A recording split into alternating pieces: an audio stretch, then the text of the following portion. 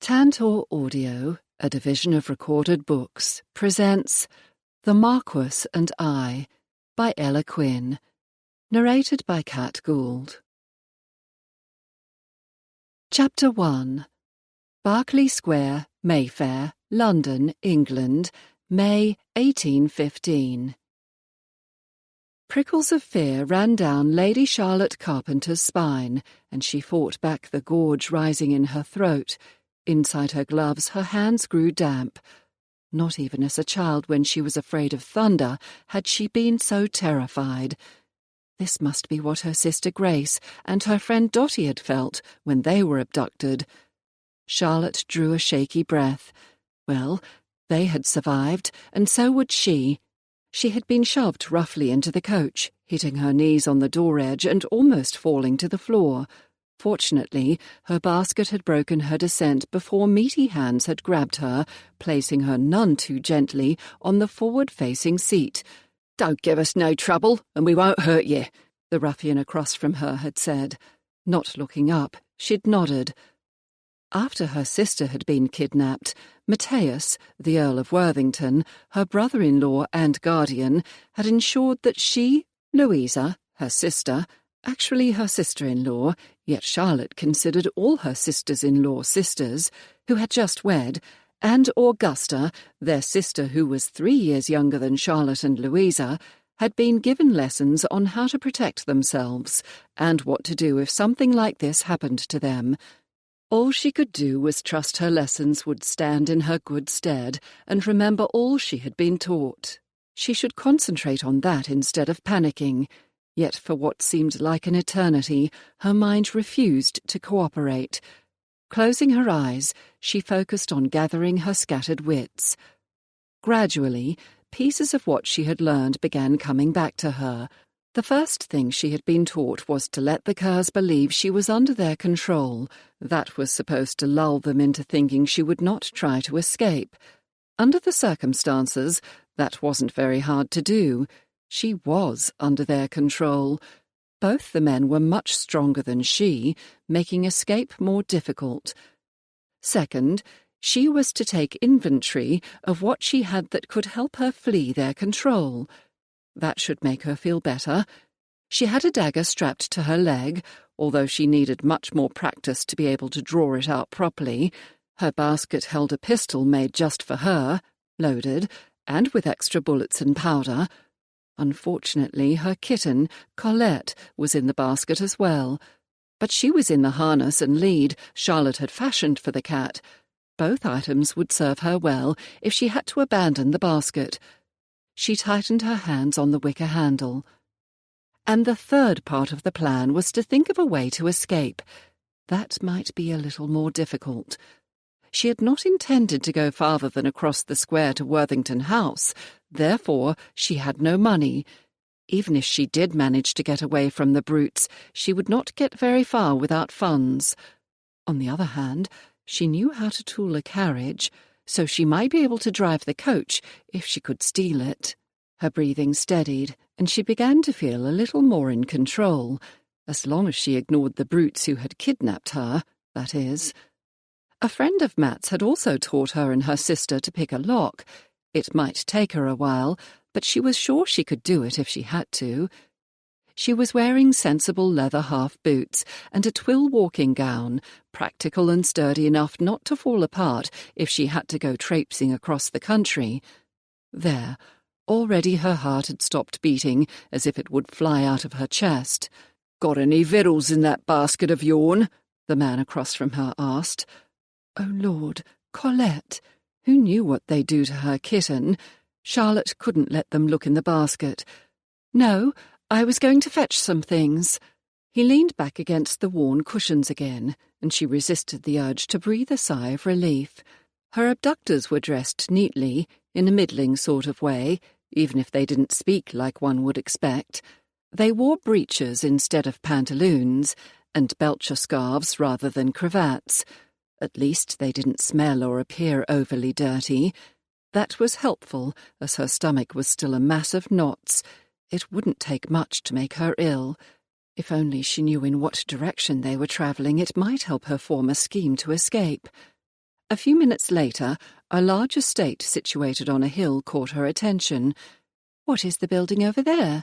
The kidnapper across from her slammed the shade down. "None of your business is what it is. Shut your gob, Dan. We ain't supposed to talk to her."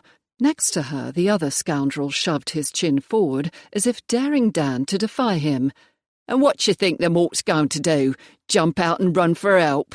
The man called Dan sneered. "She'd have to get away from both of us. I only closed it so no one could see inside." Charlotte's cheek felt as if it was burning, as if the blackguard next to her was staring at her face, but she did not dare return his gaze. "We got our orders," the man next to her said. "I don't need you to put us aground." Dan shrugged, and the burning feeling went away. She had no idea how long they had been travelling, but surely they would stop to change horses soon. Perhaps then she could find someone to help her. She wondered how her kitten was doing, but she didn't dare show any interest in the basket. The two villains would be bound to notice. Then they would find the pistol and her cat. The men had once more lapsed into silence.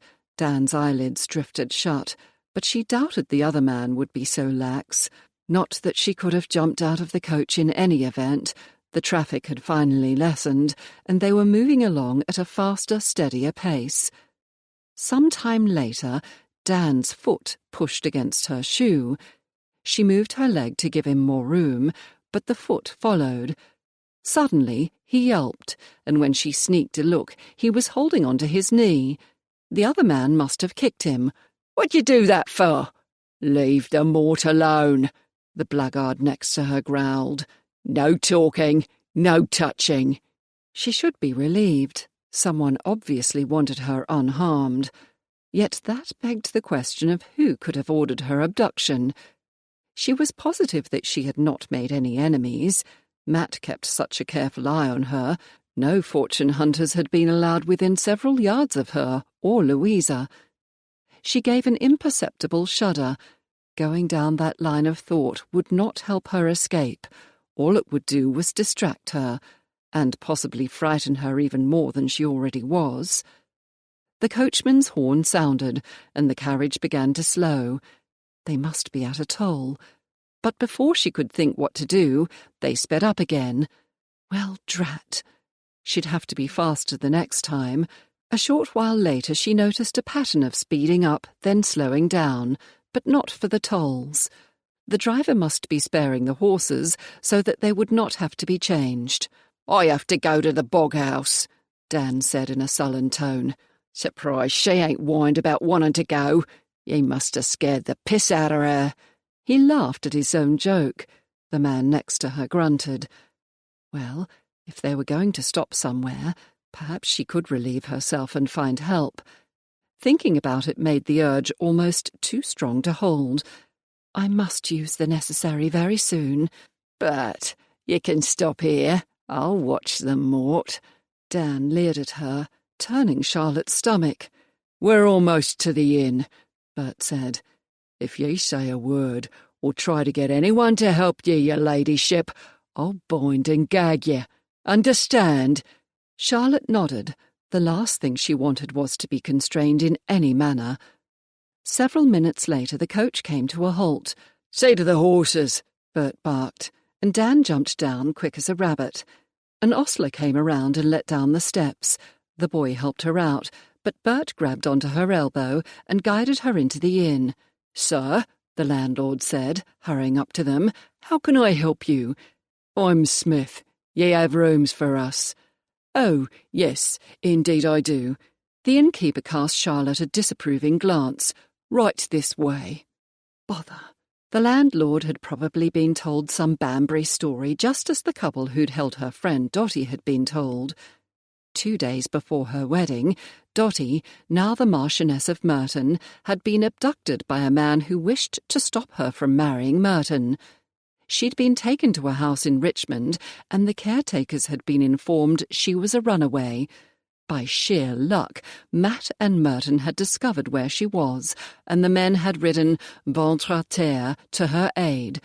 By the time Merton arrived, Dotty had already found a way to escape. If only Matt were not out of town. But he was, as were Dotty and Merton. Charlotte did not even know if anyone had seen her abducted. If that were the case, there was only one thing to do. She would simply have to find a way to escape by herself. "My lord! My lord!" Constantine, Marquis of Kenilworth, glanced at the crazed man in black waving to him whilst running down the street. Good God! It was Thornton, his friend the Earl of Worthington's butler.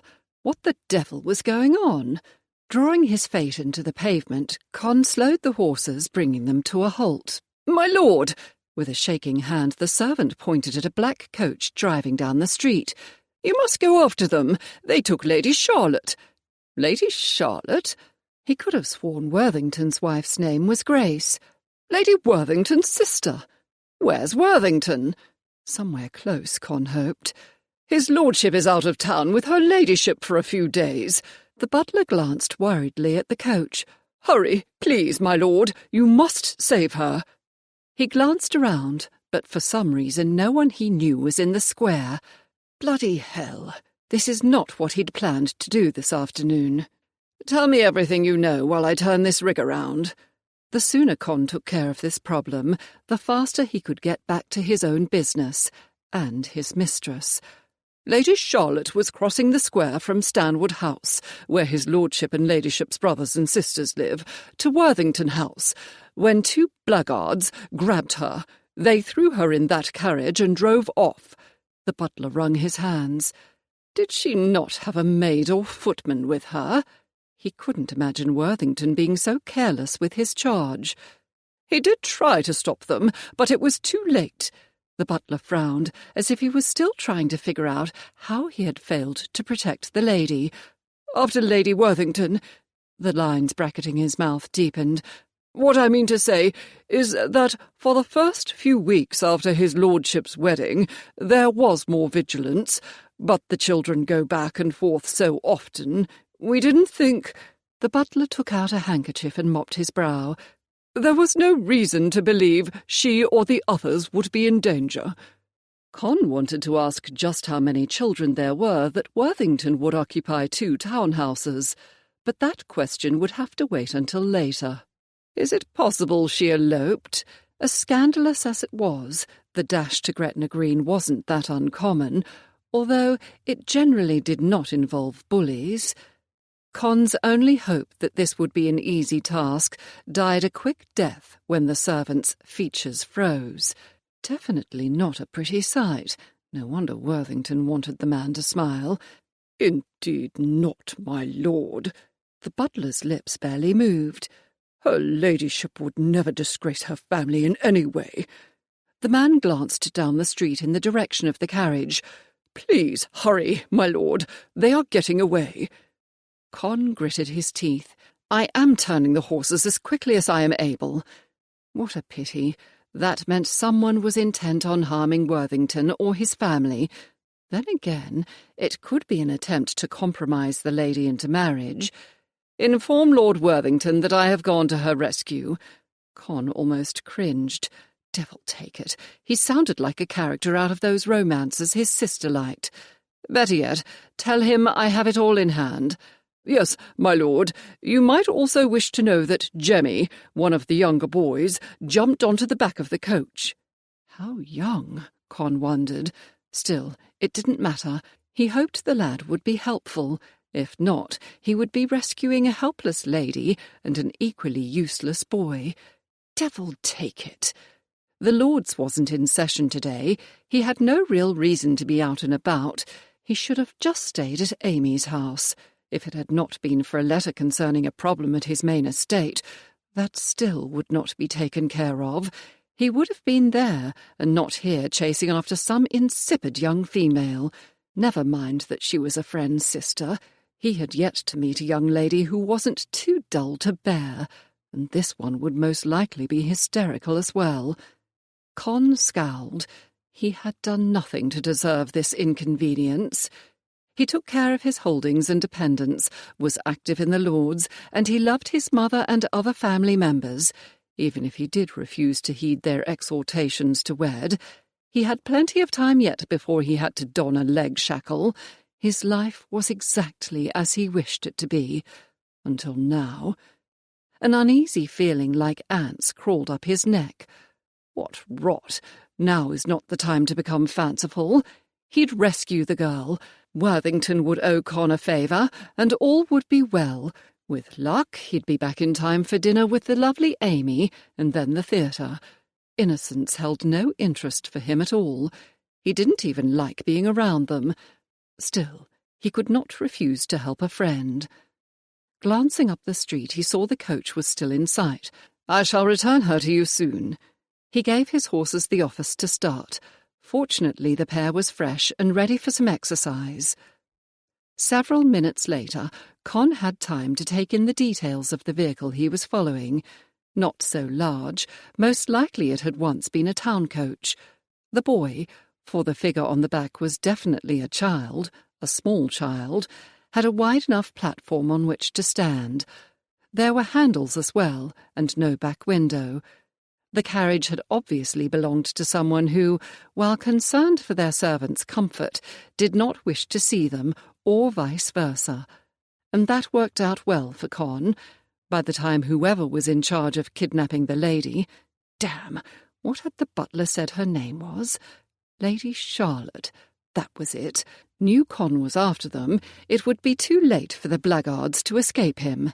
Better yet, he might be able to steal the lady away when the coach stopped to change horses or for a rest.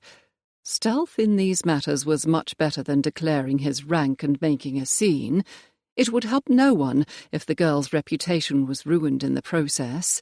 Checking his pair, he stayed far enough back to blend in with the other traffic, but not so far away that there was a chance of losing them in the midday traffic.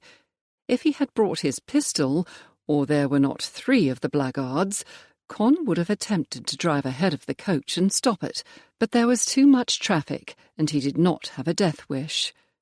He transferred the ribbons to one hand, pulled out his pocket watch and flipped it open.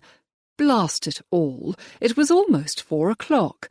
That would teach him to laze about in the mornings. Nevertheless, if the fates were with him, he'd be able to get the young lady back in good time to finish his business and attend the theatre this evening. An hour later, Con resigned himself to not only missing dinner, but the theatre as well. He had passed the southern outskirts of London into Surrey, heading toward the coast. That was not a good sign at all. Chapter 2. Con drove into the yard of the Hare and Hound on the heels of the coach carrying Worthington's sister. Jumping down from his phaeton, he strode to the back of the coach and grabbed the boy, Jemmy, before anyone else saw him. "Hey!" the lad wriggled, trying to get away. "What you doing?" The boy couldn't be more than 5 or 6. How in perdition had he been left unsupervised? Before Jemmy could start yelling and draw unwanted attention to them, Con bent down and whispered into the boy's ear. "Worthington's butler sent me to help." "You're here to help Lady Charlotte?" the boy asked. Con inclined his head. "Yes, indeed. I'm Lord Kenilworth, a friend of your master's." Talk about an old soul in a young body. Con was sure he had not been eyed that suspiciously since he'd been caught stealing a whole pie from his mother's cook and had lied about it. Finally acceptance showed on Jemmy's face, and he nodded. "How are we running this rig?" Glancing up, Con saw the lady propelled into the inn by a big brute. "I want you to pretend you're my groom. Do you understand?" Jemmy's sharp eyes narrowed. "How's that going to get my lady out of here right and tight?" He wasn't at all stupid. Con's first thoughts had been to see the child safe, but now he'd have to come up with a plan before he could see to Jemmy's well-being. "You help the ostler with my horses. At the same time, get a good look at the man with black hair who went into the stables. He's one of the rogues that abducted your lady. While you're doing that, I'm going to make myself the most pompous lord you've ever seen. All you have to do is get friendly with the inn staff. Make up any story you want, but find out which room Lady Charlotte is in and whether or not she is alone." Bouncing on the balls of his feet, Jemmy began to smile, and he looked like a young child again. "Then we rescue her?" "Then you tell her I shall rescue her." When the boy's face fell, Con held up his hand to stop the coming argument. "I'm sending you back to Worthington House to inform the others of her ladyship's whereabouts, and that she will be safe. But first, you must find her and tell her I'm here. I'll use the name Lord Braxton. That way, if anyone came looking for Lady Charlotte, they'd be following the wrong man." It was a shame Con could not simply walk in and take her back, but the lady's reputation was at stake, and he still had to contend with the blackguards who had kidnapped her. The inn was in a village off the main toll roads, but not by much. All he could do was hope that neither Braxton himself nor anyone who knew him would make an appearance. Con glanced at the inn once more. It didn't appear to be a place the Tom would frequent, but one never knew. Jemmy seemed to consider Con's orders before agreeing. Perdition! Didn't any of Worthington's servants behave as they should? "Oh, do it!" He gave a sharp nod. "Good. Not that the lad had had a real choice in the matter. I'll hire a horse for you to ride back to London on." The boy's brows lowered and he shook his head slowly back and forth. "Can't do it." "What do you mean you cannot do it?" Raising a brow, Con gave the boy a look that struck fear in most who saw it. "Of course you can." "Can't, not won't. I don't know how to ride yet." Hell and the devil. He dragged a hand down his face. "Find out if a stagecoach goes through here, or the mail." A grin appeared on Jemmy's face. "I ain't never been on a public coach before." "I hope you enjoy the treat, and did not cause too many problems. Hurry up. These horses must be rubbed down and settled. They can't wait until the other coach's horses are finished." Con started to walk away, then turned. "You do know how to do that." "I'm really good at taking care of horses. The riding's going to take a bit." Why in God's name Worthington had a groom who couldn't ride was beyond Con. Then again, why a child was in the man's employ didn't make sense either. He felt like he'd been dropped into a madhouse. He waited, perusing the outside of the building with his quizzing glass. The inn was at least 200 years old. As with many of the older structures, the windows were not terribly large. A small person could climb out of them, but that was all one could do. No obliging trellis or ivy vines graced the outside walls of the inn. One of the ostlers came out, and after having a word with Jemmy, took the horses into the stables. From the corner of his eye, he saw Jemmy run around to the back of the building. It should not take him too long to discover where the lady was. Several moments later, after scanning the area as if he were looking for something, Con quickened his pace, striding into the inn and bellowing, "Landlord! I must have the landlord now!" Pitching his voice in a higher, more peevish tone, he continued, "Do you not know who I am?" A man who looked to be in his 20s came running up, untying his apron from around his waist. "My pal will be back directly. May I help you, sir?" Con levelled his quizzer at the man. "Your lordship." "Not, sir. Lordship. I am Lord Braxton. My valet was to have arrived over an hour ago, but I do not see my travelling coach. His orders were to bespeak a bedchamber and private parlour for my use, as well as rooms for him and my grooms and footmen." No, my lord. The only guests we have are, another party that just arrived." So, the landlord and his employees knew not to talk about Lady Charlotte. That was interesting. Were they also involved in the abduction? Con puffed out his chest and huffed.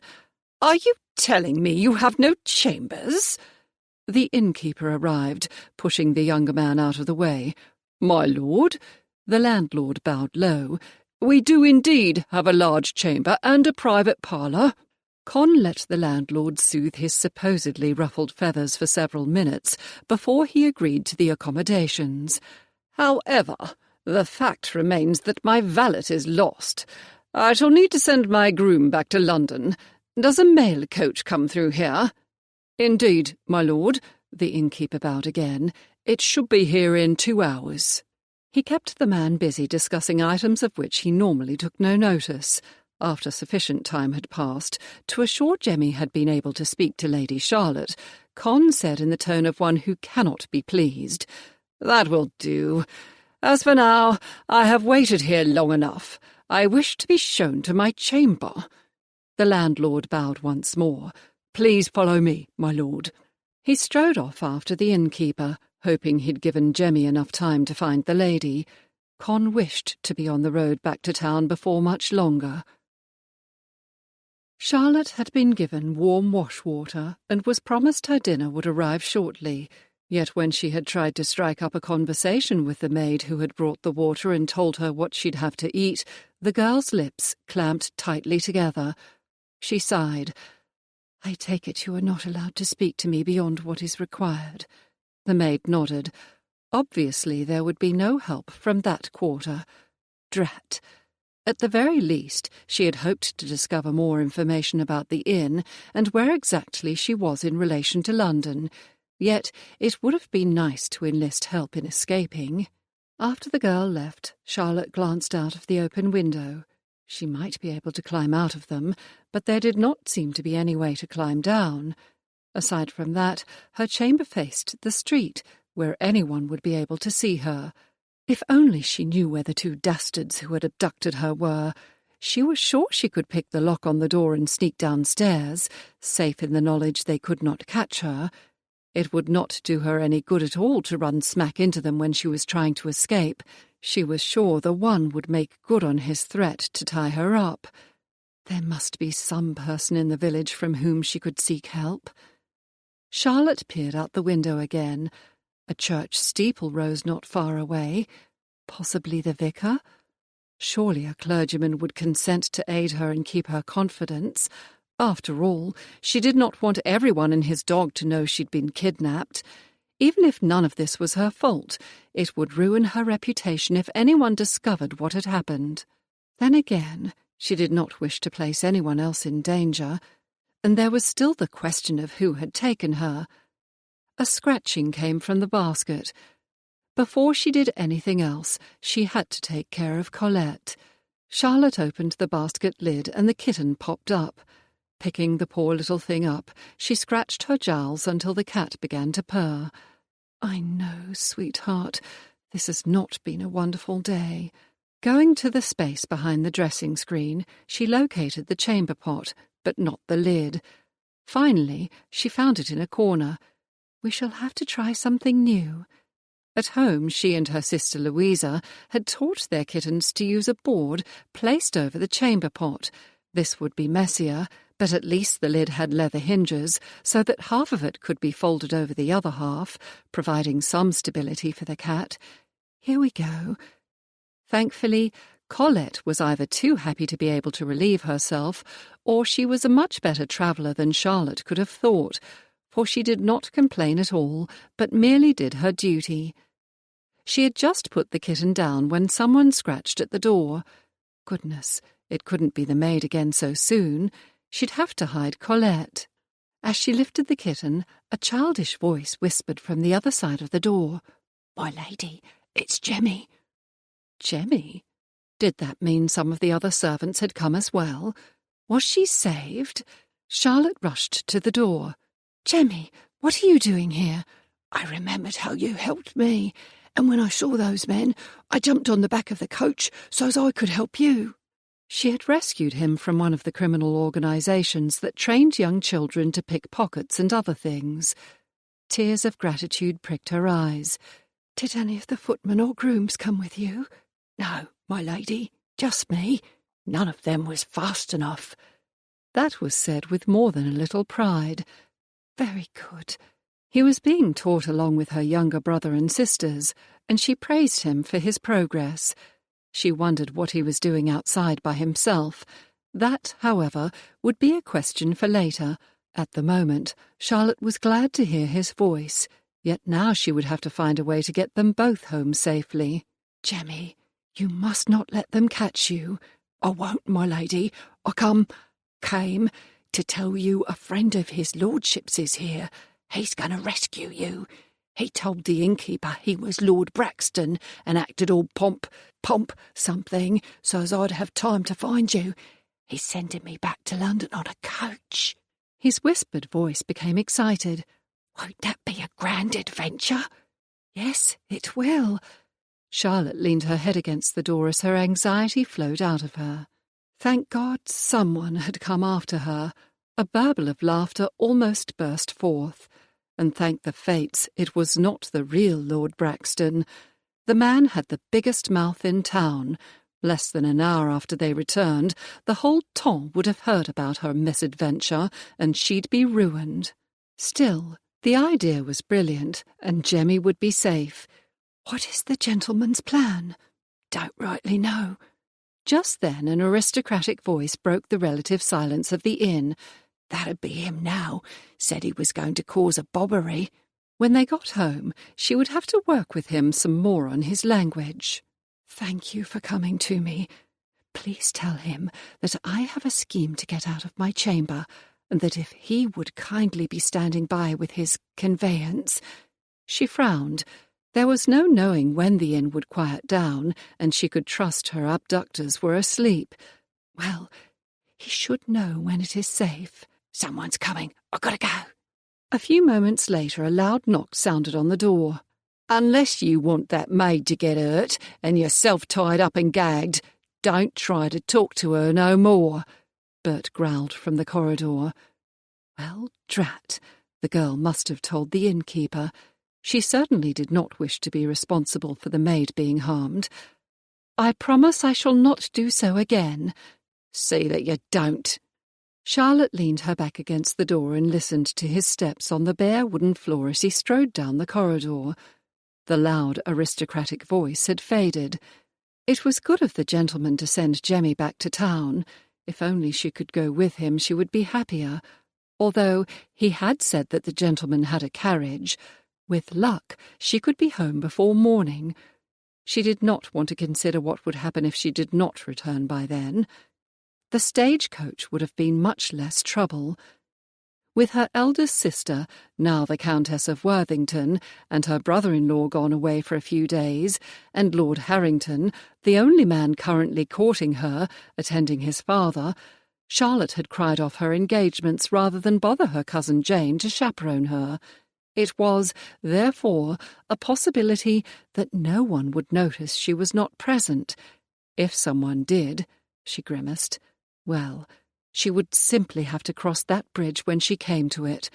Surely between her and her family they could come up with some believable story. Some time later, the sound of a team of horses stamping and a coachman calling for passengers told Charlotte the stagecoach had arrived. She prayed Jemmy was on it when it left.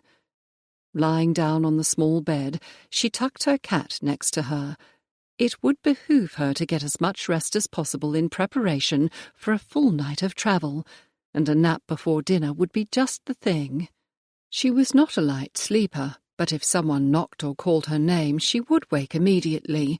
That probably came from being the second oldest of a large family. Yet, before she could lull herself into unconsciousness, sharp steps struck the floor in the corridor, and a door near hers opened.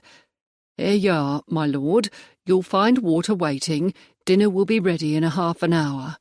There was a brief silence before the gentleman said, "Are you absolutely sure this is your best chamber?" Charlotte stifled a giggle. Whoever was impersonating Lord Braxton must know him well. "I am sorry, my lord, but this is the best I can do." A loud sigh followed. "I do hope you set a better table than this room would indicate."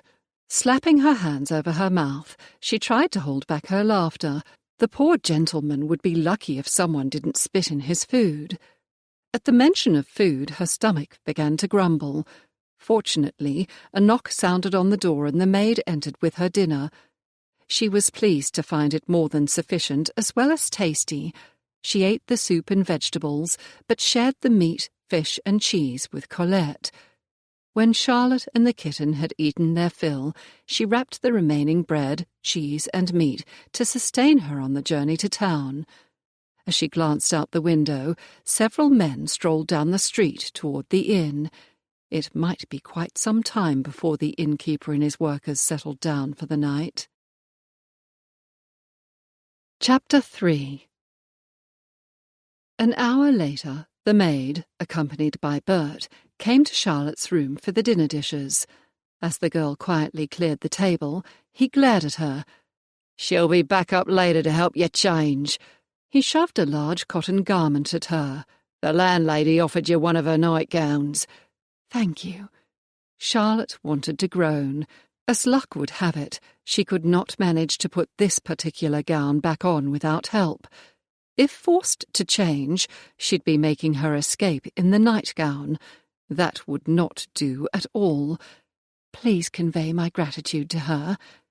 "There's a toff here you don't want to meet if you're smart," Bert said. "So don't get any ideas about calling for help. Wouldn't want him getting hurt." "Thank you for warning me." She kept her eyes demurely lowered, attempting to convince the blackguard that she was intimidated by him and his accomplice. He held the door open for the maid, then closed and locked it. As soon as she heard them go down the stairs, she drew 2 pins from her hair. Sleep would have to wait. It was time to practice unlocking the door. After pulling a chair next to the door, she sat down and began to slide the pins into the lock.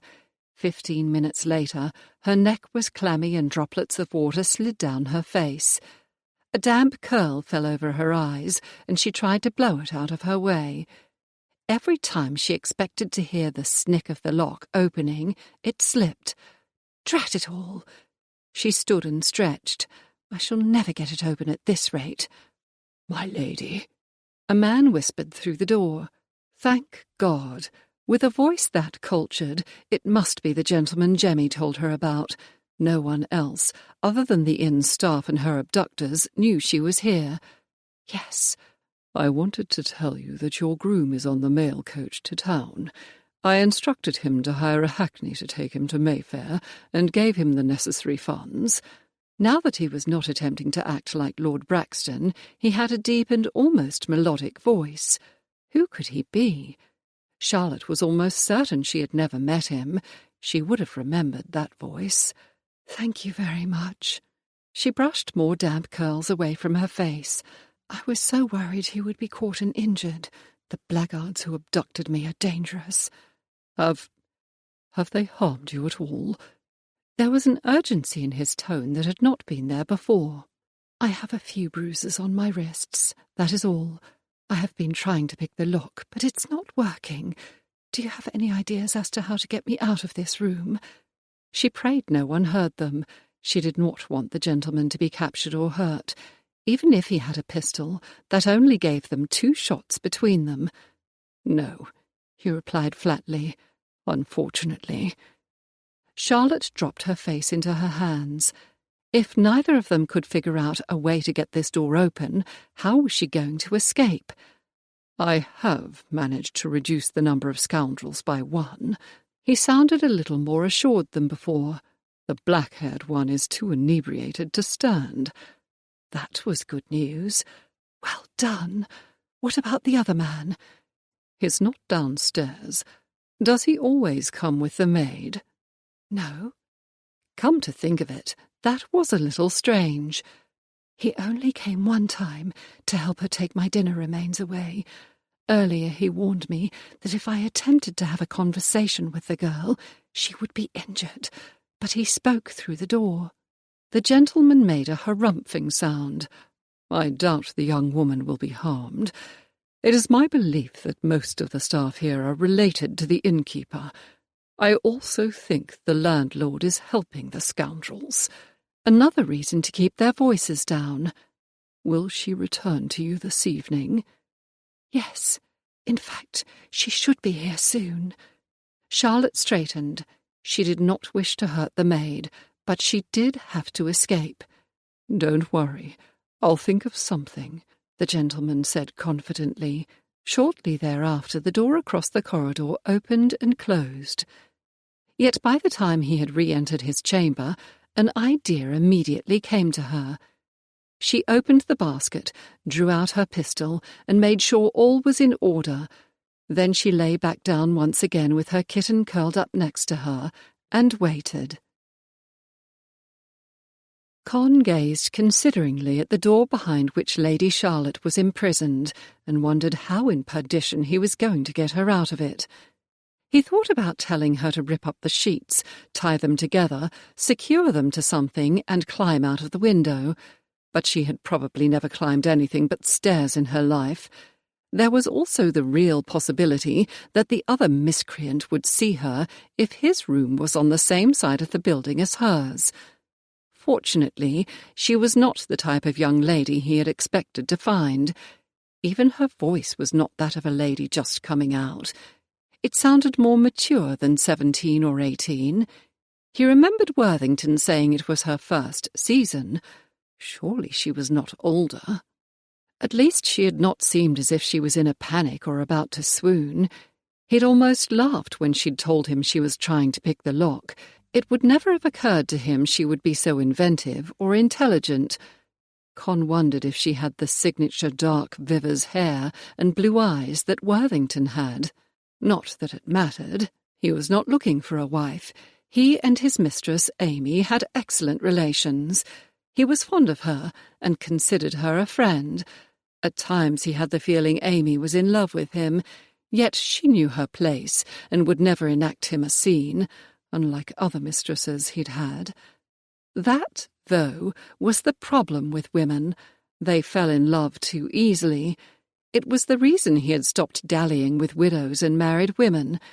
Come to think of it, he hoped Lady Charlotte would have the good sense not to fancy herself in love with him. Con trusted Amy was not overly concerned about his failure to take her to the theatre this evening.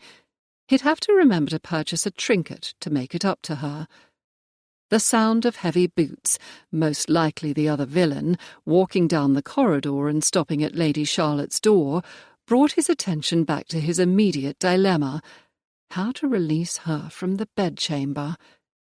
He could probably overpower the one brute who was left, but with the landlord in alliance with the scoundrels, Con might find himself beaten and locked up, not to mention the scandal it would cause if Lady Charlotte were found here in the company of ruffians. He had taken a good look at where the keys were stored, yet he doubted the key to her room was there. One would have to be extremely sloppy to lock a woman up and leave a key where it could be found. No sound came from Lady Charlotte's room, and soon he heard the man walking down the corridor to his chamber. It was a shame the villain was not as fond of gin as his companion. Con smiled to himself. Jemmy had done an excellent job of ensuring the black-haired man had sufficient funds to make the man as drunk as David's sow. There was also the problem of harnessing his pair to the phaeton so Con and Lady Charlotte could leave in an expeditious manner. Chances were he would have to do it himself and be very quiet about it so that anyone sleeping in the stables wouldn't waken. He scraped his hand down his face. Dear God, what had he got himself into? The whole thing would have been much more straightforward if she had eloped. He could have returned to town immediately. It was none of his bread and butter who eloped with whom. Yet this did not have any of the hallmarks of an elopement or of an abduction for marriage. The problem was that he didn't know what the deuce it did seem like.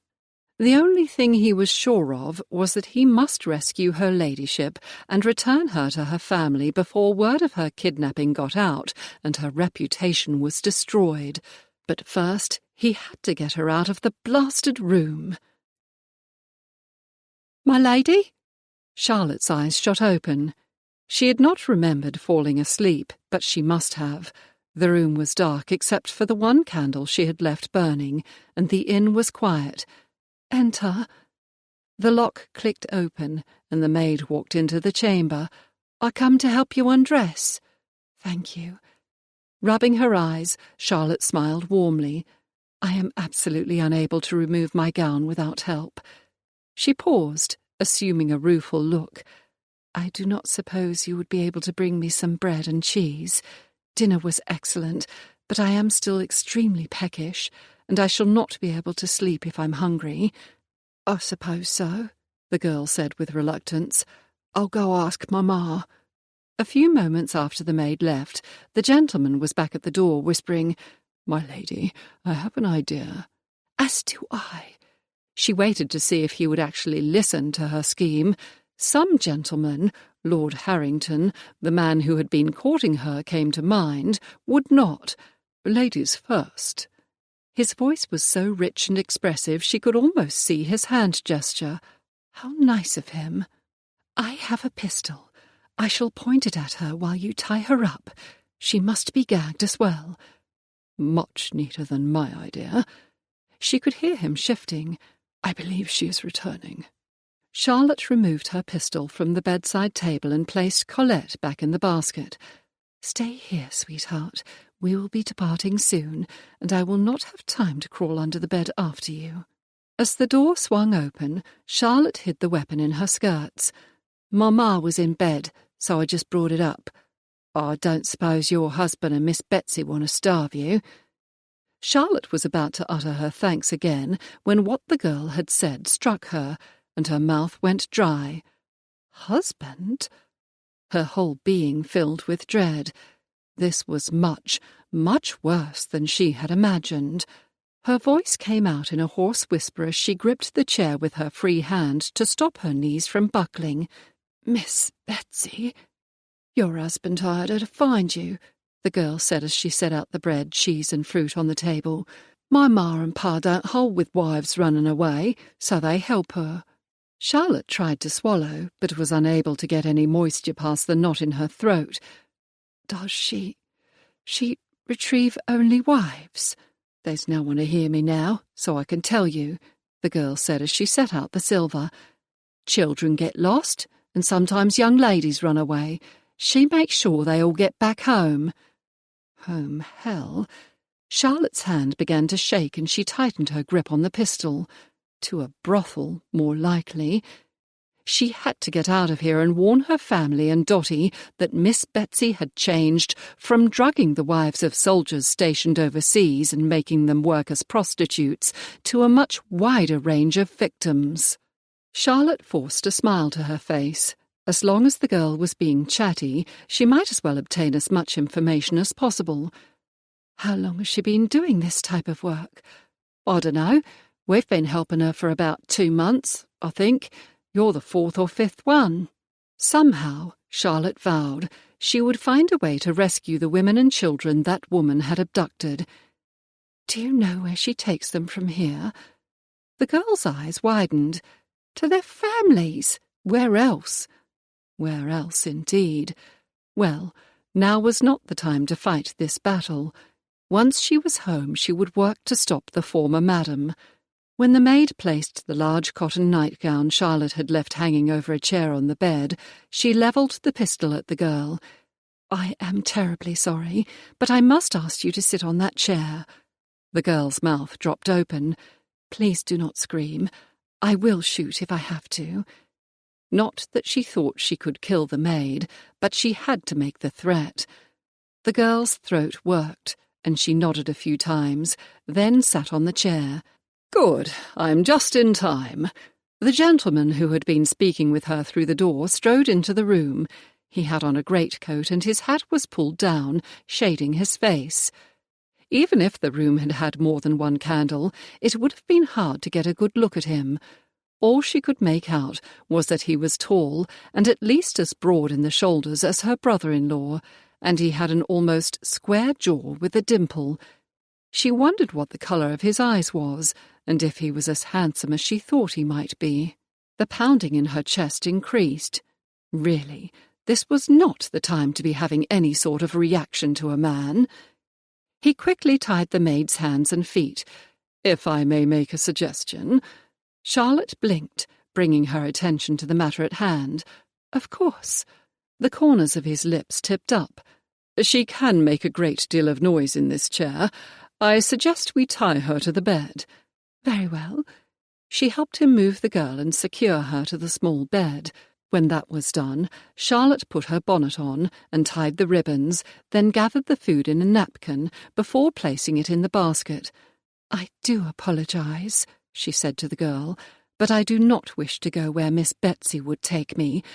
Despite what you may believe, she is not a good person." She tied a gag around the girl's mouth. "I am sorry about this as well." The gentleman slid a sharp glance at Charlotte, but said nothing. She retrieved the keys, locking the door behind them. "Is your carriage ready?" "Yes. That's the reason I was a little late. I went to the stables and harnessed them myself." He held out his arm and whispered, "My lady." She placed her hand on his arm, and they quietly made their way down the front stairs and out into the yard. A pair of neatish bays were harnessed to a very dashing phaeton. "They are lovely," she said, keeping her voice as low as possible. At the same time, her heart was pounding so hard she thought it might burst from her chest. At the rate she was going, she'd have apoplexy before she was 20. "Come, we must hurry.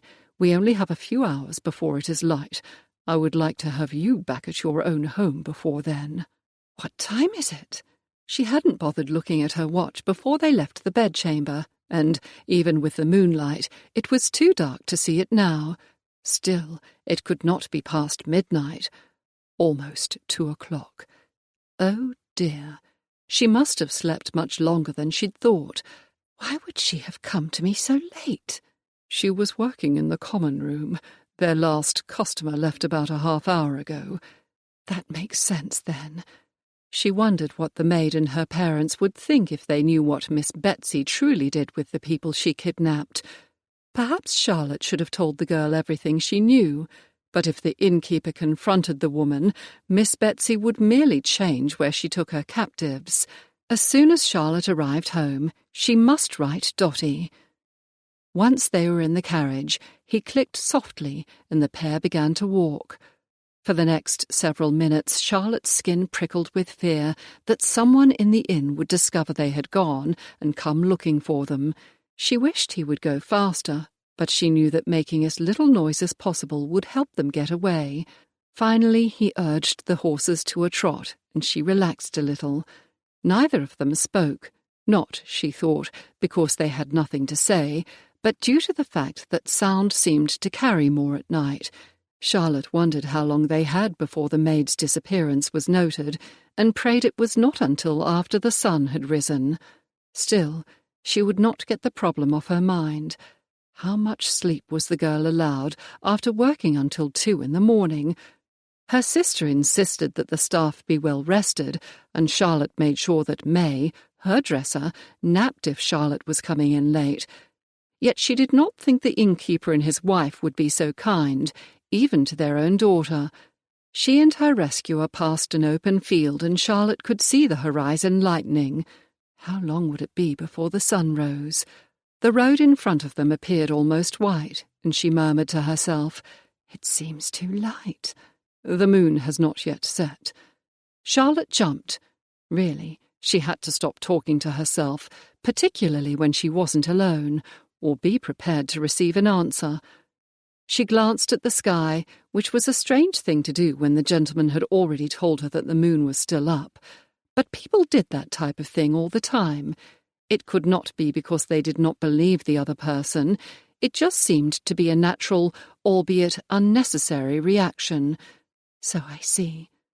She could also see his lordship's white teeth flash in a grin. "I have never been awake at this time of day. Do you know how many hours there are until dawn?" "We have at least another 2 hours or more." With luck, that would be enough time for them to be too far for her abductors to catch them, even if they did give chase. "Here," he passed her a metal object. "When I tell you to, blow into the small end." She turned the thing over. It had a large open part at one end, and it narrowed to a tiny hole at the other end. "What is it?" "You'll know when you blow on it. Now." Chapter 4. Taking a deep breath, Lady Charlotte blew through the small end. "This is what our coachman uses." She sounded astonished at the discovery, and to think I had never even seen one before. "It's called a horn," he added. "Yes, I know." She studied the horn some more. "What is it made of?" Mostly tin. He had slowed the pair and waited as the toll-keeper, dressed in breeches, nightshirt and nightcap, came out of a small house. Con tossed him a coin and started the horses again. "How did you know how much the toll was?" Lady Charlotte asked. "There is a fee schedule," he explained. "Once one has travelled outside of town often enough, one learns it. I have not travelled much at all, only from home to town once, although I would like to travel much more." Despite himself and his expectations, Con was having a pleasant time. Lady Charlotte really was a remarkable young lady. Even after all she had been through, she hadn't given a hint that she would dissolve into vapours. In fact, the only sign of tension she had exhibited was the grip of her hand on the basket in her lap. He let the conversation lag until they had travelled another mile or so before asking, "You mentioned Miss Betsy. I had not heard that name in a few months. I thought she was in Newgate." "You know about Miss Betsy?" Lady Charlotte turned to face him, her eyes widening. Yes, some of what happened got around." He should not have asked at all. He wouldn't have, except she seemed to know about the board. "From what Worthington told me, she escaped," Charlotte said. "However, I know he never expected her to attempt revenge on him. That is all this could be." Con knew of the former brothel owner from snippets of conversation he'd overheard from his mistress and a few of her friends. "She is not a woman to cross." "So I have been told. However, I do not have any personal knowledge of her. My brother, cousin, and friend helped in destroying her." The lady pulled a face, causing her nose, which turned up a bit at the end, to wrinkle. "At least, that is what I was told. She would have been more sensible to leave the country. However, it appears that she is still causing problems." With her golden beauty and innocence, Lady Charlotte would have made Miss Betsy a great deal of money in an auction, if that was her intent. She'd probably not try to abduct her ladyship again, but if Lady Charlotte was correct and the woman wanted revenge or ransom, Worthington would be better off removing his family from town at once. For some reason, Con wanted to know more about his charge. "Do you always carry a pistol with you?" "No." Her voice was full of suppressed laughter. "I was going to Worthington House to practice shooting and have another session of teaching my kitten to walk on a lead. She's been doing quite well, but she can become distracted." Con had been going to ask what Worthington's neighbours thought of the noise, but no, it wasn't possible. "Don't tell me you have a cat in that basket as well." Now Lady Charlotte did laugh. The sound was light and tinkling and completely enthralling. "I do indeed. Every cat I know would have been screeching by now." She opened the lid of the basket and stuck her hand inside. "She is a silent cat. The only noise she makes is a chirp." Turning her head slightly toward him, she grimaced. "It is not a very pretty sound." "You said something about a breed?" Con wanted to encourage the lady to continue talking. Not only did he like the sound of her voice, but sooner or later, despite the courage she had displayed thus far, shock could set in, and talking might keep her from thinking about all that had occurred, and could have occurred. "She is a chartreux. They are an old French breed. My friend Lady Merton rescued them from some boys who were trying to drown the litter. I was fortunate enough to be given one. Colette doesn't like strangers. I think that is the reason she has not even tried to climb out of the basket." They fell quiet, and a few minutes later she covered her mouth and yawned. "Thank you for all your trouble." "It was my pleasure to be able to assist you." He turned his head toward her, bending it, and her lips touched his. Lady Charlotte had probably only meant to change positions or to make another comment, yet once their mouths met, he could not seem to stop himself from moving his lips over her soft, plump ones. He quickly trailed his tongue over the seam of her mouth, tasting what little of her he dared. Still pursed together, her lips softened, and he moved to encourage her to open to him. The ribbons jerked, causing him to break the kiss. Damnation! When he glanced at her, she was gazing at him as if confused. A few moments later she yawned again. Her long, dark blonde lashes lowered, and she slumped against him, her soft breast brushing his arm. Immediately, his body hardened as if it had received an invitation to play. Bloody hell! This was not happening to him. It was simply that he had missed last evening with his mistress, and he was used to having conjugal relations whenever he desired them. He had heard that many men sought conjugal relief after a battle. He had had a battle of sorts. Those were the only possible explanations for his sudden lust. Innocence did not arouse him in the least, not mentally or physically. He applied his attention to the road, willing his cock to stand down. Some time later, Con's stomach growled. He'd not eaten much of his dinner last night, as he'd had the distinct impression someone had spit in his soup.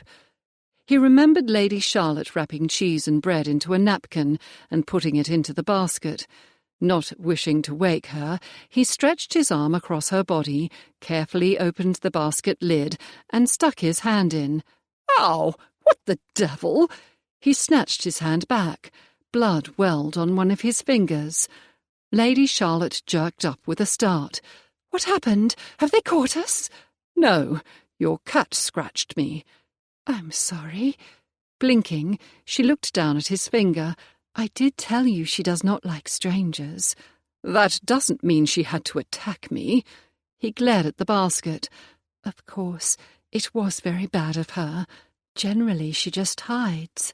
I must say that I dreamed she had left the basket, and we had to chase after her." "She did not," he grumbled. A good thing, too, as he was not stopping for a cat. "I reached in for the foodstuffs you packed." "That accounts for it, then." Lady Charlotte stuck her hand into the basket and pulled out the small bundle of food. Next, she withdrew a handkerchief. "I'll bind your wound so that you do not bleed all over everything." Before he could protest, she had torn a strip off the handkerchief and tied it around his finger. "There," she patted it. "It will be better soon." "Thank you." He hadn't meant to apologize, but she had behaved so sensibly that he had to get away from her as soon as possible. "I should not have made such a fuss." "I'm sure it was a shock." She placed a hunk of cheese in a piece of bread and folded it over. "I hope it tastes as good as it smells. The cheese, that is." Not as good as her lips had, but he would not be tasting them again, ever. Con devoured the sandwich as she neatly broke off another piece of cheese and held it down into the basket. A few moments later, she handed him another piece of bread and cheese and took some for herself. She swallowed. "It is good. I wish I could ask where the cook got it." He turned to her and smiled. "I do not think we shall be returning." "Nor do I wish to. Once was quite enough, thank you." Her tone, as dry as dust, surprised him. Remarkable. He'd never met a young lady, or many older ones, with such sang-froid. She hadn't even mentioned the kiss. "Is this your first season?" "It is." He could almost feel her smiling. "Until yesterday, I had been having such a good time." Truly.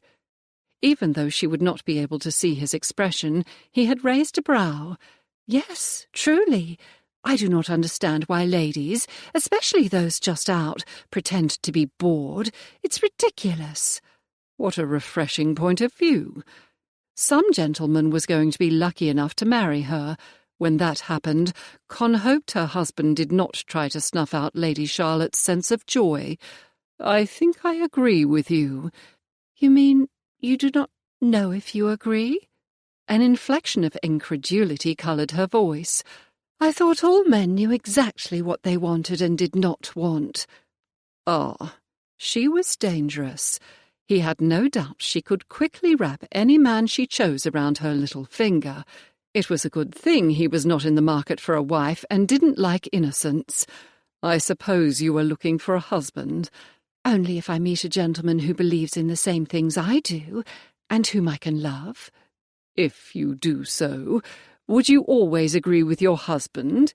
He found he enjoyed prodding her. I? Not unless he was right. Perhaps not any gentleman. The man would have to like being managed at times, and challenged. She should not be allowed to wed anyone who would ignore her or make her unhappy. "We have not met, have we?" she asked. He glanced at Lady Charlotte. Her brow was slightly pleated, as if she were trying to place him. Con was not going to explain to her that there was another part of London society that she knew nothing about. No, I didn't think we had. Her brow cleared and her tone was lighter. I would have recognised your voice. Are you not in town for the season? I have been busy with other ventures. It wasn't much of an answer, but it would have to satisfy her. The path ahead of them darkened, and he glanced at the sky. The moon had set, and in the distance the sky was the colour of sapphires. Dawn was coming before he thought it would. They had an hour at the most. Con wished he could urge his team a bit faster, but without the light he had to slow them to a walk. It must have taken longer than he'd thought to take care of the maid and leave the inn, and the one thing he did not want to have happen was for him to be seen with Lady Charlotte. That would be disastrous for both of them. God's teeth! Without more light, he'd never get her to town in time. If only he was familiar with this road, he could travel faster. Thinking back to yesterday's journey, he realised that the scoundrels had taken several back roads, which had the effect of avoiding the larger posting inns. Clearly he had somehow missed one and got lost. Now, what the devil was he going to do? They passed a road sign to a village only a mile from the estate where his mother lived. How had he not realised how close he was to Hillstone Manor? Well, that settled his problem. He'd take Lady Charlotte to his mother, after which Con would continue his journey to town. And have Mamma planning my wedding? Perdition! That is exactly what his mother would do. She'd been after him for the past few years to take a wife. The sky was becoming lighter. Even if he did take Lady Charlotte to Hillstone, they would not arrive for another hour or two at the earliest. "No," she said to the basket as she closed the lid. "The kitten?" "Yes," she smiled. He looked at Lady Charlotte for a moment. Her eyes, the colour of the now lightened sky, grew wide, and her lush rose lips formed a perfect O. "I have never seen such green eyes." He had heard the same thing all his life, but coming from her it seemed special. "My father's family is littered with eyes this colour." Pulling her full lower lip between her teeth, she suddenly lapsed into thought. A few moments later she said, "Is it proper for you to know my name when I do not know yours?" Her cheeks flushed with colour. "I mean, I know we should be properly introduced, but—" She held her palms up and glanced around. "I do not see anyone who could perform the duty." He grinned. "Kenilworth, at your service, my lady." "Kenilworth?" Her lovely smile was suddenly replaced by a scowl, and her light tone became as cold as his ice-house in the dead of winter. "You are the Marquis of Kenilworth?" "I am indeed." Con wondered what he had done to deserve such a negative reaction. A golden blonde curl slipped loose, and she tucked it back under the bonnet, muttering something about courtesans and poor women, something he was not going to ask her to repeat. But when had she seen him? The only public place he'd been to recently was— Damnation! The theatre! That hair! How could he have forgotten? She was the young lady in Worthington's box who had been glaring at him when he had attended with Amy and one of her friends. The lights in the Worthington box had been raised, as most were. Yet Con had lowered the lights in his box because his mistress did not like to call attention to herself. Her friend, however, had practically hung over the rail, gathering all the notice she could. The woman had even had the temerity to ask to be escorted to Worthington's box because the Duke of Rothwell, now married to another of Worthington's sisters, was there. Yet surely Lady Charlotte did not know. Young, unmarried, gently born ladies did not know of mistresses. On the other hand, she knew of Miss Betsy and had mentioned courtesans. But even if she had been told, why would she care? It was no bread and butter of Lady Charlotte's if he had a mistress. Most men did. "I appreciate you going to such lengths to rescue me," Lady Charlotte said in a tight voice. "However, I would prefer that we find an inn where I may take the mail coach back to town." The devil she would! Worthington would kill him if Con put his sister on a common stage. He would take her home. She was, after all, wearing a carriage gown. It was a bit wrinkled, but no one would know that they had not been out for an early ride. As long as he got her back without anyone seeing them before they reached the park, all would be well. Rot! He, of all people, knew better than to believe such a faradiddle. If anyone saw them, he was done for. Hours had passed since they had left the inn. The sun was rising in the sky more quickly with each minute. If only he had not got misdirected, they could have been in town long before now. They entered what appeared to be a market town. Shopkeepers were sweeping their walks, and women, old and young, dashed about with large baskets hanging on their arms. Fortunately, he did not see any carriages or people he recognized, and drove straight through. So far, so good. "Why did you not stop there?" "It is not serviced by a mail coach," he lied. No doubt she would jump out of his carriage if she knew it was most likely a primary stop. Market towns were. Oh. She lapsed into a tense silence again. A purring sound emanated from the basket. At least the cat was having a good time. Chapter 5. A half-hour later, the only thing about Con's situation that had improved was that he had seen another sign to the market town near his mother's estate. At least now he knew where he was. Holding his breath as they passed through a village, he prayed no one would notice them. Since learning his name, Lady Charlotte had moved as far away as possible from him, which was not that far considering her skirt still brushed his thigh, and refused to even glance in his direction. "Please halt the carriage." Without thinking, Con pulled the horses up. Before he could ask what she needed or grab her arm, the woman had climbed down from the phaeton and started off down the road toward the village. Aggravating chit. "Just where do you think you are going, my lady?" "Back to town," she threw over her shoulder. "We should have been there long before now." Bloody hell. "I got misdirected. We will be at my mother's house soon." She mumbled something he could not make out. "Do you even know the way?" "No." She raised the nicely rounded chin he had admired earlier. "But there was an inn about a mile or so back. They might not be serviced by a mail coach, but I am sure they will help me arrange transportation to Mayfair." Make that ignorant, aggravating chit. Leave it to Worthington to keep his sister so close she did not even suspect the scandal she was courting. He jumped down from his carriage, turned the rig around, and followed her as she marched her way toward the village, inn, and certain ruin. "Do you have any money?" "Of course not." She shot back an irritated tone. "Why, pray tell, would I need my reticule to walk across the square to Worthington House?" Con wanted to turn her over his knee. "Then please explain to me," he said with excruciating calm, "how you plan to pay for your passage to town." This time she stopped, her back as straight as a poker. "I do not know how that is any business of yours, my lord." He could practically hear her teeth grinding. "I shall merely hand them my card and explain that I have been stranded.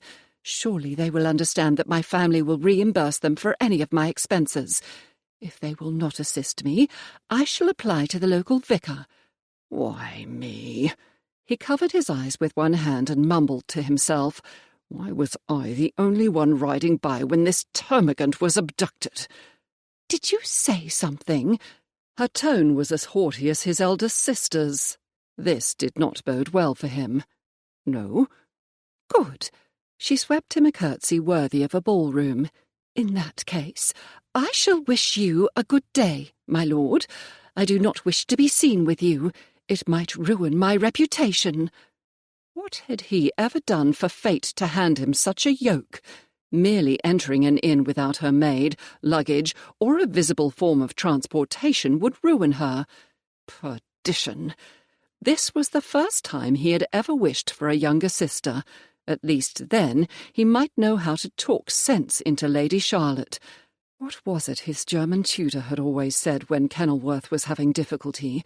Ah, yes, Schritt für Schritt, step by step. Somehow he would have to lead Lady Charlotte to understand the danger in which she was placing herself. You do know that a well-bred lady does not wander around by herself, do you not? Yes, of course I do. That is the reason I normally have a footman with me. However, the Kerrs failed to abduct him when they abducted me. Con was certain his eldest sister would not approve of sarcasm. Do you have any idea what the landlord will think of a young lady appearing at his inn with no luggage or maid? Her step faltered for a moment. When she continued, her tone was not nearly as confident as before. Mr. Brown was very kind to my sister when she was stranded by the weather, and she did not have her maid with her. Con's back teeth began to hurt. And did the estimable Mr. Brown happen to know your sister previously? Naturally. My father has known him for years. I can guarantee you that whoever this innkeeper is, he will not be as welcoming. Pivoting on her heel, she glared at him. And why should he not be? The hand that was not holding her basket went to her hips, and he was able to see how small her waist really was. Not only that, but her breasts were heaving up and down, and the memory of their softness played havoc with his cock. What do you think you are looking at? Her blue eyes reminded him of ice chips. At least she forgot to add my lord this time. Nothing. Turning back, she strode off. I do not know why I must explain anything to you. You are a rake, after all. How would you know anything about how a respectable lady should be treated? First of all, I do have sisters and a mother, and secondly, I am not a rake. Really? She said, drawing the word out in the most derisive voice he had heard lately. This was the reason a man had a mistress. A mistress never spoke to him in such a tone. A mistress never defied him. A mistress did exactly as she was told. Yes, really. If only he had some way of tying Lady Charlotte up and taking her back to town. A rake preys on innocence. I most assuredly do not. Mainly because they bored him to death, or had. No one could accuse Lady Charlotte of being boring, and he valued his life. Harumph! She fell silent, and he thought he'd give the voice of reason another try. What will you do on the off chance the landlord does not believe you? As I previously mentioned, I shall seek out the vicar and have him send a letter to Worthington. Dratted female. She had an answer for everything, except how to get out of the bumble broth into which they had both been catapulted. If he could catch Miss Betsy, he'd strangle the blasted board's scrawny neck and damn the consequences. He was tempted to throttle Lady Charlotte as well, but she truly did not realize how tenuous her position was, as if the ton, or even the landlord, would not immediately think the worst of a young lady wandering around the countryside by herself. The inn came into sight, and her sigh of relief was so loud he could hear from where he stood several feet away. "Now you shall see that I am right," she said, lengthening her stride as much as she could, given her narrow skirts. Clearly she had spent most of her life in the country. Another carriage drove into the yard at the same time they had reached the door. Damnation! It was Braxton, the biggest gossip in town, and Lord Gerald was with him. Somehow Con had to get control of this situation. He tossed his ribbons to a stable boy and rushed to the door of the Green Man, opening it before she could do it herself. Head held high, she entered the building like a ship under sail. Lord save them both. He strode in after her, ready to pick up the pieces. Not that she'd thank him for it. Standing before the startled innkeeper, she announced, "I am Lady Charlotte Carpenter." "And I am Lord Kenilworth. My betrothed and I are visiting my mother, and we had an accident with our carriage." He resisted the urge to blow out a breath as Braxton strolled through the entrance. Betrothed? Charlotte whirled around to protest when she saw Lord Braxton and quickly schooled her expression to one of calm. For the love of God, could nothing go right? After everything she had said to Lord Kenilworth, not to mention his smug replies, she could not bear the humiliation or his self-satisfaction. She had allowed her normally slow-to-rise temper and, to be honest, her fear of what a man who bought women for pleasure would do to her, get the better of her. He was right, of course. Young ladies did not simply stride into an inn and demand a room. Perhaps it was even that kiss. It had been so soft and sweet, better than she'd ever thought a kiss could be, yet exactly how Dotty and Louisa had described it, and for the first time in hours Charlotte had felt so safe, and she had thought that, well, she refused to think about that now. The kiss would never be repeated. Once she was home, she would never see him again. "Kenilworth!" Braxton called out. "I thought that was you. Did you say you are betrothed?" "Indeed we are. Lady Charlotte and I are visiting my mother." Lord Kenilworth raised his quizzing glass, focusing it on the other man. "Although I cannot imagine what your interest might be." She stifled a groan. Why her? What had she ever done to deserve to be in this situation? She had always tried to be kind to others and help those who needed it. Yet now Matt was going to murder her, and Grace would not be able to stop him. At least Lord Kenilworth had ceased smirking. If only Charlotte could think of something to say, something to stop this madness. Down the short corridor behind her, a door opened. Please let it not be another gentleman of Lord Braxton's ilk. "Lady Charlotte!" Letting go of her breath at the familiar voice, she could not resist giving Lord Kenilworth a small triumphant smile before sending up a prayer of gratitude. "I wondered what was taking you so long to arrive." A wave of relief swept over Charlotte as she curtsied to the grand dame who had been instrumental in Dotty and Dom's marriage. "Lady Bellamny, I am sorry to have kept you waiting." Charlotte bussed the older lady's cheek and whispered, "I am desperate to return home. How did you find me?" and get as far away from Lord Kenilworth as she could. She would deal with his unwanted, though most likely necessary, announcement later. "Pure serendipity, my dear. I'm glad to see you safe," her ladyship said in a hushed tone, before patting Charlotte's cheek and stepping back. Yes, I can imagine. But all in good time, my dear. All in good time," her ladyship said with infuriating calm. "Come with me." Lady Bellamy's gaze seemed to sweep the hall as she beckoned Charlotte to follow. Her ladyship glanced over her shoulder. "You too, Kenilworth. I'm looking forward to seeing your mother again. It was kind of you to meet me here. Mrs. Watson." Lady Bellamy beckoned the landlady. "We shall require tea and something to eat." When Lord Braxton started forward, her ladyship fixed him with her basilisk stare. "Not you, my lord." Sweeping through the door to a good-sized parlour, her ladyship waved Charlotte to one of the chairs at a square oak table. Lord Kenilworth followed, taking up a position against the fireplace.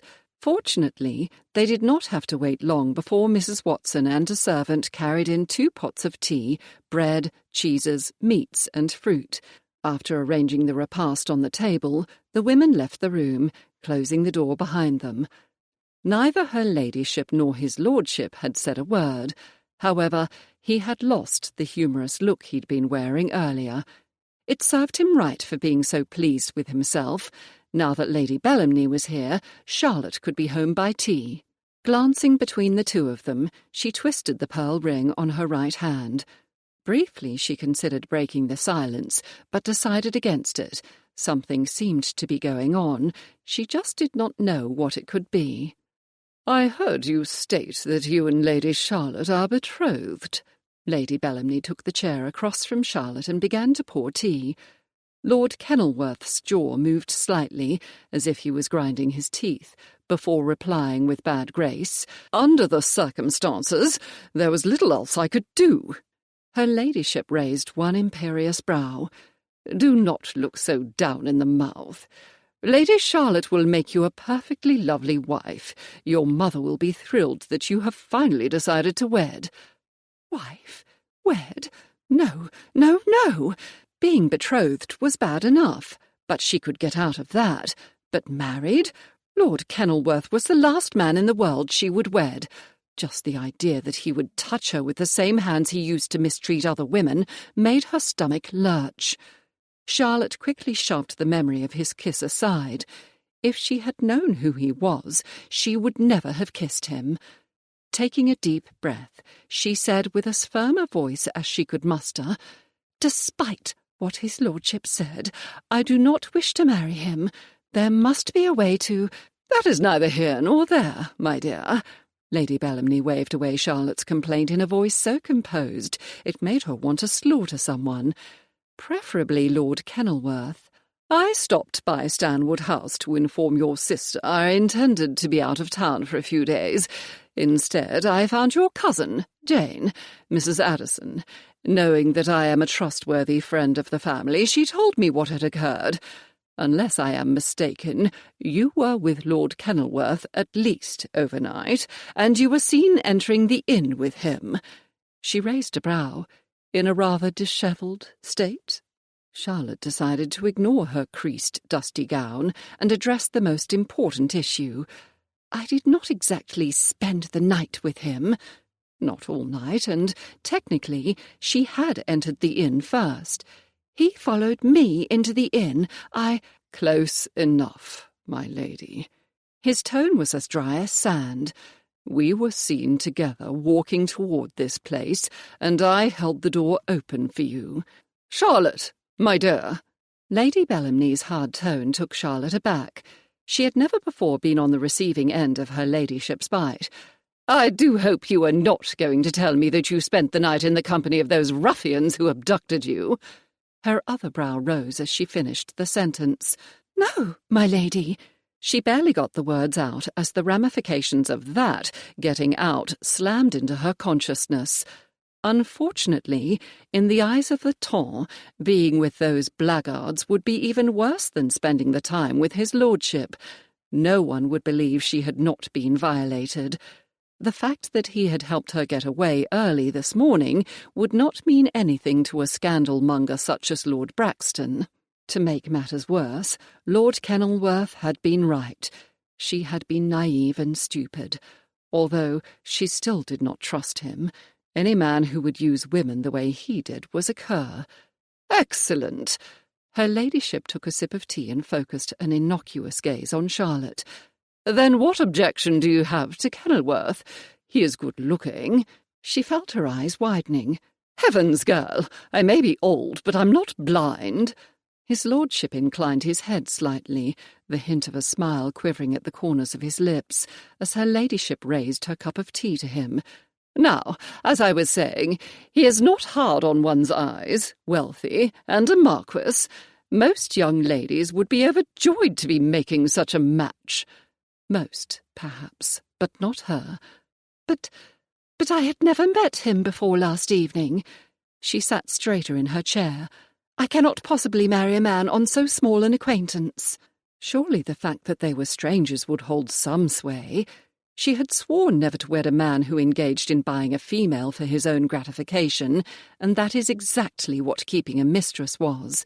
Not to mention 2 of them at the same time. No, she must hold fast to her principles. "Under the circumstances, you have no choice." Lady Bellamny calmly sipped her tea. "He is a rake!" Charlotte raised her chin, daring either of them to tell her she was wrong. "I will not wed a man who abuses women." "Abuse a woman?" Lord Kenilworth's green eyes darkened as his gaze pierced through her. His voice was dangerously quiet, and a shiver chilled her spine. "I have never in my life harmed a female." How dare he lie? The mere fact that he paid to use a woman's body was more than she could tolerate. Dotty had told her how demeaned the women she had rescued were. They had been forced to submit to rape or drugged with opium until they would do anything for the drug. Only a very few of the women at Miss Betsy's had said they had chosen that life. The rest did it because they had been forced into it by someone else, or because it was either that or die of starvation. "Indeed, my lord?" Charlotte narrowed her eyes at him. "What do you call it when you pay to use a woman's body?" "A business arrangement," he shot back, as if he had done nothing wrong. "That is quite enough from both of you." Lady Bellamny rang a small bell. "Lady Charlotte, you should know better than to discuss topics you should know nothing about. As for you, Kenilworth, remember you are a gentleman speaking to a young lady. Obviously the two of you have some differences to work out." Lady Bellamny rang the bell again. "Lady Charlotte, you shall retire to a chamber, after you have washed and broken your fast, for it is clear something is making you out of sorts. I shall accompany you and Kenilworth to his mother's estate. You will remain there until Worthington is able to take you back to town. I'll write Grace, informing her that you are safe. Kenilworth, I suggest you write to Worthington." Mrs. Watson entered the parlour. "Please take Lady Charlotte to a room where she can wash. The small repast you provided was very good. However, I shall also want a complete breakfast for 3 served here as soon as her ladyship returns." Chapter 6. Charlotte was more than grateful to be able to leave the parlour. It was fortunate that Lady Bellamny had been here for her. The fates must have had a hand in bringing that about. Still, the idea that she would be forced to marry a man who used prostitutes, the type of man she had vowed never to wed, made her stomach ache. If only she had the funds to return to town, she would leave and refuse to see him again. She could tell anyone who asked that they'd had an argument and she had changed her mind about the marriage. Now she must remain in the same house with him for at least a day or so. They reached a door near the top of the stairs. "I'll send my eldest daughter up to assist you, my lady." "Thank you." After the door closed behind Charlotte, she removed her bonnet and the pins from her hair, running her fingers through her long tresses to untangle the snarls. What she would not give for a full bath. Since she did not have the wherewithal to go home, hopefully she could have one once she was with Lord Kenilworth's mother. Oh, God! Her heart contracted painfully, as if it had been squeezed by an invisible hand. She could not accept that her situation was impossible, that she would be forced to marry him. The worst part of it all was that before she knew who he was, she had begun to like him. After his kiss, she had thought she might have found the right gentleman for her, yet she could not, would not marry him. Surely Grace would be able to help her get out of it. Although she had not been able to assist Dotty, still, Dotty's marriage had turned out much better than anyone could have expected. Merton doted on Dotty, and she on him. Charlotte could not even think of a way she could be happy with a man who thought of a female's body as a business arrangement. He must know the damage he was doing to the women he used. She had begun pacing the chamber and halted, or perhaps he did not know how harmful his behaviour was. Dotty had said many men did not think of the consequences of their actions. Even Grace had agreed that men could be blind when it came to fulfilling their needs. Charlotte was not willing to wed Kenilworth. Still, she would do her best to convince him that he should help women in trouble, and not use them as he was used to doing. A knock came on the door, and a woman who looked to be about Charlotte's age entered the room. Sally. Mamma sent me, my lady." "Thank you. I was attempting to comb my hair. If you'd like me to help you undress so you can wash, I'll do your hair too." Yes, please. Charlotte turned her back to the girl. I would greatly appreciate your help. A half-hour later, she felt much cleaner and more able to meet the challenge she had set for herself. She would take her stand against the marriage and not be swayed. I shall require pen and paper, Con said when the innkeeper's wife returned. I also wish to send a messenger to Hillstone Manor. Yes, my lord. The woman bobbed a curtsy. Once he had been shown to a small room with a desk, he settled down on a hard wooden chair and began to write.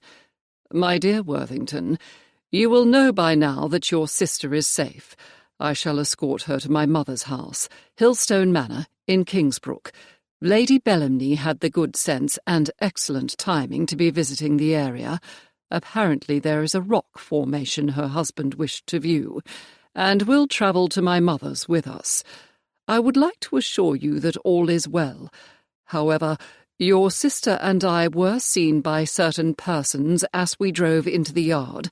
Naturally, I put it about that we are betrothed and are visiting my mother. I shall be prepared to discuss the settlement agreements when you arrive. Your servant, C. Kenilworth.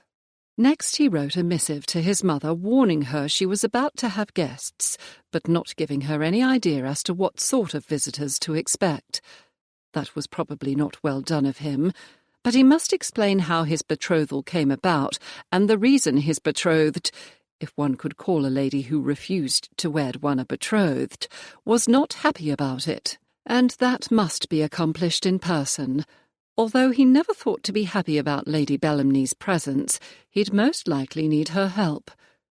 He also penned a note to his valet, Cunningham, directing the man to travel immediately to Hillstone Manor with whatever clothing and other items Con would need for at least a week.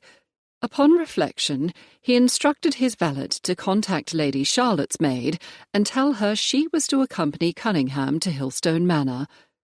Con placed the pen down, replaced the cork in the standish, and sanded the letters before dripping wax on the folded papers and pressing his signet ring into the red blobs.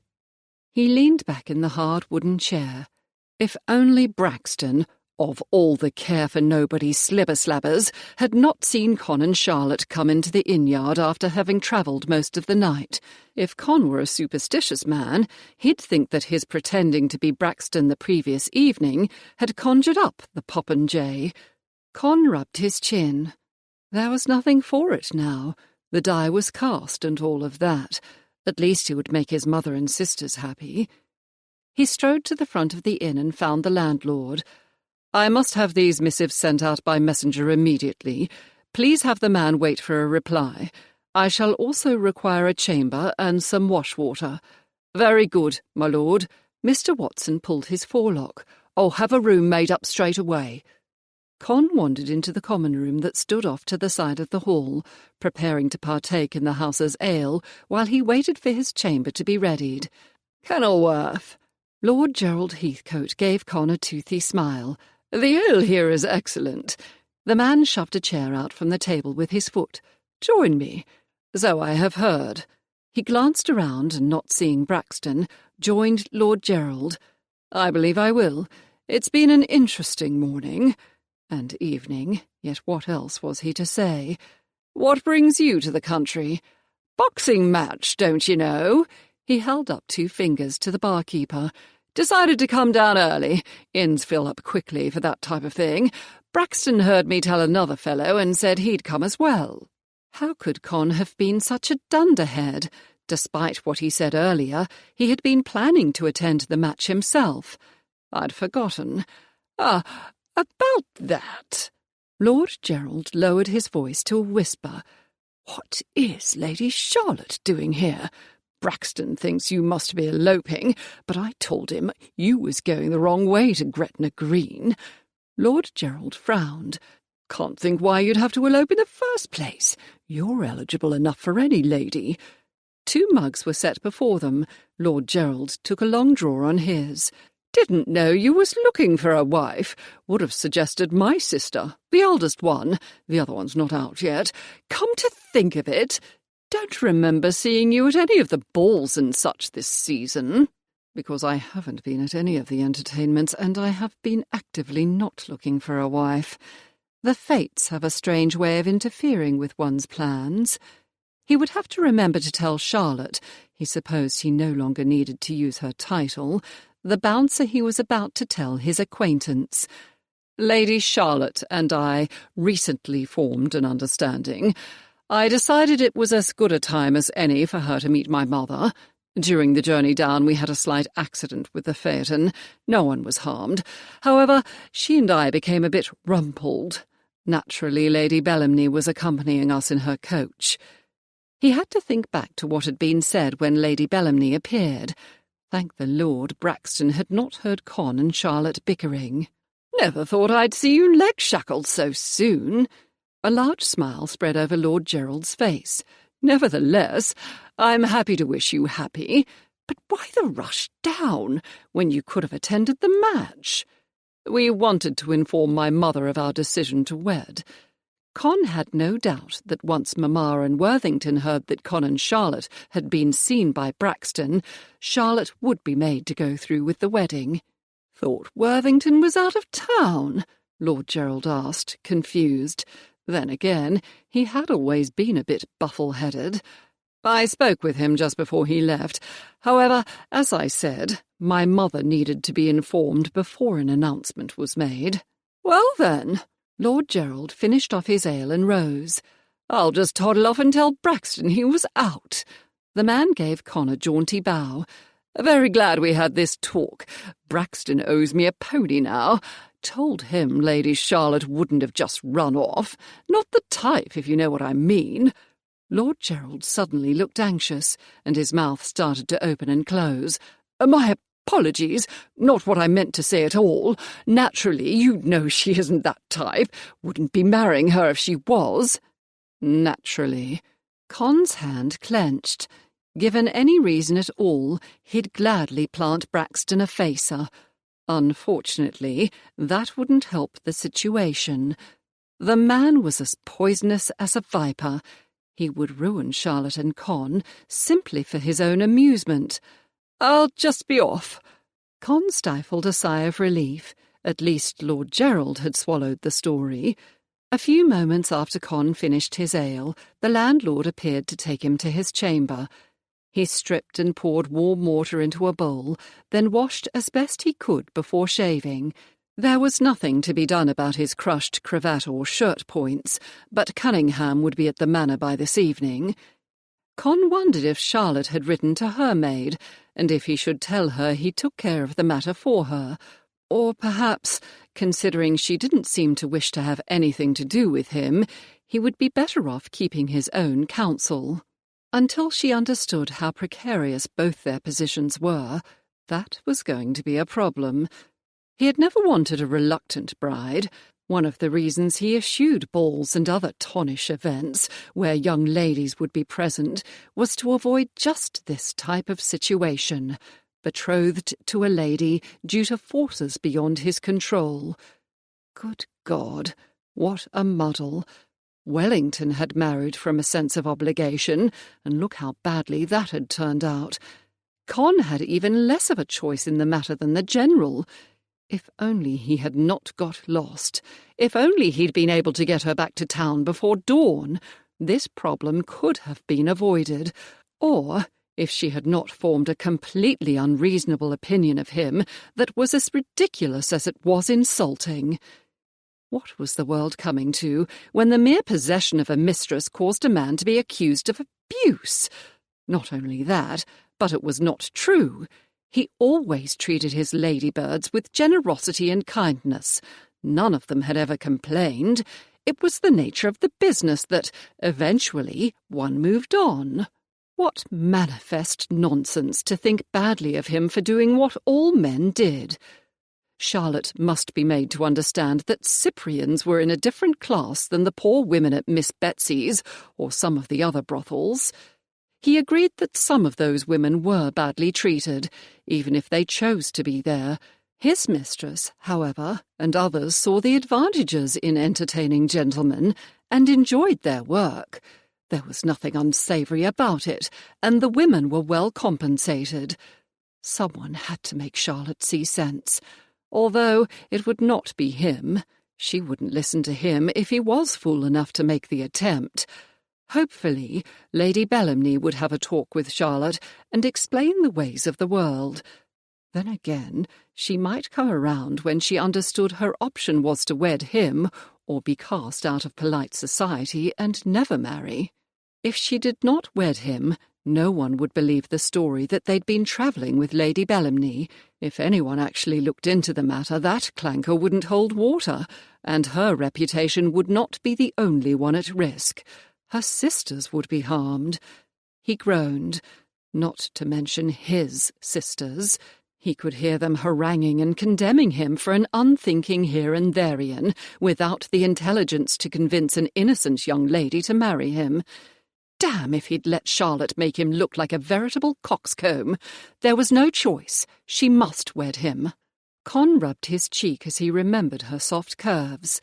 His earlier reaction to her, before she'd begun harping about him keeping a mistress, had been strong enough that he thought he might enjoy teaching her about the sensual arts. She was beautiful, well-dowered, passionate, and intelligent. Other than her unfortunate tendency to champion impures, she was exactly the type of woman he had planned to wed. One day. He stared at himself in the small shaving mirror. Whether he wanted it or not, that day was here. He would simply have to channel Charlotte's passions away from what he had done with his mistress to what he would be doing with her. What could be easier than seducing one's own betrothed? An innocent who had probably not even been properly kissed, or kissed at all, if he knew her brother, before him. Con made his way to the stables where his leader had been tended. "I'll need to hire another pair. My stable-master will make arrangements for these two to be taken to Hillstone Manor." "Aye, my lord," an older groom responded. "We'll take good care of them. I've got that pair of greys. Good goers, if you ask me." He looked over the horses' points. Satisfied, Con replied, "Have them ready in a half-hour. Lady Bellamny's coach will be required as well." He'd be damned if he was going to wait all day for the ladies, and he had to arrive at his mother's house with an attendant for Charlotte. "I'll call for her ladyship's coachman." "Good man." Con strode back to the inn and went directly to Lady Bellamny's parlour, where he found her and Charlotte drinking tea. 2 plates with leftover food were on the table, but there was enough on the tray for him to break his fast. An almost empty bowl of milk sat on a table next to Charlotte. Colette was on the sofa, curled next to her mistress, who was absently stroking the feline. The homely domestic scene belied their current circumstances. "I ordered our carriages to be ready in half an hour, if that suits you." "Excellent," Lady Bellamny replied. "I took it upon myself to write Lady Charlotte's cousin, asking for her maid to attend her. I also wrote to Lady Worthington. Worthington can be a bit of a hothead where his sisters are concerned. She will be able to exert a calming influence." That was probably the best idea anyone had had all day. Very well. Con lowered himself onto a chair next to Charlotte. "Is there any tea left?" "I shall order a new pot." Lady Bellamny tugged the bell-pull. "Please." He glanced at Charlotte. She had not even looked up from gazing at the cat. The blasted chit probably thought that if she ignored him he would go away. Con opened his mouth to address her when Lady Bellamny caught his eye and shook her head. Very well. He'd leave well enough alone for the time being. She had not been at all ill-mannered or petulant before she had discovered his identity. Perhaps the events of the past day were catching up to her, and she would be better behaved when she was at his mother's home and had an opportunity to recover. He had rank, wealth, and had been told by more women than he could count that he was handsome. Con did not believe he was being immodest in thinking that she could not really do much better than him, unless, that is, she was after a duke, and young dukes were thin on the ground. Sooner or later Charlotte would come around. He filled his plate with slices of rare roast beef and bread. If the fates were with him, he'd have enough time before Worthington arrived to persuade her she wished to spend her life with him. Chapter 7.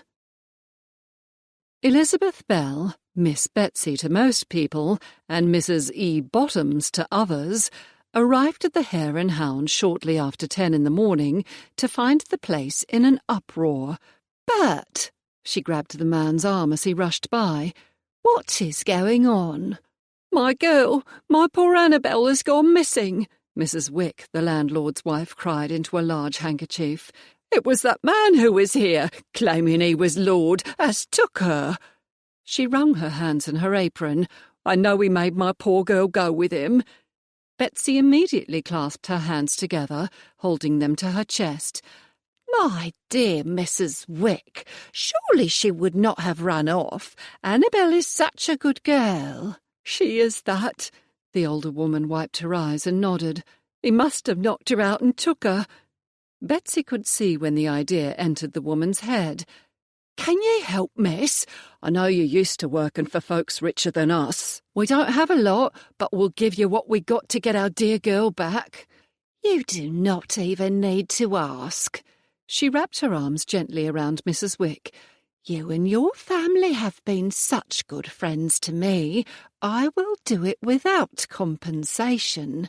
"Oh, thank you, thank you. I don't know what we'd do without you." She straightened her apron. Pulling out a fresh handkerchief, she blew her nose. "Will you go right away?" "Of course, if you will tell me the name of the man who took her and anything you can remember about him. I shall begin the search as soon as I have delivered the lady the Smiths brought in yesterday." Betsy glanced at Bert. "We'll leave within the hour." Turning back to Mrs. Wick, Betsy asked, "Do you think you are well enough to prepare something for the young lady upstairs to eat and help her clean up?" "Oh, goodness!" The woman jumped. "I've forgotten all about her. I'll have her ready directly after I bring you a cup of tea in the parlour. Won't do for a lady such as yourself to be in the common room, not even this early in the morn." "You are so kind, Mrs. Wick. I thank you."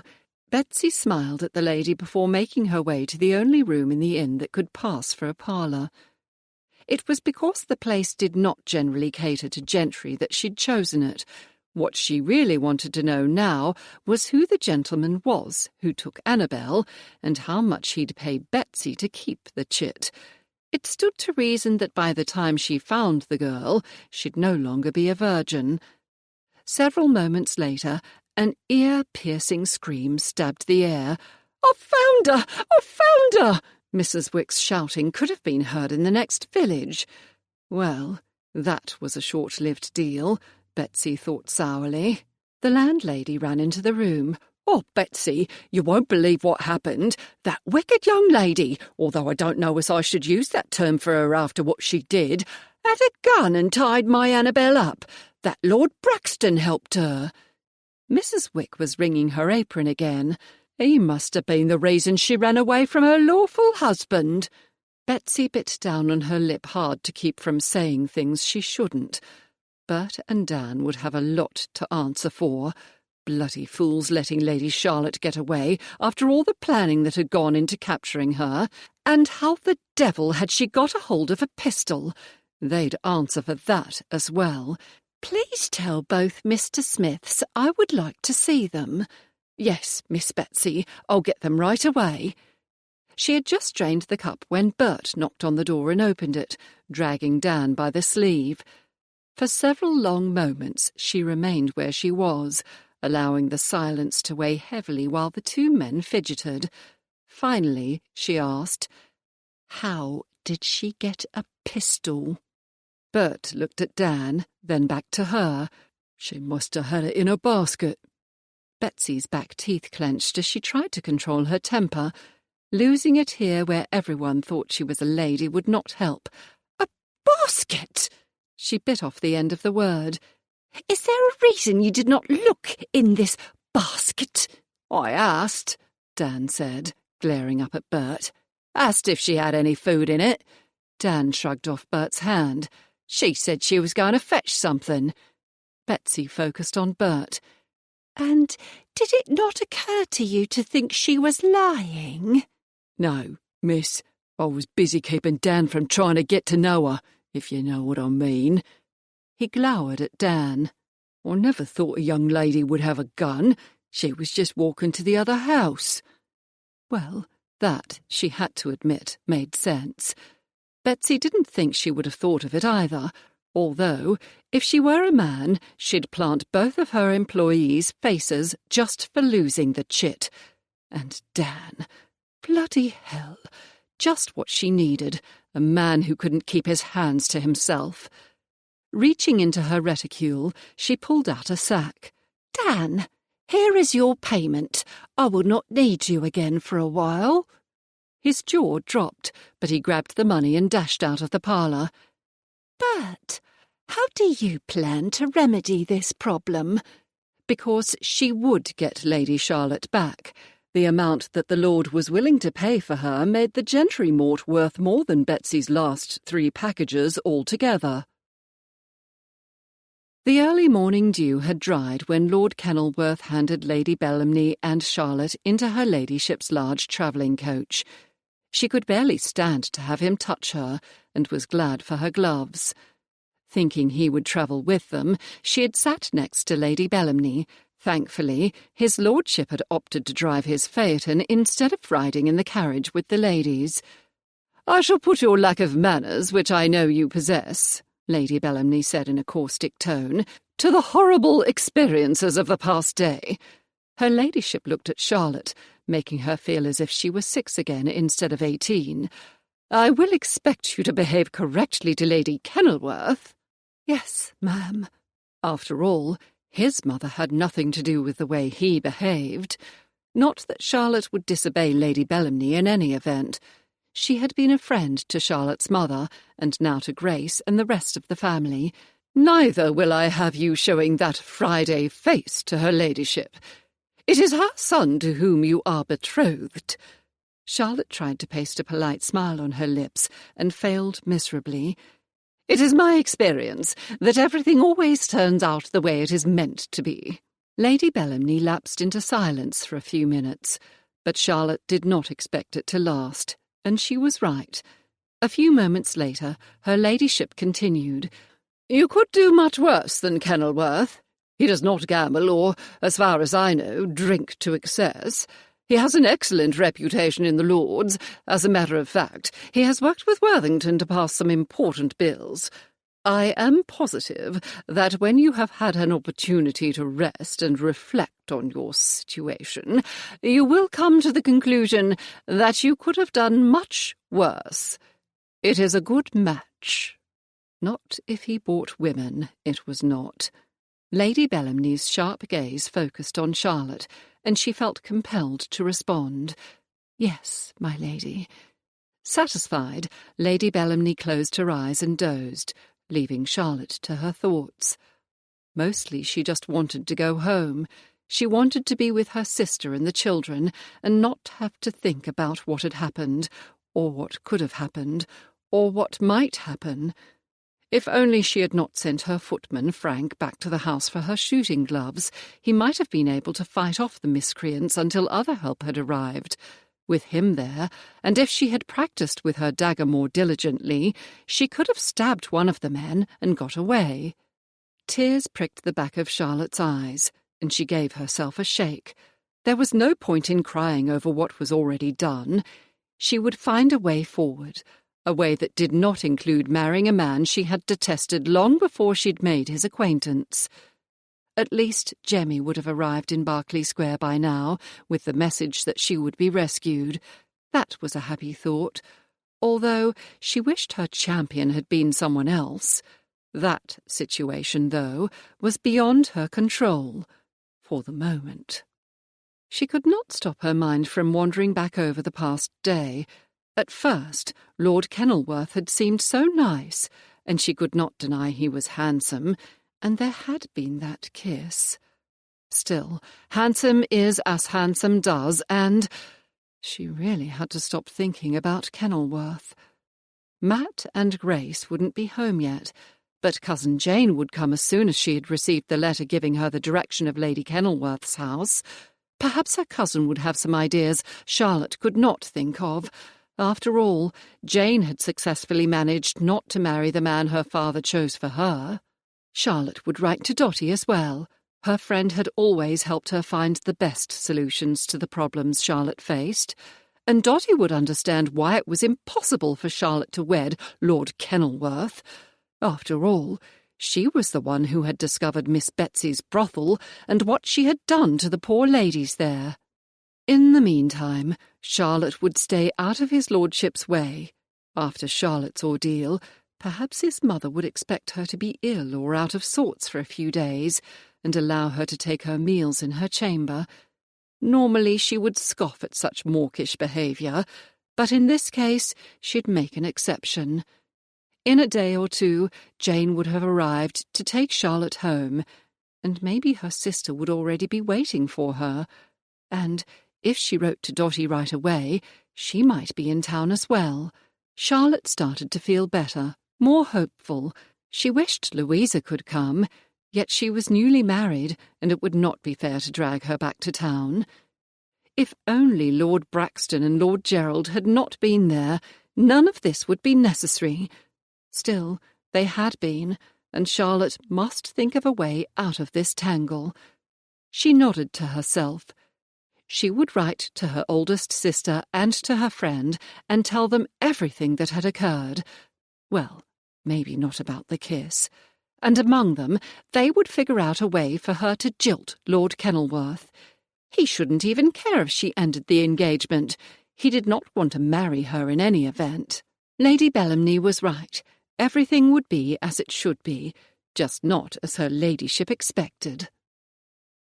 Less than 30 minutes later, Con turned down the familiar drive lined with linden trees. Leaning forward slightly, he waited until the Elizabethan manor house came into view. Even the horses seemed to sense his excitement and sped up a little. As he approached, the windows sparkled as if diamonds had been set in the glass panes. Wooden beams crossed not only the cream-coloured wattle and daub, but the red brick as well.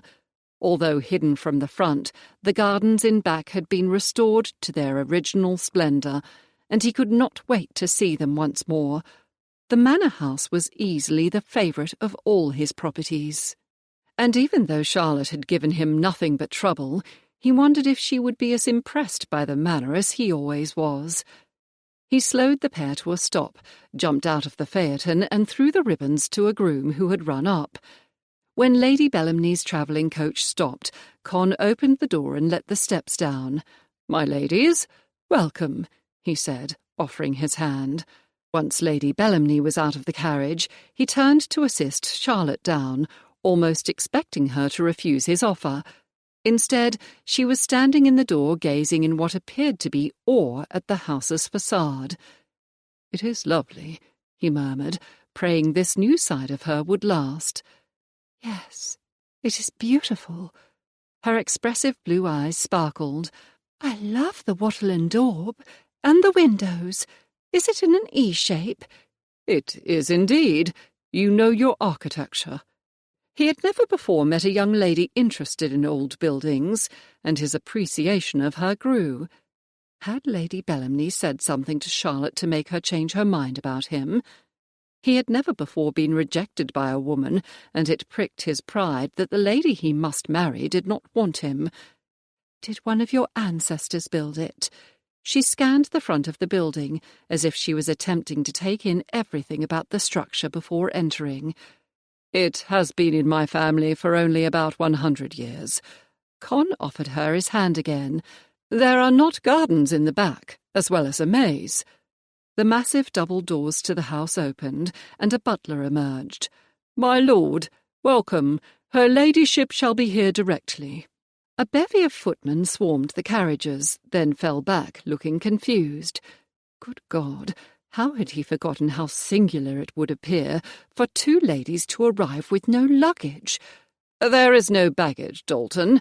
Con held out one arm to Lady Bellamny and the other to Charlotte, and he almost sighed with relief when she placed her slender fingers on his jacket. "It will be here later along with my valet and Lady Charlotte's maid." For a scant moment the butler's lips pursed, as if he had tasted a particularly sour lemon. The man needed to work on keeping his thoughts to himself. "Very good, my lord." He escorted Lady Bellamny and Charlotte as they made their way into a grand hall. Removing her hand from his arm, Charlotte stared up at the carved wooden beams, darkened by age, then looked down, taking in the checkerboard pattern of the marble tiles in dark blue and white. Before his mother had moved in, old weapons adorned the walls. They had been replaced by old paintings and even older tapestries. "One could easily spend a lifetime exploring this house and the grounds," she said, strolling around as she gazed up at the walls. "Almost." Was that a pang of regret in her voice? He hoped it was. "I certainly have not been able to explore it all, and it was not from lack of trying." He was congratulating himself at how well things were going when his mother, a tall woman with russet-coloured hair, descended the stairs. Her skin was still flawless. It was as if she had not aged a day since the last time he had visited. Mamma glanced from Con to Charlotte, then to her ladyship. No one could accuse her of being stupid. In the brief time she'd traversed the stairs, he could tell she had apprehended most of the situation. Finally, she was going to get her wish that he wed. Slowly, Mamma's lips formed a wide smile. "Almeria, I am overjoyed to see you. What have you brought me?" "As I am to see you." Lady Bellamny touched Lady Kenilworth's outstretched hand and bussed her cheek. "You must come up to town more often." The older ladies embraced before his mother turned to him, raising a brow as she did. "Constantine?" Immediately he bowed and made a nod in Charlotte's direction. "Mamma, this is Lady Charlotte Vivers." "Carpenter," Charlotte corrected him in a firm but cordial tone as she made an elegant curtsy. "Vivers is my brother-in-law, the Earl of Worthington's family name." And guardian. Con finally remembered that Worthington was raising his wife's sisters and brothers, along with Worthington's own sisters. Con tried to keep his back teeth from grinding. At the rate he was going, he'd wear them down before he was much older. My mistake. Perdition. How in hell could he have forgot the name she had given the landlord? Not only that, but she didn't have the Vivers' dark hair and lapis eyes. Carpenter? Stanstead? Hell! She must be the old Earl of Stanstead's daughter and the new Earl's sister. Nothing like feeling a fool. Not only that, his fumble put paid to the story he'd planned to tell his mother, that he and Charlotte had known each other before. "Lady Charlotte, my mother, the Marchioness of Kenilworth." "A pleasure to meet you, my lady." Not batting an eye, his mother held out her hand in welcome. One would almost think he was in the habit of bringing home dishevelled young ladies whose names he did not know.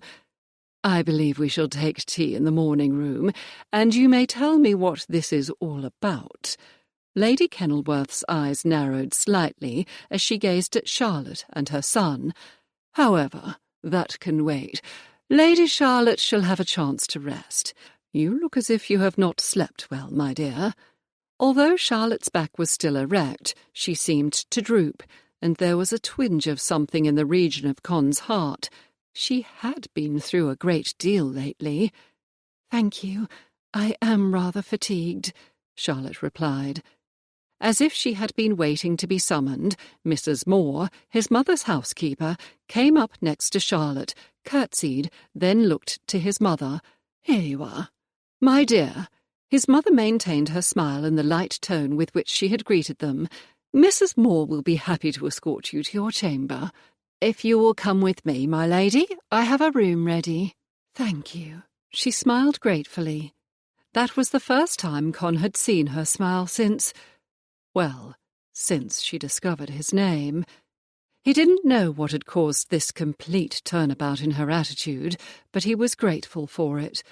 Once Charlotte and the housekeeper had ascended the stairs and turned into the east wing, Mamma flew into action. "Dalton, we shall want tea and whatever else cook has on hand at this hour of the day." In an attempt to escape, Con bowed. "Lady Bellamny, thank you for your help. Mamma, I shall see you after I have rested." She glanced at him, both eyebrows climbing toward her hairline. "Not so fast, my boy. Before you do anything else, I shall have this story from you." Without waiting for him to reply, she took Lady Bellamy's arm and turned on her heel, leading the way to the back of the house. He followed the ladies down the corridor. At least he'd get to tell his story without Charlotte interrupting, and enlist his mother to his cause. Chapter 8. Charlotte followed Mrs. Moore up the grand staircase to a large, pleasant room overlooking a rose garden edged by what looked to be boxwood. A tarban screen stood before the fireplace, which had been lit and was already warming the bedchamber. "I'll send her ladyship's dresser to you." "Thank you." The door closed behind the housekeeper, and Charlotte rubbed her arms, more to stay awake than for warmth. A few moments later, a light rap sounded on the door. Before it opened, a woman carrying a linen nightgown entered the chamber. "Good morning, my lady. I am Grey." She looked around the room, then, seemingly satisfied, asked, "Shall I help you undress?" "Yes, please," Charlotte repeated. Unlike last night at the inn, she longed to change into nightclothes, sink into a soft bed, and sleep. Despite Lord Kenilworth being in the house, she felt as if she was safe. Even a rogue such as he would not accost her in his mother's house. "I shall clean and brush your garments while you sleep." The dresser's voice was soothing, easing her into a feeling of contentment. "I understand your maid will arrive later today." "She will."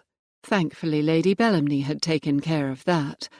Charlotte turned, allowing the maid to unfasten the back of her carriage gown, when she remembered the dagger. "If you'll give me a moment, I must go behind the screen." Grey pointed to a door nestled between two bookcases. "You will find the garderobe through that door." "I shall be just a moment." Charlotte strode into the small room. There were shelves with folded cloths to one side. She removed the dagger and holder, placing them behind the cloths, then returned to the main chamber. While Grey was undressing Charlotte, she had the opportunity to think back. She had been surprised to see how young Lady Kenilworth appeared. Even as she had come to greet them, Charlotte could see her ladyship's flawless skin. Other than some small lines radiating from Lady Kenilworth's eyes, there was hardly a wrinkle to be seen. She had not appeared old enough to be his lordship's mother, and Charlotte thought the lady could be a stepmother, like Lady Worthington. Now Lady Wolverton was Matt's stepmother, yet her ladyship's eyes were the same beautiful leaf green of Kenilworth's, so they must be related. It had not been until Lady Kenilworth had mentioned resting that Charlotte had allowed herself to flag, and suddenly the hours of travel and very little sleep had caught up with her all at once. Charlotte raised her arms, and the dresser slipped the nightgown over her head. Charlotte covered her mouth, hiding a yawn. Grey ran a warming pan under the top bedcovers. "Well now, let's get you into bed, my lady." A moment later Charlotte was tucked under the bedcovers. The door had closed on the maid, and nothing short of another abduction could have stopped her from succumbing to Morpheus, except a plaintive chirp sounded from the basket. Colette! Charlotte threw the covers back. How could she have forgotten her kitten? She must be much more tired than even she had thought. After opening the basket and seeing to the poor kitty's needs, she set Colette on the bed and climbed back in, snuggling the kitten next to her. "Now we shall have a nice nap. Once I'm rested, I shall find a way out of this ludicrous betrothal." The bed was soft, the curtains closed, but still sleep didn't come. Lord Kenilworth could not wish to wed Charlotte. Indeed, earlier at the inn he had not even cared enough about her to notice she was ignoring him. Then, when he had given his mother her wrong last name, he had not appeared at all contrite for the mistake he had made. He clearly possessed no proper feelings, yet another reason not to marry him. Well, what more could she expect from the man? She would not call him a gentleman, even though that was his rank, who bought a woman's body, women's bodies. Most likely he merely did not wish to face Lady Bellamy's ire by refusing the betrothal. That must be it. Even Matt and Merton did not like to get on the wrong side of her ladyship. The more Charlotte considered it, the more convinced she became that Lord Kenilworth would be happy to be rid of her. That settled, she began to feel sleepy again. There was nothing to worry about. If all went well, she would be home tomorrow evening at the latest. Con followed Lady Bellamy and his mother down the corridor to a light-filled morning room in the back of the house. The parlour, filled with old furniture, was comfortable rather than formal. The lower walls were painted a muted shade of apple green. The curtains and upper walls were of a large floral pattern. Paintings, mostly portraits of children, pets, and other people, covered almost every surface running up two of the walls. The French windows his mother had had installed led out to her favourite part of the garden. "Constantine," Mamma said, motioning him to one of two chairs near the sofa next to which she stood, "please sit where I can easily see you." That never boded well for him. Instead of complying, he took up a position next to the fireplace. "I believe I would rather stand." "As you will." Her eyes narrowed at him as she gracefully sank onto the sofa, settling her skirts as she did. When the butler entered bearing a large tea tray, Con was glad to see his favourite lemon tarts covering one plate. Were they cook's idea or Mamma's? Lady Bellamy chose an old French cane-backed chair to Mamma's right. Once he received a cup of tea from her, Con decided to begin with the most relevant piece of news first. "Lady Charlotte and I are betrothed." "Betrothed?" His mother opened and closed her mouth, as if she would say more, but did not know quite what. Unfortunately, that did not last nearly long enough. She had been waiting for this day since he went on the town. "You did not even know her surname. How can you be engaged to the lady?" Devil take it, why did she have to focus on that slight mistake? His back teeth started grinding again. "Mother, if you would allow me to continue—" Raising one brow, he waited. A few moments later, she inclined her head. "Very well, you may go on." If only he could think of a better, more amenable way to put this. But he couldn't. "It appears I compromised Lady Charlotte."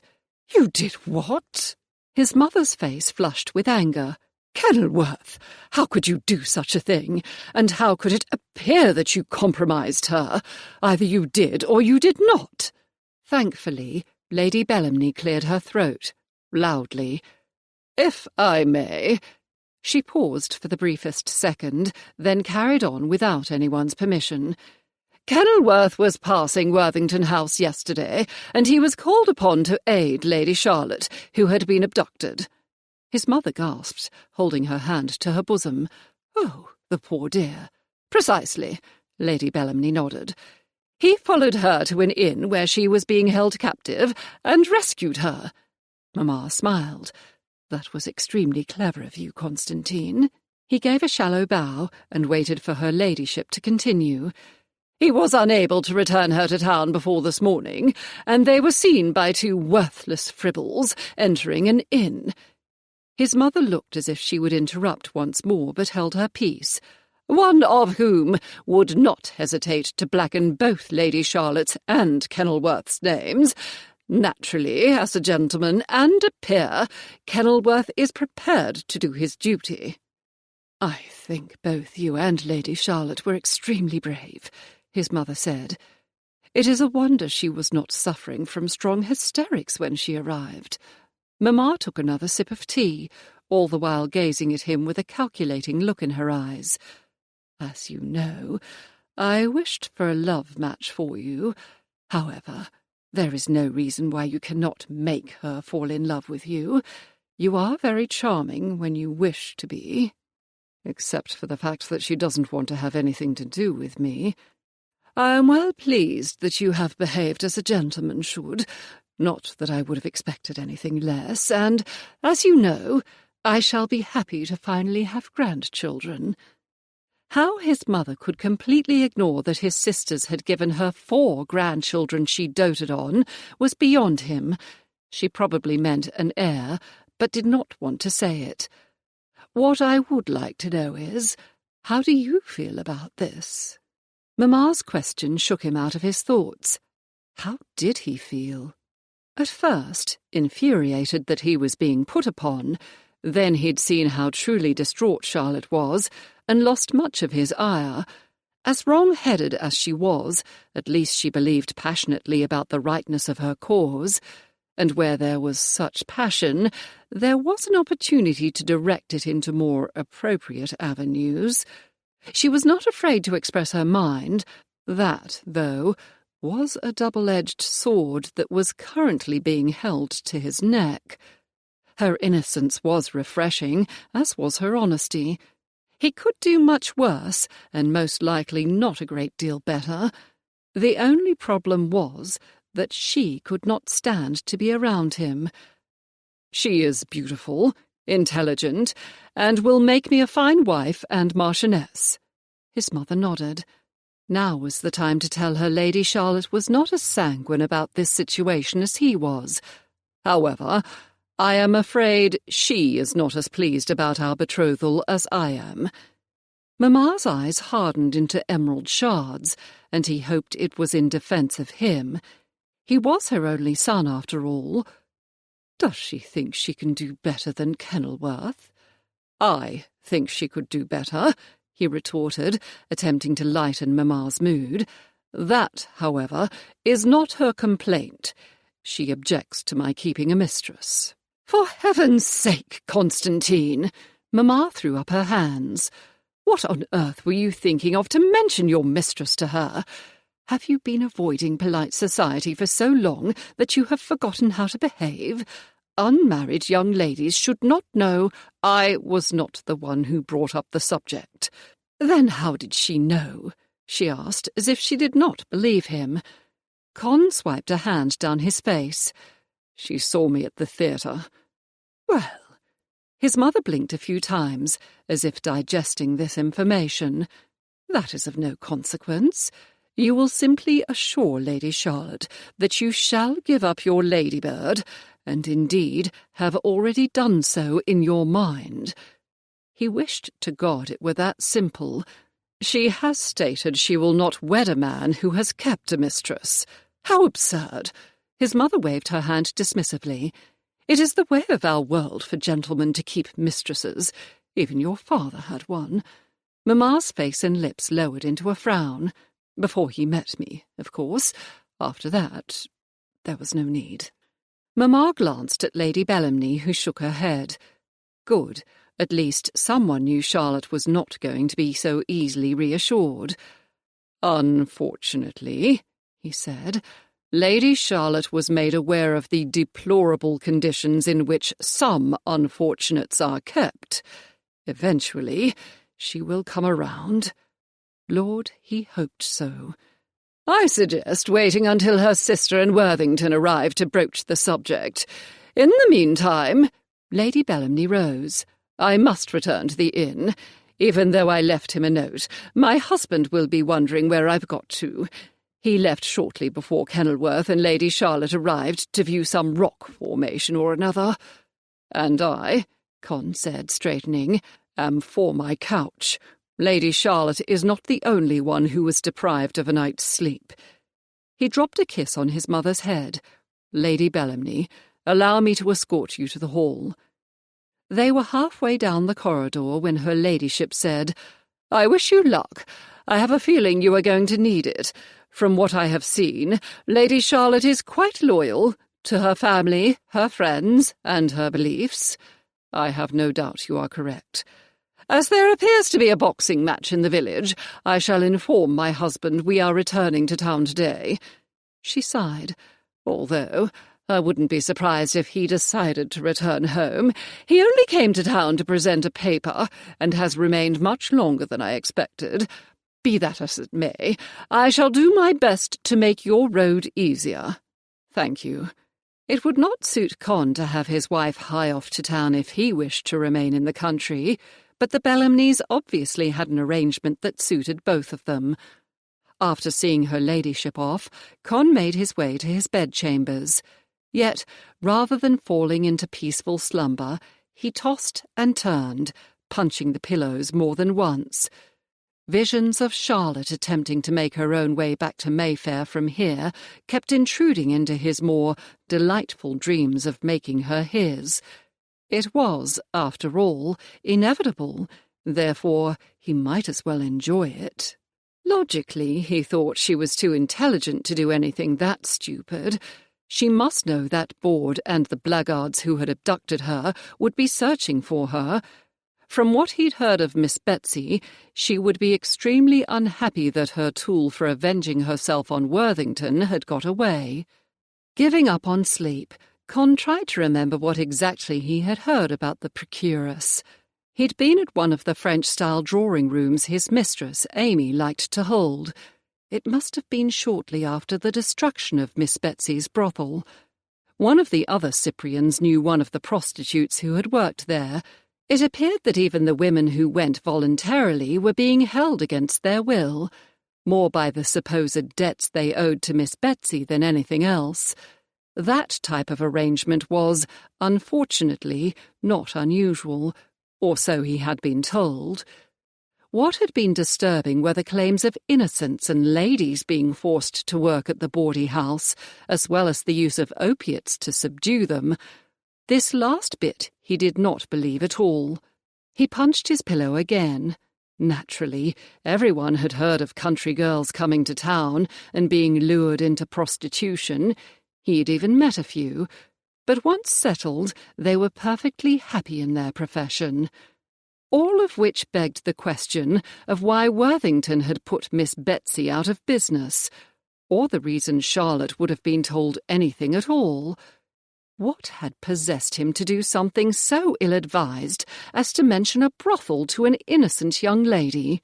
That was something Con would not discover until his friend came to fetch Charlotte, which brought his overactive mind back to the problem at hand, keeping the lady safe and, more importantly, here where he could not only look after her, but convince her to wed him. For despite the circumstances surrounding his betrothal, and for reasons he did not fully understand, he found himself looking forward to having Charlotte in his life and in his bed. Chapter 9. "Do you want me to wake her up, ma'am?" May's whisper pierced Charlotte's sleep. "No, I shall sit with her until she wakens." That sounded like Jane. Charlotte heard a rustle of skirts and a soft whoosh as her cousin sat in a chair next to the bed.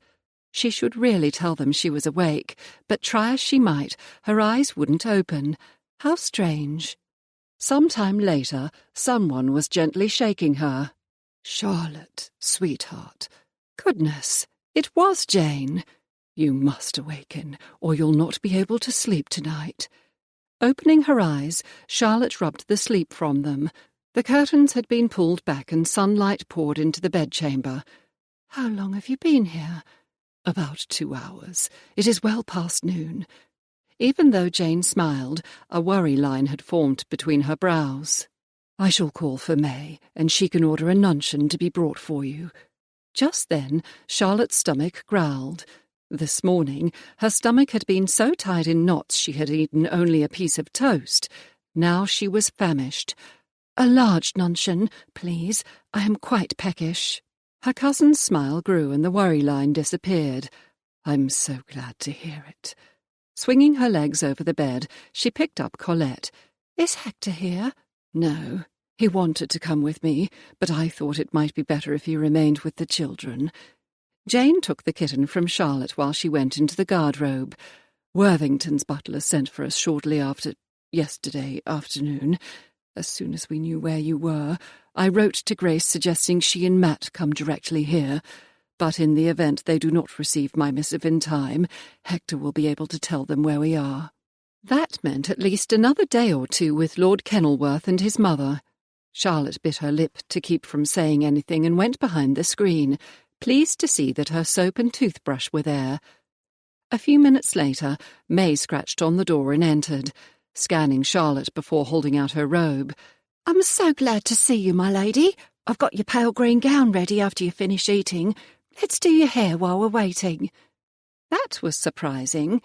She had expected May, if not Jane, to mention the abduction. Apparently neither of them wished to mention the event. Sitting at the dressing table, Charlotte watched as her maid twisted her hair into a neat knot high on her head. "Do you still have your gold ear bobs?" "They are on the nightstand. I took them off before going to bed." "Ah, I see them." As soon as Charlotte had donned the jewellery, a knock came on the door, and May gave her another big smile, much as Jane had earlier. "That'll be your nuncheon, my lady." Charlotte stood at the window taking in the view of the garden while her maid arranged the dishes. "Doesn't all this look good?" May said, and for the first time Charlotte heard the forced cheerfulness in her maid's voice. She could almost see the worry in May's eyes, much as Charlotte had seen the line between her cousin's brows. Something was going on, but what? They were both treating her as if she were a fragile porcelain figurine and would fall apart at any moment. The door closed, and she ambled toward the table where Jane had already taken a seat and tucked into the food. Charlotte was halfway finished eating when it occurred to her that neither her maid nor her cousin were going to bring up what had happened. It was up to her to allay their concerns. "I am fine, Jane. I really am. Lord Kenilworth helped me escape before anyone could harm me." Jane set down the cup of tea she'd been drinking. "Charlotte, on our way here we stopped at an inn for directions. While the coachman was getting them, I heard two gentlemen discussing your betrothal to Lord Kenilworth. Are you truly betrothed? Neither Lady Bellamy nor Lady Kenilworth told me you had got engaged, but what brought about the talk?" Charlotte twisted the napkin in her hands. "Lord Braxton and another man saw us enter the inn. Lord Kenilworth told the landlord we were betrothed. Then Lady Bellamy appeared, and she asked him if he was going to do his duty and marry me." The concern in Jane's eyes had not lessened. "I do not wish to wed him, and I do not believe he wants to marry me. While I slept, a plan came to me. I will simply remain betrothed until sometime in the summer, after any talk dies down, just like Dotty was going to do before she fell in love with Merton." Jane's countenance became graver than Charlotte had ever seen it. "It will be fine. You'll see." Yet, from the look on her cousin's face, she was beginning to think all might not work out as she wished. Reaching over, Jane patted Charlotte's shoulder. "Let us not make any plans now. Grace will be here soon." A chill ran down Charlotte's spine. "What are you not telling me?" Several moments passed before her cousin replied. "Due to the nature of your clothing. Last night it had looked as if she had slept in it, which she had. There is a rumour that you and his lordship were trysting this morning." No doubt started by Lord Braxton, yet Jane might not know the source. "But Lady Bellamy—" "Oh, yes, the gentleman accepted that her ladyship was with you, but they are under the impression the two of you stole away to be alone." Blast, blast, and blast. Now what am I going to do? Denying the rumour would be useless. Charlotte was well aware of what her sister and her friend had done with their husbands before their vows. Lady Bellamy had told Charlotte what Lord Kenilworth had said to Lord Gerald about having an accident with the phaeton. Obviously, despite what Lord Kenilworth thought, Lord Gerald, or more likely Lord Braxton, hadn't believed the story. "We did not," she objected as strongly as possible. "We had been travelling, and before that I'd been thrown into a coach. He only said we were betrothed to save my reputation." "Yes, my dear." Jane patted Charlotte's hand. "I believe you, and Matt and Grace will believe you as well. The problem is that once gossip such as this starts, it is almost impossible to stop it." Her cousin pursed her lips together. "And he did say you were to marry. That would give rise to speculation that something was going on as well. "This is so unfair," Charlotte wanted to wail, but she refused to give in to such childish behaviour. I understand. Jane was quiet for a few moments as she sipped her tea. I do not know Lord Kenilworth, but Lady Bellamny thinks well of him. I know you want a love match, but are you sure you cannot wed him? Oh, God, not Jane too. "I cannot." Charlotte wondered how much to tell her cousin, and decided if she wanted help, she'd have to tell the whole truth. "He abuses women." Tea spewed from Jane's mouth before she could grab her napkin. What? Her shocked expression was everything Charlotte could have asked for. Charlotte, how on earth do you know that? "Before Louisa married, we attended the theatre with her in Rothwell. Kenilworth was there with not one, but 2 courtesans." Jane's brows rose. That does seem a bit excessive. That was not exactly the response Charlotte expected. "Do you know about the brothel that Dotty Merton found?" Jane shook her head. "Well, let me tell you what Grace and Dotty told Louisa and me." She related how ladies had been abducted to work in prostitution, and when they refused, had been made to take opium. "All because men wanted to buy their bodies and use them." Charlotte's voice shook with rage. Then she added her pièce de résistance. "And do you know what Lord Kenilworth said when I chastised him for keeping a mistress?" "No," her cousin said slowly. "He said it was a business arrangement." She hiccuped and blinked the moisture from her eyes. Still, everything was blurry. "Those poor women! A business arrangement?" She had barely got out the last word when she burst into tears. Jane wrapped her arms around Charlotte and patted her back.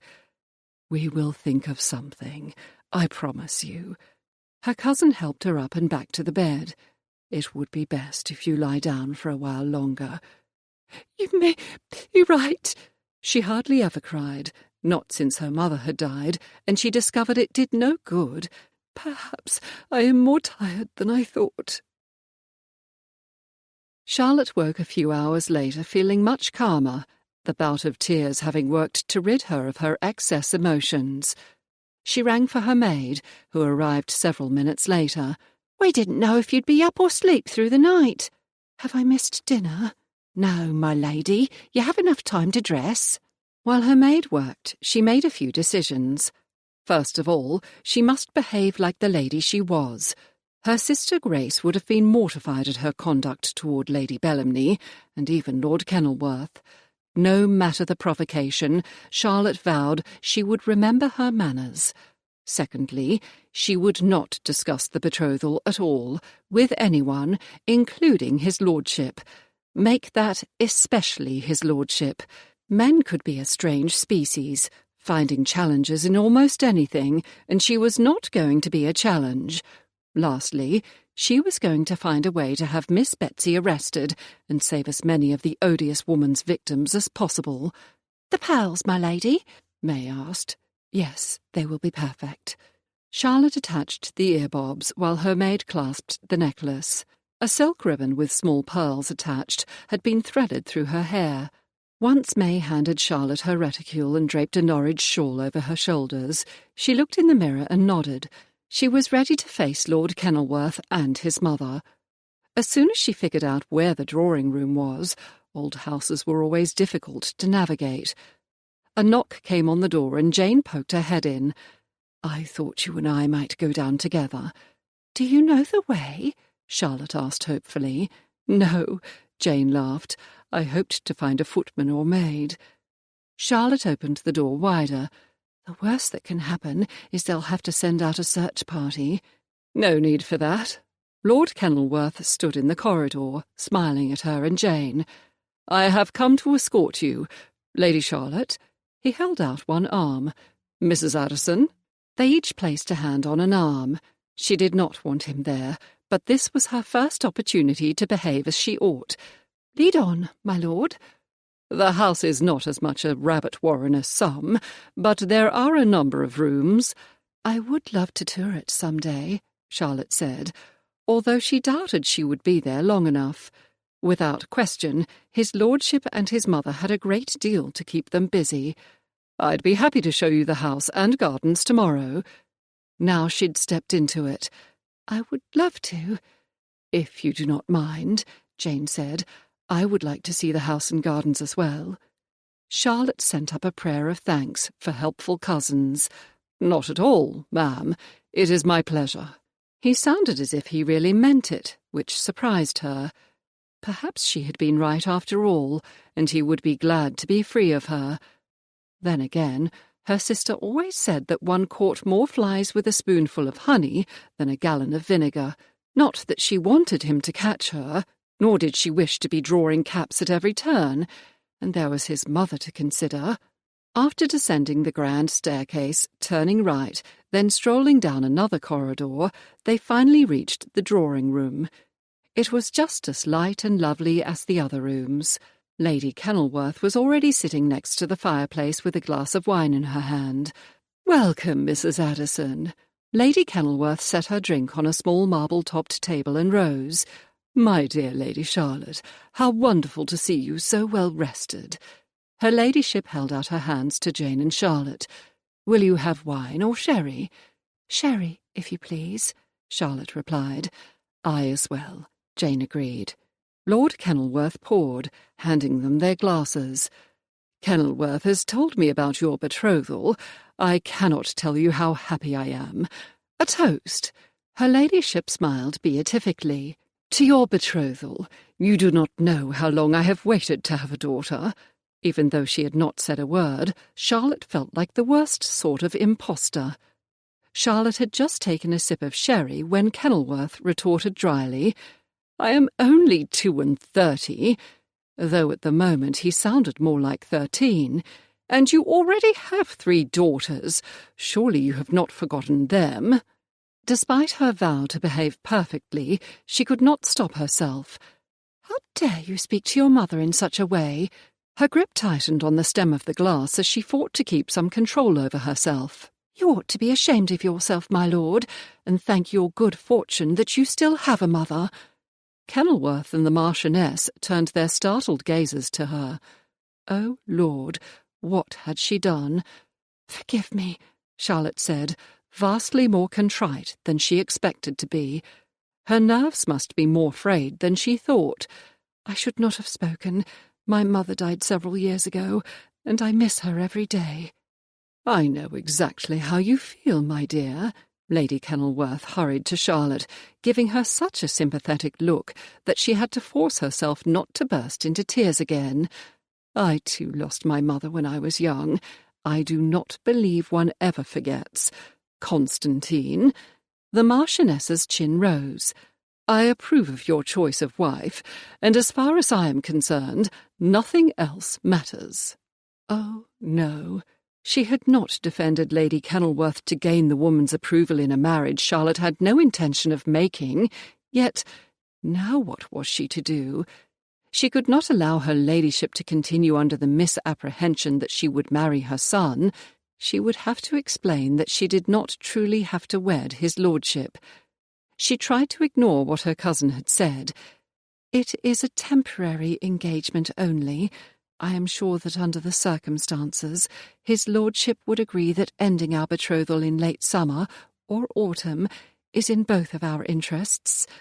She forced herself to smile at the others. "By then, the events will all be forgotten."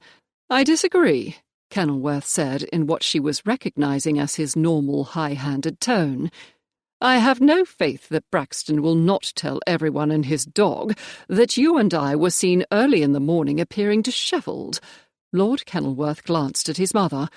"The fact that neither of us were at the inn last evening is easily proven." That was tricky of him. Worse, he might be right. Although why he would want to marry her, Charlotte could not even guess.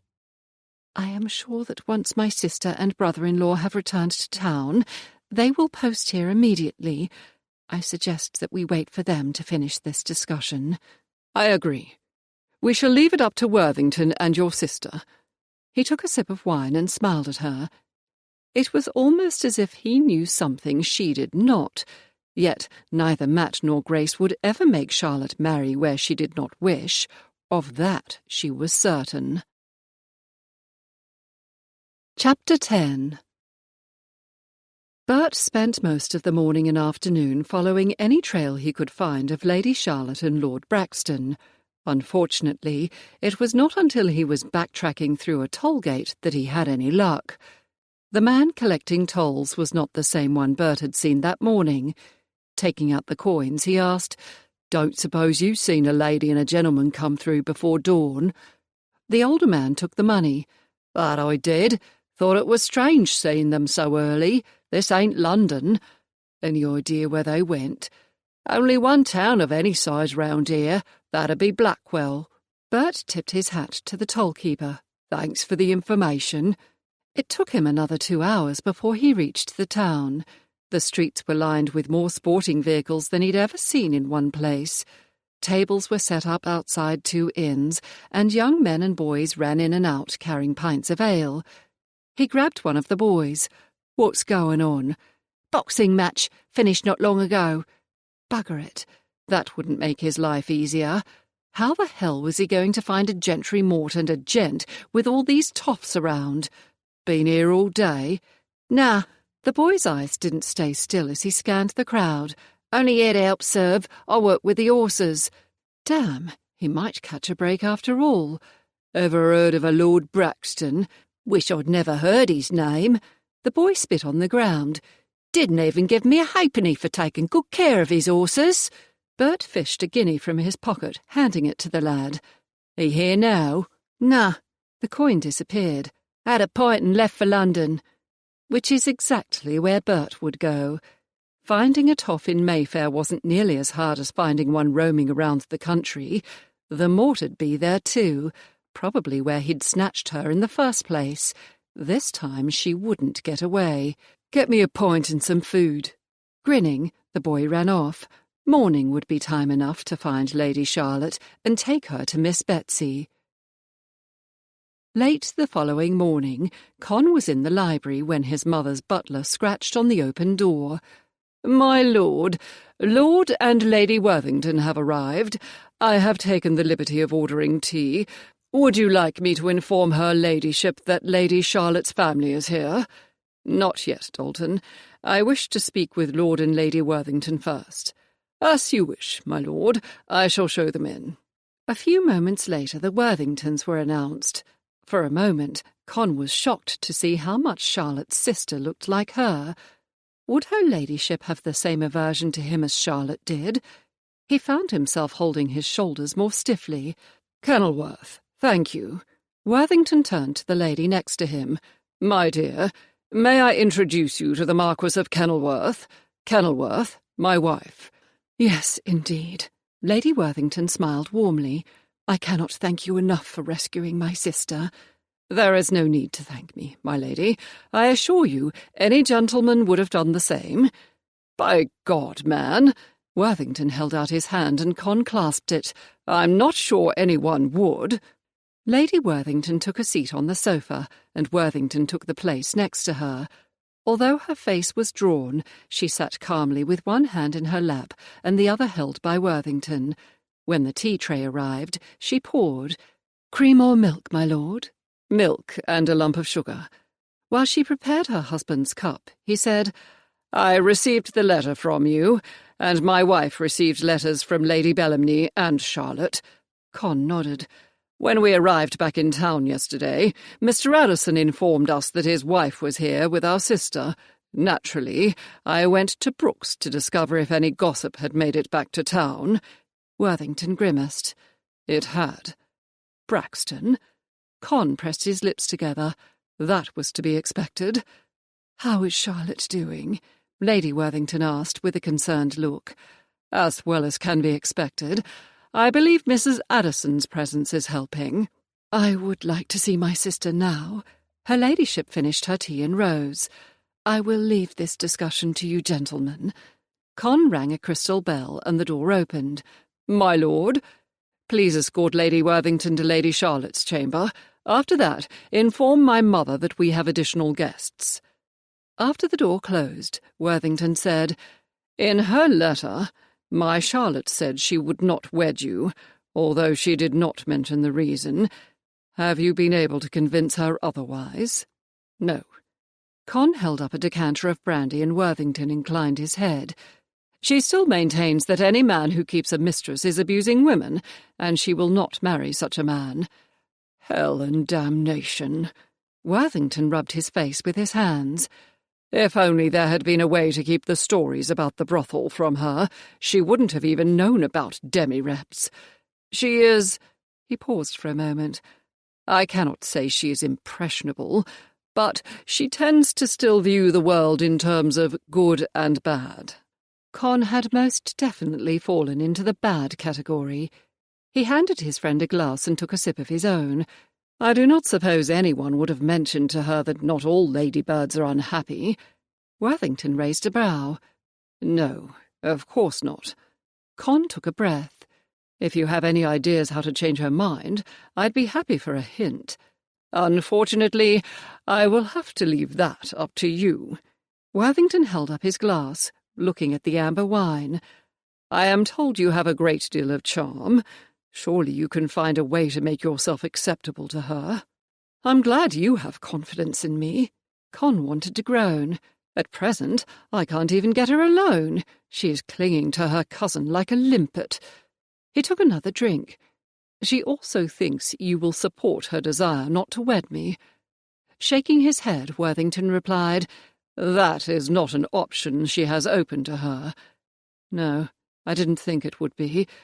There is something you should know. Miss Betsy was behind the abduction." "Blast the woman!" Worthington raked his fingers through his hair. "I would have thought she'd have fled to the continent.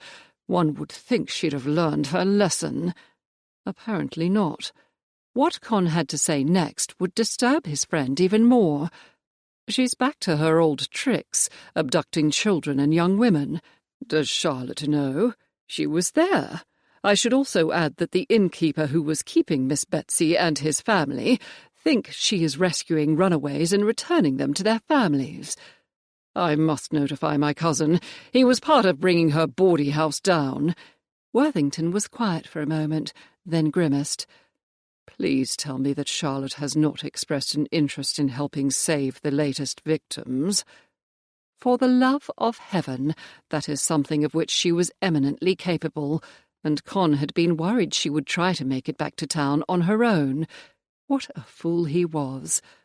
Not to me, but she did send a letter to Lady Merton. Worthington took a large drink of brandy. "I hope you don't mind more guests. The minute Dotty Merton discovers Charlotte is not in town, she will insist on posting here." "Not at all. In fact, I think my mother will enjoy it a great deal." "I would like Charlotte to remain here. She will be safer. Grace and I will have to return. We have the other children to care for." Suddenly he grinned. "We'll take Cousin Jane with us. Perhaps seeing Dotty and Merton together will make Charlotte think again about refusing your offer." Worthington played with the cup in his hands, rotating it slowly. "We have all been concerned about Charlotte's feelings, but how do you feel about this betrothal? You were not in the market for a wife. In fact, as her brother and guardian, I must insist you cease to continue keeping the type of company you have been." Con had known his life would change, yet he hadn't given it much thought. Not that he expected to continue to keep a mistress or attend the types of entertainments he had frequented. Still, to hear it from his friend brought the transformation he'd have to make crashing down on him. The strange thing was that he was not concerned about it. It was what he had expected to do when he married, in any event. "I am not unhappy about the betrothal." He might not have wanted to marry yet, but he was not going to allow Charlotte to jilt him. No woman had ever left him, and she was not going to be the first. As a matter of fact, I look forward to it, and my re-entry into polite society. "Good. Then I hope to welcome you to the family." The question was, would Con be able to court Charlotte with her friend about, or would she use Lady Merton as a shield? Just as Charlotte had returned from a stroll in the old Elizabethan knot garden, a knock sounded on her bedchamber door, and her sister strode in, holding out her arms. Without a thought, Charlotte ran into them. "Oh, Grace, I have made such a mess of things." Stroking Charlotte's hair, her sister murmured, "How like you to take responsibility for events over which you had no control." "No, but I made everything much worse." She sniffed. "If I had not got down from the carriage and insisted on walking back to the inn, no one would have seen me, or Lord Kenilworth. Then there would be no issue of a betrothal. But I could not trust him enough to remain with him. At the time, all I could think of was getting away." She backed up a step and gazed into her sister's eyes. "I cannot marry a man like him." Grace's lips pursed. "He would seem to have a great deal to recommend him. May I ask the reason?" "He has a mistress." "Most likely more than one at a time, and who knew how many women he had used?" "Ah, I see." She stared at Charlotte for a few moments, concern writ on her face. At least her sister understood. In fact, she was the only one who seemed to comprehend how she felt. "I thought," she left Grace's embrace and began to pace, "that if I simply waited, any talk would die down. That would work, would it not? I mean, scandals do go away." "Some do. It depends entirely upon the circumstances." Her sister's tone was thoughtful, and for that Charlotte was grateful. At least Grace had not dismissed her idea out of hand, as Kenilworth had done. Grace continued, "I must tell you that Matt heard some talk at his club, but, naturally, we shall not know exactly how far the rumours have spread until we return to town." Charlotte did not want to be the subject of gossip. Dotty had had to go through that, and it was not pleasant. "Perhaps if we went straight to the country?" "No." Grace's tone was so firm, Charlotte did not even consider arguing. "Fleeing will only spur the rumours on. The sooner we face what awaits us, the better. We shall leave here tomorrow." "I think," Matt said, strolling through the open door, "Charlotte should remain here, where she will be safe. We can send Dotty and Merton down as soon as they arrive in town." Grace seemed to consider his suggestion, then shook her head. "I'm afraid that would appear strange. If Charlotte and Lord Kenilworth were truly betrothed, our visit would not appear out of the way. However, for us to return to Mayfair without her would be seen as odd." "But—" Grace cut him off. "She should do what any young lady who has just contracted a betrothal would do." "And that is?" he asked slowly in a wary voice. "Go shopping," Grace pronounced emphatically. "Shopping?" Charlotte couldn't tell if it was dread or doubt in Matt's tone. "Indeed." Grace's eyes began to sparkle. Although Louisa, Dotty and I all wed so quickly, there was not a great deal we could do. "That was not how it seemed to me," her husband muttered. Her hand fluttered, dismissing his statement. Nevertheless, she speared him with a look. "While we are still in town, and since the purpose is not to have a quick ceremony, she must be seen to be putting together her trousseau." "What about Kenilworth?" Matt asked. "We cannot simply leave him here." Quite frankly, Charlotte thought that was an excellent idea. "No, my love, you are correct. I am sorry, Charlotte." Her sister gave her a sympathetic look. "You must be seen with him." That was not what Charlotte wanted to hear. Then again, it was not surprising. She had seen how much time Dotty and Louisa had spent with their husbands before they married. Charlotte had only one stipulation. "I will not be alone with him." "As you wish, my dear." Grace smiled warmly as Matt's jaw began to twitch. "It is only for another few weeks." "Then we may go home?" Charlotte asked, praying the answer was yes. "Then we may go home." Grace put her arm around Charlotte's shoulders. "Try not to look so down in the mouth. I have found that things always seem to work out the way they are supposed to." That was what Lady Bellamny had said as well. Perhaps they were right. Despite what he said, Kenilworth did not truly wish to wed her, and she would never agree to marry him. He could go back to his debauched life, and she would find a man she could love and respect, perhaps even Lord Harrington, if he could prove he truly cared for her.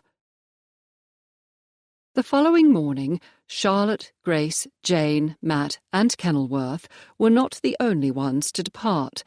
Lady Kenilworth had decided she should make the journey to town as well, and ride in the Worthington coach. At first, Charlotte had not minded the change in plans. Unfortunately, the moment the doors were closed, her ladyship could speak of nothing but wedding plans. Naturally, now that Kenilworth and your brother have spoken, the wedding announcement may be sent to the paper. Lady Kenilworth smiled beatifically at Charlotte, as if making a formal announcement of a betrothal she did not want was the best news in the world. Biting her tongue, Charlotte decided not to remind the lady that she had no intention of going through with the marriage. It would only make the ride back to town even more disagreeable than it was turning out to be. She wished she could have ridden or taken another vehicle, but riding a horse was out of the question, and the only other conveyance was Kenilworth's phaeton. Naturally. I suppose you will wish to wed at St. George's? Her ladyship inclined her head toward Jane. I understand all your recent family weddings have taken place there. I do not yet know where I wish to be married, Charlotte replied before that idea could grow in her ladyship's mind. Wherever her wedding took place, it would not be with Lord Kenilworth. I suppose we must discuss a date. Lady Kenilworth gave Charlotte a look filled with such hope that she felt horrible for disappointing the lady. Yes. However, there is no rush. Some time in autumn would give his lordship and me time to come to know each other better. If she did not turn this conversation soon, she would go mad. Where will you stay while you are in town? I wrote the Pulteney Hotel. I will remain there for a few nights while chambers at Kenilworth House can be made ready for me. I have not visited since my husband died, and it would not do for me to use my former apartments. Her ladyship gave Charlotte a significant look, while she tried not to think of the Marchioness's chambers. I hope to host a dinner in honour of your betrothal. Her own polite smile tightened. You are very kind. By the time they stopped to change horses, her head had begun to ache. If it was this difficult to maintain her countenance with a woman who knew her feelings on the betrothal, even if her ladyship did choose to ignore Charlotte's objections, how much more difficult would it be to pretend to the entire world that she was happy about marrying Kenilworth? Yet that was what she must do. Lady Bellamny had made it very clear that no one could know about the abduction, or that Charlotte had spent the night at an inn and was alone with Kenilworth in the wee hours of the morning, riding around the countryside with him. The scandal would be impossible to live down. All Charlotte could do was pray she was much better at dissembling than she thought she was, and hope no one saw through the deception. Chapter 11. The previous day, when it had become clear the scheme Con and Worthington had formed had fallen through, Con offered his friend a neatish bay mare. From his grey gelding, he surveyed the coaches in the front of his mother's house. Better to ride than be stuck in a coach. Glancing at the carriage in question, Worthington nodded. Much better. They moved to the front of the conveyance carrying his mother, Lady Worthington, Mrs. Addison, and Charlotte, a second carriage holding their dresses, and the third vehicle transporting his and Worthington's valets had departed earlier to arrive in town before their mistresses and masters, as had his groom, who was driving Con's curricle. The coach was flanked by 2 outriders. Con didn't believe anyone would attempt to attack them, but there was no point in tempting fate. It had not been kind to him recently. He was about to give the order to start when his mother decided she needed an item her maid had packed, but soon they were on their way. Yesterday afternoon, when Worthington had spoken to his wife and Lady Charlotte, the conversation had not gone as he and Con planned. Shortly thereafter, Worthington had informed Con that despite their best efforts to keep Charlotte in the country, his wife had insisted it would be better to return to town, especially as there was already talk. If he ever saw Braxton again, Con was going to plant the man a facer. Later, when their little group had met in the drawing-room before dinner, Con's mother had emphatically agreed. "Fight fire with fire, my son. If you and Charlotte are present, all gossip will soon fade." As he and Worthington cantered in front of the coach, a problem came to Con that none of the others had considered. "You do realize that I have not been invited to any of the events Lady Charlotte will attend?" "That is the least of your worries," Worthington retorted. "News of the engagement will prompt many ladies to send you a card, not to mention your mother, my wife, and Lady Bellamy will be spreading their versions of the story during morning visits. No doubt dragging Charlotte around with them. Con might end up with a resigned wife, although trapped was likely a better word, and that was not good enough. Not for him. He wanted to see the look she had given him when he'd rescued her.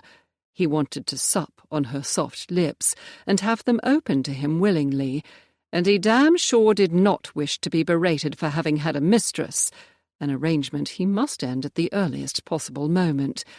Blast it all to hell! He hadn't even wanted to wed yet, but now that it was inevitable, he wanted Charlotte to wish to marry him. He didn't know another female who would have refused him. That the only lady who did was his betrothed was completely unacceptable. He would make her understand that she was mistaken in his character, and his first step would be to convince her that high flyers enjoyed their trade. It would, naturally, be a shock to Charlotte. After all, gently bred young ladies had been raised, for good reason, to believe conjugal relations between a man and a woman were proper only in marriage. The primary difficulty was her knowledge of Miss Betsy's house. He was certain Charlotte had overreacted to what she had heard. "Do you happen to know what Lady Charlotte was told about the women at Miss Betsy's brothel?" Knowing Dotty Merton, more than she should have been told. Worthington's lips flattened into a tight line. The situation was horrific. Ladies had been abducted and forced into prostitution either by threats of multiple rapes or drugged with opium. Their children were either murdered or sold into kid cans. Bloody hell. Ladies? Are you sure? Yes, ladies. Worthington's gaze was hard and steady. "I am only telling you this because you need help with Charlotte, and you will soon be part of the family. It must go no further."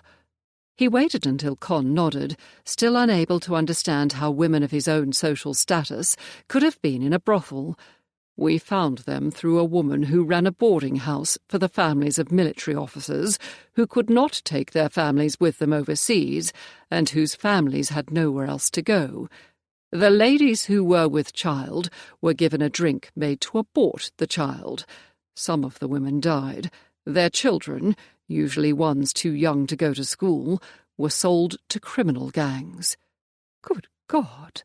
Con felt as if his breath had been sucked out of him, as if Jackson himself had landed a punch in his stomach. Of course, he knew not all women in the profession wanted to be there. Still, that was better than being on the streets. Yet, for ladies to have suffered in such a way was unbelievable.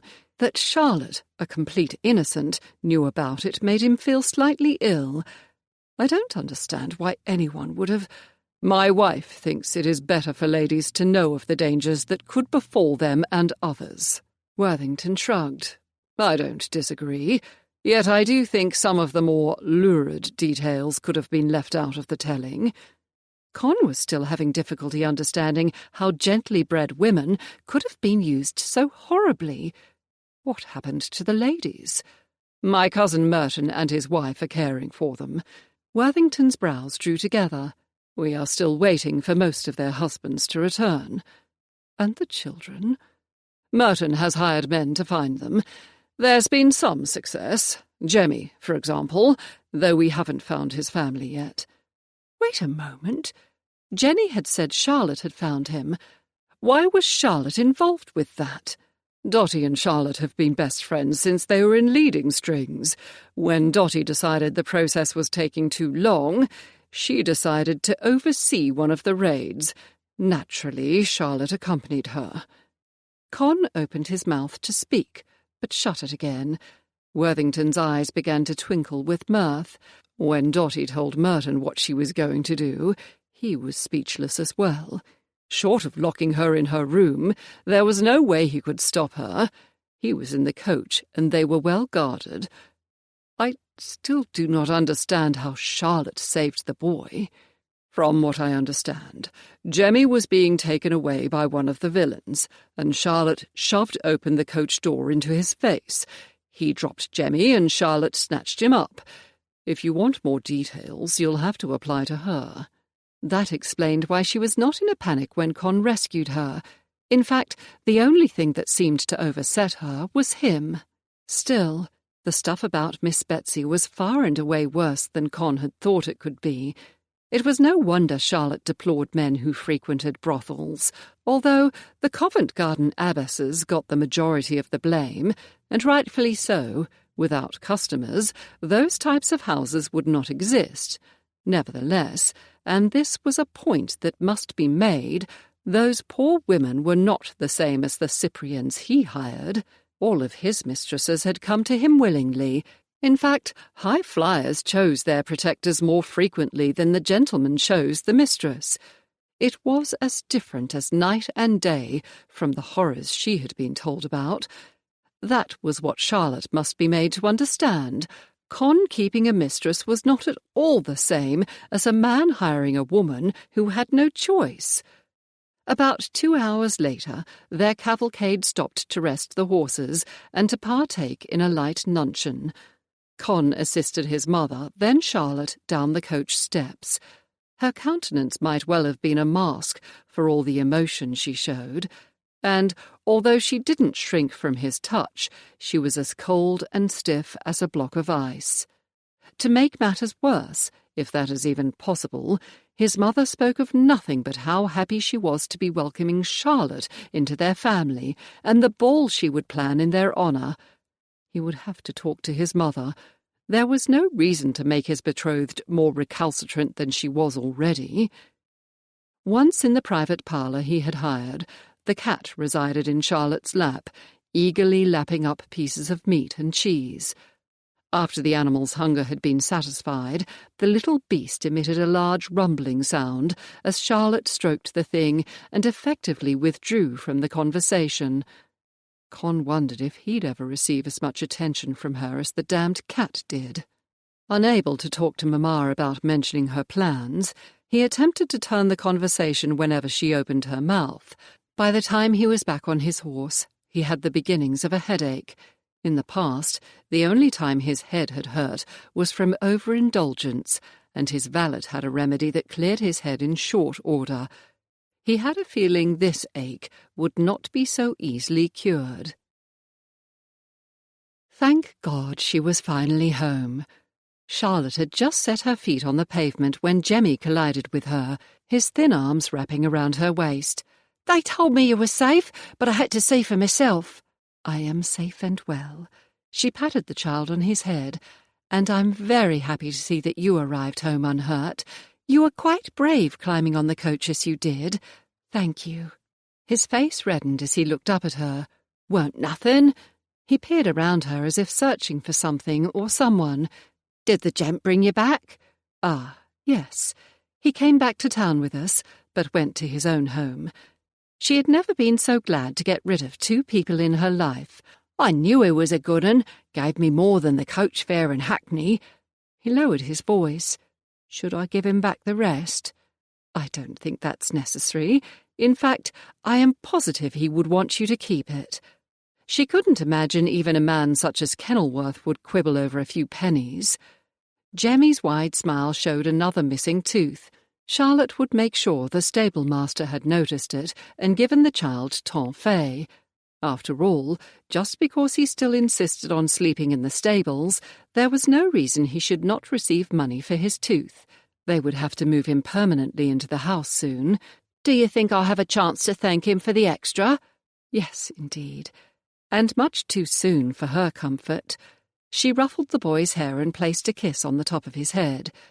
The next thing she knew, Jemmy was joined by her sister, Mary, her best friend, and Matt's sister, Theo, and the rest of the children. The noise level rose until Matt ordered them all inside. "You may ask your questions in the house. Go on, all of you." The two youngest pulled her up the steps and down the corridor into the morning room, demanding to know everything that had occurred. Trays of tea and food arrived as the children settled themselves to hear the story. Philip, 8 years old, and her youngest brother, sat with Theodora, also 8, and Mary, 5. Matt's sister Madeline, aged 12, was in between the twins, Alice and Eleanor, also 12 years of age. His second eldest sister, Augusta, who was 15, and Charlotte's brother Walter, 14, took chairs on either side of Charlotte. The only one missing was their brother Charlie, Earl of Stanwood, who was attending Eton. After a brief moment of silence, the questions started, and Charlotte held up her hand to quiet them. "This will be much easier if you will allow me to tell you what happened. After that, if you have questions, you may ask them." Several minutes later, Augusta's brows drew together. "I really did not think the lessons we received would be of much use. Now I shall have to start practicing in earnest." "What lessons?" Alice, Eleanor, and Madeline asked as one. "Ones you will receive before you come out." Charlotte glanced at the others. "Are there any other questions?" Mary, sitting at Charlotte's feet, tugged her gown. "I was scared." As she pulled Mary into her lap, tears filled her eyes for the second time that day. "Me too," Theo said, making room for herself on Charlotte's lap. "Me 3. Philip stood next to Charlotte, placing his arm around her shoulders. "I was as well, but everything is fine now." She gave them each a kiss, then set Mary and Theo down and stood. "Let me wash the dust off me and see to Colette. We will speak again later." As Charlotte left the room, Walter strode with her down the corridor. "I'm glad you're safe. We were very worried about you." She would have drawn him into an embrace, but lately he had been eschewing them as too babyish. "Don't tell the others, but I was terrified." "I won't." Charlotte thought his posture became a little straighter. "I'm glad you confided in me." She was too. He was on his way to becoming a good man. She'd miss him when he joined Charlie at school in the autumn. A few minutes later, she set the basket down on the floor of her bedchamber before removing her bonnet and throwing it on the dressing table. Colette poked her head up and, after realizing she was finally home, hopped out of the basket and went behind the screen. Finally with her family again, it was the first time Charlotte had felt completely safe in days. The thought stopped her. It was not the truth. Before she had known who Kenilworth was, she had felt safe with him, safe enough to fall asleep against him and let him kiss her. She yanked off her gloves, throwing them on the table. All that proved was that she had been tired and was a much worse judge of character than she'd previously thought. If only she had waited for her footman to catch up with her, or not gone at all. Charlotte took a large breath. There was nothing to be gained by rethinking over and over again what had happened or what she could have done to change the results.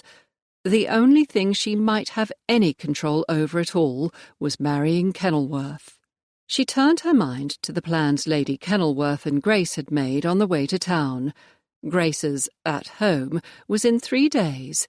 Between now and then, Lady Kenilworth, Grace and Charlotte would spend the days making morning visits, presenting what her sister called a united front.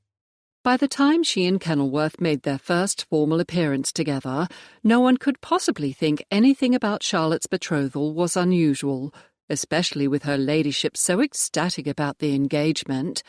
That, though, had brought up the question of how they had met. Naturally, the truth would not do. After much discussion, it was decided they would say Matt had introduced them. Considering her sister Louisa and Louisa's new husband Gideon had met in Matt's study, that was the simplest solution. Next was the problem of the gentleman himself.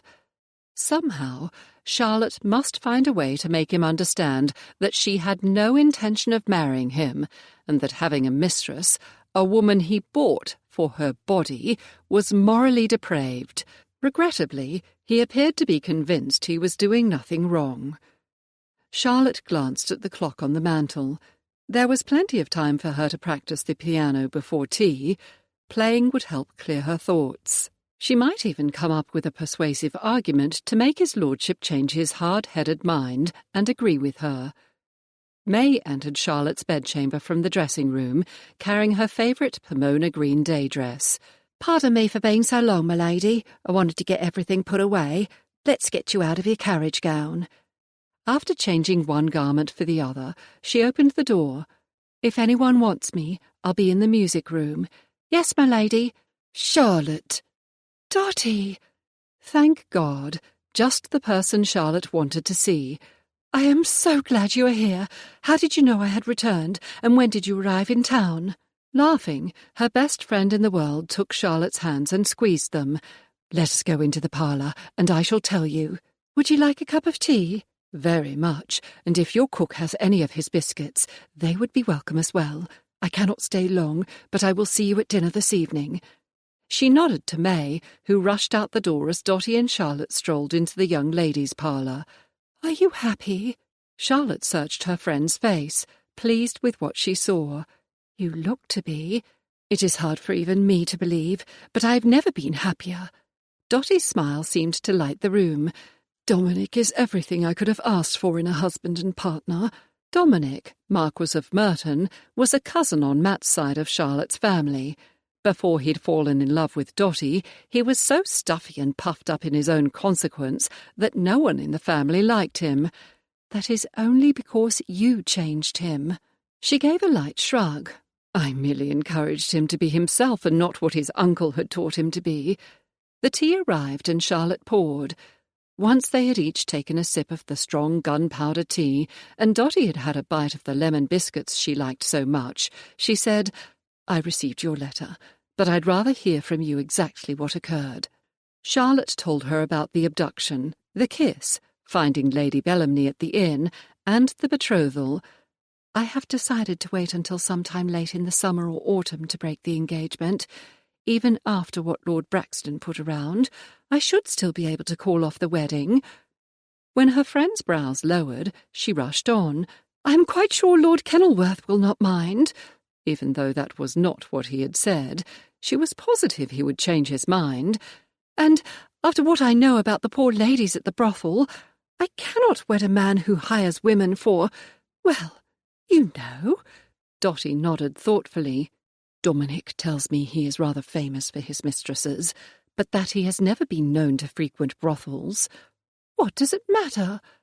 Dotty's answer took Charlotte by surprise. And why was her friend not agreeing with her? "As far as I see, one is much the same as the other." "Are you concerned he will continue to keep a mistress after he marries?" The question stopped Charlotte mid-sip. "I have given it no consideration at all." A few moments passed in silence, then Dotty set her cup down. "Do you remember our discussions about Dominic? How his political views and his votes in the Lords were causing much suffering among the poor?" "Yes, and you said you could never marry a man who believed as he did." "Precisely. Then he began to realise the misery he caused others." Reaching out, Dotty took Charlotte's hands again. "Do you not think Lord Kenilworth could change his views as well? Perhaps he could be made to see how wrong his thinking is." Her friend gave a sly smile. "You did enjoy the kiss, and from what I hear he is quite handsome and eligible." She had, and he was. Maybe, if he could admit he was wrong, she could reconsider him. But Kenilworth was so sure of himself. He was worse than Merton had been. "I have tried. He will admit that there might be some women who do not like their trade, but only in brothels. He is totally convinced that courtesans enjoy what they do, and nothing I have said thus far has changed his mind. In fact, he thinks I am being naive in my beliefs, and they have no merit. In that case, you must find a way to change his point of view. Show him, as I showed Dominic, the harm he is causing. But how? Charlotte wanted to wail. Talking to him was like banging her head against a stone wall. You'll think of a way. Dotty grinned. There are few ladies more clever than you. She tilted her head toward the door. I shall leave you before Dominic invades. I'll see you out. After saying farewell to Dotty, Charlotte finally made her way to the music room. The moment she set her hands on the keys, the strain she had been under seemed to melt away. As she expected, her mind was able to open, ideas flew around her head, and she found the perfect solution to her most pressing problem. Chapter 12. An hour later, Charlotte lifted her hands after the final notes of a divertimento by Johann Baptist Kramer. For a brief moment there was silence, then a slow clapping began. "Excellent, my lady." She had not expected to hear that voice for another day at least. She rose from the piano bench and curtsied as he bowed. "Lord Kenilworth, what a surprise." "Ah, and from the look on your face, not a pleasant one. I do apologize for interrupting you." I had just finished the piece. She tried to retain the sense of calm she'd had while playing, as she sat back down on the bench and indicated he should take a nearby chair. It was unfair and unwanted that his mere presence seemed to provoke such a strong response in her. He sauntered forward, and Charlotte could not help but notice how well he looked in his dark blue jacket and biscuit-coloured pantaloons. His dark hair, fashionably cut, curled slightly. Everything about him gave the impression of a wealthy, important peer. Only the slight shadow in his eyes, as if he was uncertain around her, belied his confidence. Well, good. Let him be wary of her. "Did my brother invite you to join us for tea?" "No." Lord Kenilworth stared at her for a few moments before finally lowering his long, elegant frame onto the chair. "I thought we might speak about a topic of interest to both of us, a subject about which we must come to an agreement, and the sooner the better." "If you have come to discuss our so-called betrothal, I wish you would not," Charlotte said, returning his steady gaze. "I will do what is expected of me for the rest of the season. That must be good enough." "I am sure you will. Yet I have not come about our betrothal, but about your reason for not wishing to wed me." For the love of God, the man was impossible. "We have been over this before, my lord. Until you can admit you are mistaken about how any woman feels about selling her body, we can have nothing further to discuss." Charlotte's bountiful breasts rose as she took a deep breath. Her hands clenched. Her face was a portrait of outrage.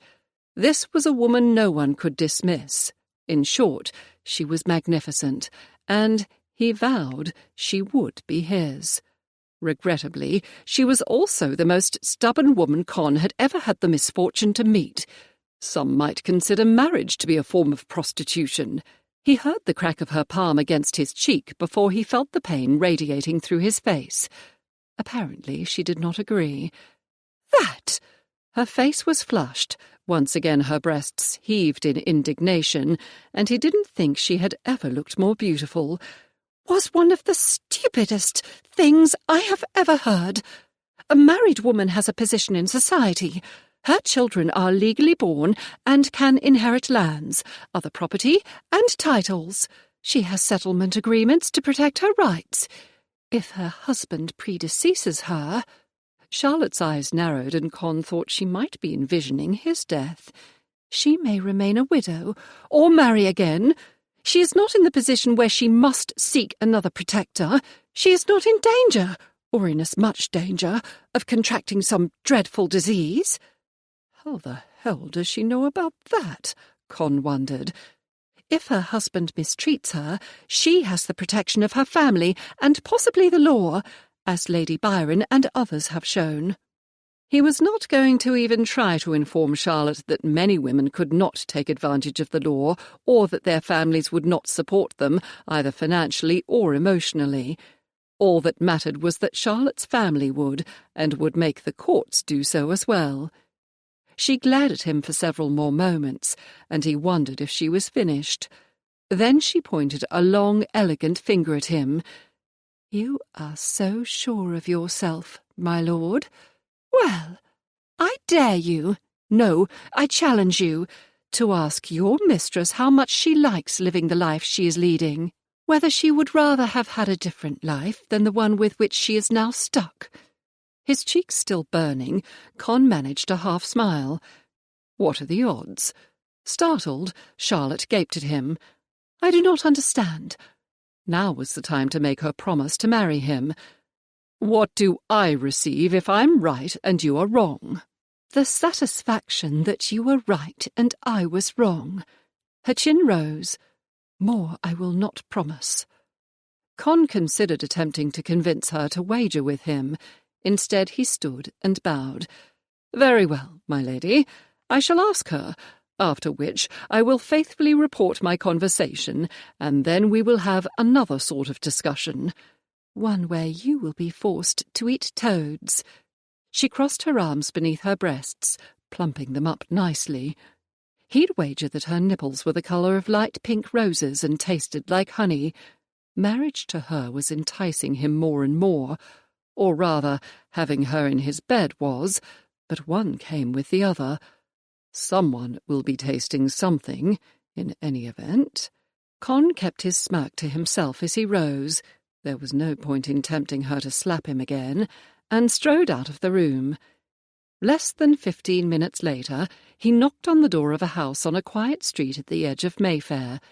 He had bought the townhouse for Amy about a month after he had hired her.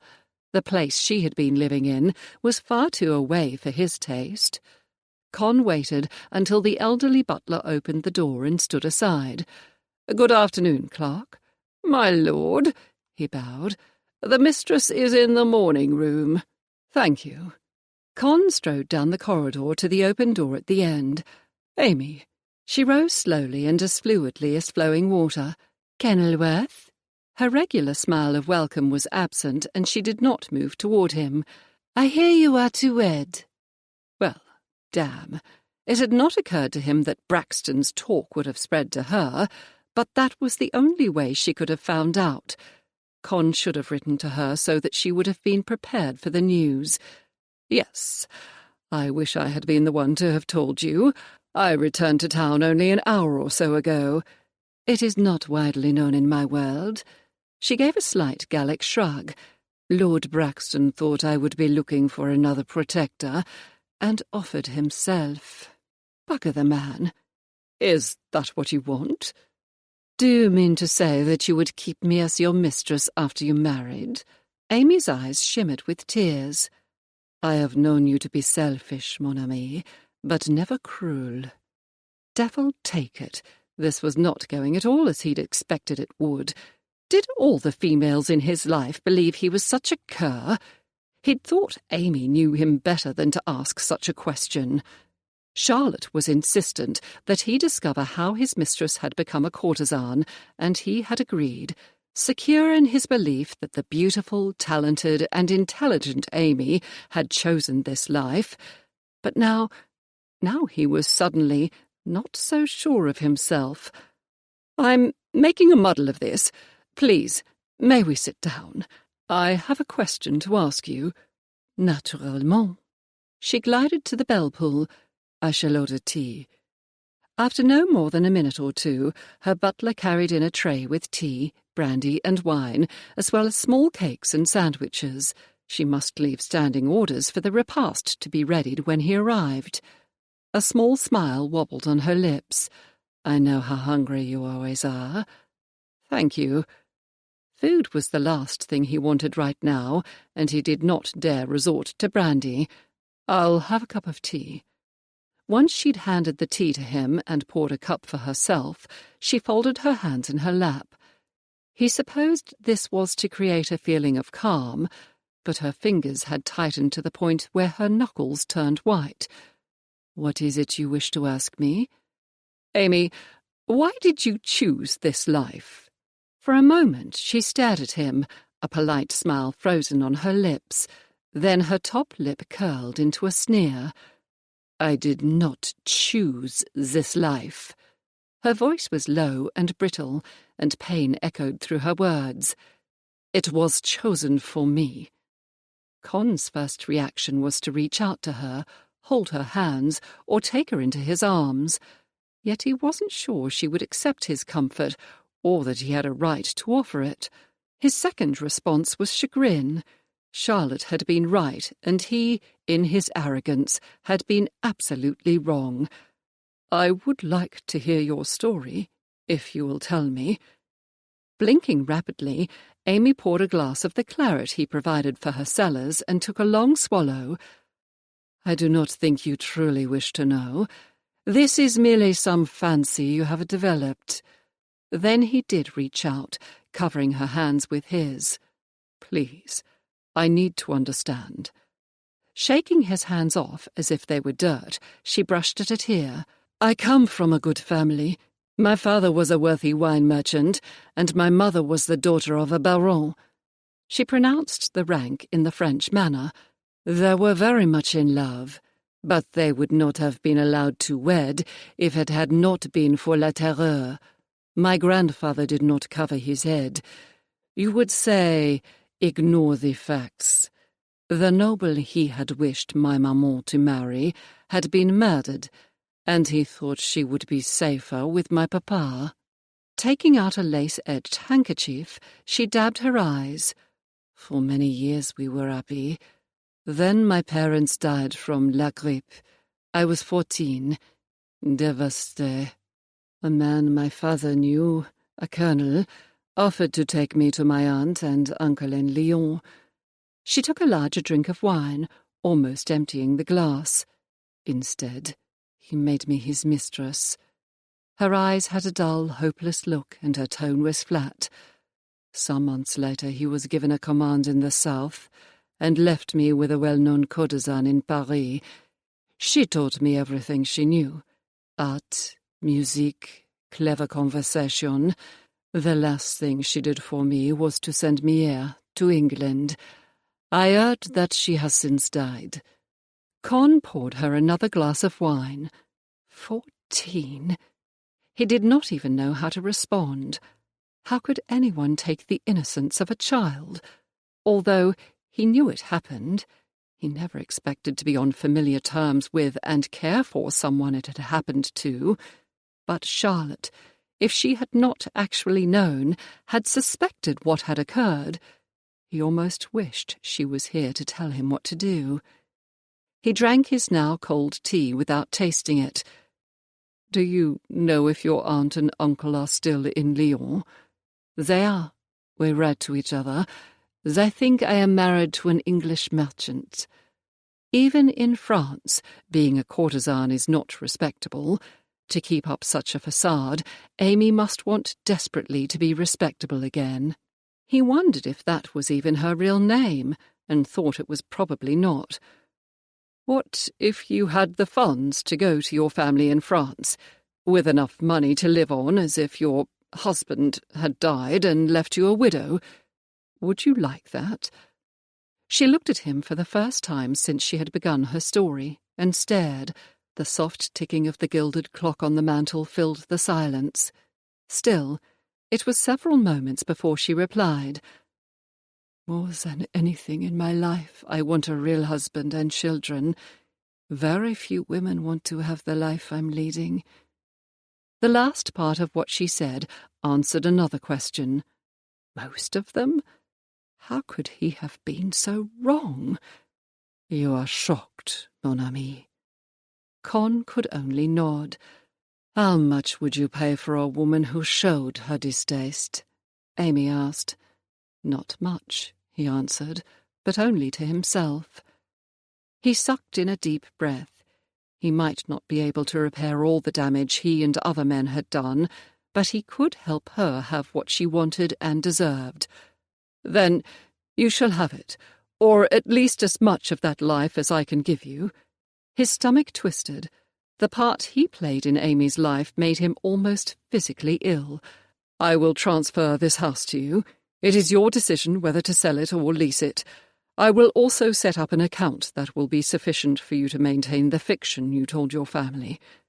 The sick knot that had developed in his stomach began to unwind as he mentally reviewed the steps needed to accomplish his goal, and he smiled.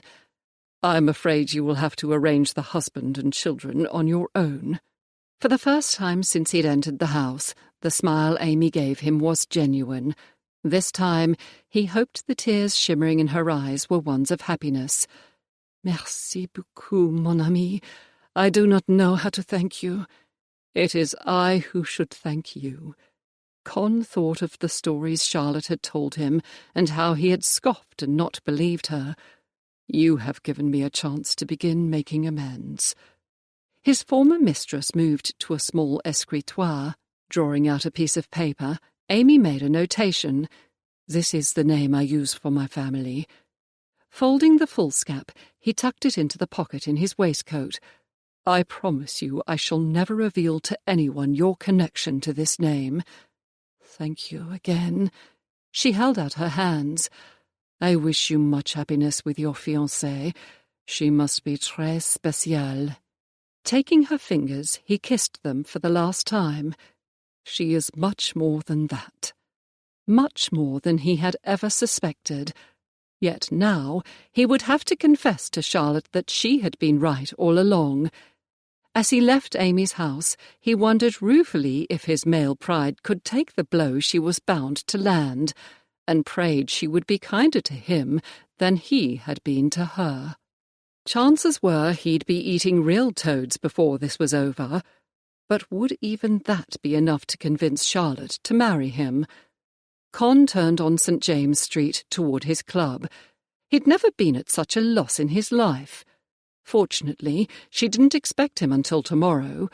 For the rest of the day, he'd simply forget about it and enjoy convivial companionship and a bottle of Brooks's excellent brandy.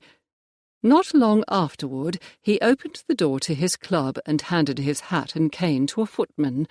The club's master bowed. "Good day, my lord. May I felicitate you on your betrothal?" Hell, rumours be damned. The news was all over town. "Thank you, Smithers. Perhaps a bottle of brandy to celebrate." "As you wish, my lord." He bowed again before snapping his fingers at a footman. Con had no sooner sat down with his glass of brandy when a friend of his, Lord Endicott, strolled up. "You're a sly dog, Kenilworth, snatching up Lady Charlotte when Harrington is still in the country." What the devil did that pup Harrington have to do with Charlotte? "I beg your pardon." Endicott's brows rose at the same time his jaw dropped. "You mean you didn't know?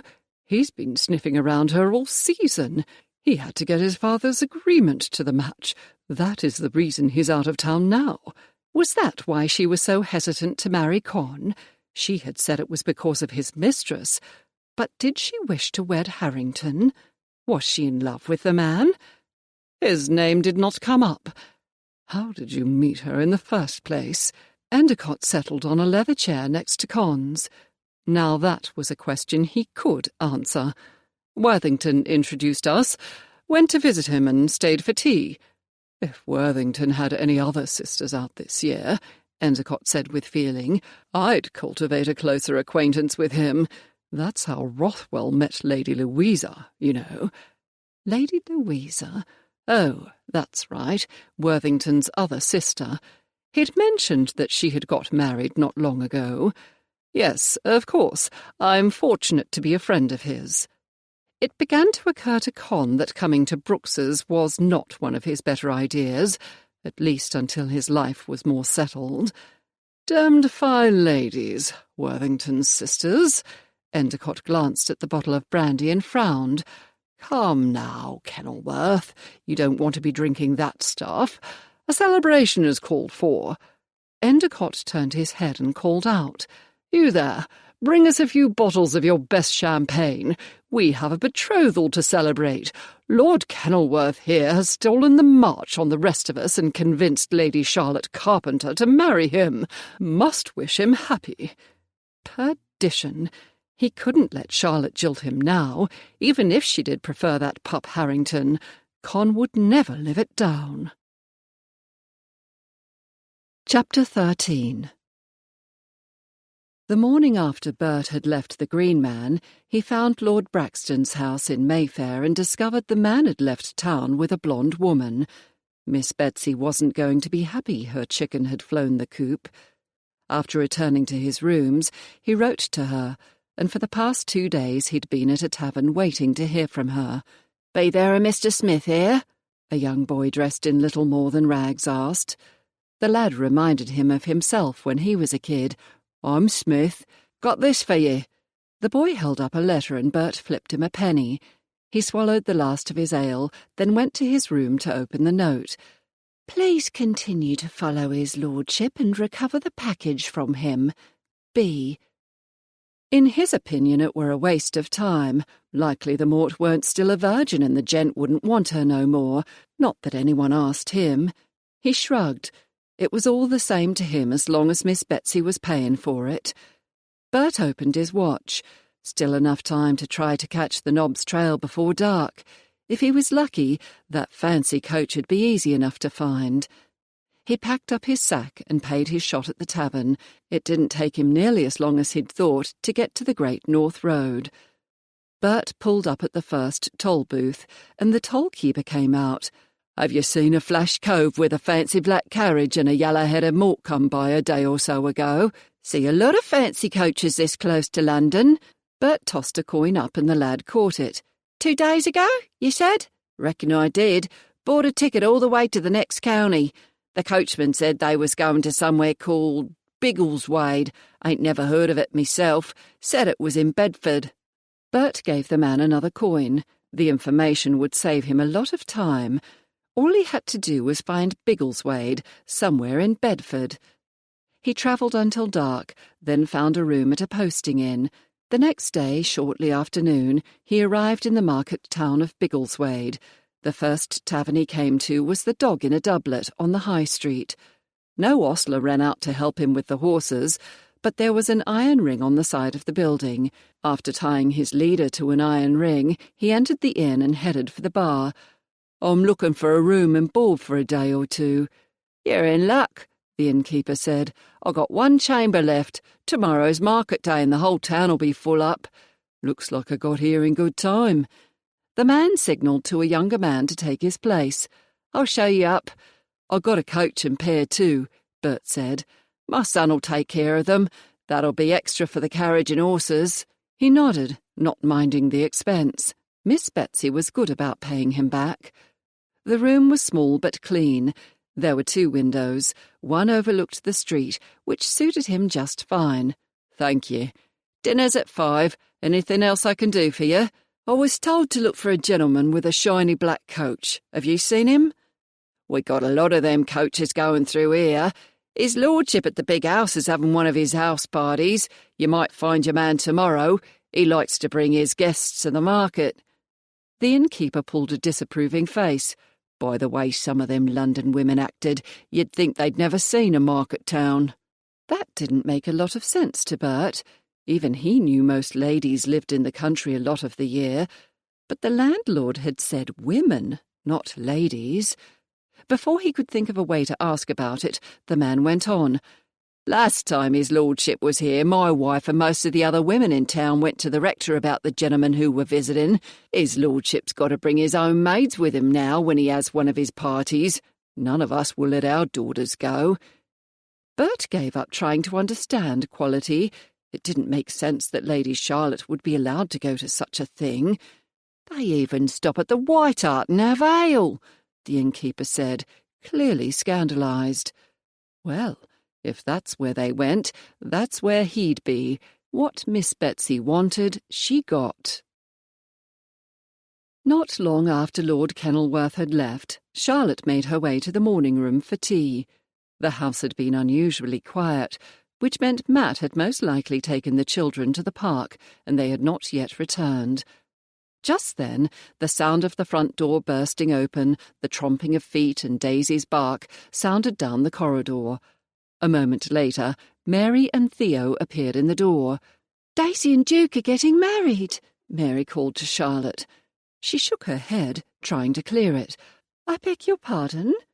We're going to have the wedding tomorrow," Theo confirmed as she and Mary held hands and danced around the room. "We're going to make Daisy the most beautiful bonnet ever." Alice grinned, while Eleanor and Madeline nodded excitedly. "I have a feeling I've missed something," Charlotte said more to herself than anyone else. Augusta came up beside her and whispered, "Daisy has gained weight in her stomach. Theo and Mary noticed it when we were at the park." The mystery cleared. "Puppies, that's what Matt thinks."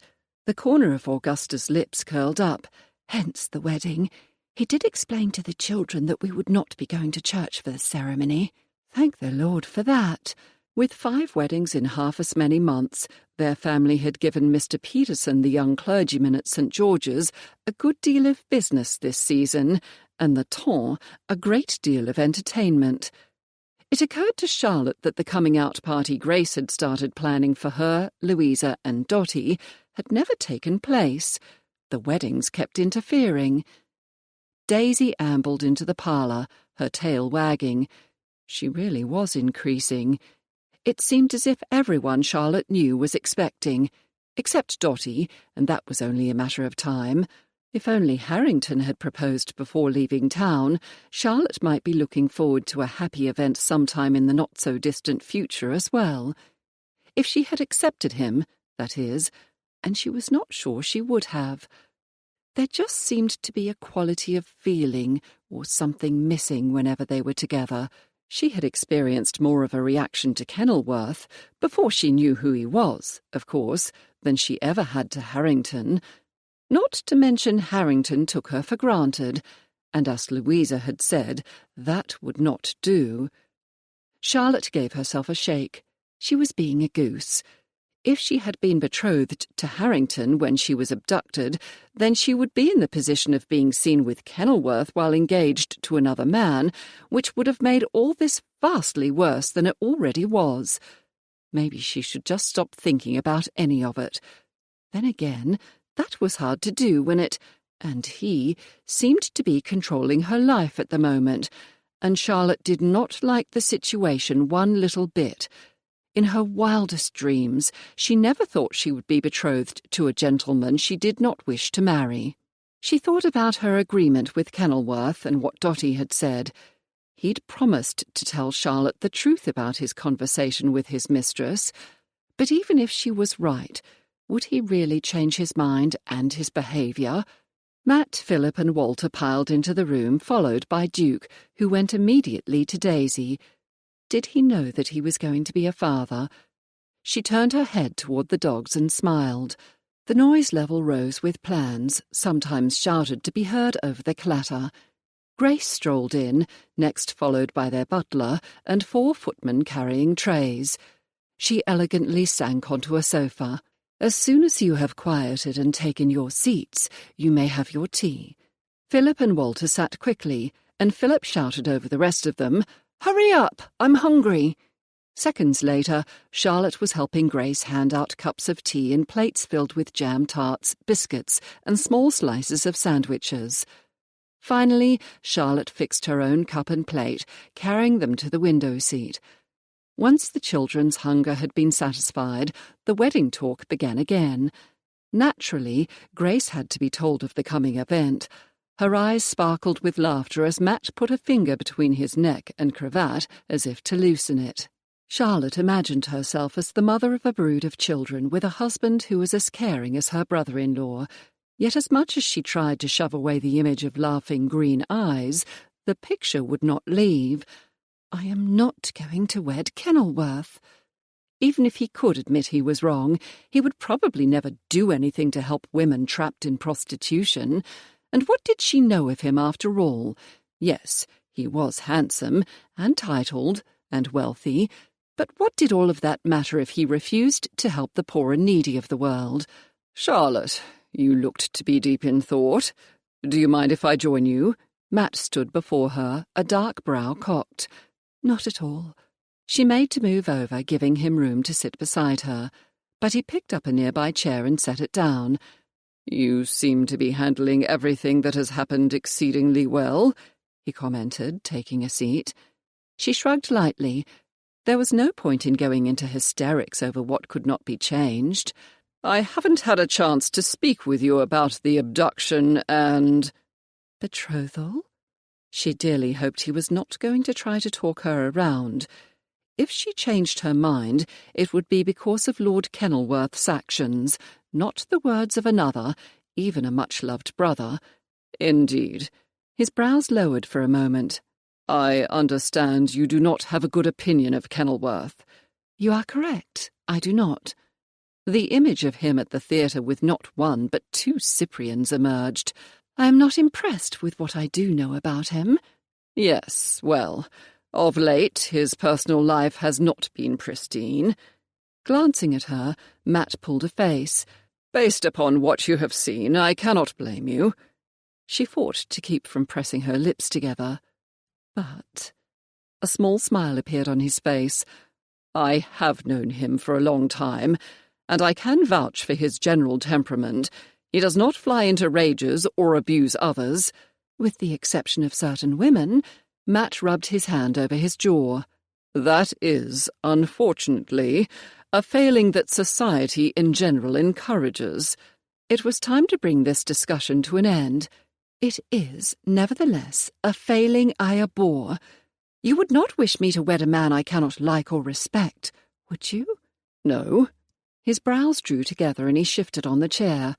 "Allow me just to say that at first Grace did not think I could be trusted with the children, and none of us thought Merton could or would change." Charlotte nodded, accepting the truth of both statements. "I flatter myself that Grace is now happier than she has been in a very long time." Charlotte could not argue with his statement. She had not seen her sister as contented and joyful since before their parents died. Go on. "Kenilworth might not be as bad as you think. At least politically, he is much more liberal than Merton is even now." Matt rose, replacing the chair against the wall. "When you come to know him, if you are still of the opinion you cannot marry the man, I will stand by you." "Thank you." That was much more than she had expected. Then again, she should not have been surprised. Unlike many fathers or guardians, he wanted all of them to marry for love. I shall try to be fair-minded. "That, my dear sister, is all I ask." 3 hours later, well before the family would gather in the drawing-room before dinner, Charlotte was once again sitting at the piano. She finished the movement and looked up to find Dotty sitting quietly not far from her. "I did not wish to interrupt you. From your choice in music, I take it you are still quite aggravated." Only Dotty would know that Charlotte's favourite piece to play when she was upset was Mozart's Piano Sonata No. 12, even if her friend never could remember the name of it. "Lord Kenilworth came by after you left." "Aha! Did he upset you?" Charlotte couldn't stop from frowning. "We argued again, and this time I told him to ask his mistress if she liked being a courtesan." "Oh, my!" Covering her lips with her hands, Dotty started to laugh. "I do so wish I could have been listening at the keyhole. What did he say?" "That I was wrong, naturally." Charlotte rolled her eyes, glad her older sister wasn't there to see her. "He said he would ask his mistress, just to prove me I am wrong. He must really think he's right." "Exactly," Charlotte grinned. "I told him he'd be eating toads." Her friend went off into another peal of laughter. After a few seconds, she took out a handkerchief and blotted her eyes. "I imagine he shall have to. You have not heard from him since he left?" "No. He said he would come here tomorrow and tell me the result of his conversation." Cocking her head to one side, Dotty asked, "Do you know that never once have you doubted he would tell you the truth?" She was right. He had never struck Charlotte as being untruthful. "He is so blunt I never considered he would not be honest with me. Well, that is one thing in his favour," her friend prodded gently. "I suppose it is." She could begin keeping a list of his good and bad points, if only it was that simple. "My doubt is that anything can change his mind. Even so, he has a long way to go before I could look favourably upon his suit." "I cannot blame you for your scruples or caution. Marriage is, after all, forever." Suddenly her friend's face seemed to light up. "I wanted to tell you first. Dom and I are expecting a baby, sometime in late January or February." "Oh, Dottie!" Charlotte jumped up from the bench, almost knocking it over to embrace her friend. "I am so happy for you." "It is early days," Dottie said, returning Charlotte's hug. "But I have no reason to think the pregnancy will not be successful. However, we have decided to tell only our particular friends and close family until I am further along." "I am surprised Merton is not hovering over you." "He would be if I let him." Grinning, she shook her head. "As it is, I have had to promise not to tire myself, not to ride horseback, not to go anywhere without 2 footmen in attendance, and to only dance with him." "Only dance with him?" Charlotte whooped with laughter. "The poor man. He would probably carry you everywhere if he could." "I absolutely forbid you to give him any ideas," Dottie said sternly. "He is quite capable of doing that himself." Still laughing, Charlotte glanced at the mantel clock. "We had better join the others, or he will come looking for you." "You're most likely right." Dottie rose, a smile tilting her lips. "He is carrying this a bit too far, but I love him for it." Linking arms, they left the music room. "I think he was extraordinarily lucky to have found you." "And I him." Dottie squeezed Charlotte's arm. "I have faith you will find the love of your life as well." "I hope you are right." When they arrived in the drawing-room, Matt was already pouring glasses of champagne and lemonade and handing them around. "There you are. We were about to come find you." He gave goblets to her and Dottie as Merton slid his arm around his wife. Matt held up his glass. "To our family and the next generation." Charlotte held up her goblet as well. She could not be more pleased for her friend, but at the same time wondered when she'd be able to celebrate her pregnancy. Yet first she needed a husband, the right husband, which was turning out to be more problematic than she had thought it would be at the beginning of the season. Chapter 14. Con arrived at Stanwood House at 10 o'clock the next morning. He was not looking forward to the drubbing he was certain to receive from Charlotte, and slowed his steps going up the stairs to the front door. He was a little surprised when the door was not immediately opened, as it had been previously, and he'd had to ply the knocker. He was also not pleased that a younger footman was in charge of taking his hat, gloves, and cane. Where the devil was the butler? "I have come to see Lady Charlotte." "Follow me, my lord. The family is in the garden for the wedding." Wedding? To the best of his knowledge, Charlotte was the only young lady of marriageable age not already wed. Had Harrington returned with a special licence? He could go to the devil if he had.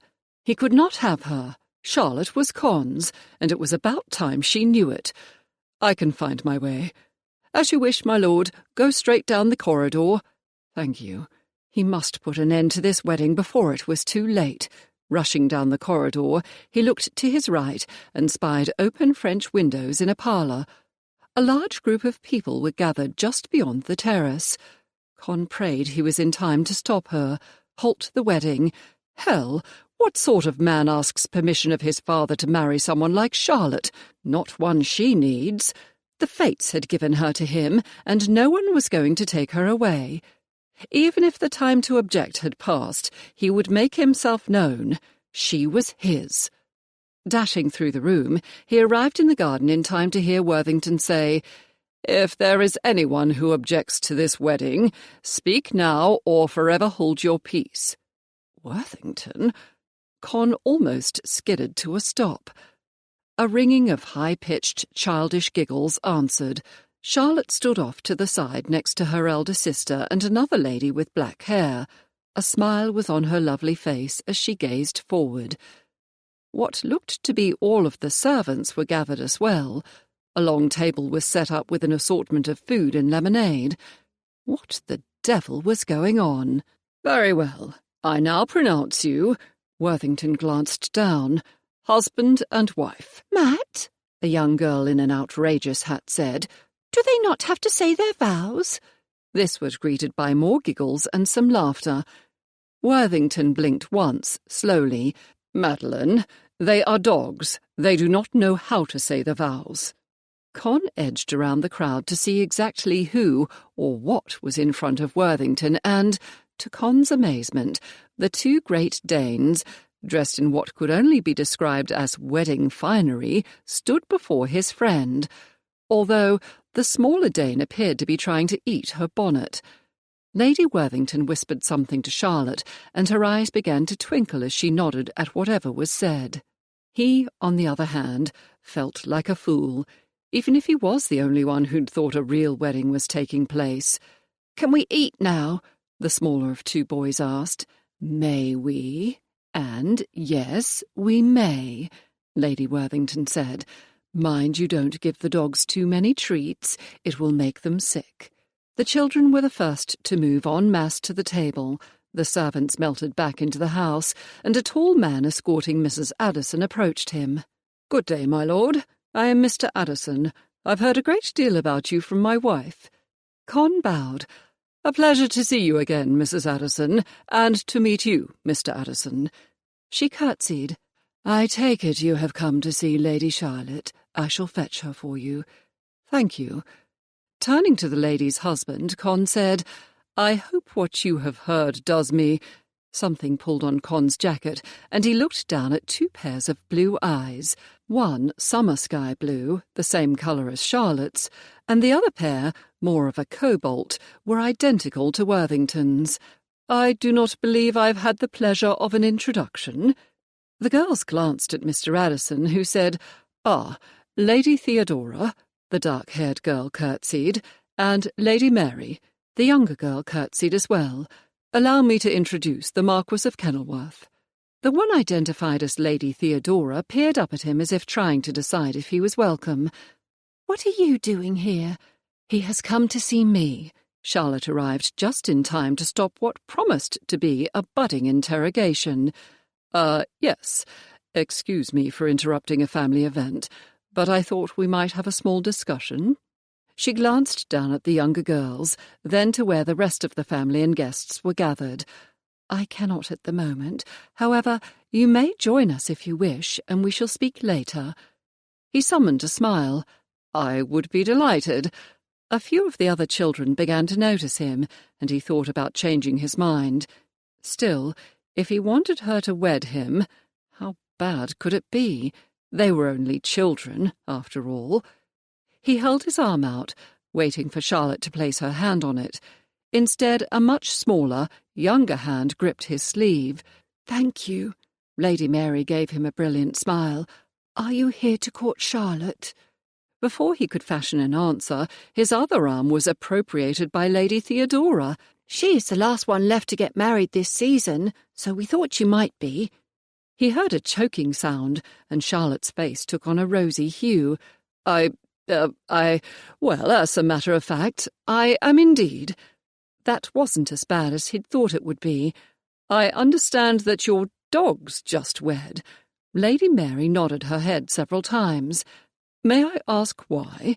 "So they can have puppies," Lady Theodora answered.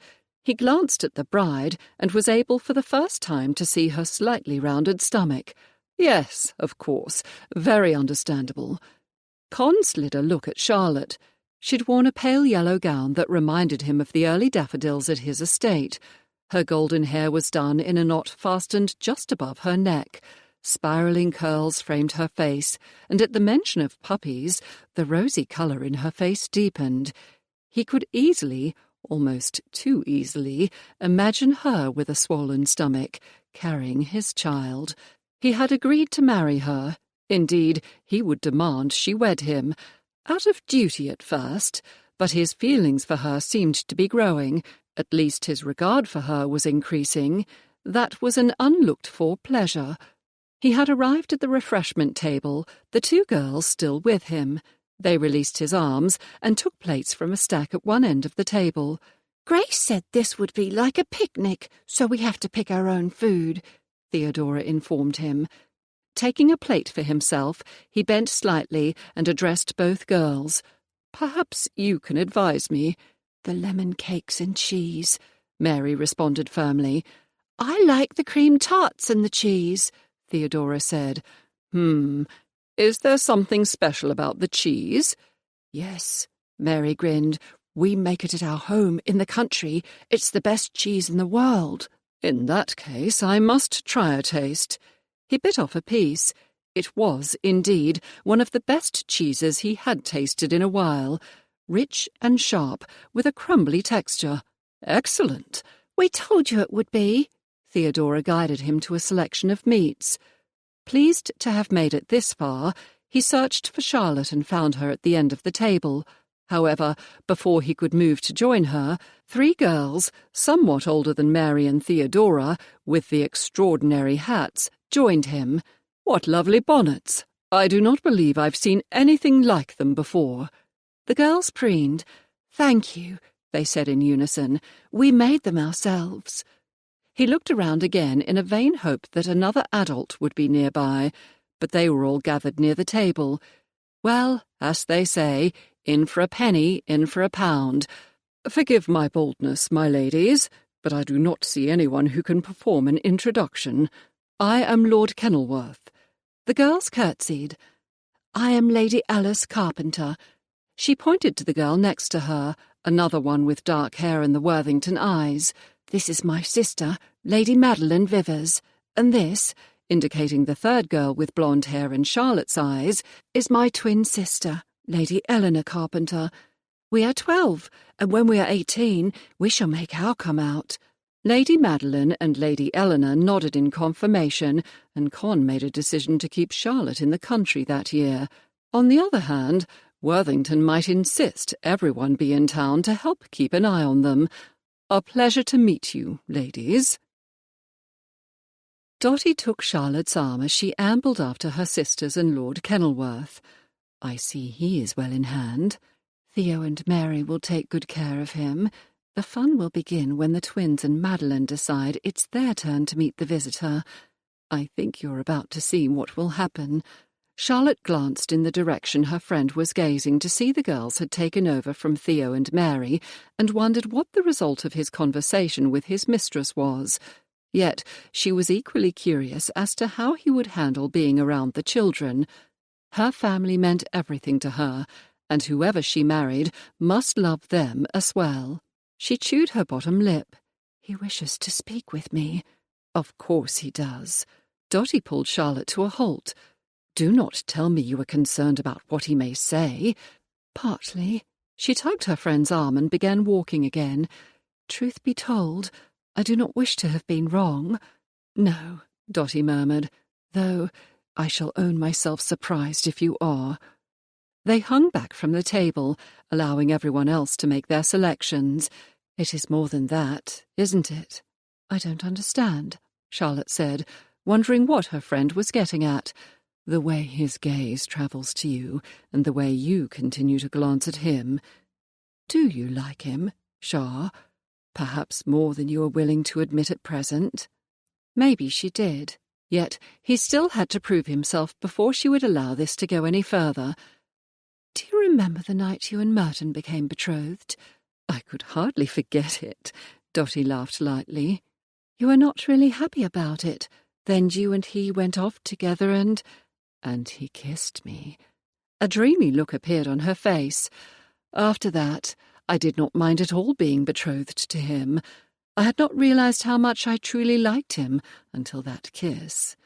"I don't want that to happen to me."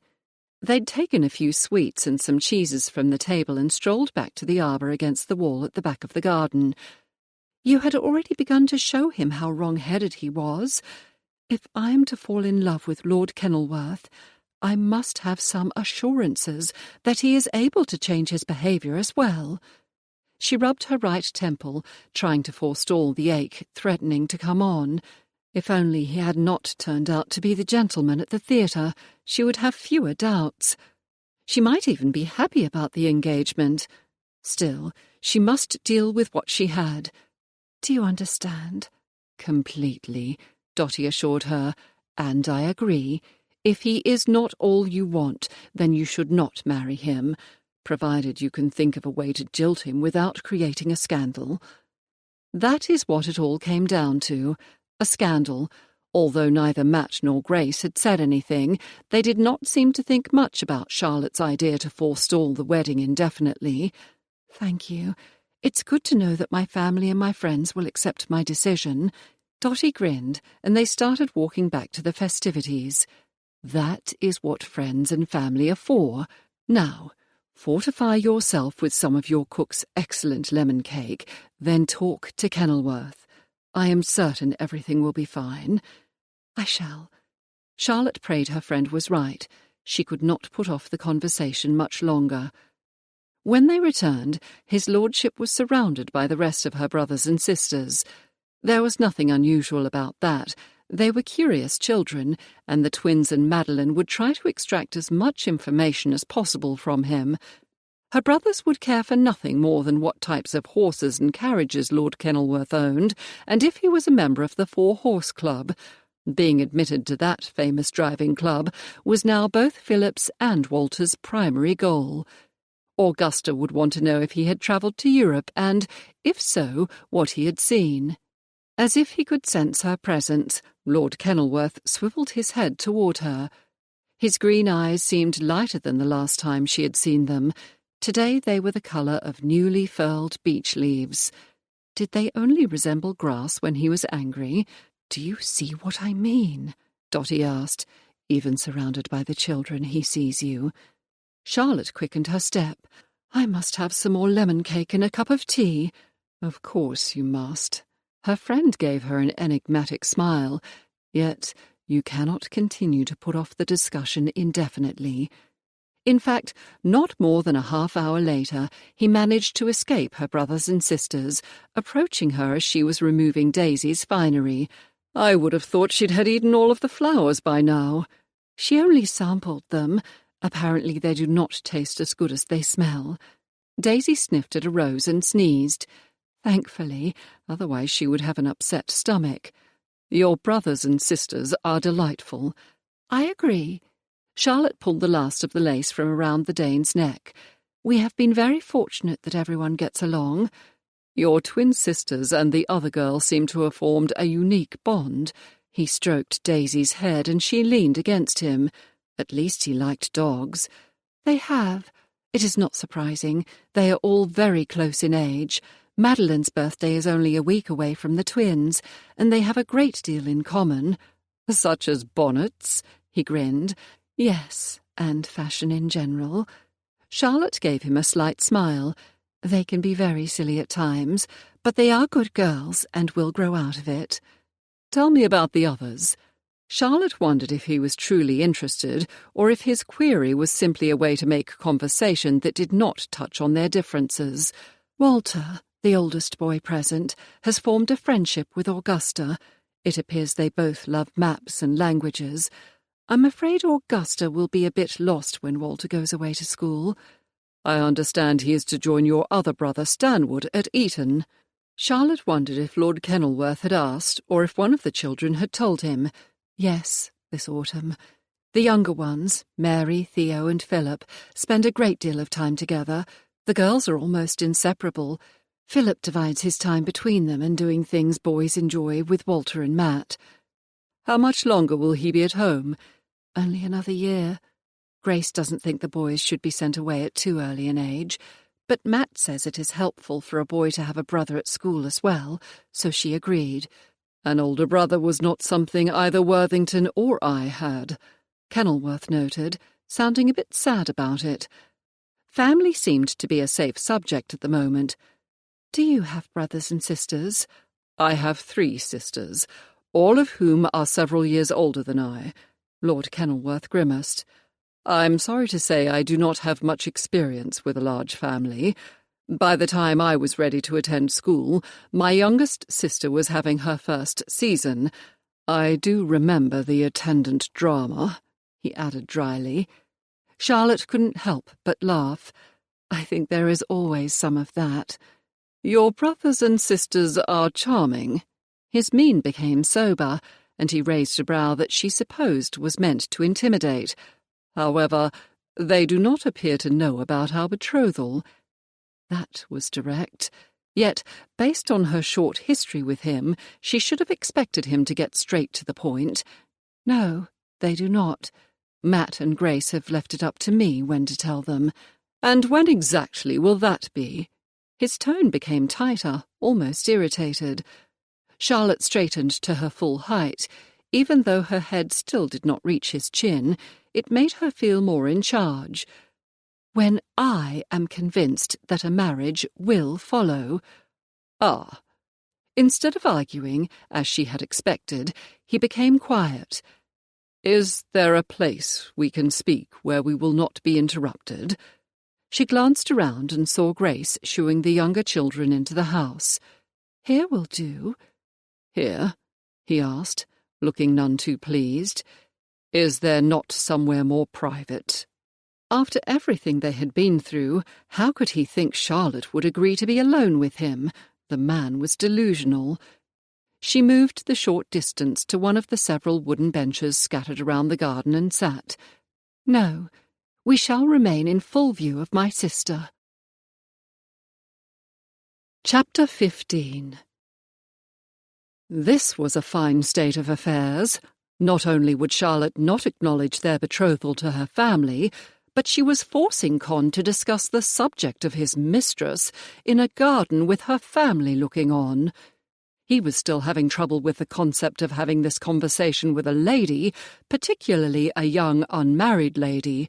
He had taken himself to task for allowing her to goad him into mentioning demi-reps previously. Of course, if he had his way, she would not be unmarried much longer. The more he discovered about Charlotte, the more convinced he became that she was exactly the lady he wanted to wed and bed. He glanced back at the house. Worthington and his wife were sitting at a table on the terrace. Not the whole family, but Charlotte and Con were to be well chaperoned, as if they were not already betrothed. Damn. He may as well get this over with. "I did what I said I would do, and spoke to my former mistress." He hoped she would notice his use of former. Her hands rested in her lap as she gazed up at him. Her blue eyes were so unguarded, Con thought he might be able to see her soul.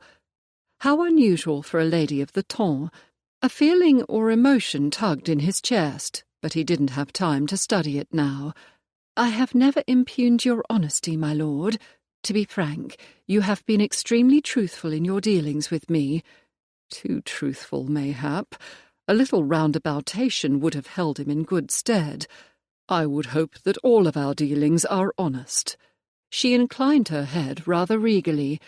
"Well, as I was about to say, I did what we agreed and asked my— drat it, he couldn't keep using the term mistress— the woman I have been dealing with, if she—" Suddenly there was a blockage in his throat that needed to be cleared, and he coughed.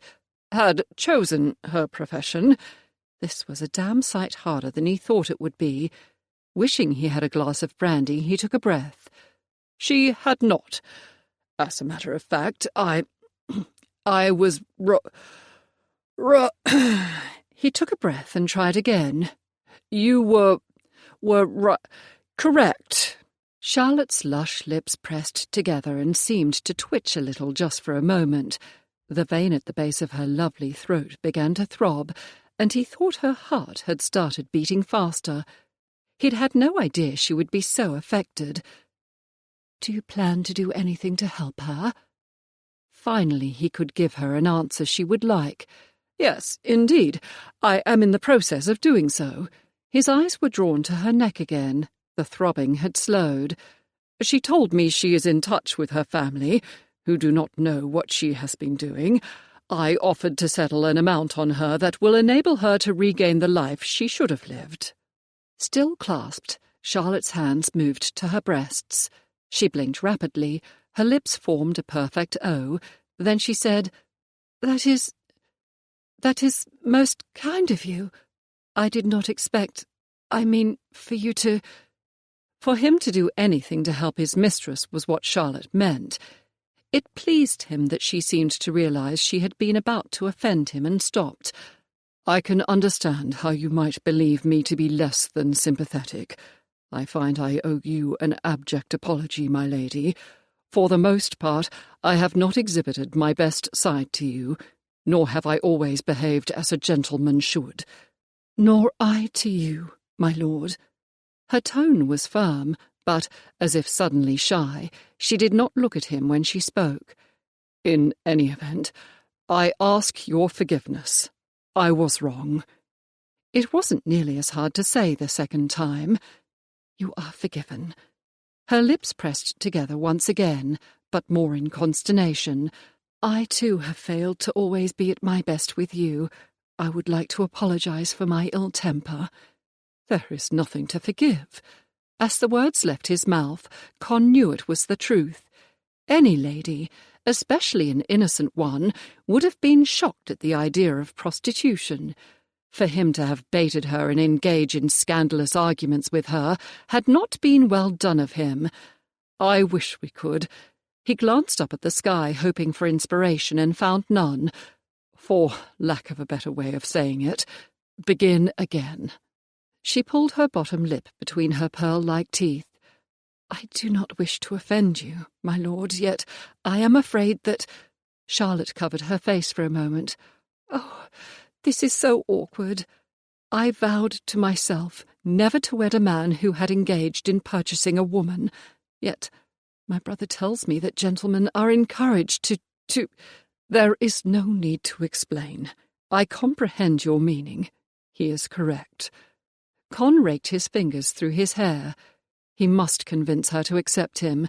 The thought of being jilted was too much to stomach. Hell, he'd almost made a fool of himself trying to stop what he'd thought was her wedding. "Perhaps if I were to court you, and we came to know each other, you might look upon me more kindly." Her hands were still, but her dark blonde brows drew together, causing a fine line to form. The thought came to him that he would always know where he stood with her. She stared at her tightly clasped hands before gazing up at him. "Very well. You may court me. However, I have one request. If we decide we do not suit, you will release me from our betrothal." Never. The more he was around her, the greater his conviction that she would make him a perfect wife, marchioness, and mother to his children, not to mention the damage to his pride if she rejected him. Of course. For the first time since she had discovered who he was, she gave him a real smile, and it was just as beautiful as the one he remembered. "In that case, I shall save you a dance at Lady Pennington's ball." 2 dances. He could not stop himself from asking for more. Both waltzes, and one of them the supper dance. Her steady blue eyes regarded him for several moments, and his cravat seemed to grow tighter. "As you wish, my lord." As pleased as he was with her decision, he resisted the smug smile trying to form on his mouth. And 2 days was too long to go without seeing her. Until then, tilting her head to one side, she again drew her well-shaped brows together. "I shall have to think of something." No, he'd think of something, and damned fast, too. He must strike while she was being so amenable. "Would you like to join me for a carriage ride in the park this afternoon?" "Lord Harrington to see Lady Charlotte," a sonorous voice announced. Con glanced at the terrace and almost swore. What in the name of all that was holy was that pup doing here now? Just as he was making progress with Charlotte. Well, he wasn't going to lose this game to that young fribble. Worthington and her sister were conversing with Harrington. "A ride this afternoon?" Con held his breath, waiting for her answer. Charlotte tore her gaze from the terrace back to Lord Kenilworth. His request had startled Charlotte as much as Lord Harrington's arrival. For some reason, she had not thought Lord Kenilworth would press his case so soon. If he thought she would simply fall into his arms, he was vastly mistaken. Still, she had made a bargain. Yet, what was she to do about Lord Harrington? Had he heard the talk, or did he expect to propose to her? This certainly made a bad state of affairs worse. "My lady," Lord Kenilworth said, his voice much calmer than the throb in his jaw indicated he was. First things first. She would deal with the gentleman in front of her now, and the other one later. "I would like that, thank you." She had almost said she'd be delighted, but they were being scrupulously honest with each other, and it would not have rung true. "It is entirely my pleasure." His lips tilted in a strange, lopsided smile, and she wondered what it meant.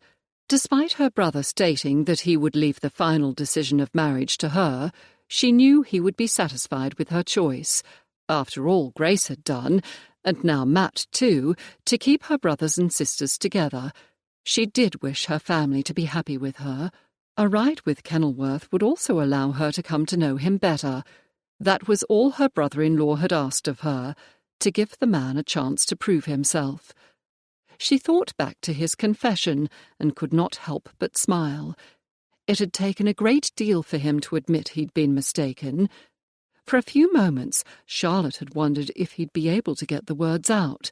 Yet it was what he had told her he'd done for his former mistress that had truly impressed her. How many men would try to make amends by attempting to give the woman back some of that which had been taken? Not many, she would wager. Wealthy, handsome, and titled. Could she now add compassionate to his list of positive features? The last would mean more to her than the first three qualities together. Much more. Well, time and a better acquaintance with him would tell. He held out his arm, and Charlotte placed her hand on it before strolling to the terrace with him. Dotty and Merton were gone, and the children as well. Only Matt, Grace, and Harrington remained. He rose as soon as she approached. "Lady Charlotte, I came to tell you I have just arrived back in town." Ignoring Lord Kenilworth, Harrington bowed, and for a moment she thought he would try to take her hand. "I have excellent news. I should, though, have written your brother, so that you would be expecting me." She cut a look at Lord Kenilworth, but a mask had slid over his features. "Well, you are here now. What is it you wished to tell me?" Harrington scowled slightly at Lord Kenilworth. "That will have to wait. Do you have a waltz free for me at Lady Hereford's ball?" She quickly brought the dance card to mind. There were 3 waltzes that evening. "Yes, the second one is free." He gave Lord Kenilworth, whose countenance showed nothing but well-bred boredom, another angry look, as if he knew who had requested the other 2 waltzes. Not knowing what else to do, she gave her other suitor a polite smile. Kenilworth took her hand and bowed over it. "Until this afternoon, my lady." "Until then, my lord." She curtsied. Grace glanced from Charlotte to Harrington as Matt escorted Kenilworth to the front door, leaving them with Lord Harrington. She took the chair on the other side of the small table, and her sister poured them both cups of tea. "I trust your father is in good health, my lord?" Yes, indeed." He took a sip of tea, then placed the cup down. "He has arranged a position for me with the Foreign Office." "How wonderful for you," Charlotte said. "Will you be in London?" "I shall be with Sir Charles Stuart, on the Continent." He grinned like a little boy. "I will join him as soon as I have matters here settled." She hoped for his sake that Napoleon would soon be sent back to an island. "That sounds very exciting." "I'm glad you think so," he said, looking contented with her answer. He remained for another 10 minutes as they discussed what had been going on while he'd been in the country. Their talk did not, however, touch on Charlotte's betrothal. Was he purposely avoiding the subject, or had he not heard? She debated saying something, but decided that as she had not made a decision, it was too soon. Aside from that, she had been interested in him. If he could show her that he was willing to try to win her affections, well, who knew what the future might bring? "Lady Charlotte," Lord Harrington said, "will you walk with me in the park tomorrow afternoon?" From the corner of her eye she saw her sister incline her head. "Thank you, I would be delighted." Shortly after Grace's butler, Royston, escorted Harrington out, Grace said, "I take it your conversation with Kenilworth went well?" "I believe it did." Charlotte remembered that her sister didn't know the task she had set for the man. She began to explain what had occurred the previous day. Her sister's brows rose. "My dear, that was quite bold of you." "Mayhap." She smoothed down her skirts nervously. "But do you not agree that it was necessary, especially after everything he had said?" "I suppose." The brows dropped and Grace's forehead wrinkled, as it did when she was in thought. "Under the circumstances, you made the right decision." Charlotte let out the breath she'd been holding. "Thank you." Then she giggled. "You should have seen him trying to tell me he was wrong. I thought he would choke on the words, and you will never guess what else he has done." "What?" Grace asked, sitting forward on her chair. "He is giving her the funds to start her life anew." "And that," she said sagely, "is what made you decide to give him a chance to prove himself?" "Yes." Charlotte was glad her sister understood and agreed with her. "Now we shall see about the rest. Because nothing is settled with Lord Kenilworth, I have decided to see if Lord Harrington is truly interested in me." "An excellent idea." Matt stepped onto the terrace and stood behind Grace, placing his hands on her shoulders. "It never hurts for a man to have a rival."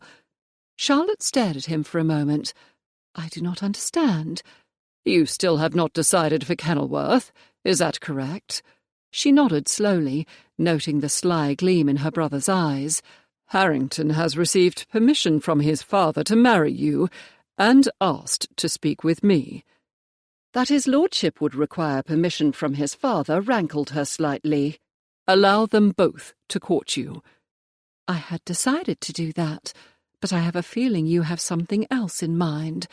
"A little competition can do wonders to focus a man's mind." "A competition over me?" Charlotte asked. "I do not know how that will help me decide." Her brother grinned. "You will." Before she could ask for clarification, Grace looked at her watch. "The rest of this conversation will have to wait. Charlotte and I must change. Lady Kenilworth is coming to fetch us in less than an hour." Rising, Charlotte followed her sister into the house. "What do you think about what Matt said?" "That my husband can be extremely astute about other gentlemen, particularly when one of his sisters or charges is involved. Take his advice, and we shall see what happens." It never occurred to her that two gentlemen might be interested in courting her. The thought that they would vie over her was a bit unsettling. On the other hand, it could be interesting as well. "I shall do as he suggests." Chapter 16.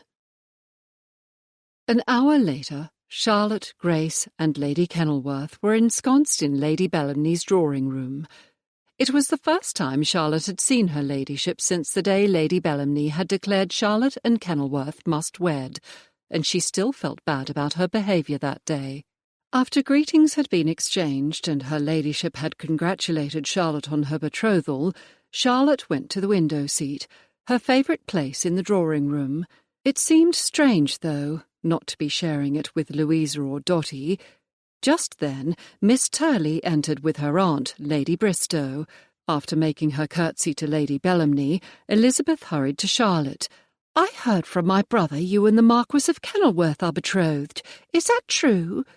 She had been dreading this moment, but confirming the information was easier than she'd thought. "We are." "Gavin said your brother introduced you." When Charlotte nodded, Elizabeth sighed. "I do wish my brother would have the sense to be acquainted with eligible gentlemen who have not been around all season. And so I told him when he asked why I had not found a husband as easily as you, Louisa, and Dotty had done." Charlotte laughed lightly. "Matt is a few years older than your brother. Still, I must say I agree with you. He should cultivate friends that are also eligible parties for you." "Exactly."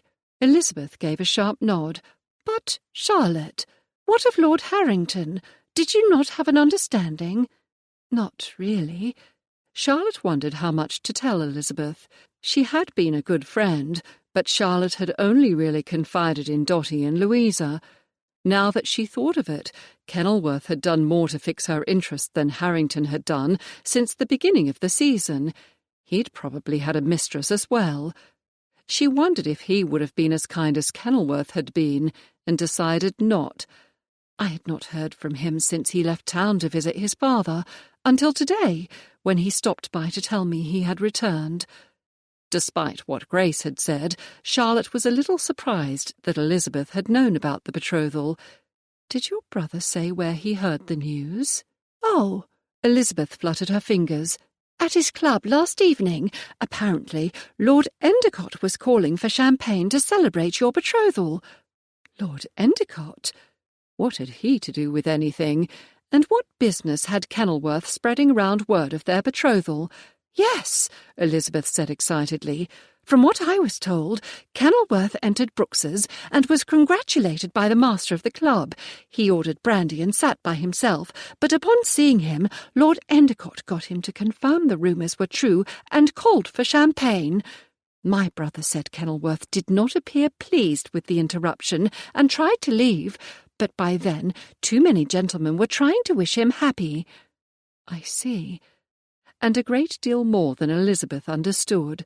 Lord Kenilworth would have already known his mistress's story, and was most likely wishing for some quiet that he would not find at home.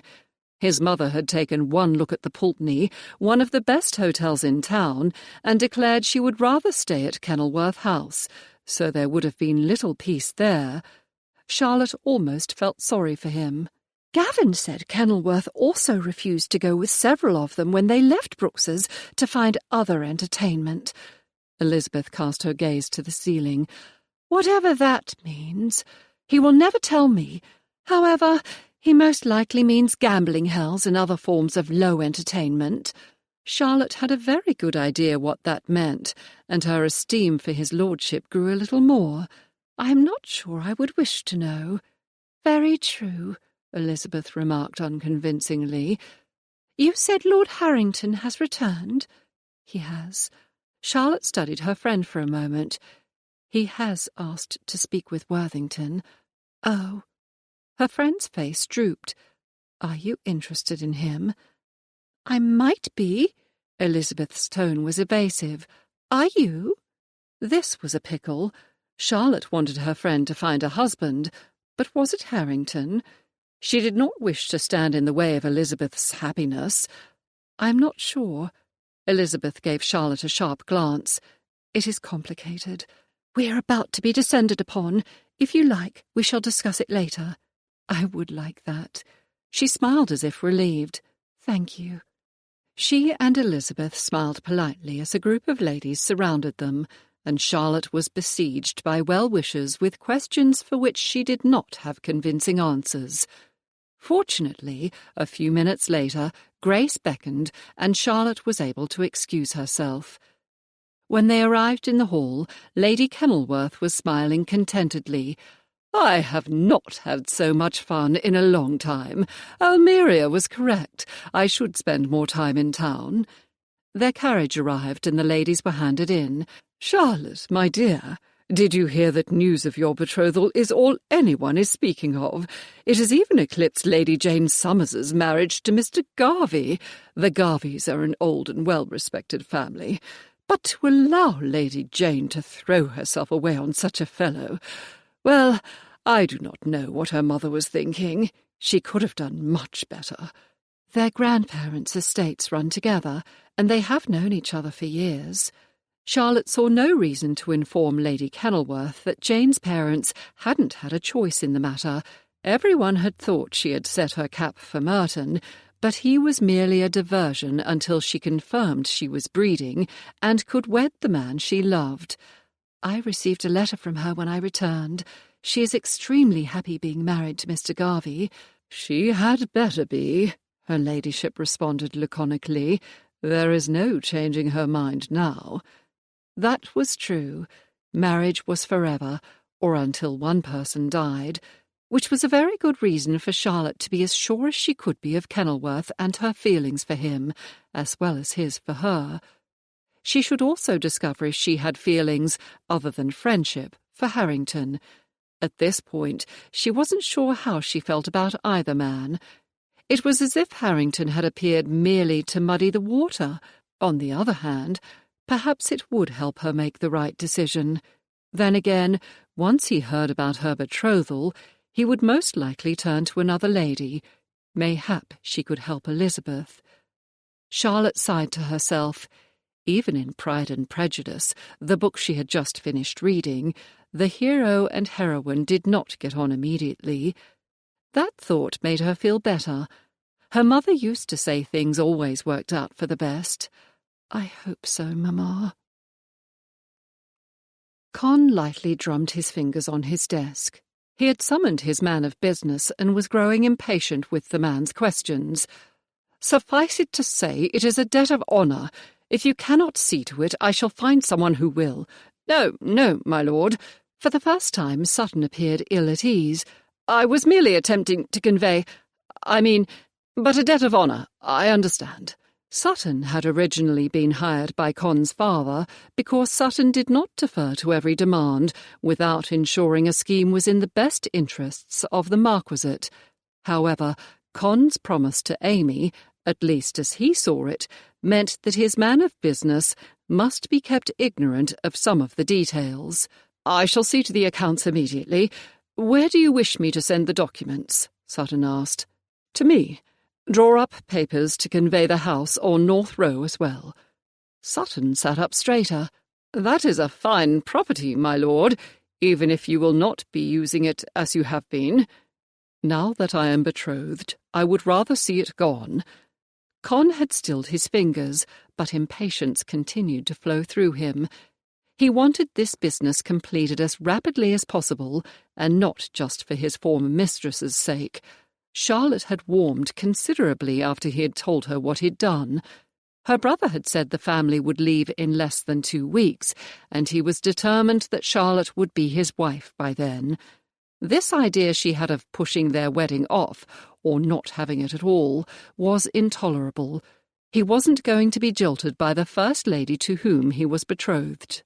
It was clear Charlotte had something of a romantic nature. Why else would she not care about more than his rank and wealth? He would spend as much time with her as possible, getting to know her and charming her. Before long, she'd fancy herself in love with him, and he would get her to church before she had time to change her mind. As far as Con knew, none of the other gentlemen aside from Harrington had succeeded in courting her. If only that damned corker had not shown up!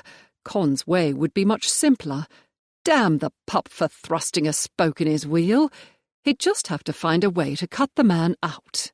Very good, my lord, Sutton responded, apparently having given up the argument. I shall have everything to you in the morning. Excellent. Con straightened the documents on his desk as his butler opened the door and Sutton took his leave.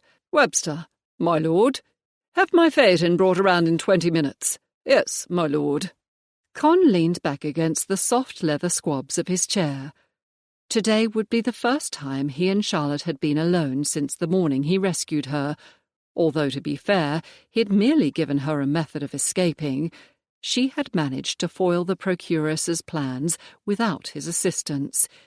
He admired her independence, except, he thought ruefully, when she was challenging him. Well, if he wanted her, and he did, he'd have to become used to her strong will. A half-hour later, he strode up the steps of Stanwood House. The butler opened the door and bowed. I shall inform Lady Charlotte that you have arrived. Would you like to step into the front parlour? And be out of sight and possibly out of mind? No, thank you. I shall wait here. As you wish, my lord. Several minutes later, Charlotte stood at the top of the stairs, a vision in a turquoise carriage gown of grosgrain silk trimmed with yellow ribbon. Pearls dangled from her shell-shaped ears. I do apologise for taking so long. I was having difficulty. A grey streak raced down the stairs and sat at the door. Her eyes narrowed. Colette! Who let you out? We're sorry, Charlotte. Lady Theodora leaned over the rail. Charlotte came down the stairs, scooped up the cat, and handed it to the butler. Please see that she is put back in my parlour. Only then did she turn to him. We may leave. Con glanced at the small feline who seemed to always be around. Does she usually go everywhere you do? I take her when I drive my carriage. She does not seem to understand that she may not accompany me today. Something was wrong. Not quite right with what she'd said. He mulled over her statement. I would imagine there are many times when she is not allowed to go with you. Not really. The words came out in more of a mutter. What I mean is that early in the season, Matt decided we, Louisa and I, would be better served to drive ourselves. This is only the second time I have ridden in a gentleman's carriage. I believe you will remember the first time. Interesting. And you always bring the cat, Colette. She doesn't attempt to escape. Yes, Colette. All the kittens have names beginning with C, and no, she is almost always with me. The breed travels quite well. Lord Merton has her brother, Cyril, and he frequently rides with him. Con had heard of dogs in carriages, the most famous being Poodle, Bing's dog. But a cat? Then again, I have no objection to Colette coming with us. Charlotte's countenance brightened as she took her kitten from the butler. Please send for her harness. She looked at him with what he hoped was new interest. Thank you, my lord. I assure you she will be perfectly behaved. He had his misgivings, but remembered how well the kitten had travelled in the basket. Until he'd stuck his hand inside, he still had some faint scars from that encounter. He had barely known she was present. I have no doubt she will be showing off her best manners. The harness arrived, and they were shortly on their way, the cat sitting snugly between him and his betrothed. He feathered the turn from Berkeley Square onto Mount Street. Do you have pets? Charlotte asked. She had been stroking the cat, and occasionally one of her fingers would lightly touch his thigh. At this rate, he'd be lucky if he survived the ride around the park with his sanity intact. Hunting dogs? His voice sounded rusty as Con tried to rein in his rapidly rising lust. I attempted bringing one into the house when I was around 6 years of age, but my mother wouldn't have it. Oh, dear. From the corner of his eye, he saw her lips pitch downward and sought to reassure her. You need not be concerned. If we marry, you will be mistress of all my properties. Our properties. She still seemed unconvinced. My mother does not live at my principal estate, and if she wishes to visit town, she can stay elsewhere if she does not like house animals. I intend to ask Worthington if I may have one of the puppies. That did the trick. Charlotte's smile returned, and she glanced at him. I am sure he'll be glad of your offer. As much as we all love Duke and Daisy, we will have to find homes for their progeny. They rode in silence for a few moments before Charlotte commented, It is a shame you are not closer to your sisters.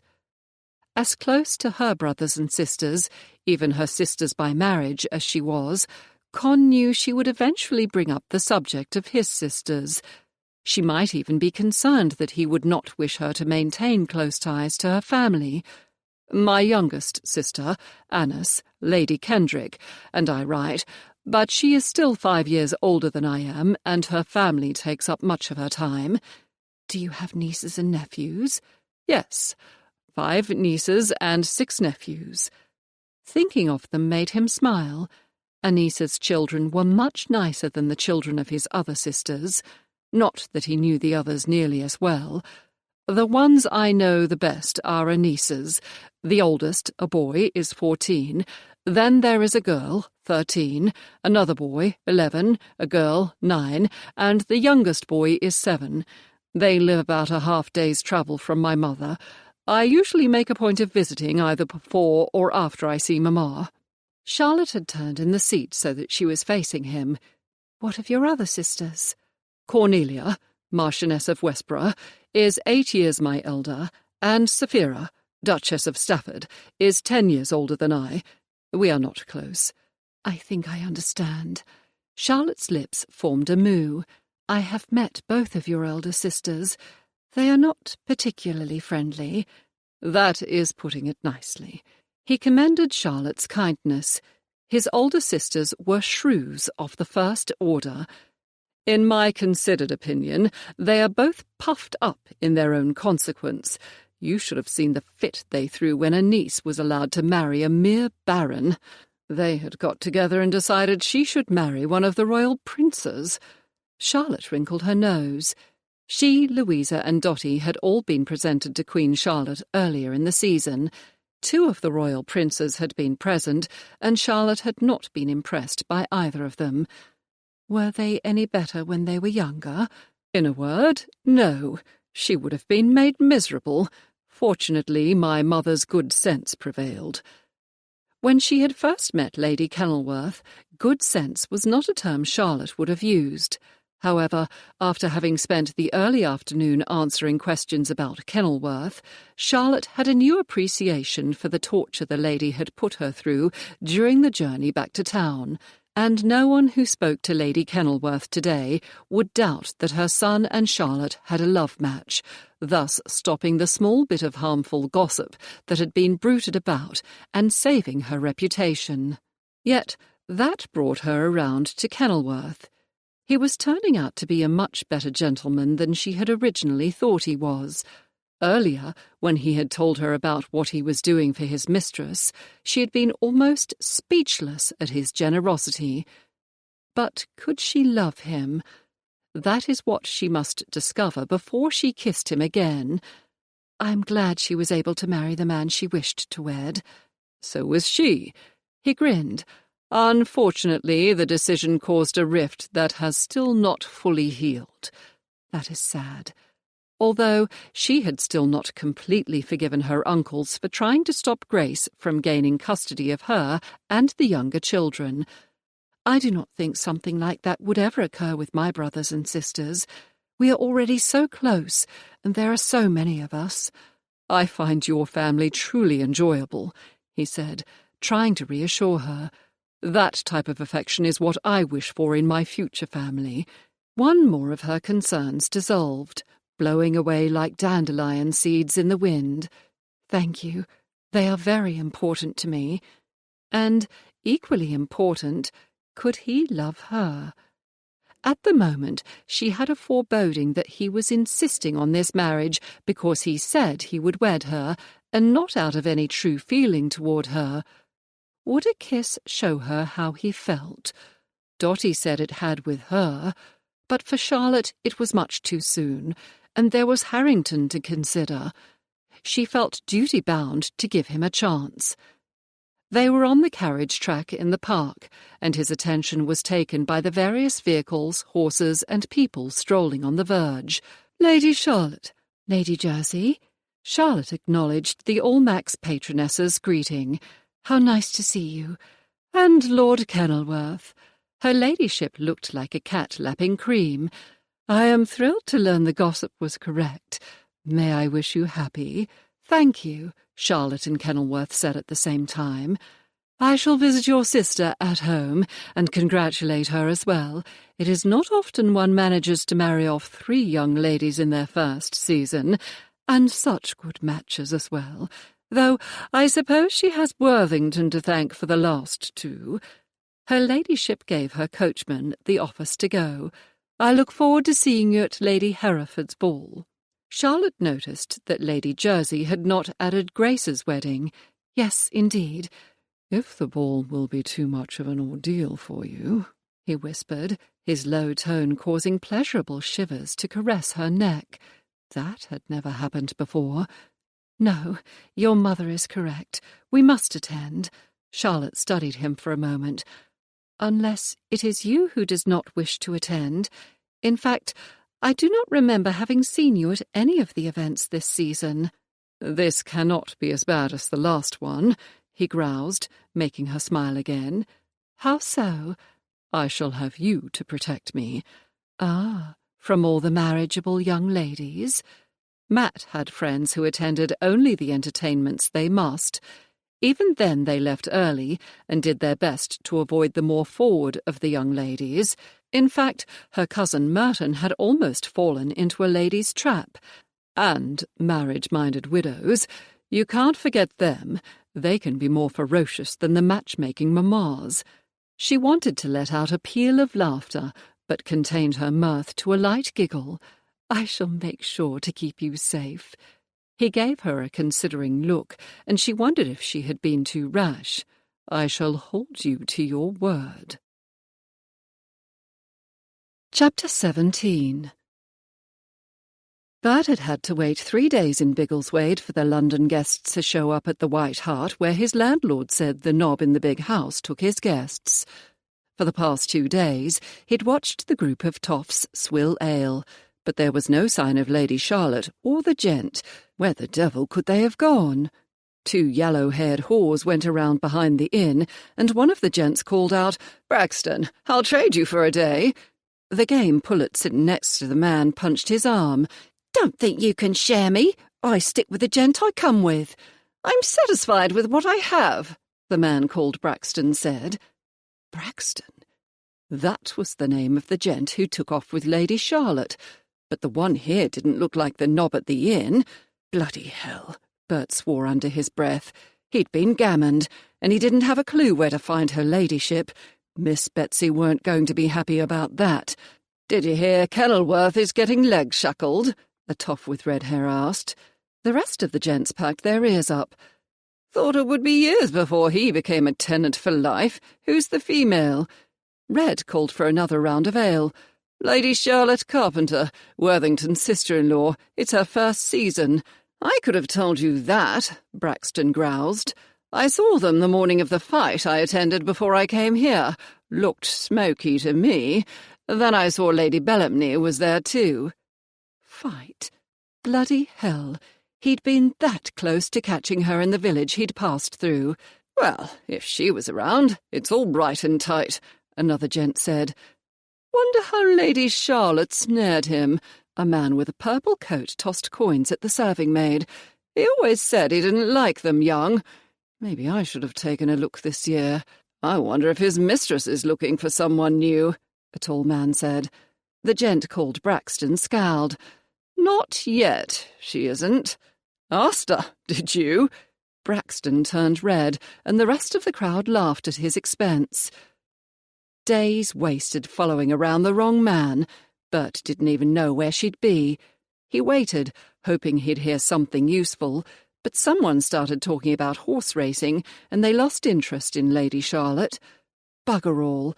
Bert was tired of listening to them. He finished his beer and stood. There had to be some way to get to the lady.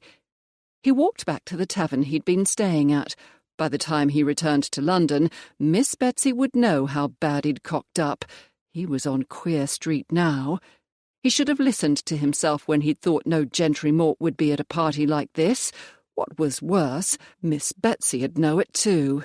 Bert paid his shot at the inn and started back to London. He'd have that square watched for a day or so. If he couldn't find Lady Charlotte, there was nothing for it but to write Miss Betsy and tell her what happened. It did not take long for Con to discover Charlotte had gone walking with Harrington during the grand strut. Fury was not an emotion Con was used to, but it was all he could do to keep himself from flying into the bows now. He had arrived at Stanwood House, certain he would find his betrothed at home. Instead, he was met with the information that she had gone out. Royston, the carpenter butler, stood impassively waiting for Con to hand over his card.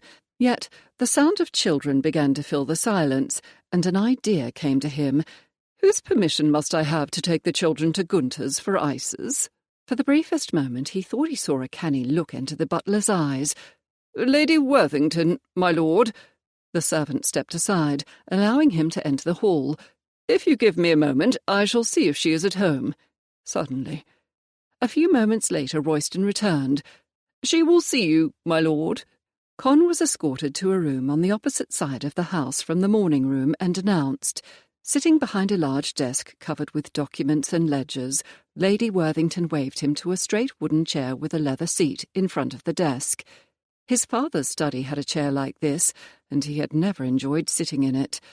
Once he'd taken a seat, she folded her hands on the desk. "I understand you wish to speak with me?" Resisting the urge to fidget, he nodded.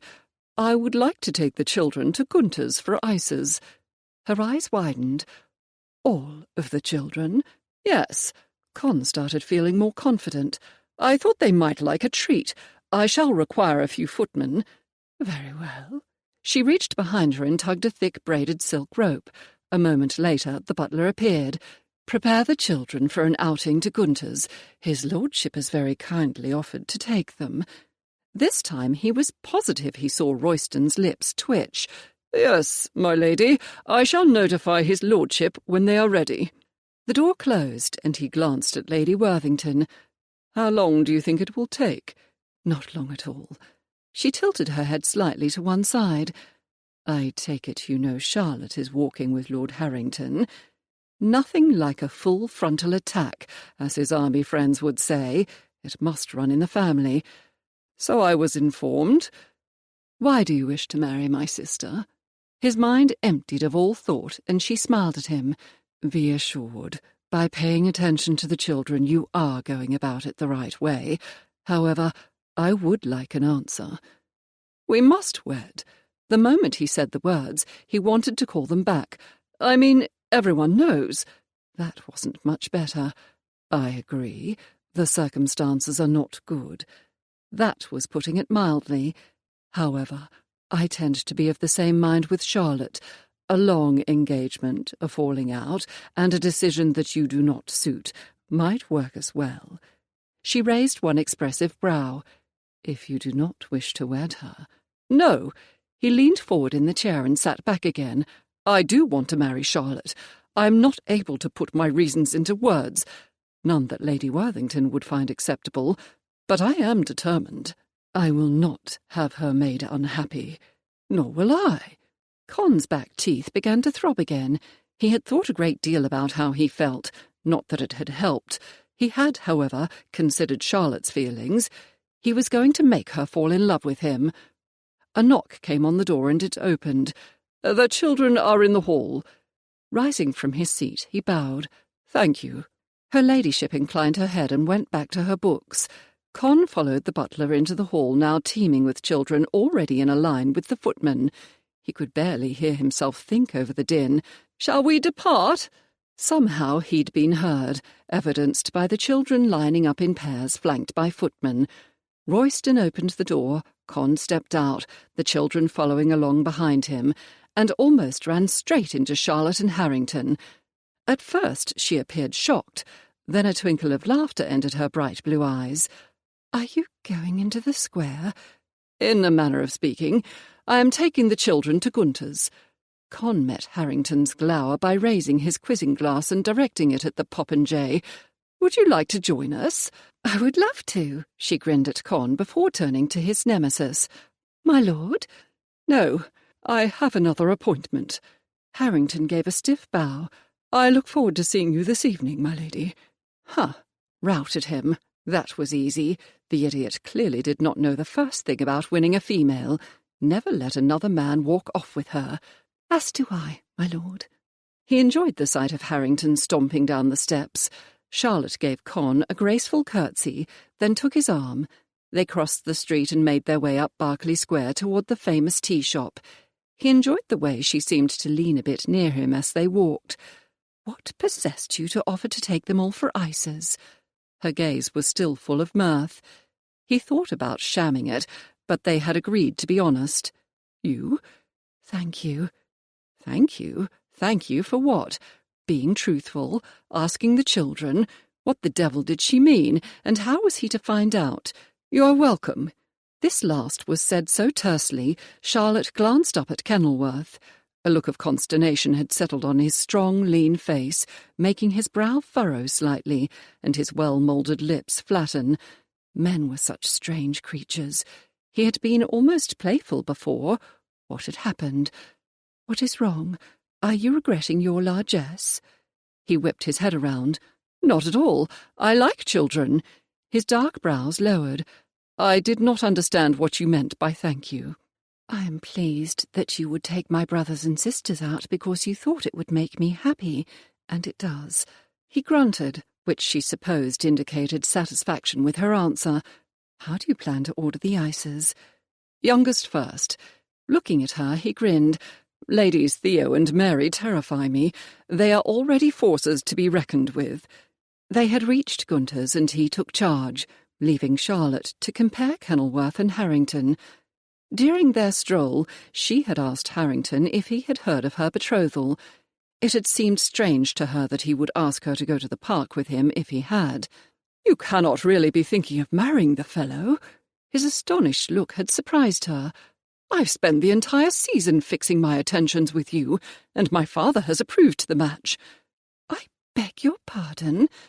For a moment, she was too shocked to say more. After the first few weeks, he had acted as if he did not need to do anything more. Not only had he never danced with her more than once at a ball, he had only once sent her flowers. "After the first 2 weeks of the season, I only saw you at balls and other entertainments, and you have spent the last few weeks in the country. That is hardly what I could consider fixing my attention."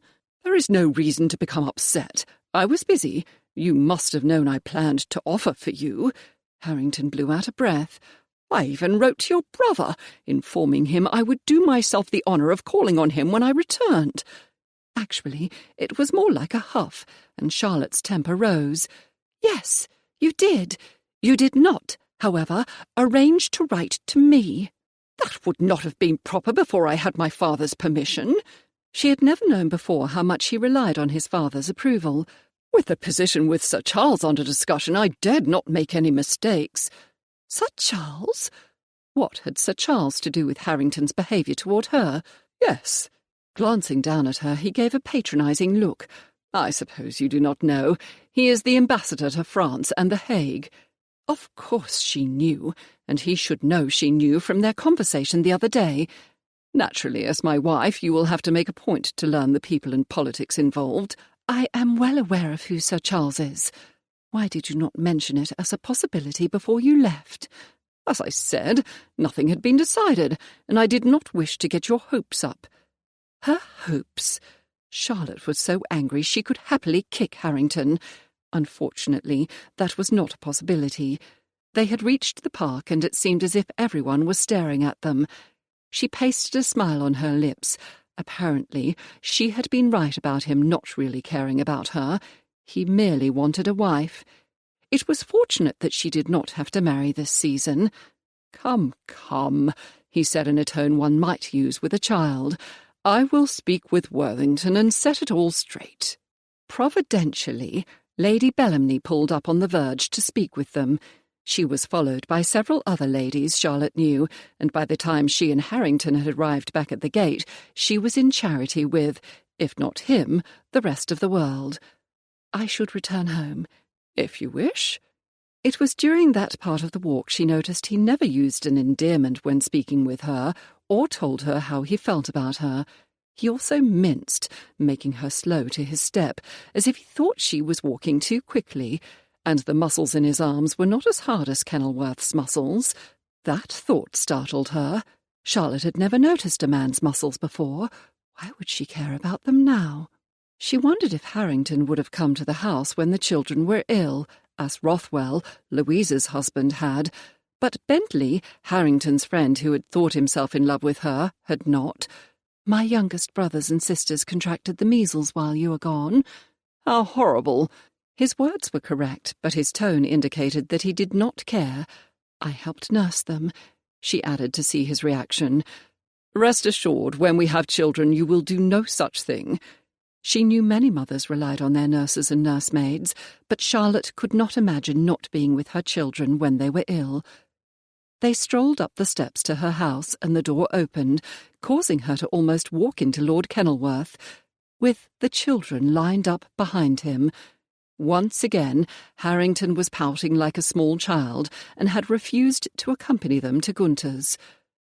Charlotte savoured the taste of the lavender ice. On the way here, Kenilworth's arm had flexed under her fingers, and she'd enjoyed the feel of his strength. Then he had said he had done this for her. It was time to discover if he was the one. She handed her dish to Hal, one of their footmen. Kenilworth was wiping Mary's hands with a piece of linen. "I like him," Theo said. "You can marry him if you'd like." "Thank you." Charlotte held back the giggle, burbling up. "I do not yet know if that is what I want to do." He handed the cloth to one of the footmen, who returned it to the tea shop, then strolled over to them. That was the last of them. He grinned at her and she smiled back. "I hope I haven't ruined their dinner." Theo ran back to her footman, and Kenilworth held out his arm to Charlotte.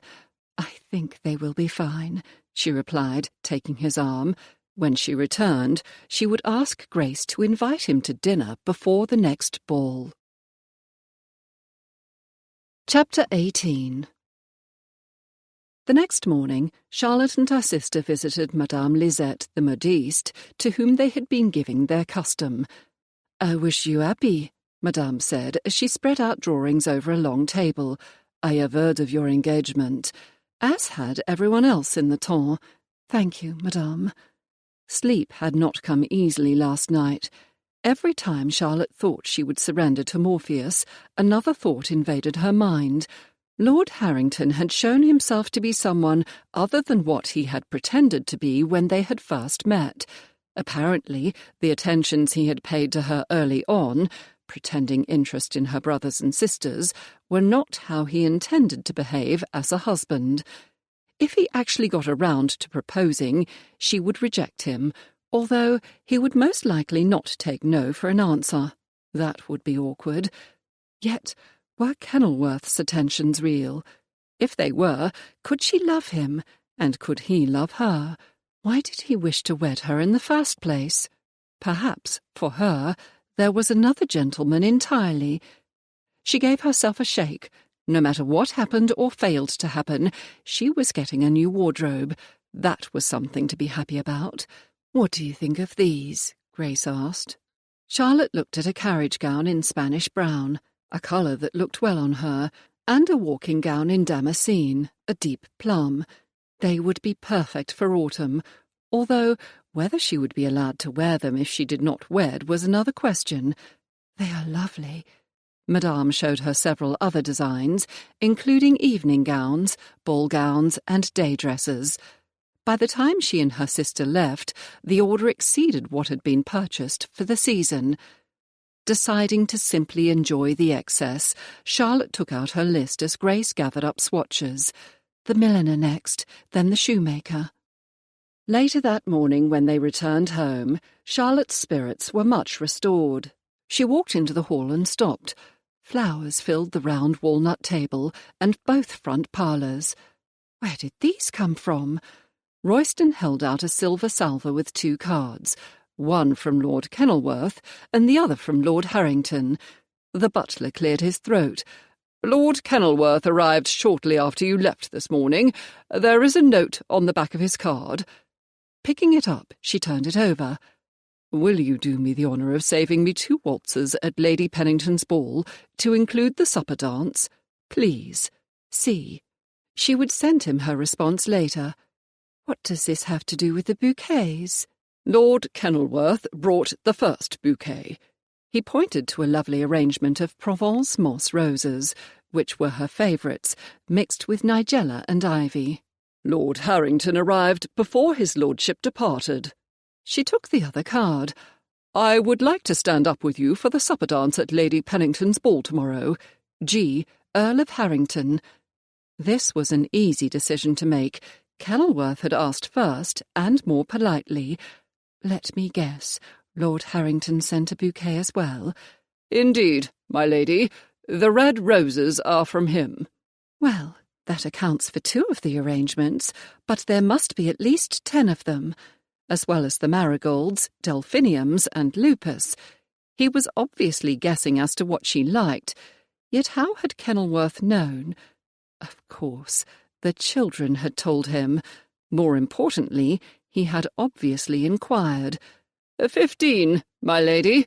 Thus far, Lord Kenilworth has the advantage by 1. They have been arriving every hour. Mrs. Pennymore has run out of vases." Poor Pennymore. What a position for a housekeeper to be in. Grace collapsed onto one of the chairs and began to laugh. A few moments later, she took out her handkerchief and mopped her eyes. "The flower war," she gasped, before another peal of laughter erupted. "Matt was right. They are vying for you." "Yes." Charlotte dropped into the other chair, unable to believe a rivalry was occurring over her. "But what are we going to do with all these bouquets?" Other than their ride in the park, this evening would be the first time Con and Charlotte would appear together in public. During the past few years, he'd shunned these types of events, where young ladies and gentlemen expected to find matches, but now found himself looking forward to the evening. He looked once again at the reply to his request to stand up with her tomorrow evening.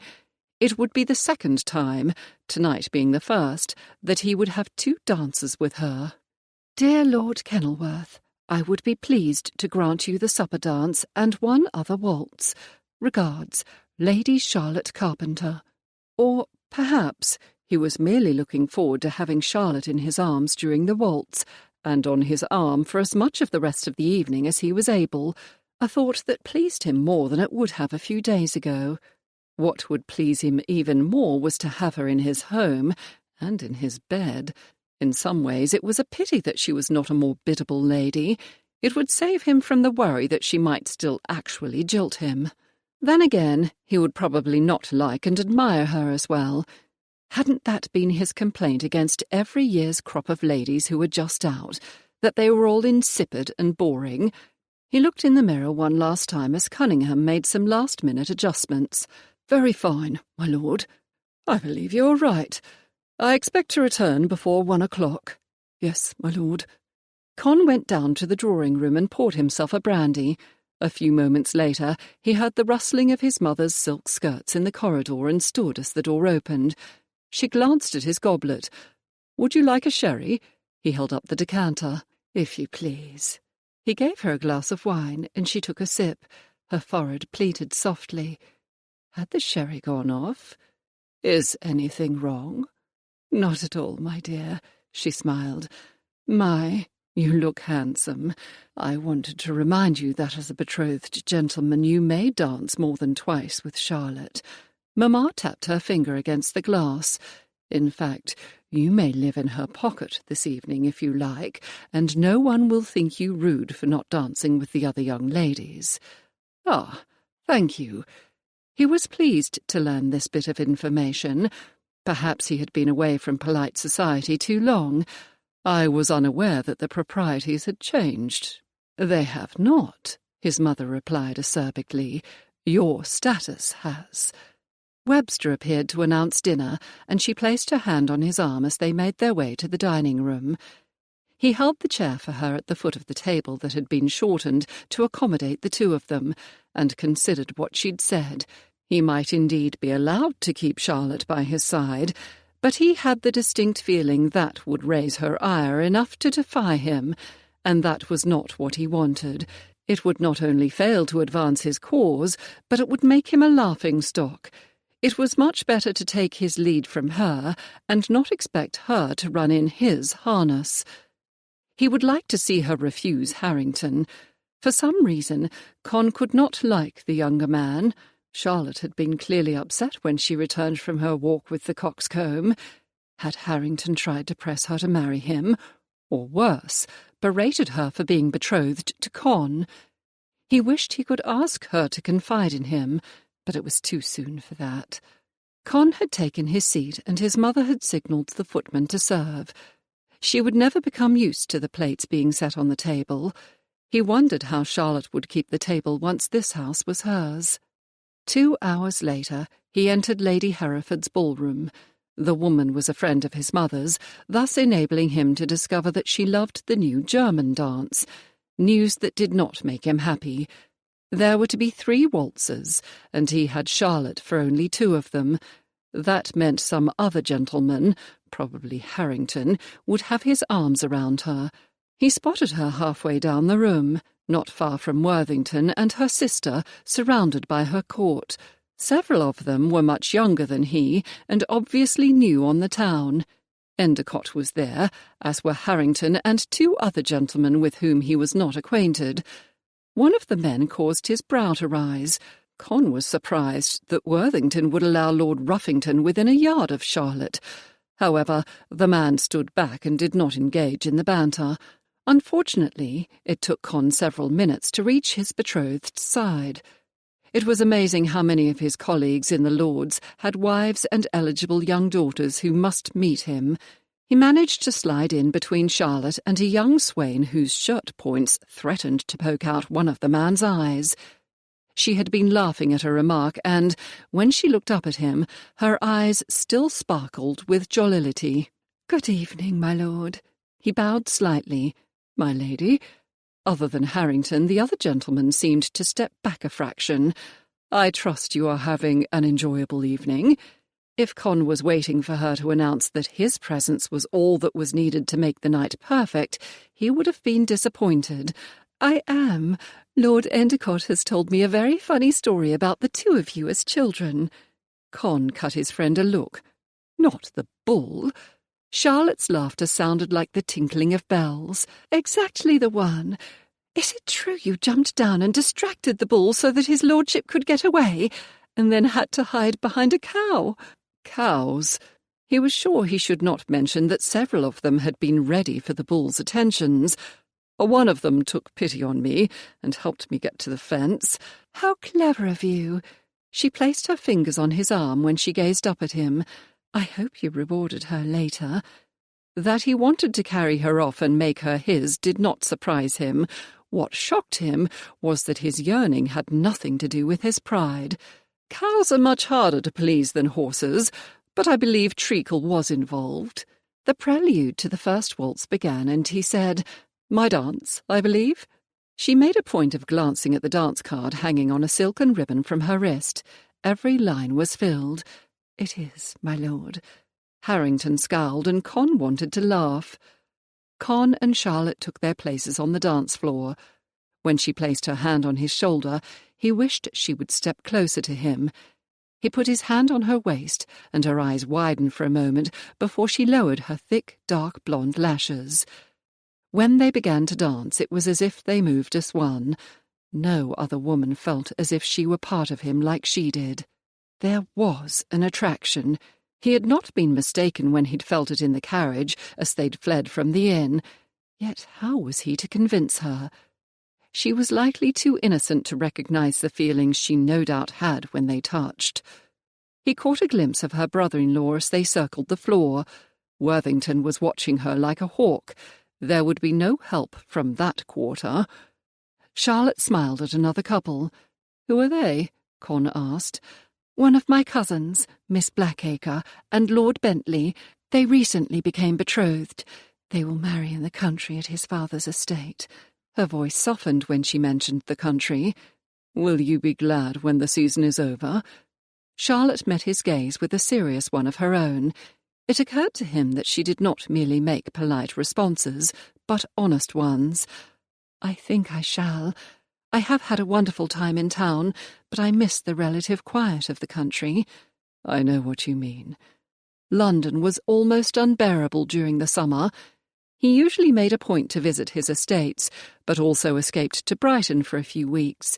Afterward, there were house parties to which his mistress would also be invited. It occurred to him that he did not have many friends to whom he would introduce Charlotte. He would remedy that as soon as possible. "Will you travel to Belgium?" she asked. "Many people are, but I cannot help but think that visiting the site of a probable battle is not the best idea." She grinned. "That is what my brother says." "I would imagine he has much more to say on the subject than that. In fact, he knew Worthington's thoughts on the matter. "I have no doubt you are right," she said, relaxing into his arms. Con held her closer in a turn. "I would like to visit Europe, but only after the war has ended," she added. Harrington's father had arranged for the man to work with Sir Charles, Britain's ambassador to France, and would be gone for a few years. "Have you ever thought about living on the continent?" Con asked. She seemed surprised. "In truth, no. I would not like to be that far from my family for so long." Lord Kenilworth's question reminded Charlotte that Harrington would soon leave for France. She wished him well, but had no desire to be with him. Even if she had fancied herself in love with him, she would not have wanted to leave her family and friends for years at a time. Her breath hitched as Kenilworth held her a little closer than he had before. Not inappropriately close, of course. Neither of them wanted to court any more gossip. Yet his hand lay hot and heavy on her waist, sending shivers up her back and warming her body. She had never had that feeling before and did not know what to think of it. Lately, it seemed as if any touch of his caused some reaction, a prickling of awareness she had never experienced before. Charlotte had lost count of how many times she had danced this season. With some partners, fortunately not many, she'd had to watch her toes. Silk or even kidskin slippers were no match for a gentleman's evening pumps. Many times the man had danced extremely well, yet she had never before felt as if she was floating around the dance floor. Never had the waltz seemed so effortless, and she was sorry when the set came to an end. As they strolled back to where her brother and sister would return, and where her circle usually stood, Lord Kenilworth took 2 small bowls of ices from a footman, handing her one. "This is an inspired idea for a warm night." "It is." She took a taste. Lemon. How refreshing the ice is. One day, when she had a home of her own, she would do the same. Matt and Grace arrived at the same time Charlotte and Lord Kenilworth did. Soon Dotty and Merton, Lord Endicott, Bentley, her cousin Ariana Blackacre, Elizabeth Turley, Harrington, and some of the younger gentlemen joined them. Charlotte glanced at Elizabeth and found her sliding a quick look at Harrington. She had said she might be interested in him, and if they had not previously met— "Miss Turley, have you been introduced to Lord Harrington?" Elizabeth's eyes widened a bit, and the corners of her mouth curled up. "No, I have not." Harrington frowned, although Charlotte did not know if it was his usual expression these days, or he was unhappy about something else. "In that case, may I make you known to Lord Harrington? My lord, Miss Turley." Elizabeth curtsied, and he took her outstretched hand when he bowed. "A pleasure to meet you, Miss Turley." "I am delighted to meet you, my lord." Lady Hereford was bearing down on them, ready to make the gentlemen dance with ladies who did not have partners for the next set. "Miss Turley," Harrington said quickly, "please tell me you will do me the honour of standing up with me." "You are in luck, my lord. This is the last set I have available." Charlotte was glad to see that Elizabeth's smile and tone were nothing more than polite. If she was interested in Harrington, she should not let him think she was too eager. "Thank you." He bowed again as Lady Hereford sailed up to them. "My lords and gentlemen, I have several young ladies who require partners. I shall be happy to make the introductions." The younger men muttered under their breaths, but the older ones bowed to their fate without complaint. Dotty whispered something in Elizabeth's ear before she went off to the dance floor, then turned to speak to Grace, and Merton had moved to speak with Matt. In a few moments, the only gentleman left next to Charlotte was Lord Kenilworth, who had only slightly acknowledged Lady Hereford's summons, and had not followed her at all. Charlotte would have to give him a hint. "Should you not have gone to dance with someone else?" "But you promised to protect me." He raised a brow. "Did you not?" Suddenly, the vow she'd made during their carriage ride came rushing back to her. She could not believe he had been serious. "I thought you were joking." "Oh, no." He shook his head slowly. "I never joke about my safety." Charlotte was torn between laughter and exasperation. He could not remain by her side all evening. "You should ask Lady Merton or Miss Turley to stand up with you. You will be safe with them." "Miss Turley's last set has been taken, and Merton doesn't look as if he will willingly give up his wife." He lifted her hand to his lips. "You, my lady, are my only hope." Incorrigible man. "I trust you do not think I shall remain here all evening." "Not at all." He acted surprised. "Your dance card is full. I shall hide behind the potted plants until you have finished your sets." How ridiculous he was. He reminded her of a cat who insisted on remaining on one's lap after having been made to get down. Charlotte took a deep breath. "Very well, have it your way." "Thank you." His lips touched her knuckles, and a frisson of awareness slid up her arm. Now what was she going to do? Chapter 19. A few evenings later, Con caught himself from scowling as that popinjay Harrington led Charlotte to the floor. It was only a country dance, and should not matter to Con. Endicott had managed to snag one of her waltzers, and a young Lord Henry, who considered himself a poet, had got the other. There were 2 more after supper, but they didn't count.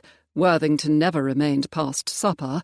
That, Con had discovered, made standing up with Charlotte more of a prize to the other gentlemen. Even though he had managed to remain by her side most of the evening, the fact that her former suitor would not bow out gracefully and admit defeat irritated him to no end. The man had even attempted to insinuate himself on her other side and place her hand on his arm. As luck would have it, another set had started and she went off with her partner. That was the only thing that had stopped him from doing something he would most likely be sorry for later.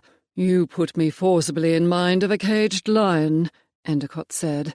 "For a moment, I thought you were going to plant Harrington a facer." Close. It had been very close, and would have been extremely stupid. He should find another lady. I imagine he was nonplussed when he got back and discovered you were engaged to Lady Charlotte. In that case, he should not have left town, Con replied loftily. Ladies do not like to be ignored. True, very true. Endicott smirked before ambling off. Con was sure that Charlotte was merely being polite to the worthless fribble, but the fact that she had still not agreed to marry him, not that he had asked, he knew better than to press a reluctant lady, rankled. The only thing in his favour at the moment was that she did not appear to prefer any other gentleman. If only he could think of something that would focus her attention on him as the gentleman she wished to wed. Thus far, carriage rides in the park, visiting at her sister's home, and dancing with her in the evenings had not done the trick. And as far as he was concerned, time was not on his side. If he allowed her to return to the country without a firm commitment of marriage, he'd have lost his chance. Then again, he had received an invitation to dine with them before tomorrow evening's ball. Yesterday's ride in the park must have done some good after all. It might also mean that she did not care about Harrington. That, though, might be wishful thinking. The puppy would not go away, and Con was still not happy about Worthington's refusal to allow the engagement to be announced in the paper. Not that it truly mattered. Everyone knew they were betrothed. The dance ended and Con pushed himself off the pillar he'd been leaning against. It is time for the supper dance. After which, he and Charlotte would join her family and they would leave, once again not allowing him any time in private with her. Somehow he had to get her alone. He knew one way he could convince her to marry him. The next night, his mother caught up with him in the corridor. "I am dining with Lady Bellamny and shall see you at the ball." "Have a good time." He handed his mother into her town coach, then tapped on the roof and stood back. "I shall, my dear. You as well." He planned to do just that. This was the evening he would find a way to be alone with Charlotte. A footman lowered the steps to his carriage. "When we arrive, ask the Worthington coachman when you should return to collect me." Several minutes later, Con jumped down from the coach and strode up the steps to Stanwood House. As expected, the door opened.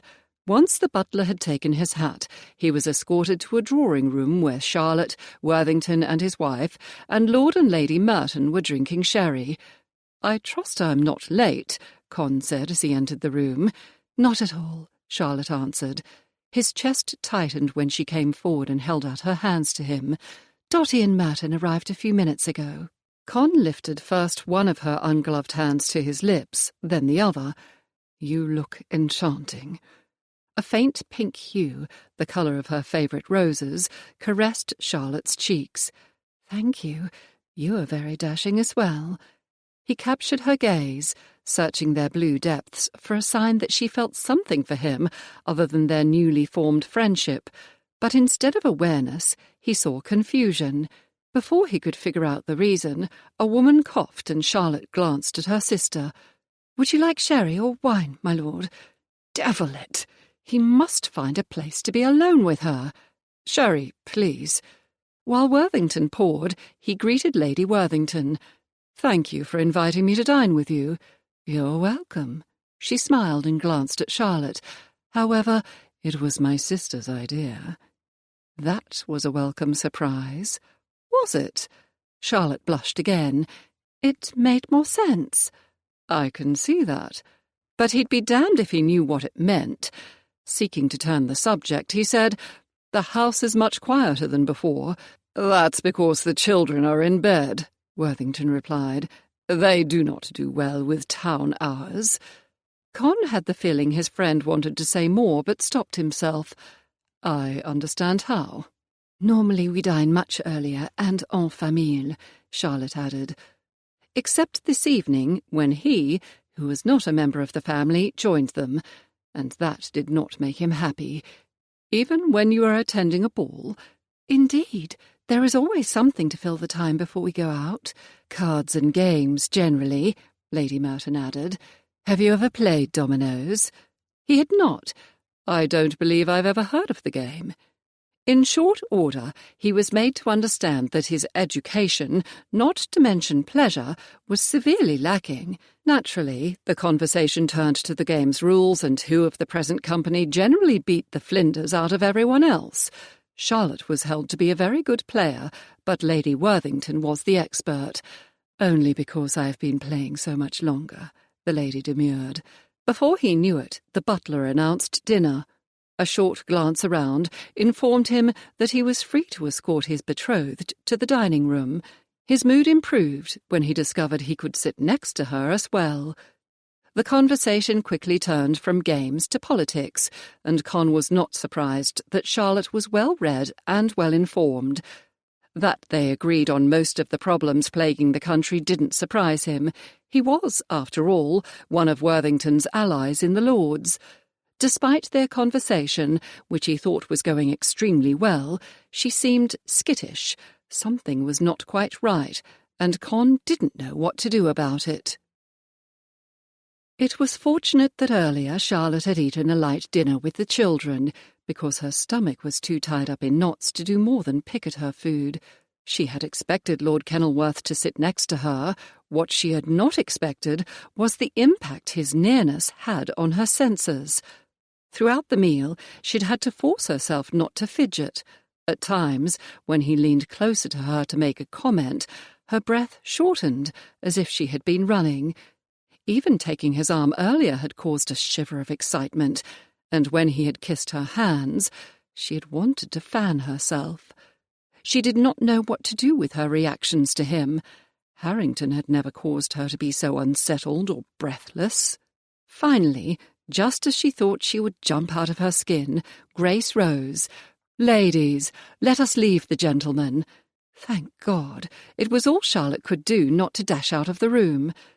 Kenilworth assisted her to rise, and his bare hand on her equally bare elbow almost singed her. "My lady?" His brows had drawn together slightly. His emerald eyes appeared confused. She ignored his inquiry and curtsied. "Thank you, my lord."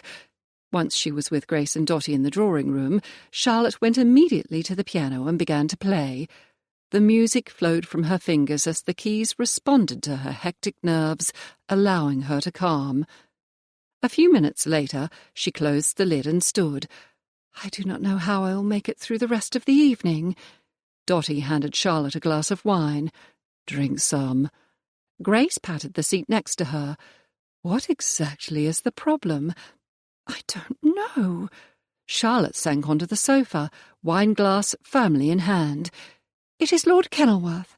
When he touches me, even in the most formal way, I feel it. These sensations started a few days ago, and I do not know what to do about them."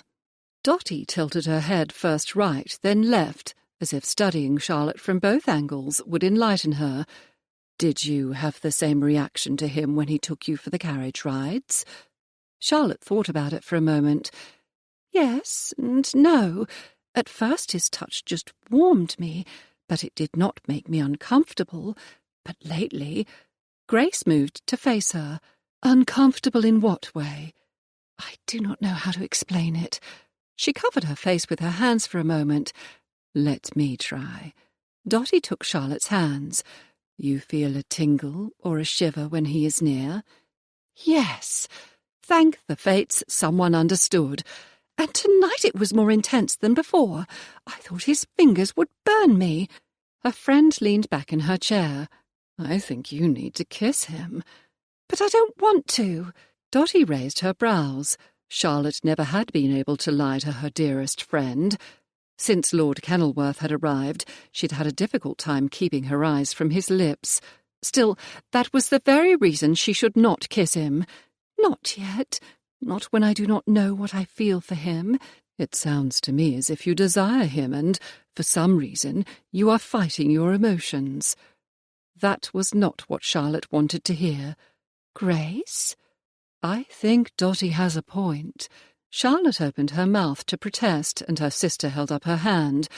"But only you can decide if you are ready to take that step. I am certainly not going to tell you to kiss him if you are not ready." She jumped up and started toward the piano again. "This would have been much easier if I'd met him in the normal course of the season, or if I'd not seen him at the theatre with his mistress." "Or," Dotty said, "if I had not told you about the poor women Miss Betsy had abducted and used so badly." Charlotte rushed back to her friend. "Please do not blame yourself. Even Grace said we should know." "If only his courtship was not playing out in full view of the ton," Grace mused. "I know that is how it is normally done, but I think you would be better served if it was otherwise. Particularly as it is so late in the season and there isn't anyone else to provide entertainment at the moment," Dotty added. "Yes," Charlotte sighed, "and Harrington's behaviour is not helping." "This is most likely not the time to tell you," Dotty grimaced, "but Dom and I are going to a property he has in Surrey for a few days." That was not what Charlotte wanted to hear. "When do you plan to depart?" "Late tomorrow morning. We will only be gone for a few days." Other than wish her cousins a good trip, there was nothing she could say that would not sound selfish. A few moments later, Royston entered with the tea tray and the gentleman followed on his heels. Grace poured, and Charlotte handed out the cups. She moved to the window seat, allowing her sister to speak with Matt privately. Kenilworth followed, taking a chair near where she sat. "I cannot believe the change that has been wrought in Merton. He seems almost like a different man." Had Kenilworth not noticed her unease? No, at most he might think something was wrong, but preferred not to address it. "Matt says he is much more like his father now." "I am too young to have known the old Marquis, but my father liked him a great deal." He took a sip of tea. "He seems greatly attached to Lady Merton." Charlotte slid a look to where Dotty and Merton stood talking to Matt and Grace. For the first time she noticed the small touches and looks they gave each other. Matt and Grace engaged in the same silent communication. "Yes, they are very much in love." "I hear your sister and Rothwell formed a love match as well." "They did. My parents also had a love match. It is a tradition in both the Carpenter and Vivers families." Except for poor Patience, Matt's stepmother, but she was now happily in love and married as well. "I see." His words were thoughtful, but he did not expound upon them. But what did he see? Would it change what was going on between them? Matt rose. "We must depart." Well, of all the bad timing, yet by the time their party arrived at the ball, the first set was underway. "I believe the next dance is a waltz," Kenilworth whispered, his lips so close to her ear she once again fought off the shivers his breath caused. She wanted to lean closer, but held herself rigid, fighting her reaction, just as Dotty had observed. She and Kenilworth fell back from the rest of their group, as friends she had not seen recently stopped them to wish them happy. This evening she felt less like a fraud, and wondered if it was because some part of her was growing to care for him. "What I want to know, Kenilworth," one of the gentlemen said, "is how you manage to escape most of the events of the season and still end up with one of the Graces." "The Graces?" Turning to Charlotte, he raised a dark sable brow. Of course he would not know. Dotty, Louisa and Charlotte were thrilled when they had first heard the sobriquet. "It was an appellation given to Lady Merton, my sister Louisa and me." "Then it is only right that since the other two Graces are wed, the last should be as well." He grinned, lightening his visage and making him even more handsome. There was not a lady here who would understand her hesitation in marrying him. "The fates were with me. They must have been," another gentleman grumbled. "Don't mind Ruffington," Lord Endicott said. "He is having a run of bad luck. Lady Charlotte," he bowed, "may I steal you away from your betrothed for this next waltz?" Kenilworth's arm tightened, and he placed his fingers over her hand. "No, you may not." He had been acting like a dog with a bone for days now, but this was the first time he had actually said anything. Yet she did not dislike his possessiveness. He sounded so much like Merton when he and Dotty were newly engaged that Charlotte had to put her hand over her mouth to stop from laughing. "This set is spoken for. Perhaps the next country dance, my lord." "Only if Kenilworth stops looking as if he'd like to run me through." Endicott bowed and strolled toward a group of young ladies. By the time Charlotte and Kenilworth had reached her sister, the violins were beginning to play the first strands of the waltz. Dotty and Merton were already making their way to the dance floor. Matt looked at Grace. "Come, my love." "I would be delighted." She smiled at him, love shining in her eyes.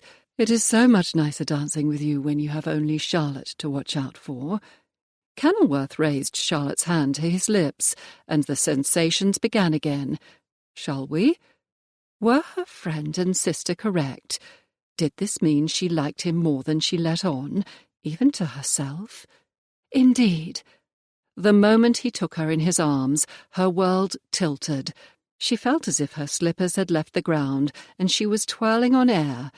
"I have meant to tell you that you dance well." "It is easy when one has a partner who responds as if she knows my every move." He searched her eyes as if they could read her thoughts. "What confuses you so?" Apparently he did know what was in her mind. That was a relief. "You, my reaction to you." "We will figure it out." His tone was deep and firm, as if he knew what to do, how to help her. If only she trusted he was right. But how could she trust him when she did not even know her own feelings? Chapter 20. This was Con and Charlotte's second waltz of the evening. Some of the other guests slid looks at them, telling Con they were the subject of speculation and gossip. He had done his utmost to ensure the ton knew Charlotte was his. All that was needed was a formal announcement. Most importantly, Charlotte was finally beginning to soften in his arms, slowly trust him like a nervous filly. He was now certain he would have her as his wife.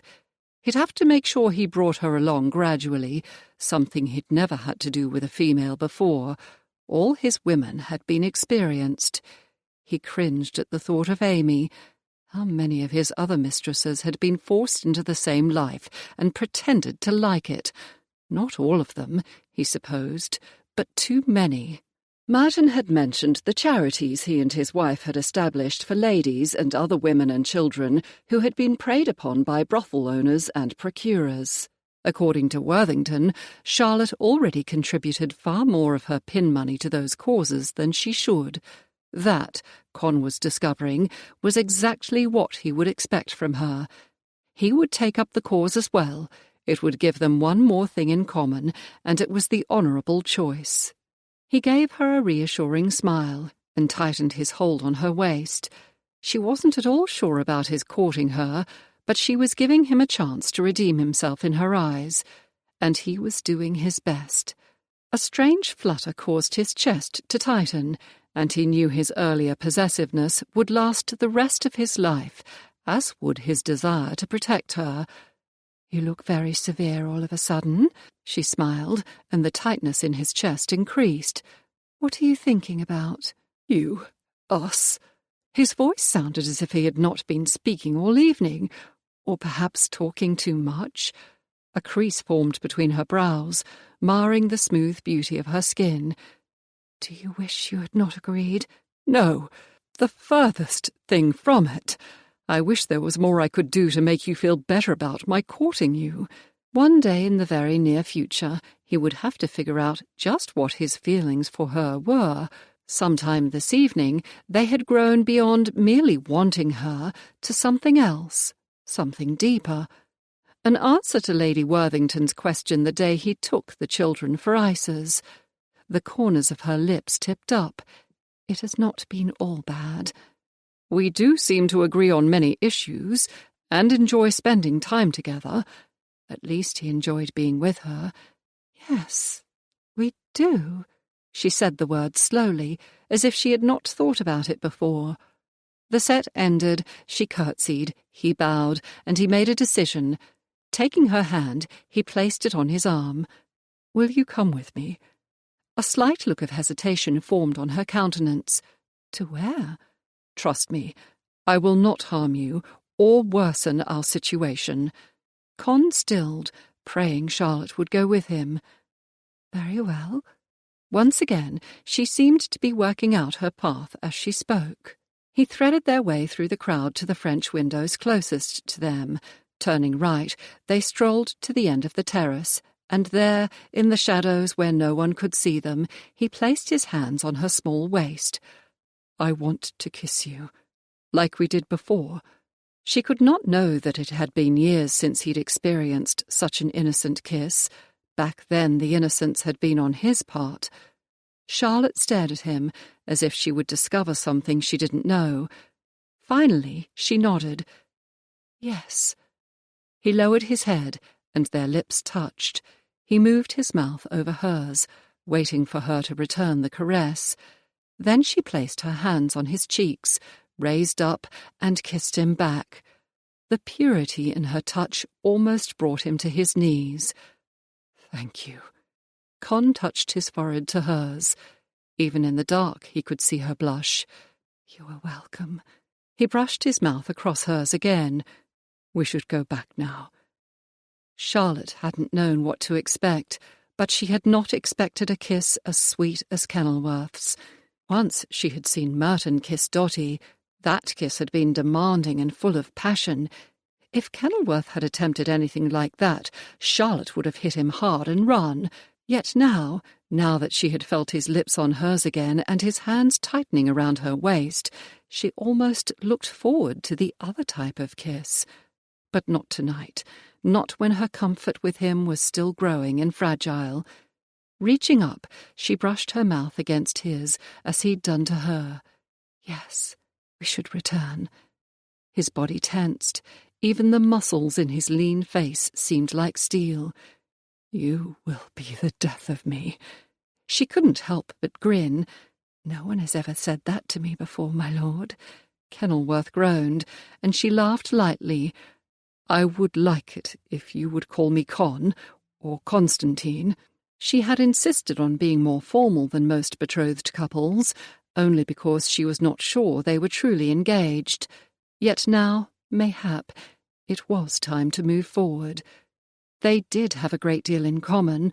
She had been surprised when he told her that he insisted all his dependents, not just the children, learn the rudiments of reading, writing, and arithmetic.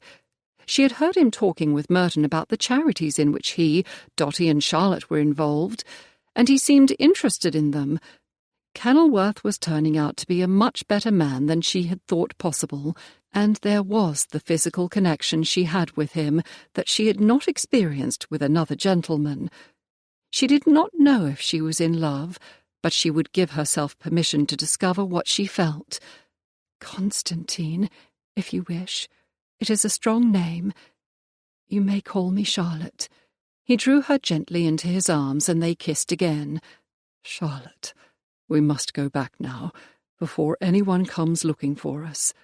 After the next waltz, they joined her family for supper.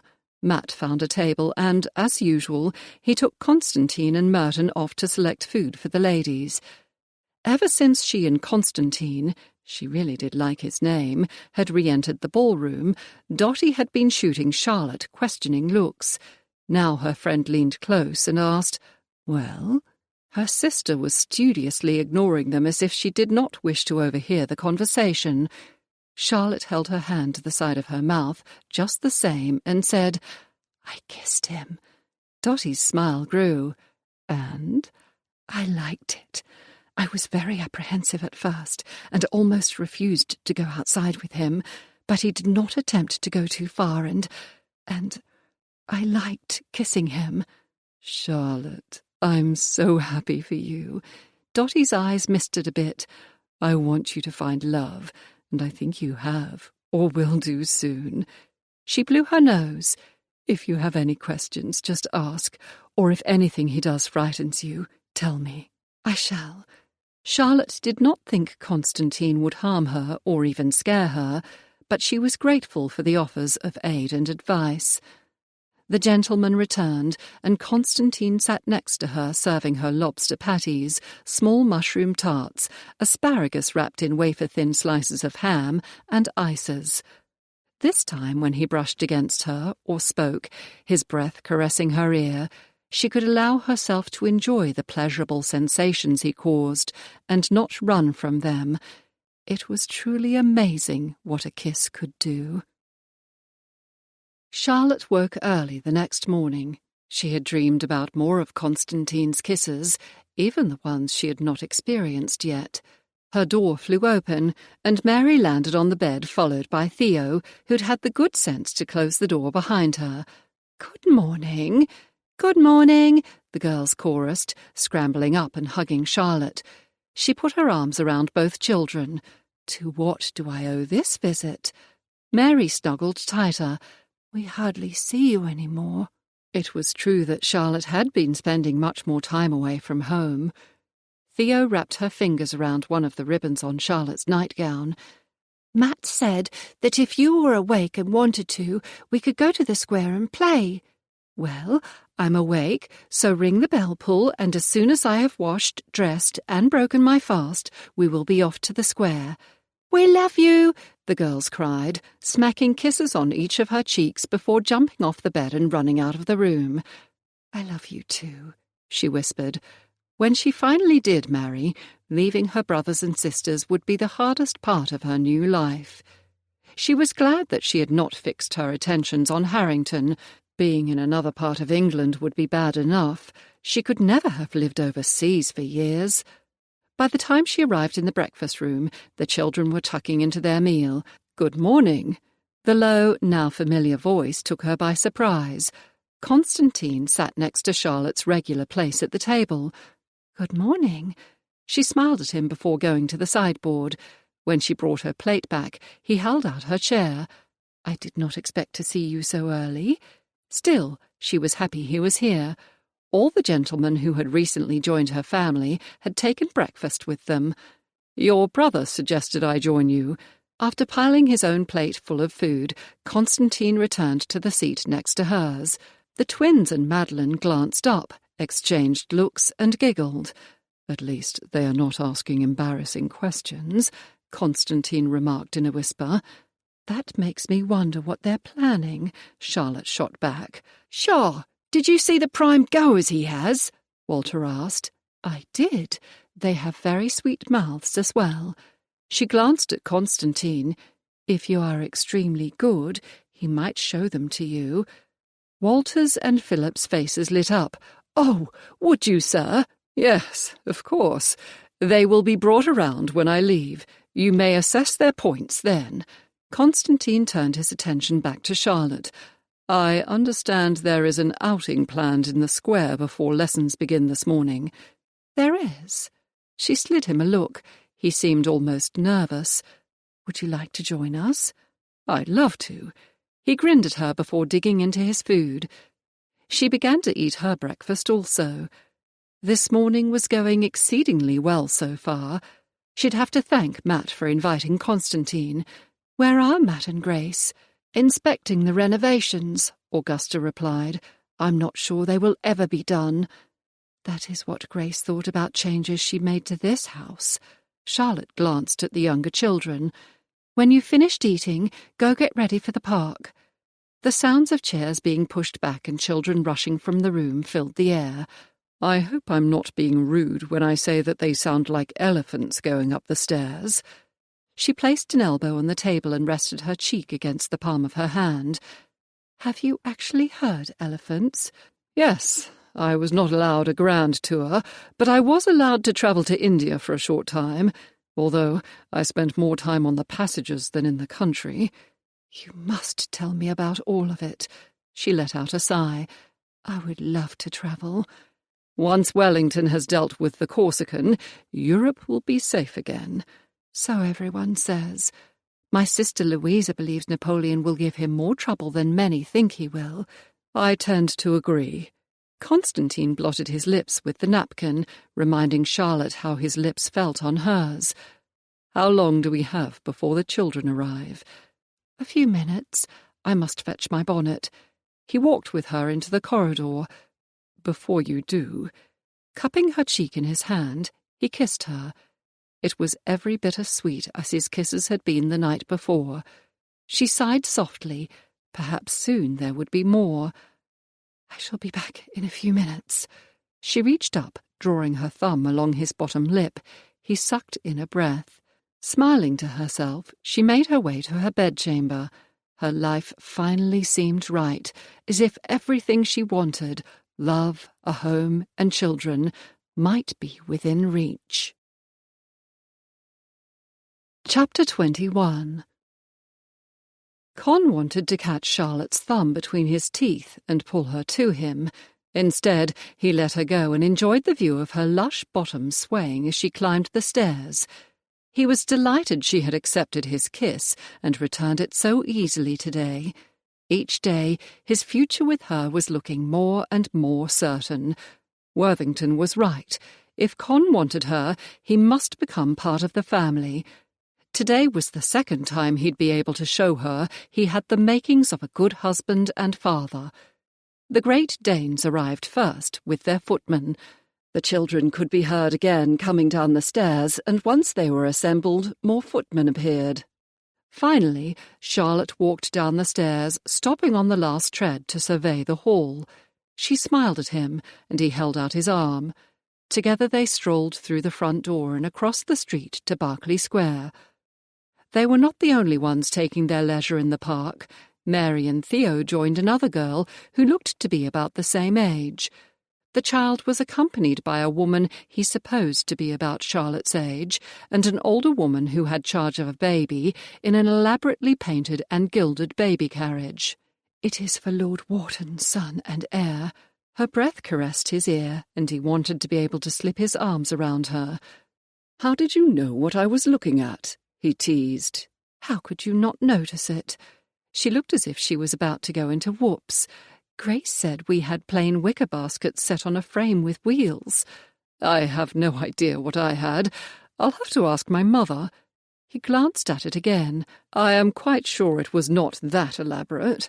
Charlotte tucked her hand in his arm and they strolled a little away from the others, albeit still keeping an eye on the children and dogs. Daisy lay on the grass and Duke stood next to her, nosing her every once in a while.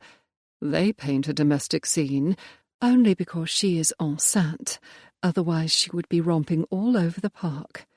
Maybe she will calm down after the puppies are born. That had occurred to several of his hunters after they gave birth. One can only hope. Grace and I came to town ahead of the children. On their way here, Daisy tried to make friends with a pair of horses. Charlotte grimaced. Suffice it to say, it did not turn out the way she wished. He could imagine what his horses would do, but he asked anyway. What happened? They bolted. The gentleman who owned the carriage and the pair started to yell. Fortunately, the team for our coach had been changed, so Mr. Winter, the children's tutor, got them all back in the coach and didn't stop until he arrived here. Con couldn't help but to bark a laugh. "I may have to reconsider a puppy." "Oh, no." Charlotte leaned more heavily against him. "They are the sweetest beasts in nature. She is much better since Matt has been training her." Con enjoyed the early morning as he rarely had before he'd met Charlotte. Not that he'd seen much of it. The air seemed fresher, the grass was still slightly damp. Other nurses and their charges began to enter the square. "Lady Charlotte, good morning." Harrington bowed to her, once again ignoring Con. "My lord," she curtsied, "I am surprised to see you here at this hour." "I thought I would see if you were in." The puppy's head seemed to twitch even further away from Con. "I have been extremely busy of late." Going for rides and walks with me? Con almost smirked. Suddenly a scream rent the peace of the park, followed by male voices shouting and dogs growling and barking. Con pushed Charlotte behind him, but the commotion was taking place near the old lady with the baby carriage. Mary and Theo, safe, thank God, were trying to calm the other girl, and the young woman who had accompanied the older woman was gone. 3 footmen surrounded Duke, who was snarling at something on the ground. Charlotte grabbed Con's hand. "Come, we must find out what has happened." A moment later, he slid in between 2 of the footmen to find the Dane had caught and was standing on a man. "Get him off me," the man cried. "I didn't do nothing." "Don't lie to his lordship," one of the footmen ordered. "You helped grab that woman." Next to Con, Charlotte stared at the villain on the ground. "You!" Con looked at the miscreant again. It was the blackguard he'd got drunk the night he'd rescued Charlotte. "Remove the dog. I'll take care of him." The moment Duke stepped off, the scoundrel tried to bolt. Con caught him by the scruff of his neck, swung him around and punched him in the stomach. The scoundrel dropped to his knees, heaving as if he'd throw up. "Now, unless you want a little more home brew, you'd better tell me where your accomplice took that young woman." "I ain't telling you nothing," the scoundrel spat, the glob just missing Con's boots. "You think not? Well, you've got a choice. You can hang, or you can be transported. If anything happens to that female, you'll hang, and I'll make sure the rope is nice and new." "Takes a long time to die with a new rope," one of the footmen commented. "He's taken her to the Dove, on the other side of Richmond." "One of you," Con ordered, "call the watch." The rest of Charlotte's brothers and sisters had gathered next to her. "What happened?" Walter asked. "Hal, take Ben and lock this rascal in the cellar at Worthington House," Charlotte said. "The rest of you take the children back to the house." Con looked around to see a large travelling coach stop in front of Stanwood House. The Mertons hurried over. "What is going on?" Merton held his wife close to him. "Miss Betsy kidnapped one of Lord Wharton's servants." Con looked down to see Theo tugging on his jacket. "What is it, sweetheart?" "She isn't a servant. She's the housekeeper's niece, and she's getting married soon." "Was she visiting her aunt?" Charlotte asked. Theo nodded as Mary said, "Her name is Miss Clovelly." Con thought of what the whore had in store for the young woman, and his blood turned to ice. He glanced at Charlotte. "I'll go and get her back." "I'm coming with you. She won't trust a man by himself." "Charlotte, you cannot." Merton glanced from her to Con and shrugged. "Worthington will not allow it." "I completely agree," Harrington said. What the devil was he still doing here, and who the devil cared for his opinion? "Lady Charlotte, you may not accompany Lord Kenilworth. I forbid it." "You?" Her voice shook with growing anger. "You have no business telling me what to do. Nothing will keep me from going. If need be—" "Go where?" Worthington asked, striding up, his wife next to him, almost running to keep up. "Miss Betsy abducted another young woman." Charlotte turned her slender back on Harrington. Her chin had firmed and her normally soft blue eyes flashed with anger. "Kenilworth is going to the inn they are taking her to. I am going with him." "Kenilworth?" her brother asked. This was his chance to prove to her he could be trusted, that he would not expect her to be less than she was. "I'll keep her safe," he promised. Truth be told, he would give his life for her. The smile she gave him was so brilliant it made him blink. "I'll be right back." "I object," Harrington started after Charlotte. Con grabbed his shoulder. "You have no business disagreeing. It is her guardian's decision to make, and he has done so." The man jerked out of Con's grasp. "I see what is going on," he said to Worthington. "You are encouraging Kenilworth's suit over mine." Her brother turned and stared at Harrington. "This man," he pointed at Con, "has actually asked to marry my sister, which is more than I can say for you. I suggest you leave before you are forced to do so." Con struggled not to laugh or grin. "I'll need to get a message to my mother and my valet. I'll see to it after you've gone," Worthington assured him. "Send word if you do not think you'll be able to arrive back this evening. I'll think of something." Lady Merton pulled her husband away and after a hushed discussion said, "We'll follow them. Merton suggests we stay at the Star and Garter." She crossed the street into the house, and Merton started issuing orders to his coachman. "My lord," the footman named Hal cringed, "Jemmy jumped on the back of the coach." "This is getting to be a habit of his," Con grumbled, "and not a good one for a lad who was only 6. Less than 5 minutes later, he and Charlotte were on their way toward the Richmond Road. Charlotte held on to the side as Constantine threaded the phaeton through the morning traffic.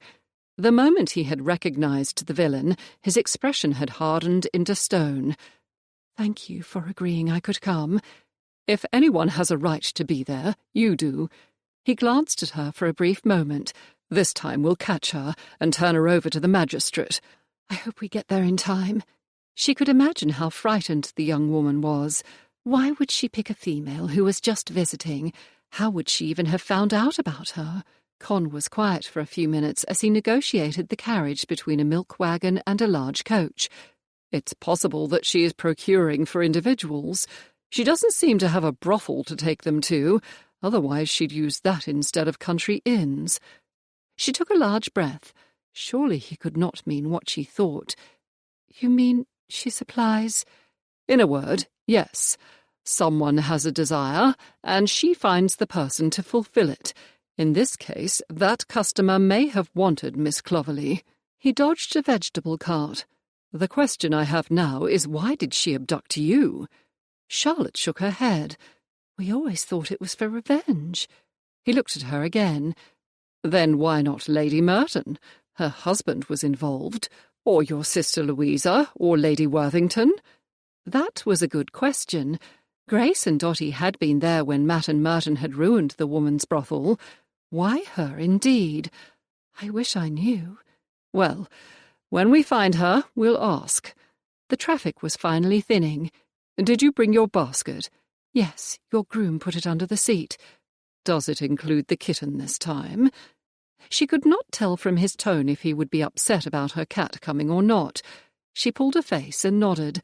Colette had refused to be left behind. Even Dotty was unable to detach her from Charlotte's police without ruining the fabric. "I'm afraid so. She was adamant that she stay with me. She must have sensed that I was upset." "It's not a problem. I shall simply have to remember not to stick my hand in the basket without giving her warning first." Constantine's tone was dry, but the corner of his mouth twitched. She bit back a smile as they turned onto the Richmond Road. The tension in the air was palpable, but it was around them, not between them.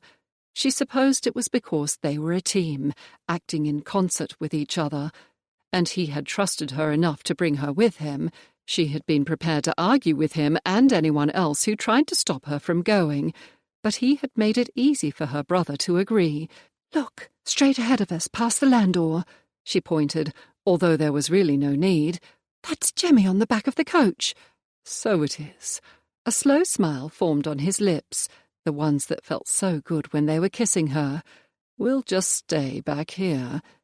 Jemmy waved, letting them know he saw them too. "I'm really going to have a discussion with him about jumping on carriages," she said more to herself than Constantine. "At least he should have some money with him this time." "Why do you say that?" Constantine glanced at her again. "You gave him largesse. The amount was significantly more than what he had to pay for the stagecoach and hackney. He is an enterprising young lad." His tone was thoughtful, and she wished she knew what he was thinking. Yes, he is. He was going to offer you the amount left over, but I told him you would want him to keep it. That turned out to be a good decision. Constantine took the ribbons in one hand and briefly covered her fingers with his. We'll make sure both he and Miss Clovelly are safe. The more Charlotte considered it, the more she wanted Jemmy to come with her when she married, if it wouldn't harm his chances for finding his family, that is. Still, now was not the time for that conversation. First, they must rescue poor Miss Clovelly. As they travelled through Richmond, the landau in front of them turned off at the Star and Garter. I believe that is the inn Dotty and Merton are planning to stop at. Constantine slowed down and surveyed the inn for a moment. It's certainly grand enough for 2 marquises. I assume that decision was made when you went to fetch your basket. What did you and she talk about? Dotty will arrange for Miss Clovelly to stay with our maids. She also plans to get a change of clothing from the Wharton housekeeper, and one of their footmen will depart immediately after we return with Miss Clovelly to notify the housekeeper that her niece is safe. Charlotte grinned to herself. When I left, she had my maid packing a small trunk for me. She glanced at Con. Dotty is very practical. I got that impression from her. They had passed through Richmond, and the roof of a building showed through the trees. We should be there soon. What is our plan? We walk in and ask for a chamber for you to refresh yourself, and a private parlour. They were betrothed. Surely that was allowed. Her face fell a bit.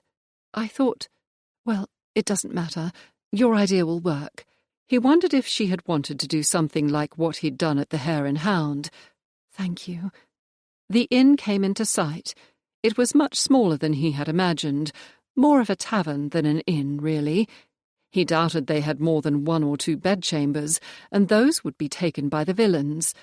They would very possibly be turned away and directed to the Star and Garter. Yet, if it was an emergency, perhaps he could indulge her after all. How dramatic can you be? At once, Charlotte's countenance lit up. I do quite well in our Christmas theatricals. Did you have in mind something like you did when you rescued me? Indeed. Con was correct. She did like a bit of drama, and when she looked at him like that, he was happy to provide it. They arrived at a building with a sign with a white dove on it. As expected, the coach turned into the yard. They followed closely behind. Charlotte grinned and cried in a carrying voice, "Oh, I can go no further.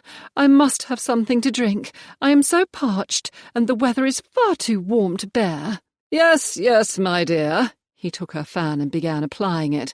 "You see we are halting here." He motioned to Jemmy, who ran immediately to the horses before anyone noticed he had not arrived with them. She and Constantine shared a collusory look before the ostler hurried out to them. "Help my groom with the horses, man, and be quick about it," he ordered, lifting her down into his arms and striding into the inn. "I must have a chamber for my lady. Landlord, now, if you will." An older man came from down the corridor. "My lord," the landlord bowed. "Crow's the name. We're honoured by your presence, but I ain't got the type of lodging you'd be looking for. There'd be the Star and Garter in Richmond. I must have a chamber now. My lady can go no further." The innkeeper looked as if he would argue, and Constantine lowered his voice. "Please, I merely require a room for my lady to rest and a private parlour." He had lowered her to her feet and taking out his quizzing glass. "Surely you can provide such simple accommodations. It is only for an hour or 2. He leaned over and in a low voice said, "I shall pay you well. I do not want a hysterical female on my hands for the rest of our journey to the Duke's residence." "Whatever you want, my lord." The landlord motioned to a young woman who'd come up. "Maisie, show his lord and ladyship to the big front room and tell Mrs. Crowe they'll be wanting tea and whatever she can get together, quick-like." Con swept Charlotte into his arms again, and she had an opportunity to look over his shoulder. Miss Clovelly, looking more angry than frightened, was being escorted by a man Charlotte hadn't seen before. Thank God for small favours. At least she would not be recognised. She decided it was time to swoon. "Oh, my dear!" she moaned before going limp in Con's arms. Maisie opened the door for them and handed Con the key. "There you be, my lord. I'll send up some tea. Don't think she'd be wanting ale." "Tea will be fine for her ladyship. However, send up a tankard of ale for me, and warm water. She will wish to clean off the dust when she awakens." "Yes, my lord." "Oh, and Miss—" Con flipped her a half-crown. "See that my groom knows where I am and has something to eat, if you will." "Pleasure, my lord." Through slitted eyelids, Charlotte could see the girl grin. Maisie sauntered off as Constantine set Charlotte's feet on the floor once more. "That part went easily enough," she said. "Now, how do we capture Miss Betsy and save Miss Clovelly, who, by the looks of her, is furious?" He removed his hat and gloves, placing them on a bureau. "That is going to take some planning. If only we knew when Miss Betsy was arriving. Perhaps Jemmy could find out." Charlotte drew out the hat-pin from her bonnet and placed it next to his gloves. "Charlotte, he is a child," Constantine said, clearly unhappy about involving the boy. He, however, did not yet know Jemmy's past. "Yes, but an extremely enterprising one, and he is clever. He lived on the streets before I found him, and knows better than to take stupid risks." Rubbing the back of his neck, Constantine frowned. "Very well, we'll ask him." Charlotte gave him an encouraging smile, but Con wasn't at all happy about having a child help them. He'd just as soon send the boy back to Richmond. Yet when Jemmy arrived a few moments later, he was full of news. "They got Miss Clovelly 3 doors down near the stairs. How are we going to rescue her?" Chapter 22. Wait a minute. Con was shocked that Jemmy could have discovered the information so quickly. "How do you know that?" "Weren't hard," the lad shrugged. "I knocked on the doors, quiet-like, until a woman answered. Then I asked her name." He dragged his hand over his face. So much for not taking stupid risks. What if one of the miscreants had answered the door or heard you? "They're both down in the tap-room." Jemmy gave him a saucy grin. "Very well. Charlotte was right about the boy. Now, all we have to do is figure out a way to get her out of here." "Got all night for that. They ain't—" He slid a glance at Charlotte. "I mean, they aren't coming for her till morning. I heard them say so." "I do not want to leave her here all night," Charlotte said. "What if something happens and they come for her earlier? If he knows his accomplice was caught, he might have told Miss Betsy, and she will arrive as soon as she is able." Jemmy looked around Con to answer his mistress. "I don't think that'll happen, my lady. The landlady says they always get left overnight to think on their wickedness. I asked what that was, but she told me I was too young to know." "Wickedness!" Charlotte spat the word. If Mrs. Crowe only knew how she was helping perpetuate wickedness. "There is no moon tonight. I doubt the woman would want to make a journey in the dark," Con said, hoping to lessen Charlotte's concerns. "That may be true, but I shall not have Miss Clovelly frightened more than she is." She glanced at Jemmy, her brows drawn together. "Go back downstairs and try to keep anyone from coming up, and if someone does get near the stairs, make a loud noise."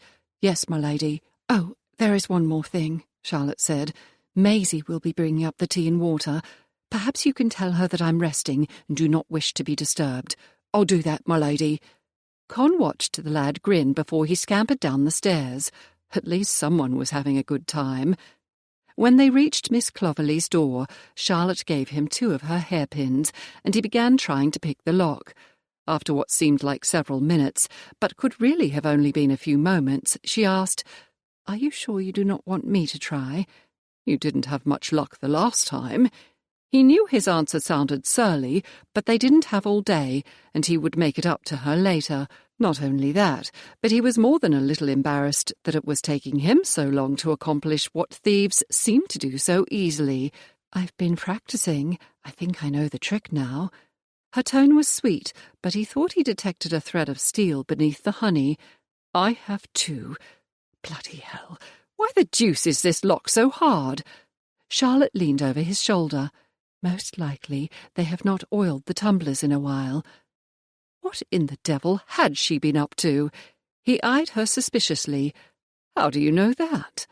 She gave him an exasperated look, as if he'd accused her of doing something untoward. From my housekeeper. She saw me practicing on one of the attic doors. That would teach him to question her. He sat back on his haunches. So, how do we solve the problem? Charlotte drew out a small copper bird from her pocket. I thought ladies didn't have pockets anymore. Is that a peacock? I had them made, and it is an oil horn in the shape of a peacock. I borrowed it from our housekeeper. She stuck the long beak inside the lock. Now try it. No. It was time he stopped acting like a stupid male, as his younger sister would say. Please. Con stood and handed the pins to her. You found the solution. You shall do the honours. She graced him with a smile so full of joy he blinked and vowed to find ways to make her smile more often. A moment later, the tumblers clicked, and Charlotte swung the door open. Oh, no! She rushed over to the young woman who'd been gagged and tied to a chair. However were you able to answer Jemmy? A very feminine noise answered them. The child had gone on the tone of the sounds the young woman had made. I understand. While they untied Miss Clovelly, Charlotte kept a low, steady stream of talk. I am Lady Charlotte Carpenter. My family's home is a few houses down from where your aunt works. This is Lord Kenilworth, my betrothed. We've come to save you. Other than being abducted and tied up, have they harmed you? This last question came as the gag fell away. No, my lady, but I'd like to do a good deal of harm to them. I do not blame you at all. We were able to capture one of the blackguards. I'm glad to hear it. The other one thought he got away. That would give them some much-needed time. He would have if it hadn't been for one of the Great Danes, Con added. The dog caught him and held him down until the rest of us could get there. There. Miss Clovelly rubbed her arms, probably to get the feeling back in them. I told my aunt they were useful, and sweet too. Yes, they are, Charlotte said with feeling. Daisy, the female, will be having puppies soon. Perhaps you'd like one of them. If they didn't eat her out of house and home, Con muttered to himself. Come, let us take you to our room. Charlotte helped the woman up and said to him, Will you relock the door? Certainly. I'll join you soon. No sooner had the lock snicked closed than the sounds of a coach coming into the yard reached him. Doors opened and shut. Jemmy appeared at the top of the stairs and announced in a loud whisper, Lord and Lady Merton are here. They might be of assistance in getting Miss Clovelly out of this place. It would be much easier to deal with the villains and the tavern-keeper and his staff with more help. Tell them to come up. Jemmy nodded and ran back down the stairs.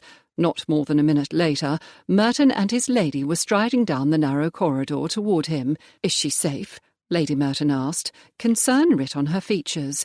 Yes, Charlotte is with her. We must decide how best to proceed. Her ladyship swept past him. We shall, but in the chamber where we'll not be overheard. It is at the end, correct? Yes. With his long strides, Con managed to get to the door first. Why that was important he didn't know, only that it was. Charlotte. He tapped on the door. The Mertons are here. The bolt drew back, the door opened, and Charlotte and Lady Merton flew into each other's arms. Dotty, I thought you were going to remain in Richmond. Charlotte took her friend's hand, leading her into the room. For a second, Con felt forgotten. Then she caught his gaze, her blue eyes sparkling with delight. We decided you might need us. There was no knowing how many scoundrels would be here. Lady Merton grinned. It could be helpful to have 2 marquises instead of just 1. From the corridor, he heard a gruff laugh before Merton commented, Intimidation and access are the only uses she has for my title. Con might say the same about Charlotte. His title meant nothing at all to her, until he had admitted he'd been wrong about his mistress and had tried to make reparations. She'd had as little as possible to do with him. He had never wanted a woman who would marry him only for his title, but until he'd met her, he had considered it to be one of his more desirable attributes. Cousin, please come in. She stood aside. Kenilworth reserved a parlour downstairs, but I do not wish to leave Miss Clovelly alone. Of course, Merton said, entering the small chamber.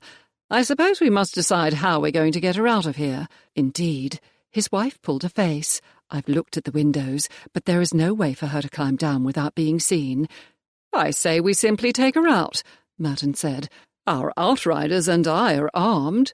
Con brightened. Simple and straightforward. It also might mean he would be able to hit someone, which, after seeing how they had tied Miss Clovelly up and distressed his betrothed, he desperately wanted to do. "I suppose that would work, my love." The lady glanced at her husband a bit dubiously.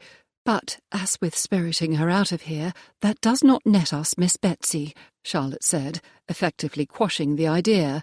"Or any of her tools," Con said, trying to think of a way to accomplish all their goals, even if it meant he wouldn't get to fight anyone.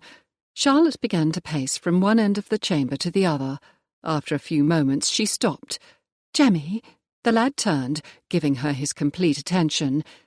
"Did the landlady appear to be concerned about Miss Clovelly's behaviour?" "Yes, my lady."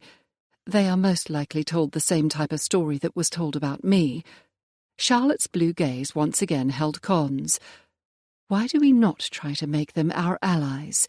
We shall tell them what Miss Betsy is really up to, and recruit their help in arresting the men who brought Miss Clovelly here and capturing Miss Betsy when she arrives." "That might actually work," he responded. "They would require a backup plan. And if they do not believe us, in that event," Charlotte gave him a wicked look, "you, Merton, and his servants will simply have to fight our way out." She was a minx when she wanted to be. Con's life had definitely taken a turn for the better when he had met her. "Jemmy," Con said to the boy, "please ask the landlord and his wife to attend us." "Yes, my lord." "And Jemmy," Charlotte said, "make sure Lord Kenilworth's carriage is harnessed, and tell Lord Merton's outriders to go into the tap-room and prepare themselves for trouble." The lad grinned widely. Well, at that age, Con would have thought this was a great deal of fun as well. Merton lounged against the wall on one side of the door, and Con took the other side. Miss Clovelly was seated on the bed. Lady Merton and Charlotte sat in chairs pulled next to the bed, flanking Miss Clovelly. Both ladies drew out their pistols, placing them in their laps under their reticules. A few moments later, a knock came on the door. "My lord," the landlord called, "your lad said you wished to see me and my wife." He nodded to Merton, who opened the door. Once the innkeeper and his wife were in the room, Con closed it. "How did she—" the man started, his eyes round as saucers. Charlotte cut him off. "She was abducted from the park in front of the house where her aunt is employed.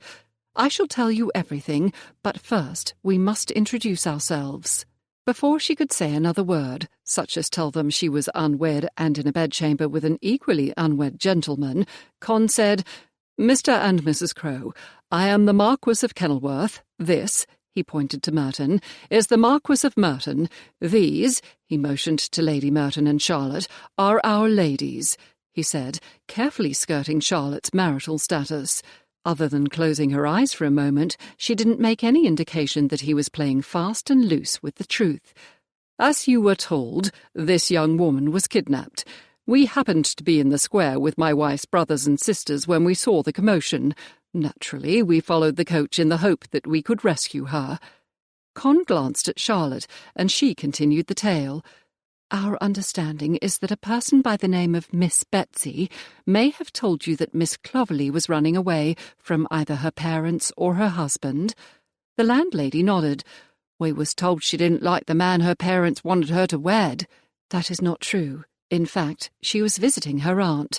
Miss Clovelly nodded in confirmation. "I'm getting married in 2 weeks to the son of the man who owns the largest haberdashery in Luton. My family owns the best fabric warehouse in the town, and our parents have planned for us to marry since we were children." A blush rose from her neck to her cheeks. "My Ben is also the handsomest man around. I wouldn't have any reason not to marry him." The landlord's wife opened and closed her mouth a few times, yet seemed unable to speak. Lady Merton glanced at Charlotte and shook her head. "My husband and I, as well as Lady Kenilworth's brother—" That threw them from the frying pan into the fire, but Charlotte hadn't even blinked. "Destroyed Miss Betsy's brothel in London. Somehow she escaped the law before reaching Newgate." By this point, Mrs. Crow looked close to having apoplexy. She plopped down onto the end of the bed, fanning herself with her apron. "I never thought. She looks and acts like such a lady, such a good person." Leaning over, Charlotte patted the woman's hand. "You are not the only one she has deceived. We need to get this young woman to safety and call the magistrate to arrest the men who brought her here. We must also capture Miss Betsy so that she can no longer prey on other innocents." Mr. Crow, who had been silent, finally said, "Just tell us what we can do, my lords. Can't have my inn getting a bad reputation." "The first thing," Con said, "is to contact the magistrate. If you tell us where we may locate him, one of Lord Merton's servants will fetch him. If you have a cellar or if there is a jail nearby, we can detain the blackguards until then. Nearest jail is Richmond. That's where Sir John, the magistrate, is too. I got a cellar we can lock them in until he gets here." Charlotte exchanged glances with Dotty before looking at Con. She had been a bit worried that the Crows would either not believe their tale or not want to become involved. This was going much better than expected. Then again, not everything in life should be difficult. It is a shame we do not know where Miss Betsy lives or her real name. The landlady cleared her throat. "I might be able to help with that." All of them turned their eyes to her. This was almost too much to hope for. "How?" Miss Crow ran a hand over her apron, smoothing it. "Most of the time, one of the men can read and write, and I just give his letter to our stable boy to post. This time, the man who brought... She glanced at Miss Clovelly. "Miss Clovelly," she supplied. Mrs. Crow nodded her thanks. "Who brought Miss Clovelly handed me a letter to be sent to Miss Betsy." By this time they were all, even her husband, leaning toward Mrs. Crow as if she was telling the most interesting story they'd ever heard. The name on the letter was Mrs. E. Bottoms, and it was addressed in care of the White Swan in Twickenham. "Twickenham isn't far at all," Merton said. "Just a few miles." He looked at Con. "We could be there and back in under 2 hours, and have Miss Betsy under lock and key," Con mused. Chapter 23. Before Constantine and Merton were too far into their scheme, Charlotte stopped them. "And how do you plan to prove that Mrs. E. Bottoms is Miss Betsy? For that matter, how do you propose to prove that any woman you have arrested is abducting people against their will? We have been told that it is Miss Betsy, but unless we have proof, she will be let go, especially if she is known as a good citizen of her town." Merton opened his mouth, but Dotty forestalled him. "Charlotte is correct. We need to catch her in the act, as it were." Not saying a word, Constantine flattened his lips and tilted his head to one side. The rest of them were quiet as well. After a few minutes, Miss Clovelly spoke. "If you can protect me, I'll agree to go with her tomorrow. I have a craving to find out just who paid her to have me abducted." "No." Merton's tone was firm, as if he would brook no objection. "It is not right to use you in such a way." "I think it would work," Dotty said slowly. "Naturally, we must ensure her safety." Charlotte quickly reviewed the possible scenarios and nodded. "I agree. We would have to have more than one person following the coach, and, mayhap, outriders." She glanced at her friend. "Dotty, how many footmen and grooms do you have with you?" She gave Charlotte a rueful smile. "At least 10. Is that not right, my love?" 12, Merton said gruffly, in a somewhat defensive tone. "One never knows when a horse may become lame or a man may fall and injure himself. I wished to make sure you were safe. Besides, my love, we need to put to work all the people you rescue." "Well, that is true," Dotty replied, not at all embarrassed. "The more training they receive, the more quickly they will be able to find permanent employment." "There, you see," Charlotte grinned at her friend and cousin. "We have plenty of men in the event of trouble." She turned to Miss Clovelly. "It is your decision. Will you feel safe enough?" They all seemed to focus on the young woman as she considered her options. After a few long moments, she gave one decisive nod. "I will, my lady." Charlotte let out the breath she had been holding. "Thank you. Until then, you shall remain with us. That way, if Miss Betsy does come early, you will not be in danger." "Well then," Constantine pushed himself off the wall. "Let's make certain those blackguards below are secured." "What will we tell Miss Betsy about her men?" Mr. Crow asked. Remembering her own abduction and the one cur who got drunk, Charlotte said, "We can say they went off drinking." "That might work," Mrs. Crow nodded. Except for the one man that isn't here, they do put down the ale." Raising an eyebrow, Constantine said to Merton, "After you, my lord." "Just one thing." Mrs. Crowe twisted her hands in her apron. "Try not to make a mess. The midday meal starts soon, and there'll be no time to clean up before service." Con gave her an elegant bow. "As you wish, madam." "Indeed," Merton said. "It shall be as quick and clean as possible." "As long as I get to plant at least one facer, I'll be a happy man," Constantine mumbled.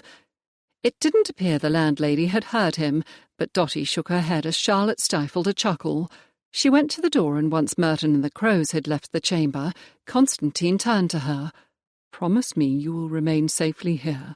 Placing her hand on his cheek seemed the most normal thing in the world to do as she rose up on her tiptoes and kissed him. "I shall." She closed and locked the door behind him. "Do you think they'll be long?" "Not if they are forbidden to make a mess," Dotty said, clearly holding back her laughter. "And you? How do you feel about Kenilworth now? Like a bird singing joyfully in a tree, like I can walk on clouds." A week ago, Charlotte could not have imagined she would come to like and admire Constantine Kenilworth so much. In fact, after the past few days, she could easily envision a life with him. She didn't know if she loved him yet, but if not, she was very close. So close she had decided to tell him she would marry him. She glanced at Nell Clovelly, who was staring at her, curiosity writ in her eyes. Charlotte would like to have a complete discussion with her friend, but not with another person present. "Much like you did when Merton kept living up to your expectations, I suppose." "Except you had none," Dotty pressed. "Oh, I had plenty of them," Charlotte laughed, "and none of them were good." Constantine had more than met the challenges she'd given him. Today he had acted like a partner instead of the way most men acted, and when he had introduced her as his wife, even if there had been no choice, she was, at first, astonished that the idea did not bother her at all. In fact, she actually looked forward to telling him. "But now," Dotty prompted, "everything has changed." Perhaps it was time for more than kisses. "Well, if you ask me, my lady," Miss Clovelly said, "I would say you are both in love." Charlotte's cheeks heated and someone started to pound on the door. "Charlotte," Constantine said, "it's time to go." When she opened the door, he filled the space, looking as if he'd just had a brisk walk. "I take it all went smoothly." "Merton had so many men on hand, there was little to do. The scoundrels barely even attempted to fight." "That must have been a disappointment for you." Although it would have made the landlady happy. She kissed his cheek.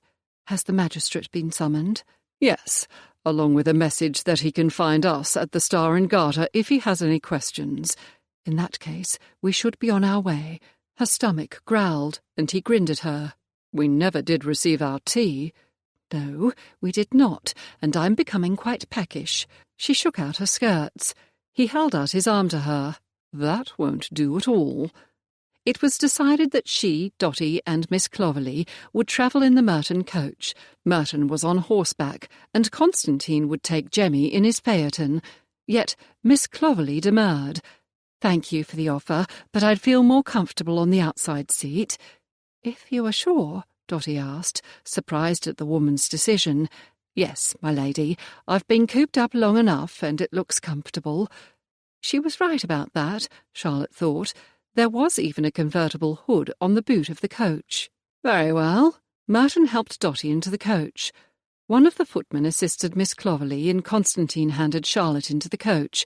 His green eyes seemed to reflect the leaves of the trees as he searched her face. "I shall see you soon." "You shall indeed." Soon, Charlotte decided.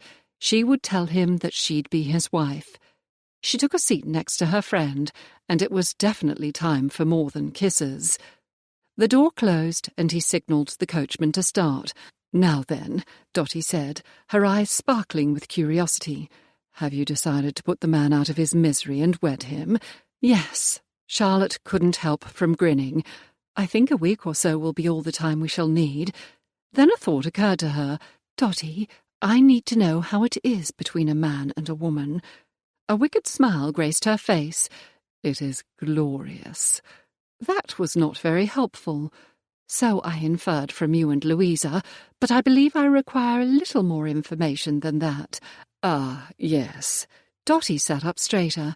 If you are planning what I think you are planning, you do need a bit more information. Has Grace told you anything at all? Other than when you marry a man you love, marital relations are wonderful. Nothing at all. I see. In that case, perhaps a better understanding is in order. By the time they arrived at the inn in Richmond, Charlotte was not quite as eager to pursue more than kissing as she had been. It hurts only the once. You are sure? Positive. Dotty punctuated her statement with a sharp nod. Do not be concerned. I think Kenilworth will make sure you enjoy it. If you say so. Charlotte was a little dubious. Then again, he had had a great deal of experience, even if she did not wish to consider that part at all. In for a penny, in for a pound, as her mother used to say. All she had to do now was to put her scheme in place. Blast it all! Con had hoped he'd be able to speak with Charlotte before they arrived in Richmond. Lately, he had seen warmth in her eyes, instead of the ice shards that had been there before. When she had kissed him before he'd gone down to arrest the blackguards, it had shocked him to his toes. Not that she had kissed him, they'd done that already, but that she would do it in the presence of Lady Merton and Miss Clovelly. Merton had immediately decided Con was joining the family and suggested they address each other more informally. "After what my wife told me, I had my qualms you would be able to change Charlotte's mind," he said. "But you seem to have done a good job of it. Congratulations. I would be honoured if you would call me Merton." "Thank you. Con would be much happier if he was as certain about Charlotte. Please feel free to address me as Kenilworth." He'd thought to use the ride to Richmond to solidify his future with Charlotte, yet he could not argue with the decision that she travel in the coach. It would present a more proper appearance. There was no reason to court more talk, and every reason not to. Richmond was a well-known refuge from the dirt of town, and the Star and Garter a popular inn with the ton, and one would expect to come across someone either he or she knew. It was time to ensure she would indeed marry him, and he needed to form a plan as to how he would approach her. But with Jemmy sitting next to Con talking a blue streak during the short drive, and many times not even waiting for an answer before rushing on, Con could not concentrate enough to do anything but answer the lad. "That was the best facer I ever saw. Will you teach me how to do it?" Jemmy asked. "Thought for a bit he'd give you trouble, but you just took him down all right and tight. Will you teach me how to drive? His lordship said he'd teach Philip and Walter, but didn't say anything about me." "If his lordship allows it," Con replied, wondering exactly what Jemmy's place in the Worthington household was. "That would be beyond anything!" Jemmy bounced on the seat, and Con reached over to keep him from tumbling out of the phaeton. "Sit. I cannot teach you anything if you fall off and bash your head. Mr. Winters isn't going to like that I missed lessons again."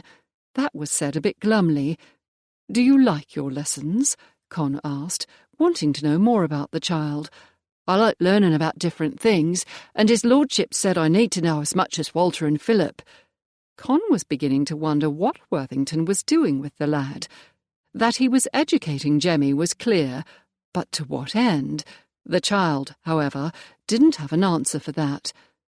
Not long after, Merton not being at all shy about making an impressive entrance, their group came to a stop in front of the Star and Garter in a grand fashion. Of course, that was hardly to be avoided with the number of outriders, most of them in livery, he had flanking the coach. Jemmy scrambled down from his perch. "I'll see to the horses, my lord." "Thank you." One thing was clear, the lad was horse-mad. Con strolled over to the coach, opened the door and let down the steps. "My lady?" Charlotte's lips tilted up. "My lord, how kind of you." "It is my pleasure." Once she was on the ground, he pressed his lips to the back of her gloved hand. While they waited for Merton and his lady, Con led her off to the side, and time seemed to stop as he gazed into her clear blue eyes. Somehow, between the dove and here, he'd come to the conclusion that he did not merely want her because of his promise and pride, but he needed her in his life. "Charlotte, Come along," Merton said. "I have been informed that my wife must immediately have sustenance." "I as well." Charlotte placed her hand on Con's arm. "Let us find a time to be private." That would not happen until much later. "Very well. By the by, did you know Jemmy's tongue runs like a fiddlestick?" "He is extremely curious." The corners of her mouth took a definite downward turn. "I hope you were not bothered by him." "I am merely interested in what Worthington plans for the boy. I gather he is joining your brothers and sisters for lessons." "Indeed he is, and doing wonderfully well. When I found him, he could not read or write. Now he is surpassing Philip and Theo." "Found him? How the devil did a gently bred young lady find a child from the streets?" Then he remembered what her brother had told him. Yes." She bit her lower lip, and a line appeared between her well-shaped brows. "You know that children are sold to kid Kens." She posed it as a statement, not a question. "Yes. We have been able to rescue and find the homes of quite a few of those taken. Jemmy was with another boy." She sighed softly. "We have not yet found his family." "You believe he is from the gentry?" Con glanced back at the child. It was possible. Jemmy had the regular features of any boy in Mayfair, as well as what looked to be a budding patrician nose. Then again, he might be someone's byblow. Most of the children in that particular group were. He had been there for a long time, and has no clear memory of his parents. They entered the inn and were ushered up a wide staircase. "We are hoping, praying if you must know, that as he becomes older he will resemble someone and be recognized." Con greatly doubted that would occur. What, after all, were the odds that someone would come across the boy by chance? As if she had heard him, she said, "It already happened with a little girl. A lady, who turned out to be the child's grandmother, saw her playing in the park and almost swooned. The girl looked exactly like her mother at that age." "And the mother?" he asked, although he knew the answer. "Murdered." They had reached the apartment Merton had hired. There was a large parlour with 2 doors on either side of the room. "What will you do if you are unable to find his family?" "Keep him as one of ours." She smiled a bit sadly. "Eventually he will become used to living with us. Right now, he feels compelled to work part of the time in the stables. Matt intends to send him to school the year after Philip goes." "He may just like horses." Con grinned down at her. "At his age, if I had been given the choice between living in the house and living in the stables, I assure you the stables would have won out." Charlotte chuckled lightly. "I imagine they would have." She glanced around the room. "My, this is elegant." It was. Now that they were in the parlour, he could see a balcony beyond a pair of French windows. She strode over to them, drew back the curtains, and stepped out. "Richmond is a lovely little town. I wonder if they have a market." Standing behind her, he glanced down at the street below. "I will ask." "Thank you." Once again her smile made him want to drag her into his arms and never let go. After all, we are in no hurry to return to town. Other than to marry. Yet before then, he must make sure of her and their future. He looked round the parlour again. The door on one side of the parlour was slightly open, and he could hear her cousins talking in low voices. She would most likely be in the chamber on the opposite side of the parlour from the Mertons. He wondered where his room was located, and hoped it would not be too far away. Although, if Merton was as protective as Worthington appeared to be, it could be on the other side of the inn. "My lord." Con turned around. His valet stood just outside the door, but not from the main corridor. Obviously he had been paying so much attention to Charlotte he had failed to notice the smaller corridor located before the main door to the parlour. "Cunningham." He bowed. "Your chamber is this way if you would like to wash before luncheon." "My dear." Con raised Charlotte's hand, but this time he turned her palm up, kissed the centre of her palm, and closed her fingers around it. "I shall be back shortly." Gently she cupped his cheek with the same hand. "I will be here." By Jupiter, he hated leaving her. Still, the chances were that he would not be able to find time to be alone with her until after dinner, when her friend and cousin retired for the evening. He followed his valet past 2 doors and into a large bedchamber with one door on the right and the other on the left. As in many older houses, all the rooms must be connected, so that if one opened all the doors it could make for an easy passage between parlours. The small corridor he had been taken through had to be an addition built when the inn bought the neighbouring house. That meant that Charlotte's bedchamber was one door down from his, with only a dressing room between them. Obviously, he had misjudged Merton's intentions. The man meant to do what he could to help Con win Charlotte, or not interfere with his courtship. If that was the case, he would not let his soon-to-be cousin down. A few days here, back to town, and he would have his wedding shortly thereafter. Chapter 24. Bert couldn't believe his luck. There she was, right in front of him, looking down from that grand inn across the street. He'd stopped in Richmond to get a pint of beer before he finished travelling to the Dirty Duck, a hedge tavern between here and Twickenham. Not wanting to see his chief, he'd decided to leave a note for Miss Betsy at the Duck. Now he wouldn't have to tell her he'd lost Lady Charlotte. He could just bring the mort to Miss Betsy. He flipped the barmaid a coin. "I'll be needing a room for the night after all." Reaching under the counter, she took out a key. "That'll be a shilling. Up the stairs on the left, dinner's included. It's on the straight and small, but you won't have to share it." She leaned over provocatively. "Unless you have a mind to." As she expected, he looked down. Dark pink nipples drew his attention and his cock stood up. It had been a long time since he'd had a woman, and he deserved a reward for finding the rum mort. "Meet me after you finish here." "Be me pleasure," she smiled, and he was glad to see she had most of her teeth. He picked up his bag. After he put it in his room, he'd scout around and find a good place to snatch Lady Charlotte. First he had to send a message to Miss Betsy that he'd have the gentry mort by tomorrow. He took out the small travelling desk he used, penned the note, then went back down to the tap room. "I need someone to carry this to Twickenham." The same woman who'd served him earlier signalled to a lad of about 12. "Eddie here can take it." She strolled over to him, her hips swaying. "Who's it to?"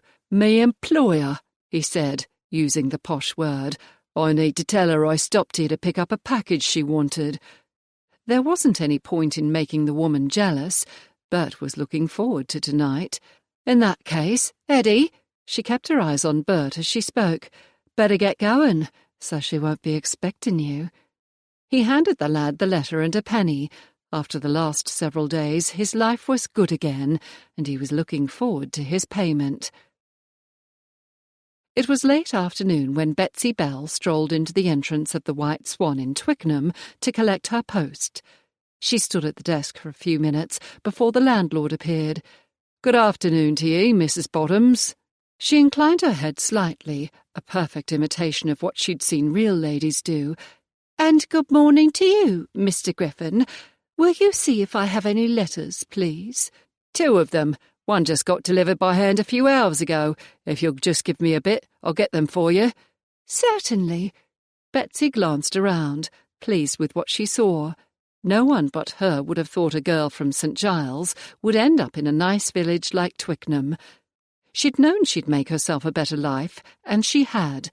A snug little house she owned, as well as a maid and a cook who came in 3 times a week, and a coach and coachman. All her neighbours were gentry, not the rich kind, but still gentry. A lot of hard work had gone into getting here, and not only on her back. When her father had sold her to her first nunnery when she was 13, she hadn't been able to read or write. She knew enough numbers to make sure she wasn't cheated, and she'd found an old lady to teach her the rest. Now, 16 years later, she was being treated like a lady, and pretty soon she'd have enough to retire on. Once the war was over, she thought she might fancy Italy. Some of the gents Betsy had been with said it was warm all the time there, and cheap to live in. But she'd miss her house. She could visit and see how she liked it.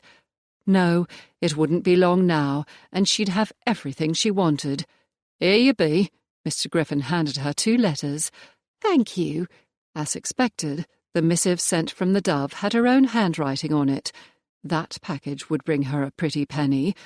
The stupid girl should have accepted what the gent had offered, but then Betsy wouldn't be making so much money off her, and it had been a quick job. Seems the girl was only in London for a few days. The other letter was written by Bert. With any luck, he'd found Lady Charlotte. She stopped herself from frowning and gave the landlord a polite smile. "I shall see you in a few days, Mr. Griffin." "Yes, ma'am." Betsy strode as quickly as was proper to the cottage she'd bought in an area not far from the church. She'd even attended the services a time or 2. Smirking, she imagined the looks on the faces of Mrs. Hall and Mrs. Eccles, the ladies living on either side of her. If they knew a common whore had drunk tea with them. She laughed to herself, but, on second thought, it wouldn't be very funny at all. They'd chase her out of her house and the village, not only for being a whore, but for acting better than she should. Her maid opened the door for her. "Shall I bring tea, ma'am?" "Yes, please." One day she'd have an indoor male servant. The problem now was that they were more expensive, and damned government put a tax on them too. "I shall be in my parlour."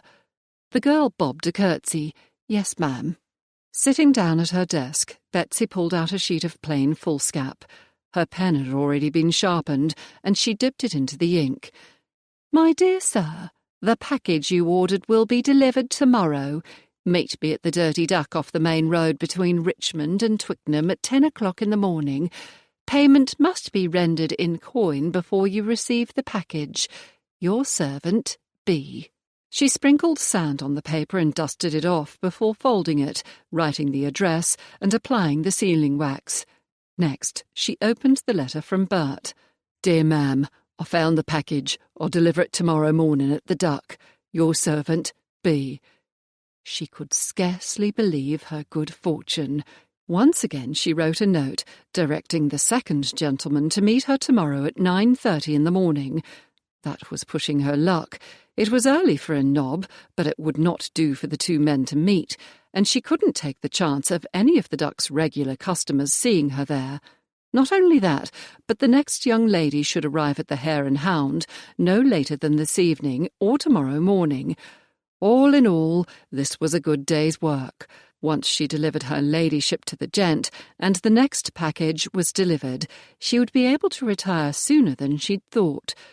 She pulled out another piece of pressed paper and wrote a note to her solicitor asking him how long it would take him to make arrangements for her to travel to Italy and to lease her house while she was gone. 6 months ought to do it.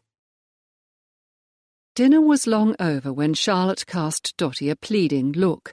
Could she not take Merton away and give Charlotte time with Constantine?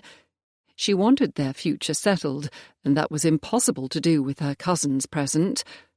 Putting her fingers over her mouth, Dotty feigned a yawn. "My love, I require your assistance." Merton slid her a smouldering glance. "In that case, we should retire." He rose, holding out his hand to her. "My love." A moment later their door snicked shut, and Charlotte let out the breath she had been holding. Now she simply needed to be bold and go up to Constantine and kiss him. The next thing she knew, she was in his arms. So much for having to be bold. I thought they would never go to bed. He lowered his mouth to hers, and she opened, allowing him access, running her tongue along his as he explored her mouth. He tasted like wine and male, and she had never tasted anything as good as he did at this moment.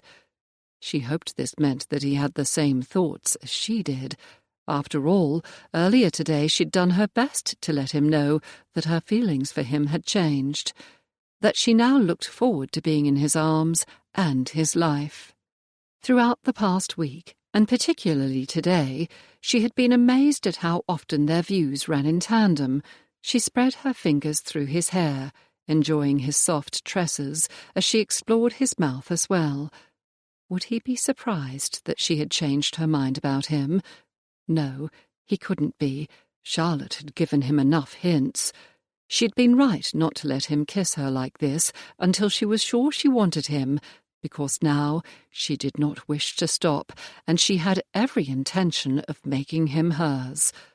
Finally, Con was alone with Charlotte for the first time since they'd left the Hare and Hound. He thought the Mertons would never retire and allow him to show her how much he wanted her, wanted to marry her, make her his Marchioness, helpmate, and the mother of his children. He pulled her into his arms, slightly surprised that she came willingly. Charlotte. She tilted her head, deepening their kiss. If only they could do this all night. But he had to make sure she was not simply overcome by her first experience with lust. He drew back and wanted to preen when her lips followed. "I think we worked well together today." "I agree," she said, her voice low, seductive. "We seldom disagreed at all." Damn, when had she turned from an innocent into a siren? She slid her arms around his neck, pressing her lush breasts against his chest for the first time. His breath hitched and his cock swelled. This was even more of a statement than she had made earlier when she'd kissed him. He bent his head again, touching his lips to hers. Perhaps talking could wait for a while. Her mouth opened, and he took full advantage, tasting her, drinking as if he'd been stranded in a desert. A soft moan escaped her lips and her tongue touched his, tentatively at first, as she learned how to take control, then with more confidence, as if she wanted everything he could give her. She felt so good, so soft and lovely. Slowly, so as not to frighten her, Con cupped one of Charlotte's breasts and feathered her nipple with his thumb. Tilting her head once again, she deepened the kiss and pressed her body tighter against him. This time he moved his hand to her bottom, pulling it against him.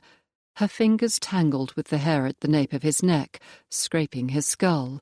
Was this her way of telling him she would marry him? Or was it the danger they'd been in while rescuing Miss Clovelly making itself known? He damn well better find out before this went too far. Charlotte tightened her hold, slipping her body up his as she did. God, she was going to be the death of him. His cock was harder than it had ever been, pressing against her, and damn, he wanted her like he had never desired another woman. He'd wanted her since the first time they'd met, but this was more, not merely a seduction, although, at the moment, he had no idea who was seducing whom. This was the woman he wanted for the rest of his life. Her grip on his neck loosened, and one of her hands slid beneath his jacket, then down to the small of his back. Her fingers hovered just above his bottom, tantalizingly close to touching him as he touched her. Con's blood heated as if fires blazed on his skin and in his veins. He wanted his hands on her naked body and her hands on his. Never would he have thought an innocent could make him so hot. He wanted nothing more than to lift her skirts and plunge into her, making her his forever. Then she'd have to wed him, or hate him for the rest of their lives. Christ, he didn't even know if she knew what she was doing, or the effect she had on him, and he needed to know. Now, if she was not willing to commit to him, to them, this had to stop before it went any further. He eased back from their kiss, pressing his lips to the corner of her mouth, then over her jaw and down her neck as she sighed. "Charlotte, my love." Constantine's lips were pressed against Charlotte's neck, muffling his speech, but she still heard him clearly. She fought down the excitement she felt at being called his love. Did he truly love her, or was that just a term of endearment? How would she know? Yes. Does this mean we will marry? His voice was a low growl. Soon. Opening her eyes, she looked up at him. An anxious look clouded his green eyes, as if he had as many questions as she did, and she smiled. Yes, it does. Thank God. The words sounded more like a groan, and his mouth came down hard on hers. She almost laughed when he swept her into his arms. He must love her, Why else would he risk her anger and her family's? "Your chamber. Is it over there?" "It is." Or perhaps he just wanted her and it wasn't love, and didn't care about what she felt. He held her close as his long strides ate up the distance to her door. "Your maid?" "I told her she wouldn't be needed." Charlotte pulled his head down and kissed him. Her friends told her his kiss would tell her what she wanted to know, but she wasn't quite sure. Yet perhaps it was herself she didn't quite trust, although she should. Despite everything, her initial impression of him had been correct.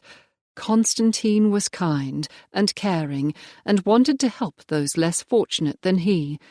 He had simply not understood he was hurting others, and once he had realized his mistake, he did something about it. She knew she was right.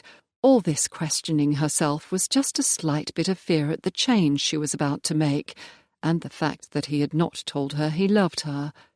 He juggled her as he lifted the latch and opened the door.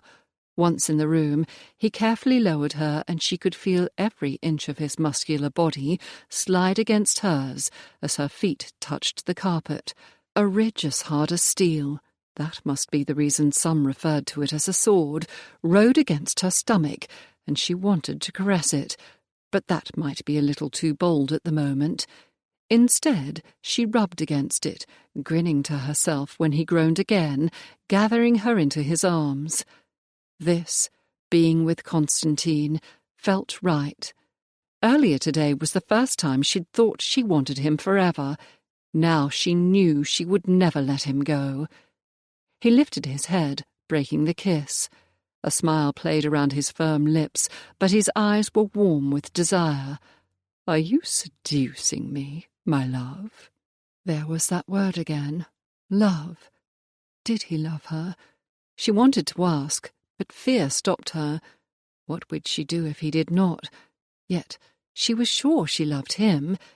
But could she love him if he did not love her as well? Wrinkling her nose, she concentrated on the question at hand. "I'm trying to." "Why?" He gazed down at her with a look so intense she was almost speechless. "Because we shall be married?" She felt like a fool. Surely this was the moment she should tell him she loved him. "Is that all?" Constantine's fingers tightened, binding her closer to him. "Charlotte, when this first... Drat it, that's not what I wanted to say. Charlotte, I love you. I cannot imagine a life without you. If you do not feel the same..." "Thank heaven. I love you too." She pressed her lips to his, more eagerly than before. "I want to spend the rest of my days with you." He rested his forehead against hers. "Then let's do this properly." He held her shoulders out just enough that they could see each other's faces. "Lady Charlotte, will you do me the honour of being my wife, the mother of our children, and my Marchioness? Will you go to bed with me every night and wake up with me each morning? Will you grow old with me, and will you always tell me when I'm being an idiot?" Tears of joy pricked her eyes, and she wanted to laugh at the last part. She had not expected a proposal at all, nevertheless such a lovely one. "I will marry you, Constantine Kenilworth, and spend the rest of my days loving you and our family, and I shall never stop telling you when you are wrong." He took her mouth again, and her gown sagged. "What are you doing?" "Helping you seduce me," he mumbled against her lips. Chapter 25. How thoughtful. Charlotte's gown made a whooshing sound as it dropped to the floor. "I aim to please." Constantine started on her petticoat and stays. She untied his cravat, tossing it aside, then went to work on his collar, shirt, and waistcoat. Soon they were down to their shoes, which came off easily enough.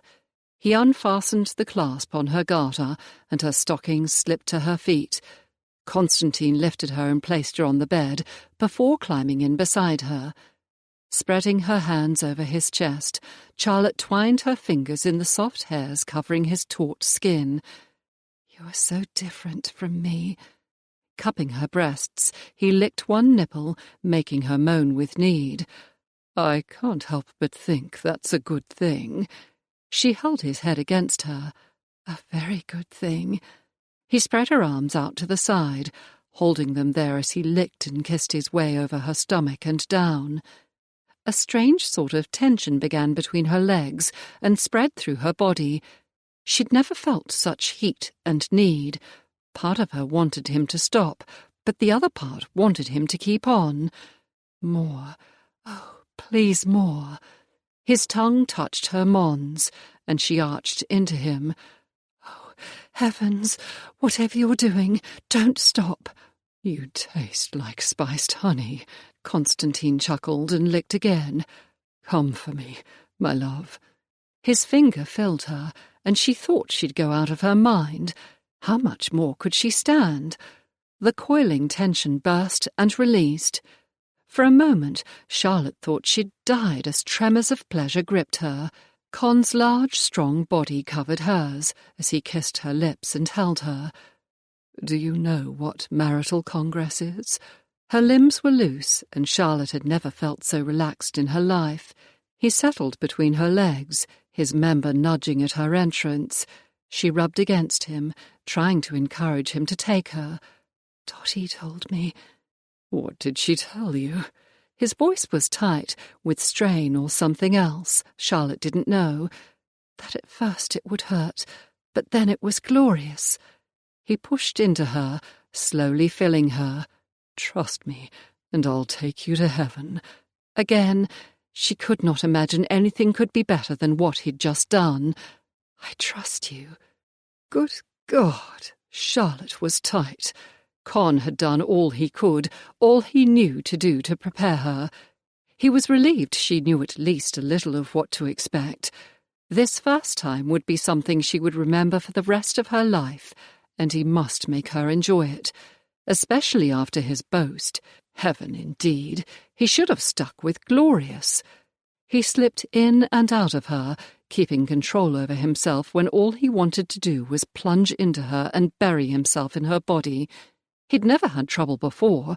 He had always made sure his partners had their pleasure as well, but with her, everything was different somehow. He loved her more than he had thought possible, and prayed she wouldn't feel much pain. Wrap your legs around me. Charlotte did as he asked, and Con surged forward. She cried out, tensed around him, and he stopped, allowing her pain to recede. That was the worst of it, my love. Are you all right? She was quiet for a few moments, then she gave him a small smile. I shall be fine. He moved again, slowly, waiting for a sign that her desire was building again. A soft sigh escaped her lips, swollen with his kisses. Her breathing hitched, and her legs gripped him harder. A moment later she cried his name, and he pumped into her, spilling his seed, making her his in the most primitive and elemental way possible. She would never leave him now. She could never leave him. Charlotte was his forever. Thank the fates this had gone well. The stress Con had been feeling flowed out of his body. He barely kept himself from collapsing on her instead of falling off to her side. He tugged her close to him, cradling her against his chest, and murmured into her hair, Charlotte, I love you. I never knew how much love made a difference. I love you too, Constantine. She rolled, snuggling her cheek against his chest. You were right. It was heaven. He never wanted to move again, never wanted to leave this bed. Then he remembered she had been a virgin, and if he didn't do something soon, everyone in the blasted hotel would know what had occurred. Stay there. Right where you are. I'll be back. In 3 long steps, he was at the washstand. He took a piece of linen and wet it. The water had cooled, but perhaps that was better. He cleaned himself. Even in the relative darkness, he could see her blood. He rinsed the piece of linen and returned to Charlotte, gently wiping her and blotting the sheet. What are you doing? Washing us up a bit. He would take care of the water in the morning. Your maid will have to see to the bedclothes in the morning. He threw the cloth toward the basin and climbed into bed, cuddling next to her again. A contentment he'd never experienced before filled him. "When shall we wed? In the next week or so?" She lifted her head and smiled at him. "I do not think we'll be allowed to marry before then. Fortunately for us, Matt wants to get Daisy back to Stanwood before she whelps." Con tried to imagine a litter of puppies running around Stanwood House and laughed. Thank the deities for pregnant dogs. Indeed. Charlotte's lips curved into a smile. "I know when we went to pick out Daisy, she had 10 brothers and sisters." Con would have to tell Worthington he and Charlotte wanted a puppy. "I'm surprised he decided to breed them while you were all in town." "Well, that is not exactly what happened." She began to laugh. As a matter of fact, he had a pen built for Daisy to keep Duke away from her. That should have done the trick. At least it had with most of his hunting dogs. What happened? Mary and Theo? Charlotte chuckled. It was clear to them that the Danes wanted to be together, and they thought it wouldn't hurt anything if they let Daisy out. He joined her laughter. "My mother once had a pug dog who developed an infatuation with one of my hunters. Naturally, we separated the bitches when it was their time. One day, a stable hound found the pug had dug his way under the stall, and the hunting dog was pulling him by his ears out of the tunnel." Con kissed her as she went into whoops. "I'm sorry. I should remember we cannot be loud." "Not at the moment. When we are in our own house, we shall do as we wish." Her eyes began to close, but he wanted her attention for a moment longer. "We shall have puppies some day." Something landed on the bed and began to purr. He had forgotten about the cat. "And kittens," Charlotte murmured in a sleepy voice. Con pulled the rest of the covers up over them. A second later, the cat curled up next to Charlotte on his chest. He stroked it, marvelling at the dense, soft fur. And kittens. This is what his life would be like with Charlotte. Dogs, cats, their children, stray children, and other assorted people, and a love that he could never have imagined.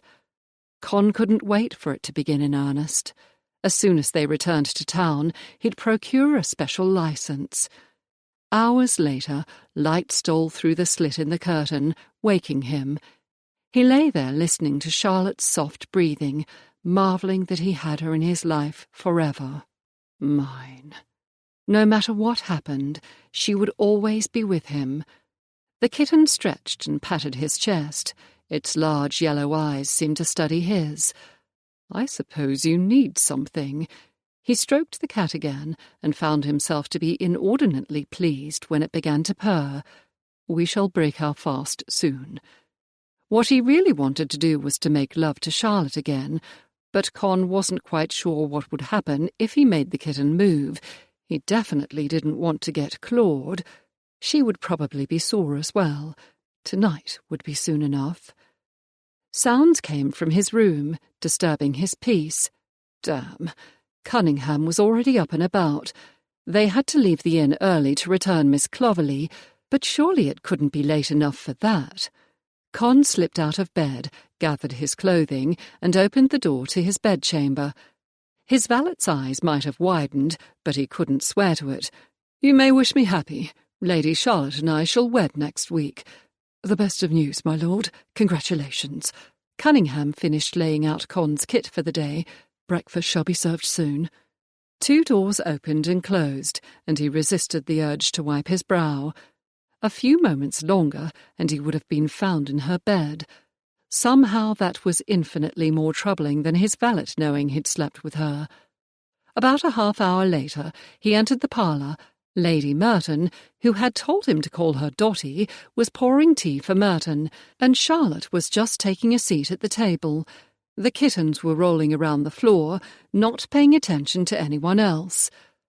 Con stepped around them, taking the chair next to Charlotte. "Good morning." She smiled, a sleepy expression on her beautiful face. "Good morning to you. How do you like your tea?" "Milk and 2 lumps of sugar." He noticed a second pot of tea next to her elbow. Taking the cup she handed him, he sipped. "Perfect." "That is another thing we have in common," she said, fixing her own cup. "I'm going to take Colette for a short walk before we leave.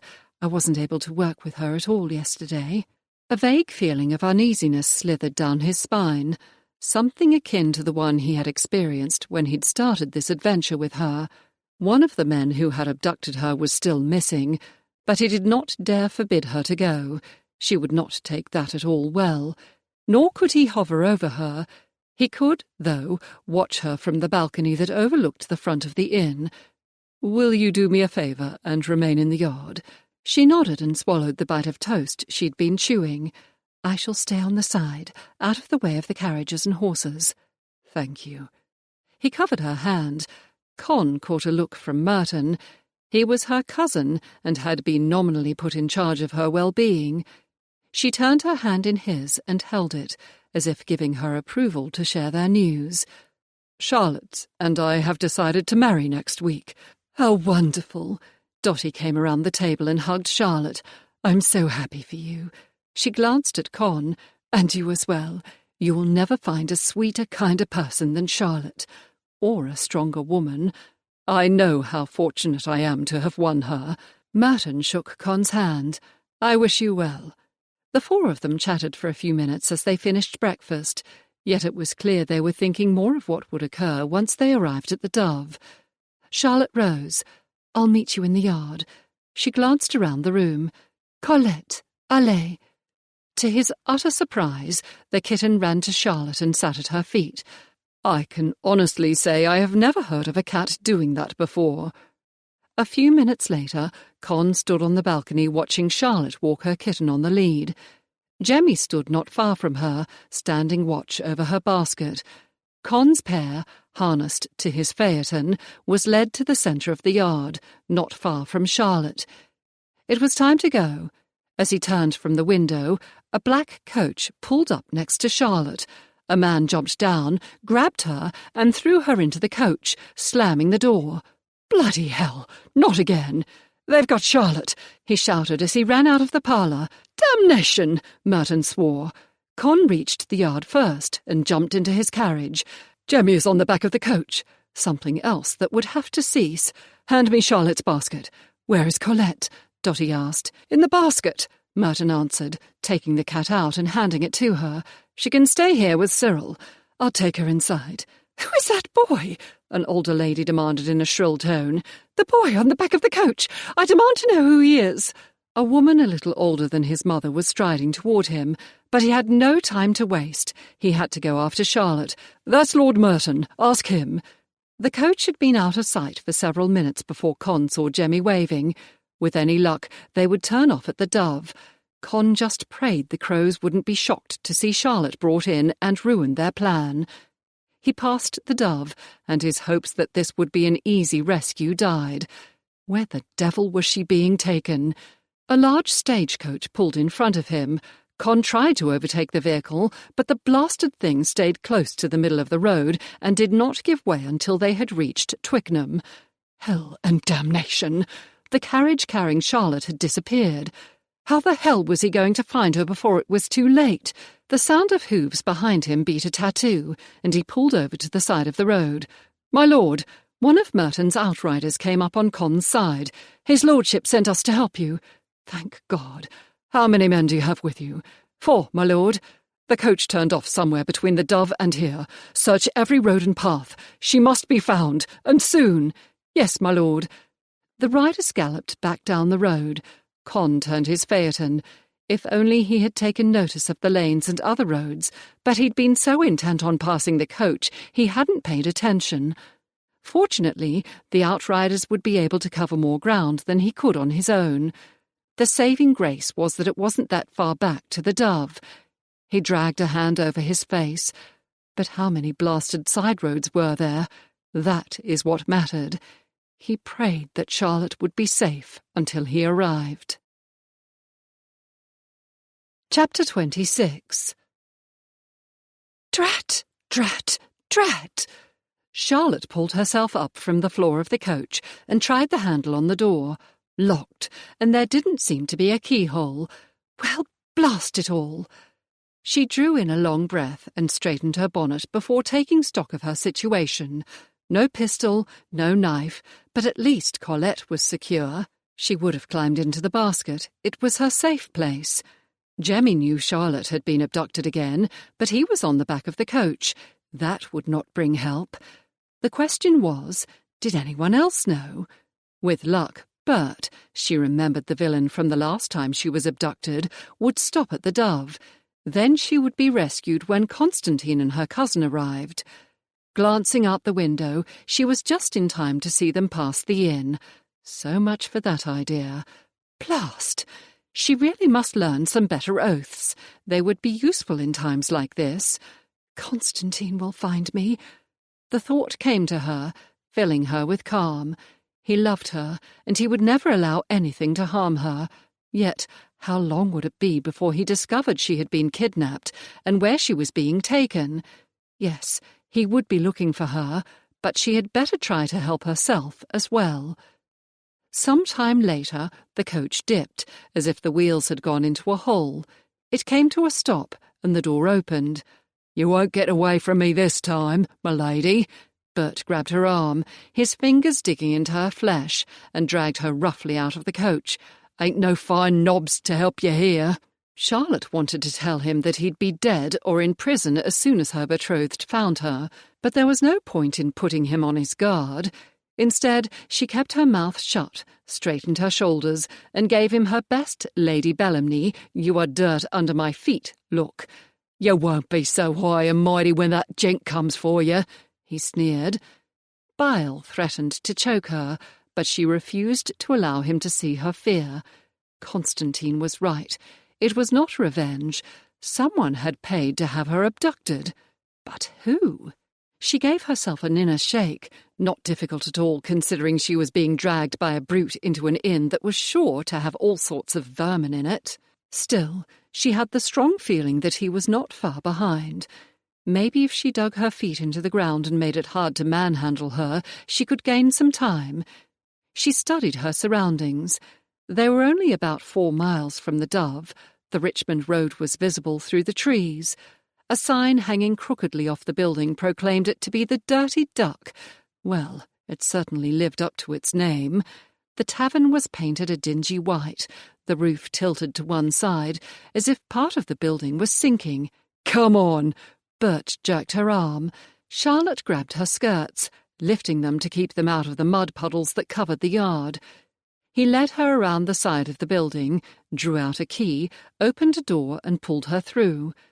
The room was surprisingly well appointed and clean, almost as if it was part of a different building. A desk stood at one end of the room just off-centre of a window. Irrationally, Charlotte wanted to move the furniture, so it sat in the centre of the wall.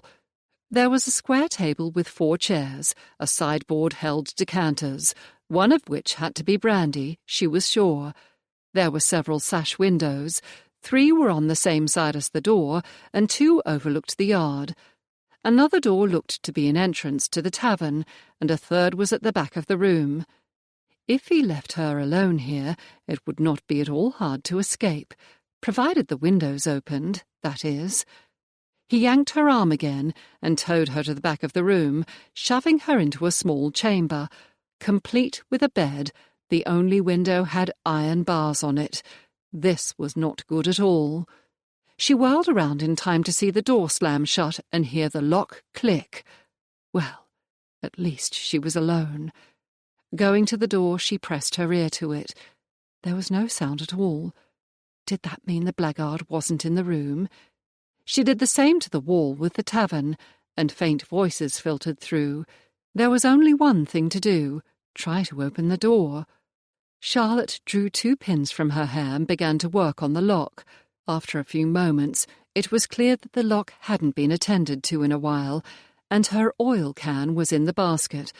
She would have to think of another means of escape. But what? A bed took up most of the small space. Pristine linen sheets covered the mattress.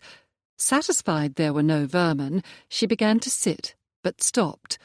The sheets were too clean for her comfort. She could not quite put her finger on why that bothered her, yet it did.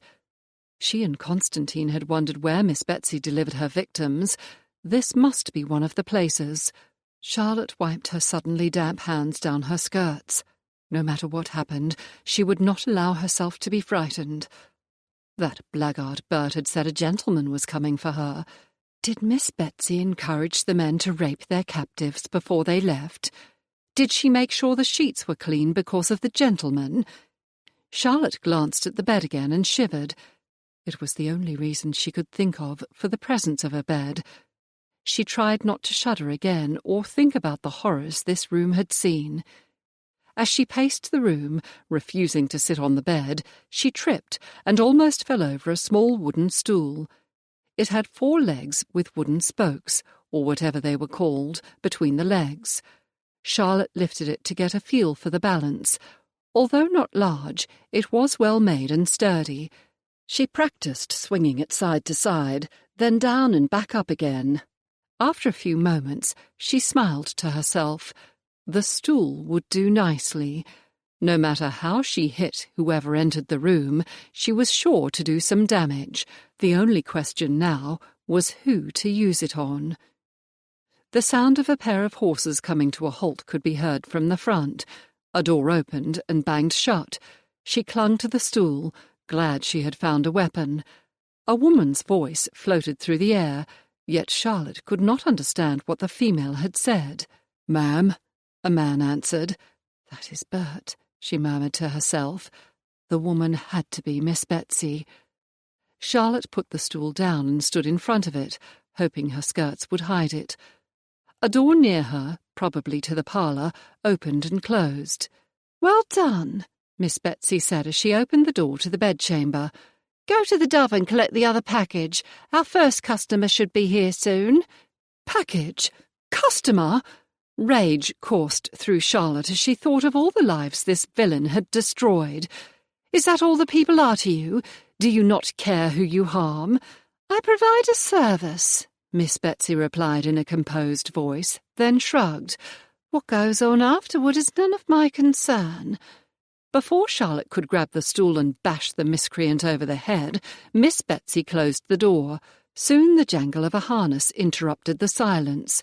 There was the sound of metal clinking, most likely the payment being made, and the door to the bedchamber opened a crack. "When you're done, leave through the side door. No one will see you."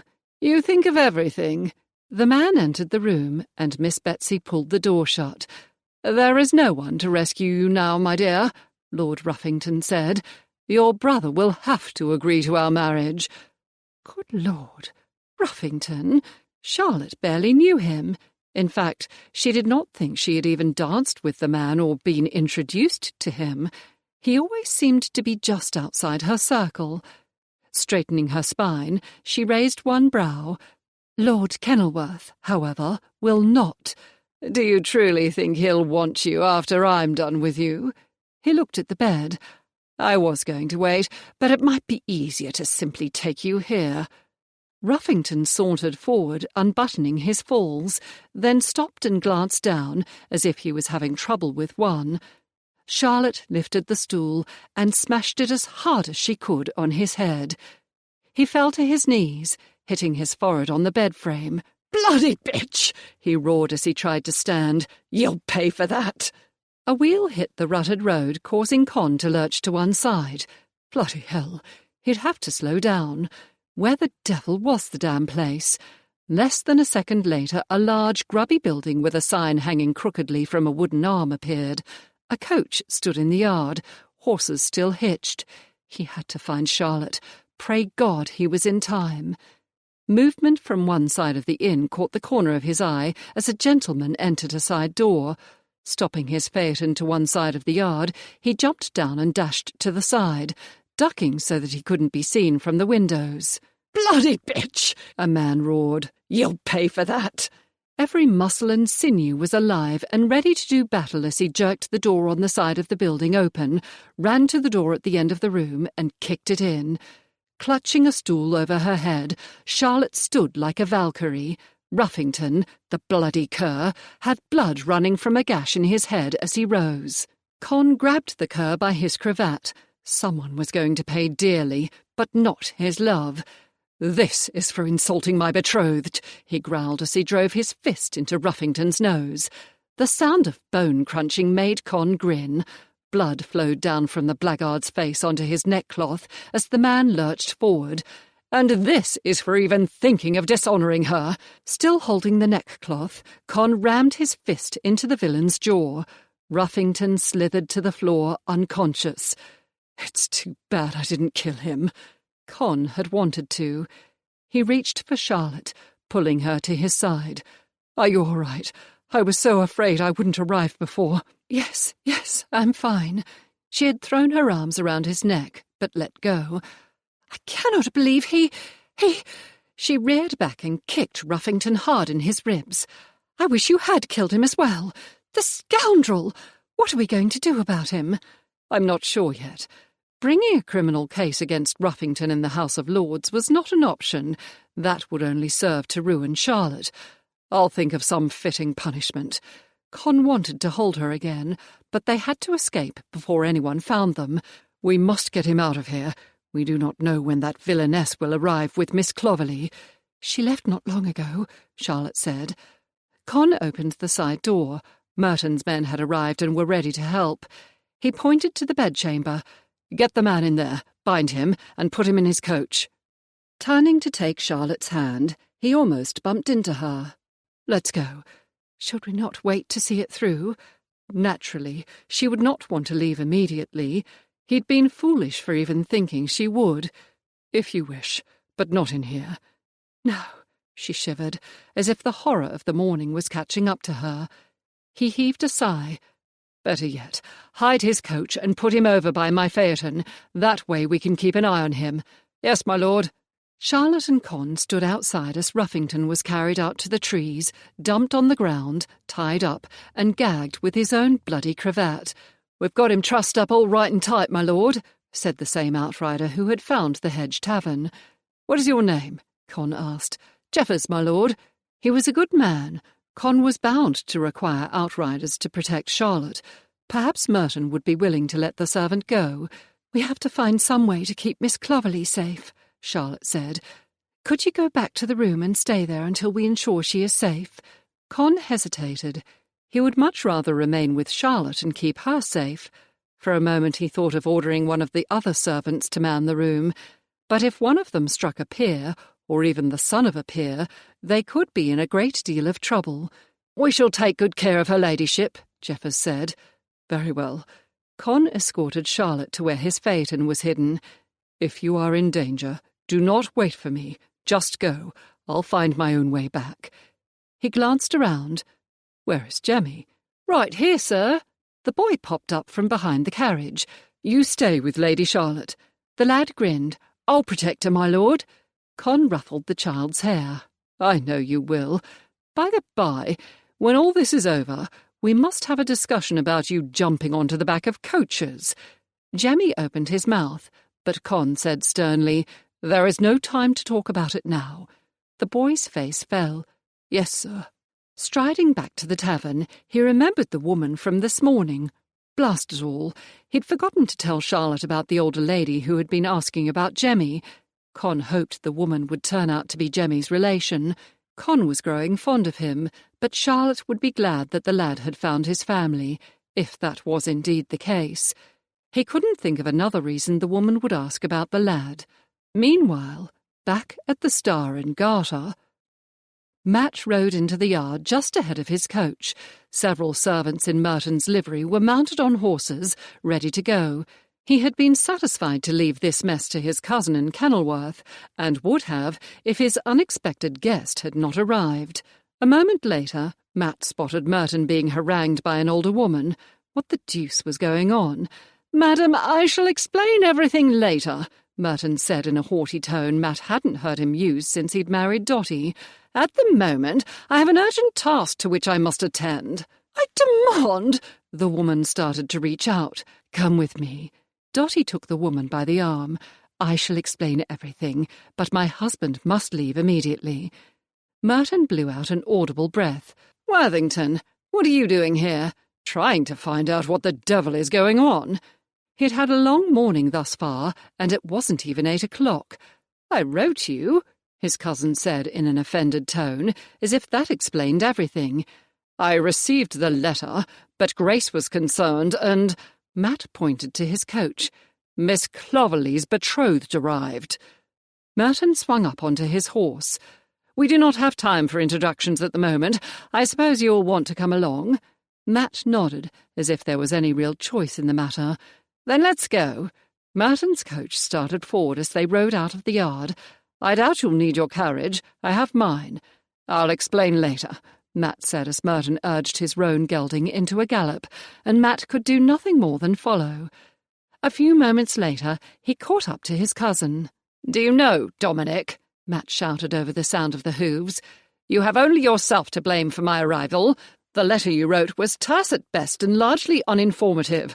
Grace was not happy at all." "I can be trusted to take care of this matter," he grumbled, slowing to a canter. Matt slowed to match Merton's pace.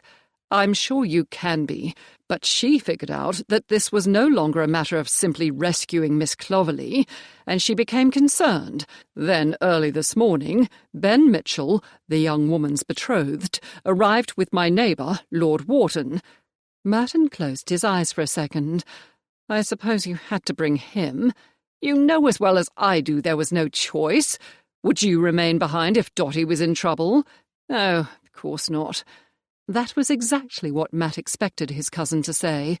"This man might not be gentry, but he is no less concerned about his betrothed. By the by, where is Kenilworth?" Matt had known Kenilworth for years. It didn't make sense that he wasn't present. "I can't imagine he wouldn't be involved in this." "Going after Charlotte." His cousin's jaw tightened. "She was abducted this morning while walking her cat. There is nothing to worry about. I sent 4 men with him." "Bloody hell. How in perdition did that happen?" Before his cousin could respond, a servant in livery turned his horse to ride next to them. "My lord, I have a message from Lord Kenilworth. He said to tell you all is well, and he will remain at the Hedge Tavern." Thank the Lord Charlotte was safe. Grace would have murdered him if anything had happened to her sister. But what the devil were they doing at a Hedge Tavern? "Good," Dominic said. They had reached the Dove, and his gaze scanned the inn's yard, where in time the Merton coach rolled to the back of the Dove, and, once again, Matt wondered what was happening. His cousin turned to one of his outriders. "Hide our horses in Lord Worthington's coach. Bring Mr. Mitchell in through the back." Dominic glanced at Matt. "As soon as we're in place, I'll explain everything to you and Mitchell." "Very well."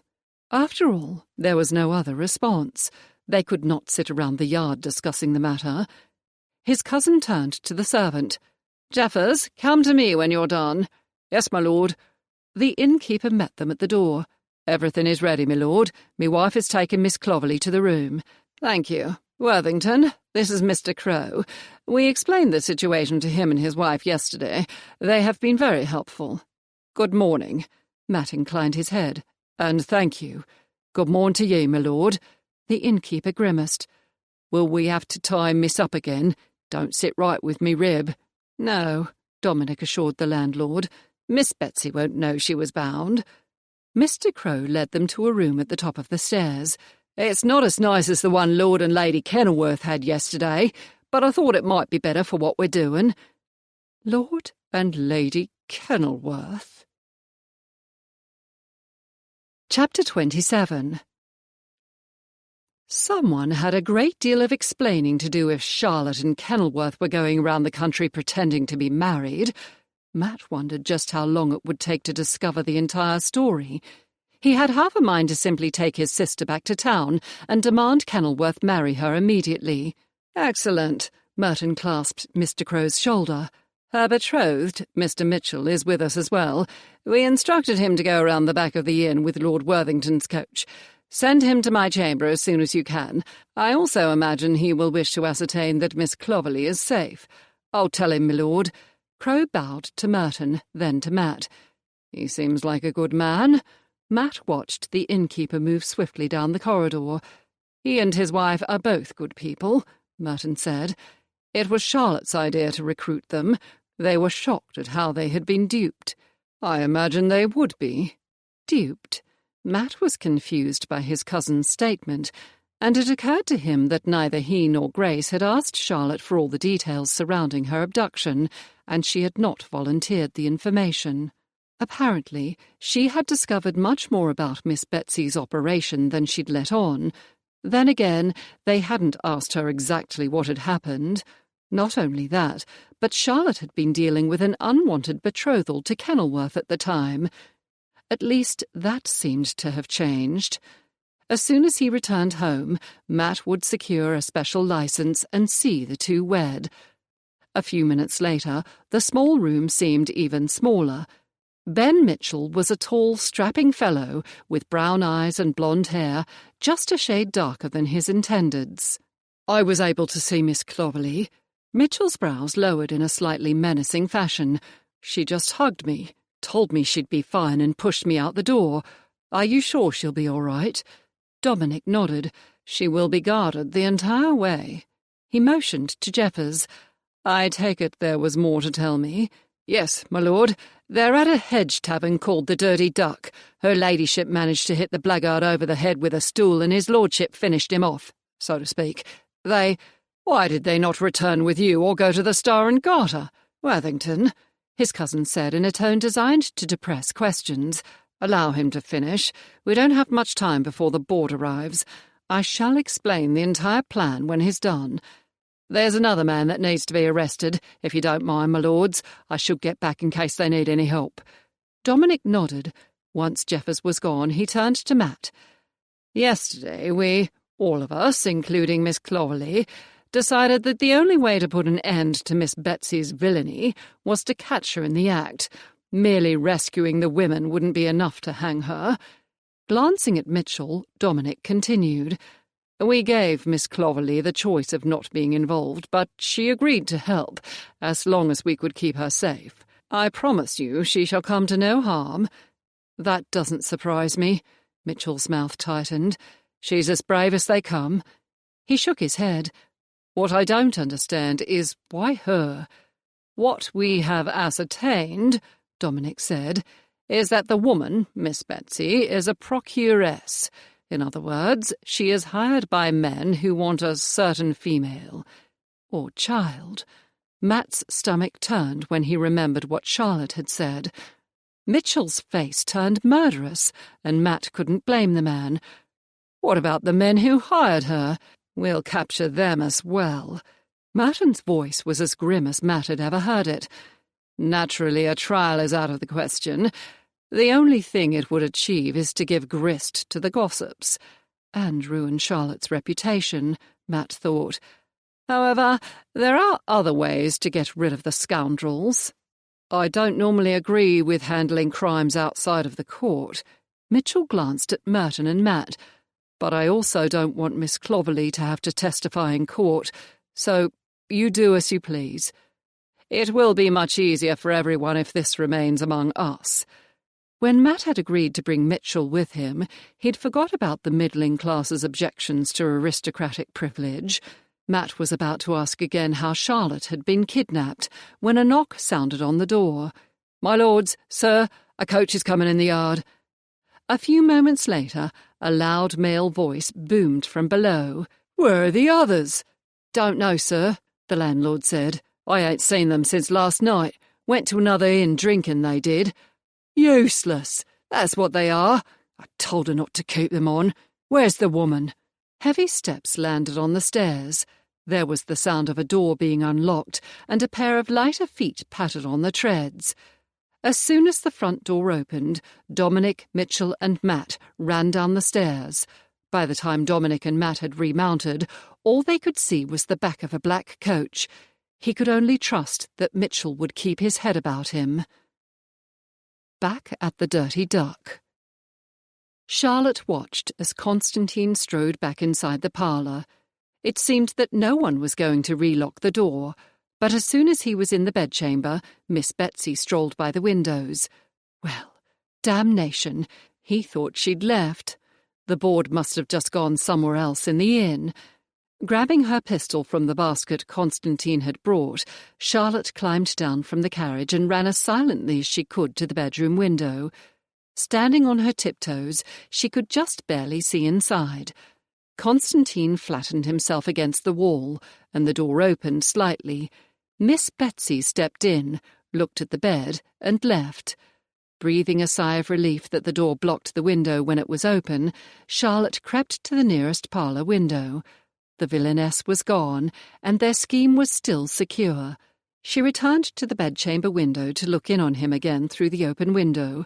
"I appreciate your concern, my love." Con's low, rough voice caused shivers of pleasure to ripple through her. "But you'd better get back to the phaeton before Miss Clovelly arrives." "I shall." Charlotte kissed her fingers and reached up to touch his hand. "For luck." "I would be much happier if I could just take you home," he grumbled. If she had her way, she would be in the room with him. At the moment, he was the one in danger. As would I, but we must think of the people she has harmed, and those she would harm in the future if we do not stop her. "I cannot believe I am so fortunate as to be marrying you." His face took on a chagrined look. "I didn't make it easy." "I did not help." Despite their horrible beginnings, he was the perfect gentleman for her. He never treated her as if she was less capable or intelligent. "I love you." "I love you too. Now go." "My lady," one of the Merton servants said. "A carriage just turned off the main road." "Thank you." It was time to hide again. Fortunately, the trees weren't far. She reached the carriage just before the plain black coach drove into the yard. If events proceeded as before, it would not be long before they would have Miss Betsy and her accomplice in hand. Charlotte heard a muffled groan and glanced at Ruffington. His eyes were still closed, and one of the ropes binding him was also secured to a tree. "I think he's waking up, my lady." Jemmy had come up next to her. "We could hit him over his head again." Charlotte considered his suggestion. The man was tied up like a hog, and gagged as well. He really couldn't cause any problems. Still, she picked up a thick stick. His eyes opened, and the idiot had the gall to leer at her. Any sympathy she might have had for the rogue fled, and she smashed the wood down on his head, knocking him out again. That would teach him to have ladies abducted. "Charlotte!" She jumped and was sure her heart had stopped. "Matt, what are you doing here?" He glanced at Ruffington. "Being superfluous, it appears. I'd ask how you're doing, but you seem to have everything in hand." "Yes." She gave her brother a brief hug before turning her attention back to the side of the tavern. "What exactly is going on? Merton mentioned a plan, but the events have been unfolding so quickly I've not yet had the full story." "Thus far, our plan to capture Miss Betsy is succeeding. Kenilworth is inside. He arrived in time." She did not dare tell Matt what a close call that had been. "I hit Ruffington over the head, and Kenilworth broke his nose, and then Merton's men carried him out and tied him up." "I take it that is Ruffington?" Matt asked in an equable tone. "It's hard to tell." "It is. He hired Miss Betsy to abduct me." Charlotte was surprised her brother was not more upset about her being here. "Have you decided what you are going to do with him?" Matt seemed almost too calm, just like Constantine had been, just before he'd grabbed the scoundrel's neckcloth and pummeled him. "Not yet." Charlotte glanced at the side of the tavern just in time to see Miss Clovelly being taken through the door. "As soon as the man who wants Miss Clovelly arrives, we will capture him as well. The decision will wait until then. Where is Merton?" "I may have some ideas as to what to do with them." Matt looked at Ruffington once again. "Merton is hiding closer to the front of the tavern. Is it safe to get closer?" "As soon as the other cur arrives, we can listen from under the windows. As you can see, they are well above the ground.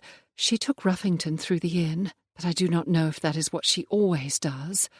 "Charlotte," Matt said in the same calm tone that was beginning to unnerve her, "is there a reason Mr. Crow referred to you as Lady Kenilworth?" "Oh, that—" Heat began to creep up her neck into her face. She really had not thought she would have to explain that. Then again, she hadn't thought Matt would be here. Yes, that. Matt waited, wordlessly.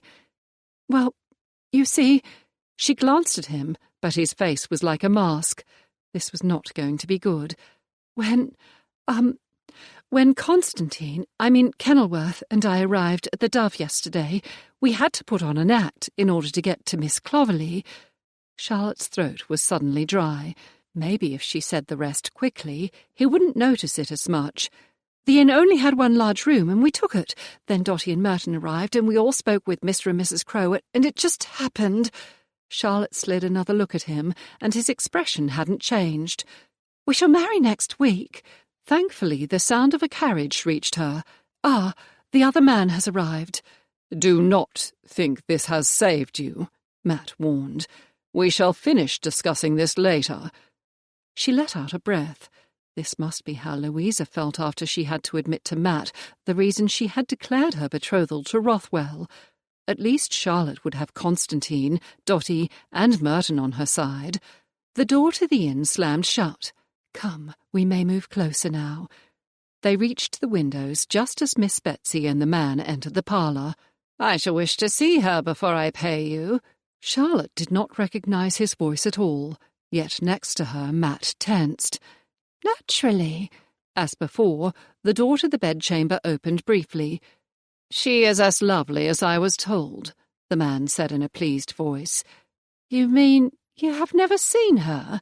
Miss Betsy sounded surprised. No, I was told about her and could not resist. Here is your payment. You have no more than an hour before the inn's regular customers begin arriving, Miss Betsy said. I suggest that you use the side door to depart. You would not wish to lose the woman or your purse. I shall take your advice. Good day, madam. Good day, sir. The rogue opened the door to the bedchamber. You are beautiful. I predict we shall have a great deal of fun together. Miss Clovelly shook her head. I don't understand. Who are you? The name is Corning. I'm a friend of Gerald Smithton. Lord Wharton's nephew? She asked in an astonished tone. What has he to do with this? He could not afford you. The procuress's price was too high. You see, once his uncle had a son, his allowance was reduced. When I'm done with you, I'll ask if he is still interested. It seems only fair. Her complexion paled, and Charlotte was concerned the woman might faint. Instead, Miss Clovelly clenched her fists. You are vile and disgusting. You shall not touch me, ever. Oh, I shall do more than touch you, my dear. I plan to use you very well indeed. As he sauntered into the room, Constantine kicked the door shut, and his fist ploughed into Corning's face. That should take care of him for a while, Constantine said, heading to the side door. A furious female scream came from the front of the inn, as well as the sound of fighting. A second later, a man Charlotte didn't know raced into the parlour. That's Miss Clovelly's betrothed, Matt whispered. Ben, the handsomest man in Luton. Charlotte grinned to herself. Nell? Here. Oh, Ben! Miss Clovelly threw herself into his arms. I'm so glad you've come. He was horrible, even though I knew his lordship's men were all around. I was afraid. Ben stroked her back, calming her. Everything is fine now, and think of the other women you've saved. I know. I couldn't have done otherwise, but I'm so glad it's over. From the corner of her eye, Charlotte saw Corning begin to rise. Behind you! Ben whirled around and drove his right fist into Corning's stomach first, then his left fist into the man's face. The scoundrel fell to the floor, blood spattered over his face. Before he could try to rise, Merton grabbed the rogue and took him outside. Constantine stepped outside and wrapped his arms around Charlotte. I cannot tell you how happy I am this part is over. I am too. But why did you not strike him over the head? He barked a laugh. Jevers told me Mr. Mitchell was here.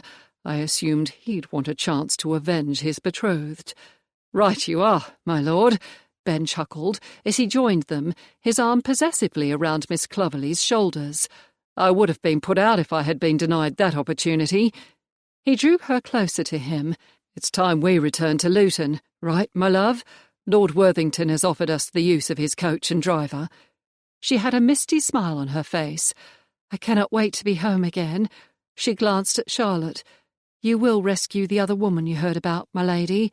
"Yes, we will. Mr. and Mrs. Crowe are not expecting anyone else, but I believe I know where she will be taken." As long as Matt didn't attempt to stop her, she'd be right there with Constantine, seeing that this ended. Yet, considering that the Hare and Hounds innkeeper and his wife might have bad memories of them, they had better take Dotty and Merton as well. Once Miss Clovelly and her betrothed headed to the coach, Matt turned to Constantine and Charlotte. "As soon as we return to Richmond, we are going to have a talk about the way in which the two of you have been presenting yourselves."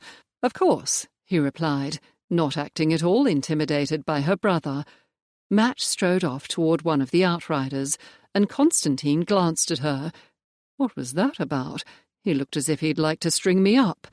He found out that we allowed the Crows to believe we were already married.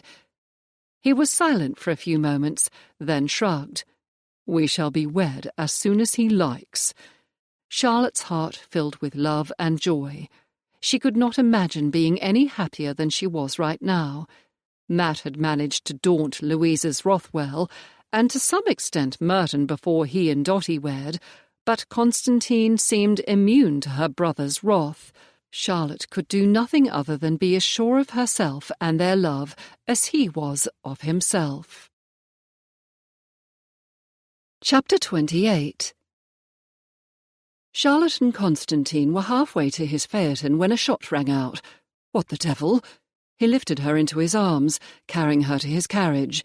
"It's from the front of the inn," she said. "I hope it isn't Merton." "You two stay here," Matt called to them. Lengthening his stride, he headed to the road. "I'll find out what's going on." A few moments later, Jemmy came running full tilt from the front of the inn. "My lord, that woman is dead, and the man that kidnapped Lady Charlotte disappeared." "What happened?" Charlotte asked, trying not to fall onto the bench seat. "Somehow she got a gun. One of the outriders was trying to take it away from her, and it went off, right into her chest. There was blood everywhere, and Lord Worthington said she were dead." "Oh, my God!" Charlotte felt a little faint. She was very glad Matt had ordered them to stay with the phaeton. I suppose she knew she wouldn't get away this time. Constantine picked Jemmy up and put him on the back of the carriage before climbing in himself. "Jemmy, how much did you see?" "Not much. The footmen wouldn't let me look. They just told me what happened." "Thank God for that." Constantine closed his eyes for a moment. "We're going back to Richmond. Merton and Worthington can handle the rest of this. I want you and Jemmy out of here before anyone sees you." Charlotte slipped her arm around Constantine. "We should stop at the Dove and tell the Crows the matter is settled." He glanced back at the boy, who was still trying to get a look at what was going on, and whispered, "When I left Richmond this morning, a lady was asking about him." Her heart began to beat a little faster. "Do you think—" "I believe it is a decided possibility, but we won't know until we can get the two of them together." She sent a fervent prayer to the deity that Jemmy had found his family. What will happen to the gentleman? Using the term with regards to the scoundrels who had paid Miss Betsy left a bad taste in Charlotte's mouth, even if they did deserve the title by birth. Before they could set off, Matt signalled to Constantine. He handed her the ribbons. "I'll be right back. Keep Jemmy here." A few moments later, her betrothed returned. "Worthington knows a sea captain who will ensure the Kerrs are occupied for a very long time." "Good. After what they did, I hope they never return." "If they know what's good for them, they'll never grace England's shores again." It appeared that almost everything was settled, except for— What happened to the money she was paid? "Lord Merton has it, my lady," Jemmy said. "He said it will be used to help her victims." "Does that mean the people she hurt?" "That's exactly what it means." Wanting the solid feel of Constantine, Charlotte leaned against him until they reached the main road. "Jemmy, when we get back to the Star and Garter, I want you to go straight up to May and tell her you need a bath and clean clothes." "Do I have to? I took a bath the other day." Charlotte tried not to grin. She would never understand why young boys did not like to bathe. Be that as it may, Yes, you have to." They stopped at the Dove. As soon as they drew up into the yard, Mr. and Mrs. Crow came out to greet them. Constantine told them what had occurred, including the deaths. "It's hard to believe I was so taken in," Mrs. Crow said. "She was so pretty and refined." "I think it is always hard to believe the worst of people." Charlotte patted the woman's shoulder. "From what I understand, you were not the only ones she deceived." "All's well that ends well, that's what I say." Mr. Crow stepped away from the carriage. "Thank you for what you done, me lord and lady. Ain't many us would do what you did." "And thank you for your help," Constantine replied. Less than 20 minutes later they pulled into the yard of the Star and Garter. Jemmy jumped down and ran inside. Despite what he said, he looked eager for a bath. "I do think he enjoys it more than he lets on," Charlotte laughed. "My brothers are the same." "My mother will tell you that young boys are heathens, and she had only me." An ostler came out to take the horses. "Well, my lady, let's find out if Jemmy has a new family." "Yes, let's." She smiled as he came around to her side of the carriage. Constantine lifted her down from the phaeton, lowering her slowly to the ground. "I have a feeling Worthington will try to make you return to town with him." "I won't, even if he orders me. We are to be married next week at the latest. He can be very intimidating, yet for good or ill, he doesn't have the same type of power over me that he did over Louisa. If he pushes me, he will discover just how determined Carpenter ladies can be." Constantine raised a dubious brow. "Aside from that, he wants this marriage. Dotty and Merton must accompany us in any event. I do not think either the innkeeper of the Hare and Hound or his wife will remember us fondly." "Not after the way we tied up their daughter," Con mumbled. "Precisely why we need them with us." Charlotte tried to suppress a giggle and couldn't. "Merton is so very good at being a marquis." Her betrothed turned an outraged face to her. "Are you saying that I do not present the proper countenance for a marquis? I will have you know, my lady, that my title is older than his by at least 50 years. She went off into a peal of laughter. "Oh, no, my love, it's just that he used to be so pretentious. Did you not know him then?" "Not well," he grumbled. "I do recall something about him being stuffy." "He was so puffed up in his own consequence that the younger children, Theo especially, used to call him his marquisship." "That is bad." Constantine's face was still all lean, hard planes, but his eyes twinkled and the corner of one lip trembled. "I see your point." She tucked her hand in the crook of his arm.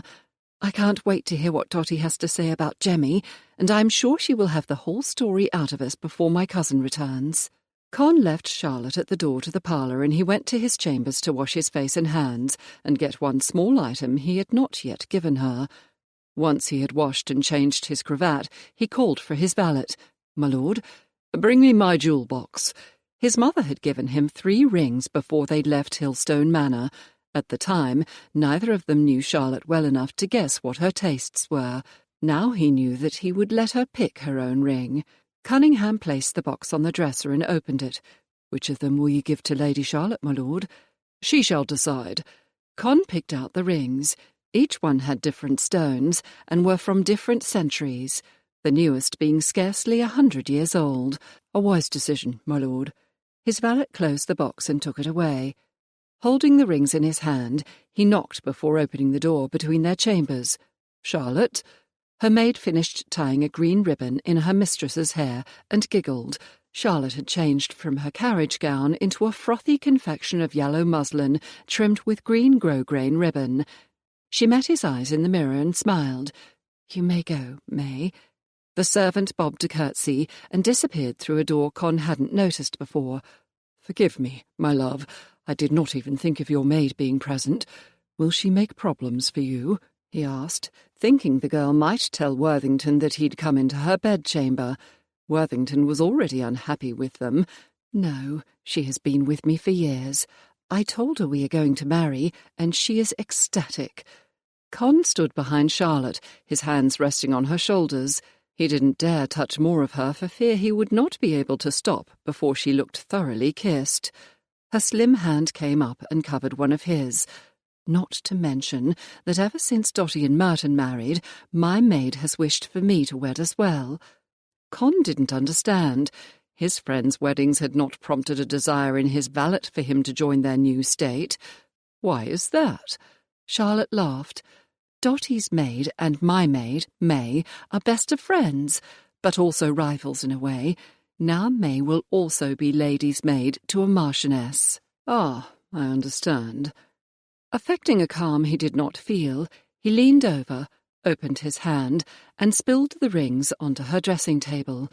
Speaking of marriages, my mother gave me these. Rather than choosing one for you, I decided you should pick the one you like best. She cast him the most brilliant smile he had seen yet. They are all beautiful. Her index finger fluttered over the jewels as she studied each ring.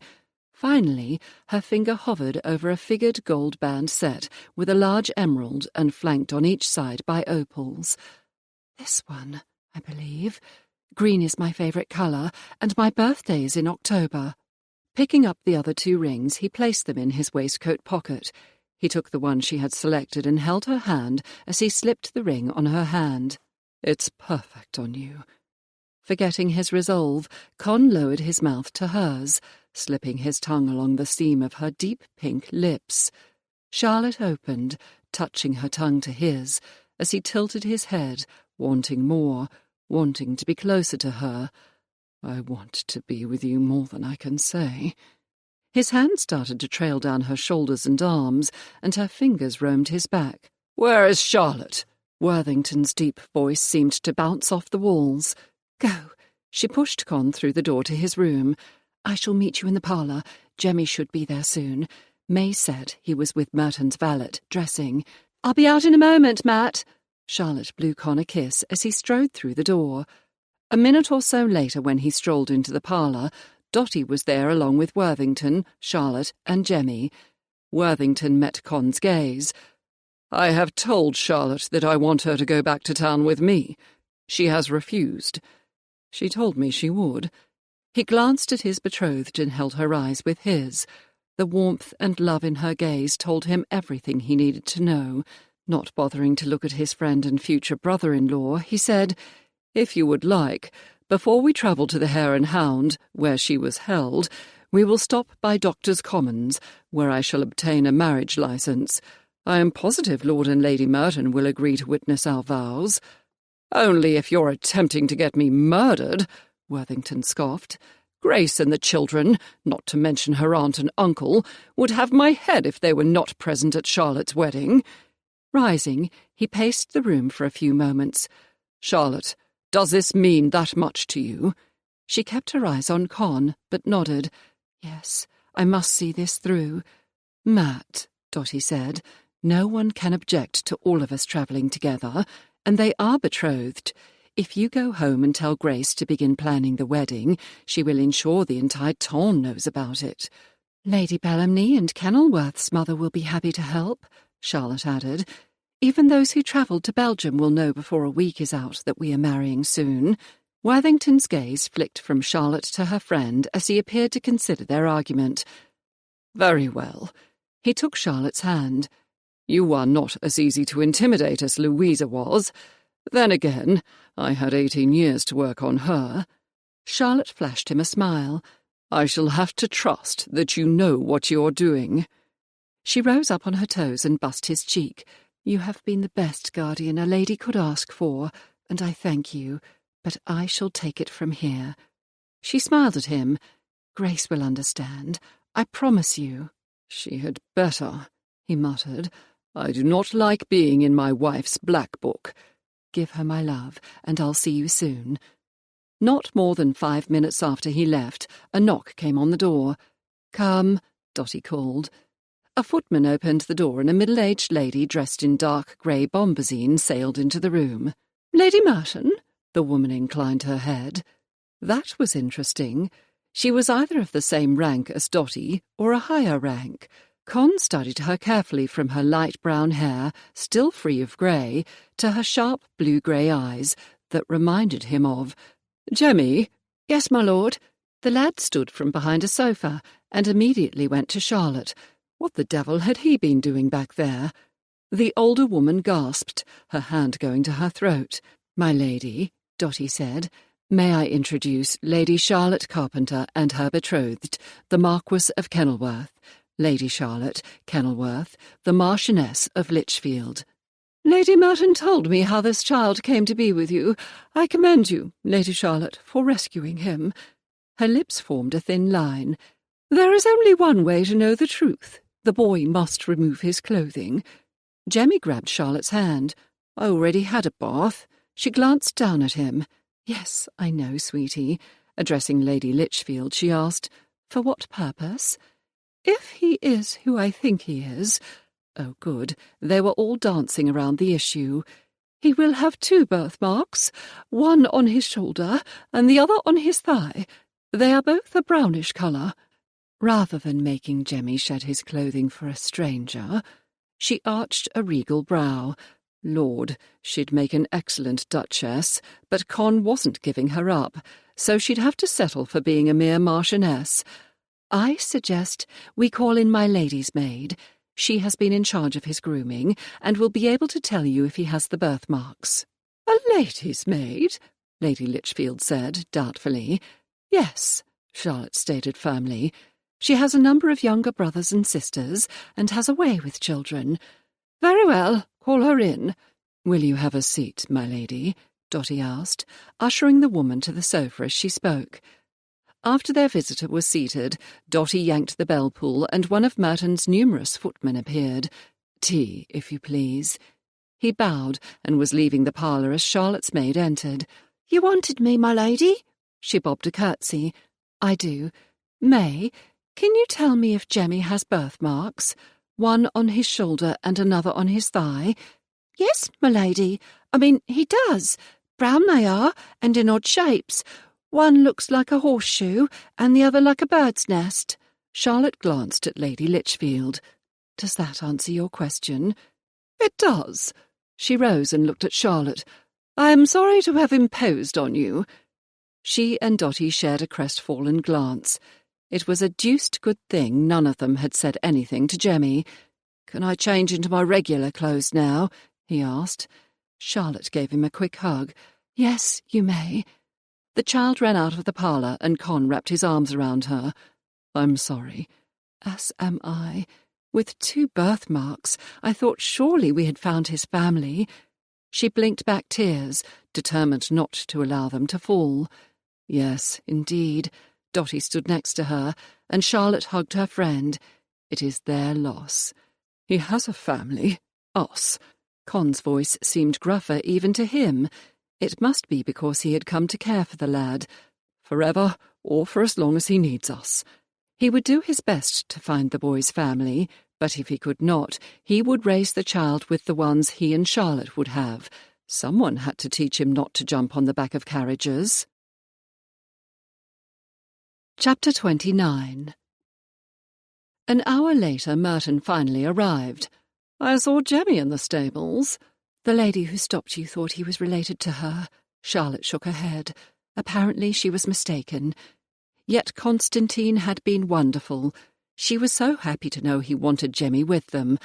"Well then," Merton cleared his throat, "I suggest we decide how we will handle the rest of this mess with that Betsy woman." "Are the blackguards that hired Miss Betsy gone?" Con asked. "Indeed, they were stripped of anything that could identify them and shipped off to the London docks.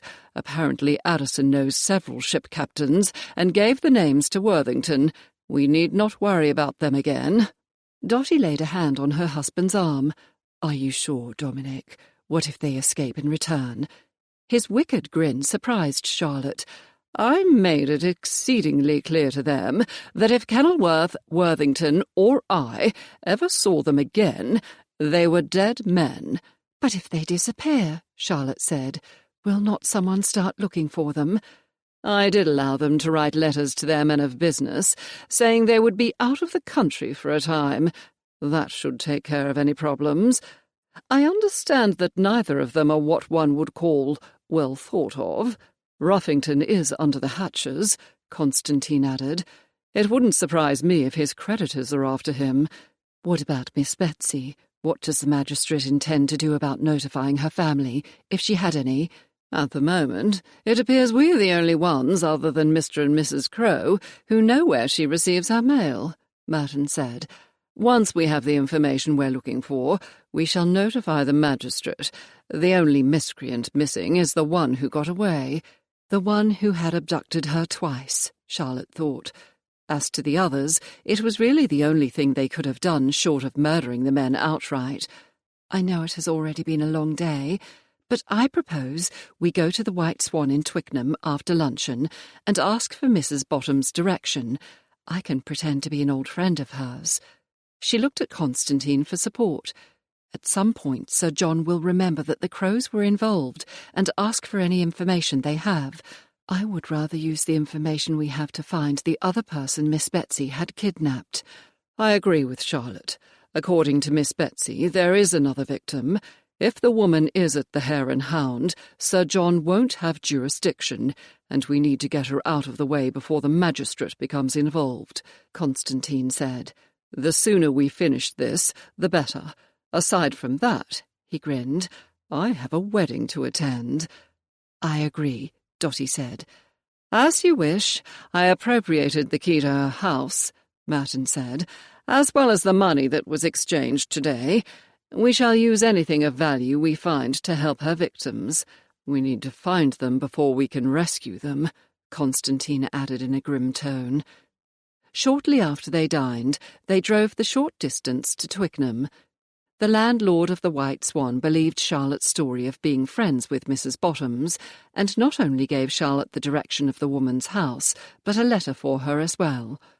Minutes later they found the small house, a red climbing rose draped gracefully over the front entrance that was covered by a porch with a peaked roof.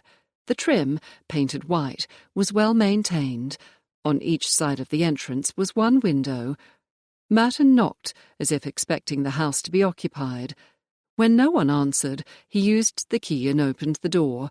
Talk as if there is someone here. I do not wish to have to explain to her neighbours or the local watch, if there is one, why we are entering an empty house.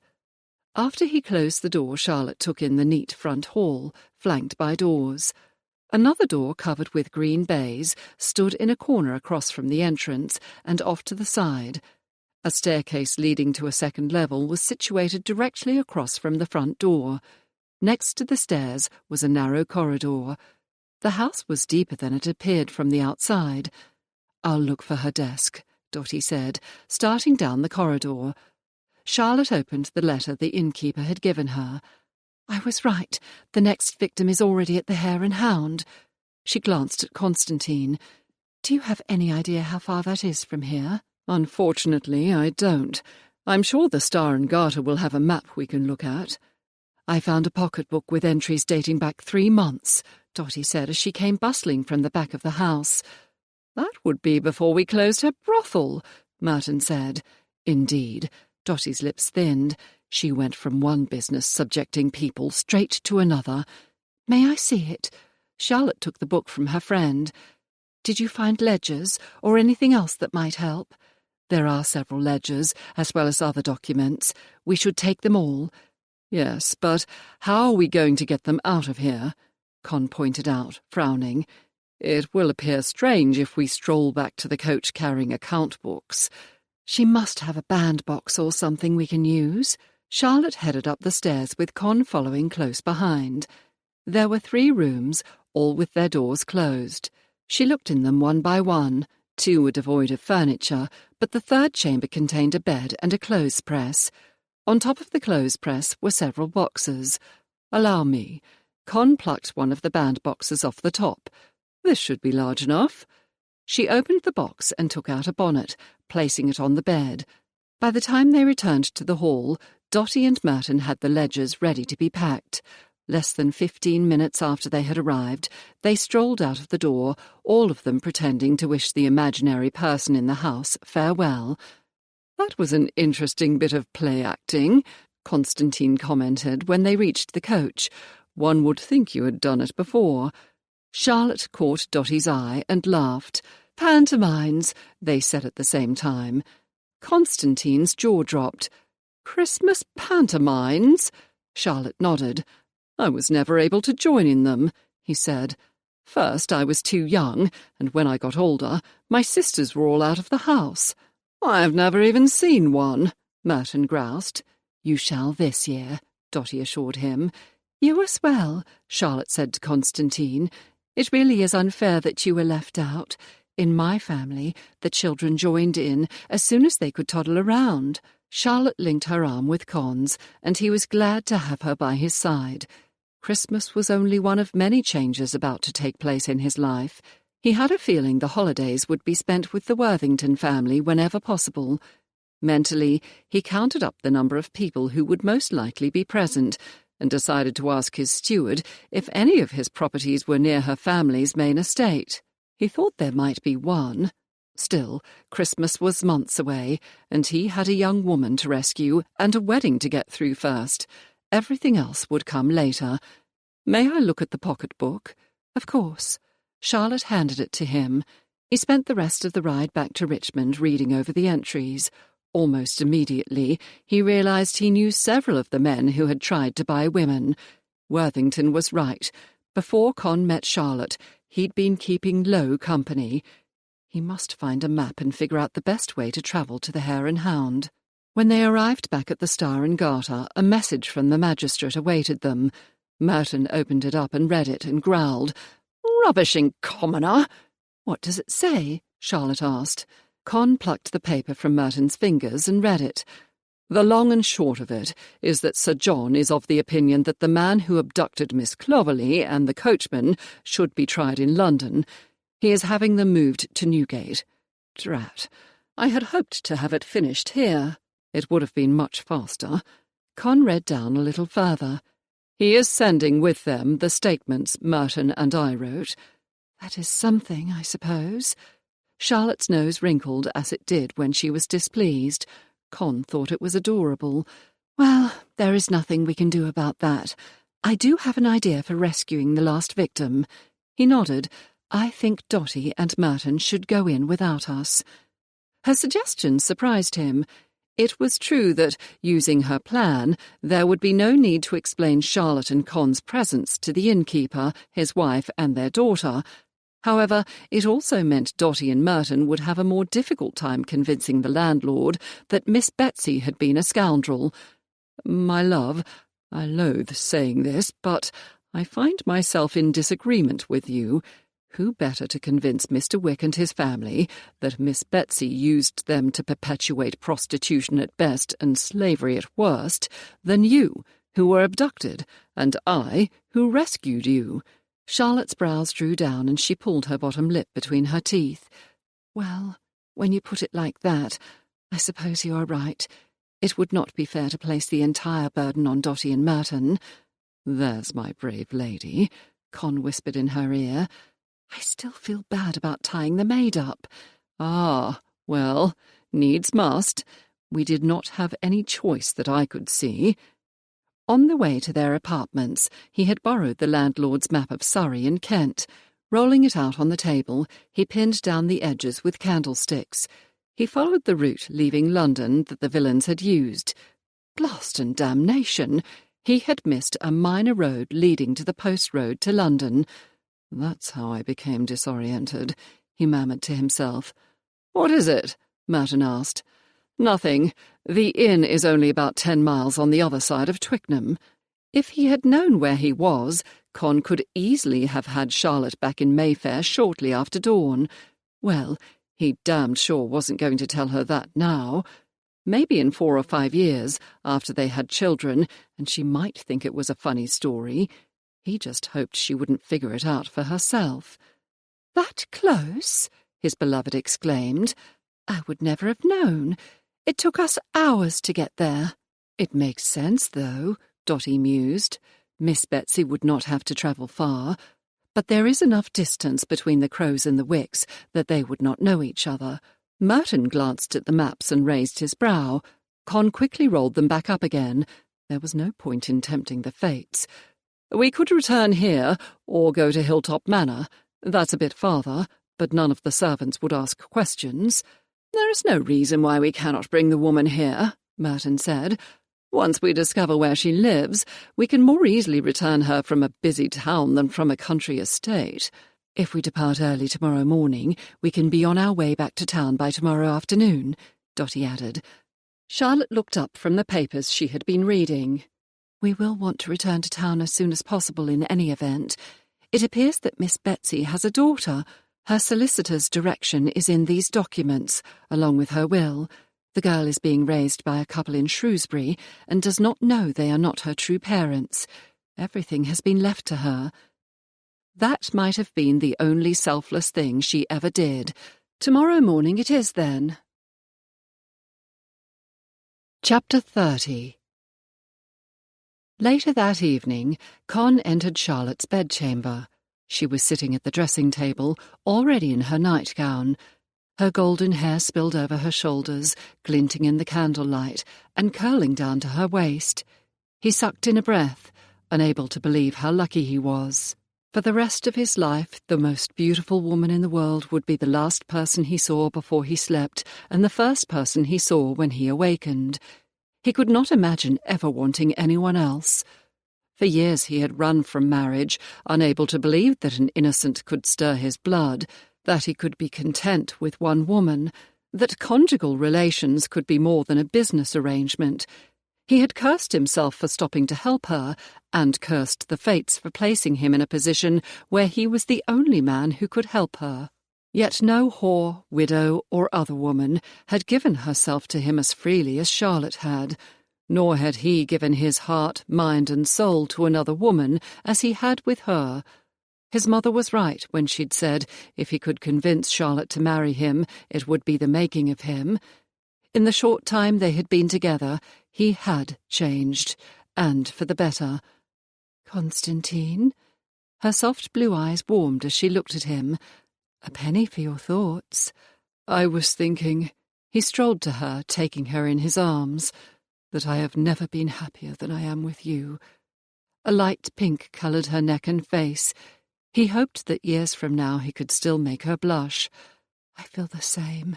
I watched my sisters, cousin and friend fall in love, and I wondered if I would find the right man for me." She wrapped her arms around his neck. "And I have. Imagine what would have happened if you hadn't got lost." He groaned. "You knew? I am able to read a map, and you talked to yourself about it in the carriage." Her eyes danced and her lips tilted up. "I am delighted it happened. If not, we would not be together, and your mistress would still be stuck in a life she did not want. I'm usually quite good with directions. I must have been distracted." "Constantine, are you upset that you did not realize how close to London we were?" Bending his head, he nibbled her jaw, fluttering kisses down her graceful neck. "Now? Not at all. Had I discovered my mistake earlier, I would have been. Still, there was something about you that drew me to you." His hands cupped her breasts, her nipples already furled, waiting for his touch. "Even when I thought you were being stubborn for no reason, I was thinking of ways to make you agree to wed me." Her breath hitched as she leaned into his palm. "I know what you mean. Something about you called to my heart. I wish your brother had taken me up on my offer to marry you immediately." He moved his hands lower. Some day he would be able to spend hours making love with her. Some day when he had her at home, and they didn't have to rise early to attend to a kidnapped woman. "No, you do not," Charlotte laughed, a light tinkling sound. "The revenge my sisters would exact would not be worth it." He thought of the 12-year-olds and their huge bonnets, and the 2 younger girls who were so earnest in their interrogation of him. "You're probably right." He took one rosy pink nipple in his mouth and sucked. "We should make use of the time we have before we're separated." That was not something she was going to think of at the moment. Charlotte's breath became ragged, and she rubbed her body against his erection. "The feelings, I do not know what else to call them, are stronger than they were last night." He slid his hand over the swell of her hips, brushing his fingers against her mons. His lips curved against her full breasts. There. Yes. His deep, seductive voice increased her desire, as if everything coalesces right there. She grabbed his face, pressing kisses along his lips, demanding he open to her. Her tongue tangled with his, and she moaned as he raised her gown and slid his finger back and forth, dipping it into her sheath. As if you'll die if you don't get relief. I need you. He lifted her up and carried her to the bed. You're not the only one who is going to die. Drawing her nightgown over her head, he released the fastenings on his banyan and shrugged it off. I love your chest. Abandoning his mouth, she kissed her way down his throat, down to his chest, and licked one of his nipples. You like that, I can tell. Con groaned. If I don't get inside you right now, I'm going to spill. In that case. He could feel her lips curve against his chest. What are you waiting for? They barely made it on the mattress before Charlotte wrapped her legs around Constantine, urging him to take her. He thrust deep, deeper than he had last night, filling her, taking her. She revelled in their joining. The sharp feeling of need spun tighter, and soon her tension broke, and she found heaven again. A moment later, he plunged even deeper and cried her name. She held him to her for a long minute before he fell off to her side and drew her against him. For the rest of her life, this was where she belonged. She prayed that they would have a very long life together. She knew how easily it could be cut short. Charlotte drew patterns on his chest, simply to play in the soft hair covering it. Will we sleep together after we are wed? His breath stopped for a second. If I have my way. Good. That was exactly what she wanted him to say. I enjoyed waking up with you this morning. As far as I know, my parents always slept together. At least, they were in the same bed when I had bad dreams. As we shall be for our children. He nuzzled her hair, and her already loose bones threatened to melt. If only this could last forever. She stroked lower down his chest, over his hard stomach, and allowed her fingers to delve down the line of hair to his member. At first it was soft, then it grew hard in her hand. Lord, Charlotte, what do you do to me? He rolled her over onto her back and covered her, entering gently. This time their love-making was slower, not so frenzied. She came quickly, bringing him with her to completion. He kissed her forehead and eyelids and lips before pulling her back against his chest. We need to go to sleep. She closed her eyes. Then a thought came to her, causing them to pop open again. I'm going to hate going back to town. Let's not worry about that now. Constantine's voice was low and sleepy. We'll manage somehow. Preferably a quick wedding. They woke just as the sun showed through the slit in the curtains. Colette was curled up next to Charlotte, purring. His hand stroked her breast and desire filled her again. She wanted him. I'll move the kitten. No need. His chest rumbled against her back as if he was chuckling. I'll show you a new position. An hour later they were in the parlour with Dotty and Merton, breaking their fast. Constantine handed Charlotte a piece of toast that had already been spread with jam, just the way she liked it. Thank you. I didn't know you paid attention.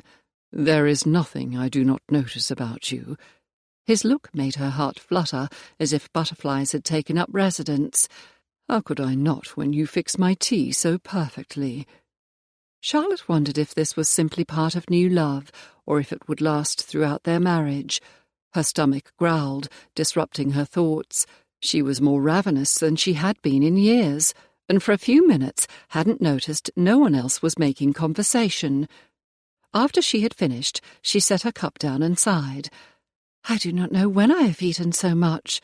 I know what you mean, Dotty replied. Ever since I married, my appetite has increased. Merton flashed Constantine a sly grin Charlotte didn't understand. You are eating for two, my love. I suppose you are right. Dotty started to push her chair back, but her husband jumped up to assist her. Thank you, sweetheart.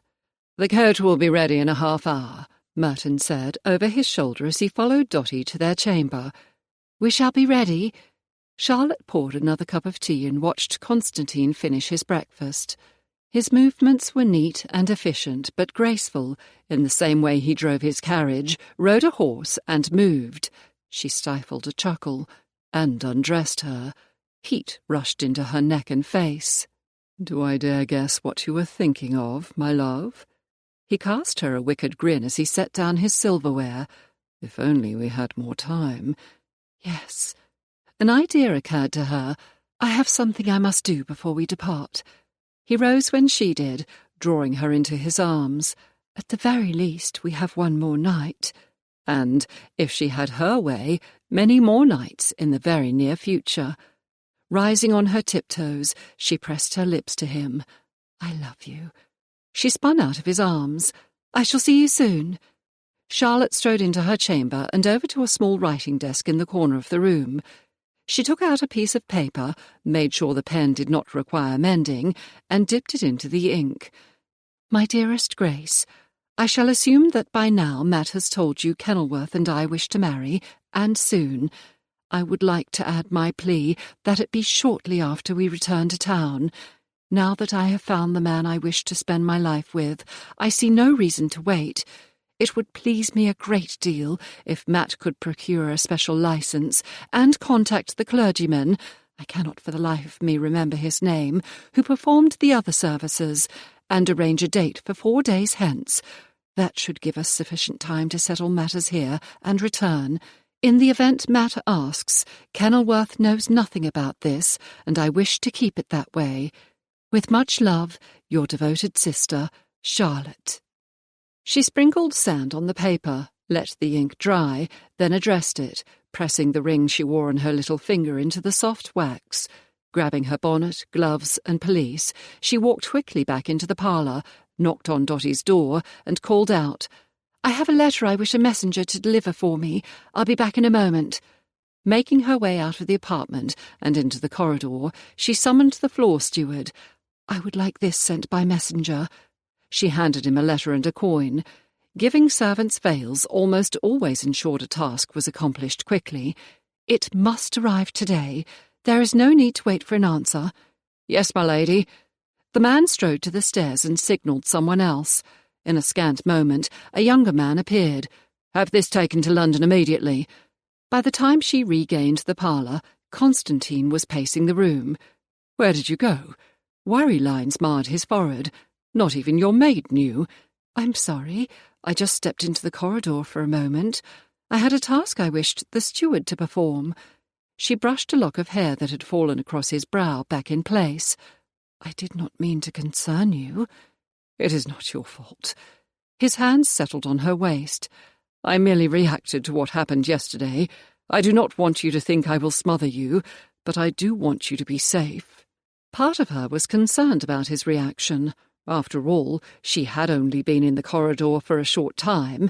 Then again, the last few days had been stressful, and she had been abducted, again, and he did recognise it was his problem to resolve. "I understand." Dotty and Merton joined them a few moments later, and they left the inn, headed to the Hare and Hound. She and Charlotte rode in the coach, while the gentleman decided to ride accompanied by at least 10 of Merton's outriders. She hoped that Constantine would not insist on so many servants to protect her. Then again, Matt was always adamant that she keep a footman with her when she left the house. He had done the same with Dotty and Louisa before their marriages. Mayhap that was what a dependable gentleman did to keep his family safe. Charlotte turned her mind to the letter she had written to Grace. The one thing Charlotte had forgotten to consider was whether Louisa could receive notice of Charlotte's marriage and travel to town in time. She supposed she could put off the wedding for a day or so if need be. On the other hand, she grinned to herself, the new Duchess was a force of nature. Once Louisa knew about Charlotte's wedding, her sister would move heaven and earth to be there. Chapter 31. Con had a bit of a problem convincing Jemmy he could not accompany them. However, in the end, Jemmy finally agreed to remain at the hotel if Charlotte's maid would find him an ice. The kittens were put in Charlotte's bedchamber until they departed. It was almost strange to be travelling without the boy and the cat. Their party arrived at the Hare and Hound shortly after 10 that morning. Con had spent the journey considering how he and Charlotte should approach the landlord and his wife.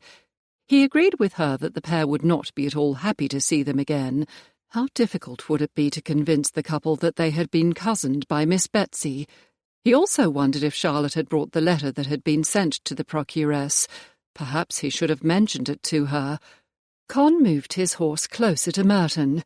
"I suggest we take several of your men into the inn. Based on my previous experience with the board's tools, they will be in the common room." Merton nodded. "1 or 2 should be in the stable in the event anyone attempts to escape or send a message. We still do not know what her arrangements for her customer were." "Would you like me to enter first? From what Charlotte said, the innkeeper and his wife might attempt to attack you for spiriting her away." "If they plan on harming us," Con said ruefully, "it will be because we tied their daughter to a bed and gagged her." "There is that. I definitely think I should go in first with a few of my servants. Yesterday I thought we had them all.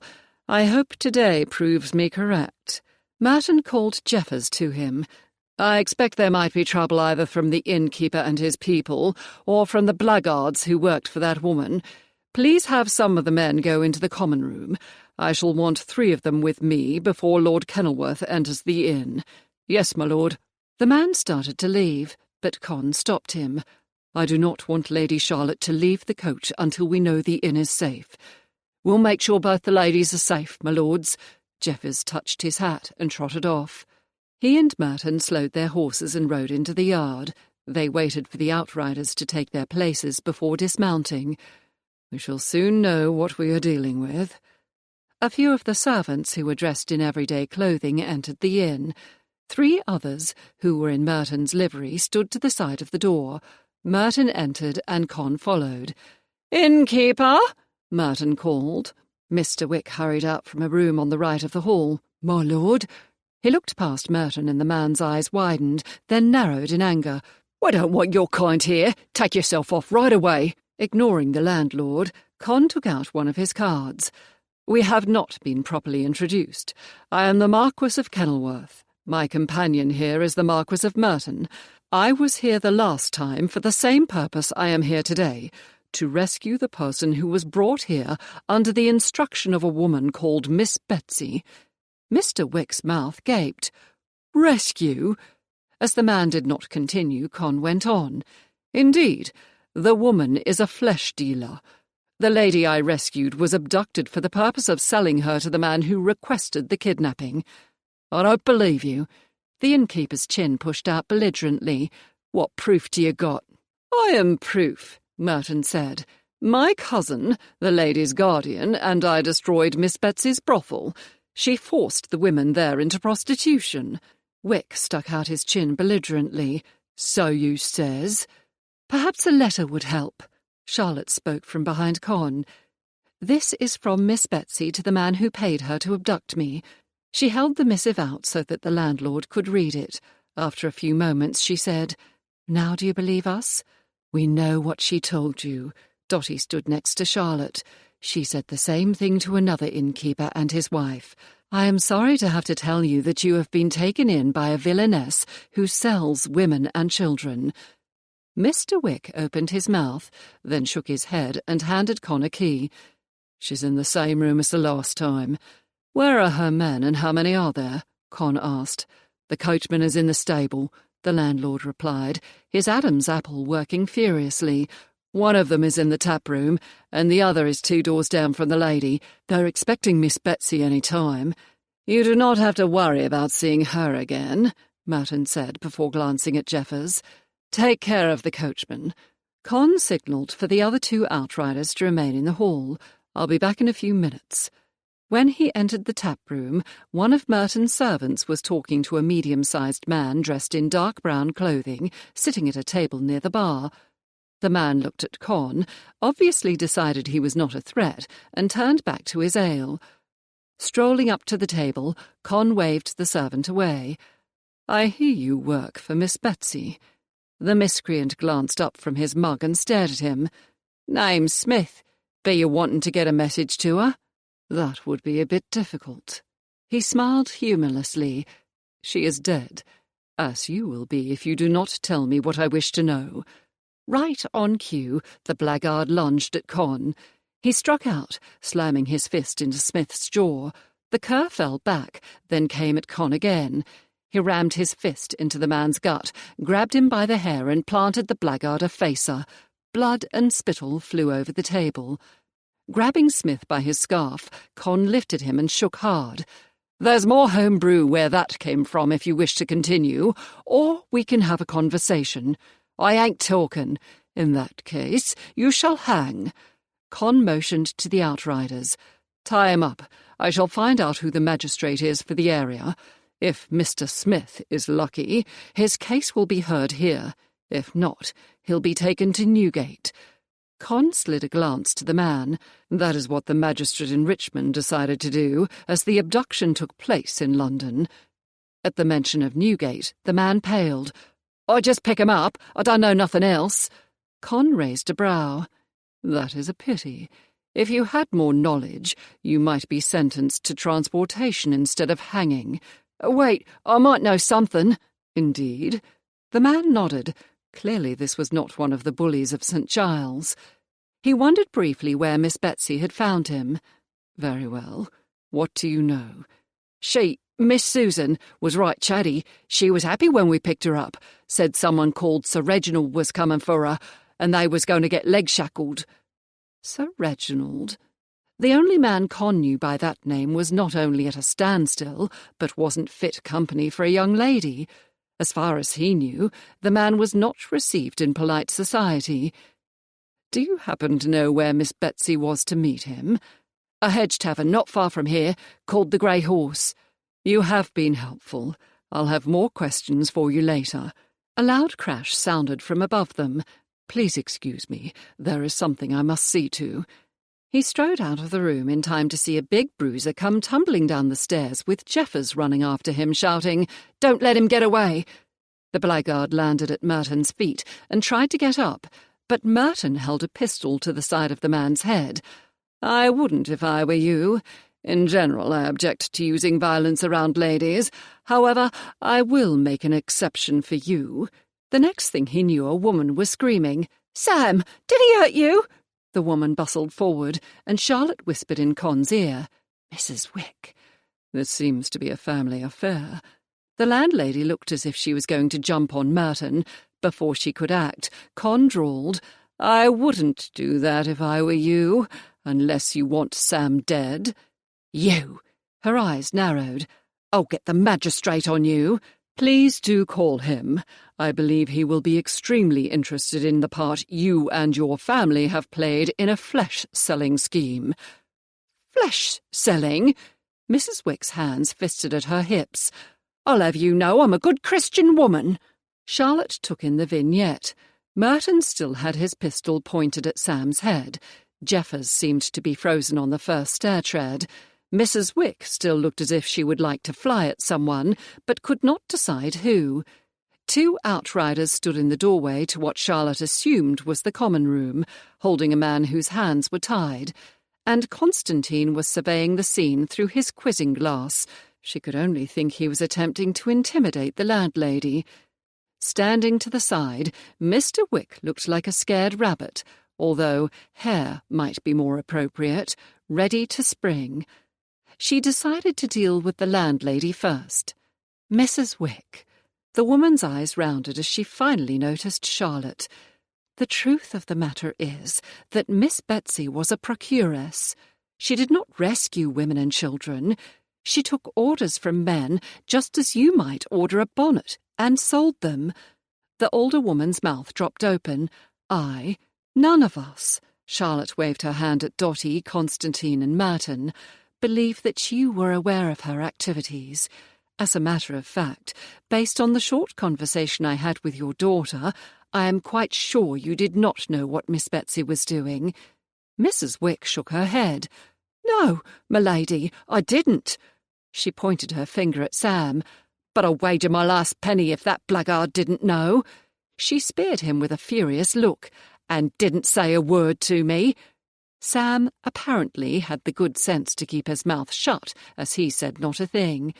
"Well then," Charlotte continued, "my cousins and my betrothed came here to rescue the young lady Miss Betsy was to have collected." "She'll make you pay for interfering, Peg," Sam said. Not so sensible after all. "She died yesterday," Charlotte replied. Sam seemed smaller all of a sudden. "What we would like to know is how many times she brought women and children here, and if you can tell me anything about them." Mrs. Wicks straightened and nodded slowly. "I'll write it all down for you." "Thank you. We appreciate all the help you can give us. Your daughter might be able to help you." Constantine had lowered his quizzing glass some time after Charlotte had begun to speak. "Nicely done, my lady. What made you decide to intervene?" The look on her face when you accused her of being in league with Miss Betsy. She was so furious, I did not think she would listen to anything else you had to say. He drew out the room key. "I should tell you that the young lady may not believe she requires rescuing. Apparently, she has been deceived by Sir Reginald Stanley. What I don't understand is how he got anywhere near her." "Who is Sir Reginald? I've never heard of him." Charlotte waited while Jeffers and another outrider removed Sam from in front of the stairs. "Your brother would have put a bullet into him if he had come within a half-mile of you or your sisters. A year or two ago, dear Sir Reggie tried to make off with an heiress who did not appreciate his efforts. Suffice it to say, he is shunned. Not only that, but he's been barred from his clubs for not paying his gambling debts." Constantine held his arm out for her. "Come to think of it, I haven't seen him around town lately." If he was able to deceive her, he must be very charming and handsome. I suppose some women would think so. He sounded disgusted. "He looks rather like Byron, but blonde instead of dark." That was all that was needed. Oh, dear, we may have a problem with her. They climbed the stairs. "I suggest we do not disagree with her about Sir Reggie. She may try to run away from us." "Her name is Miss Susan." Constantine opened the door, standing back for Charlotte to enter the room. A young lady whirled around from the window, a wide smile on her face. As soon as she saw them, the smile faded. She had dark brown hair and blue eyes. Her skin was clear for the most part, with only one spot on her wide forehead.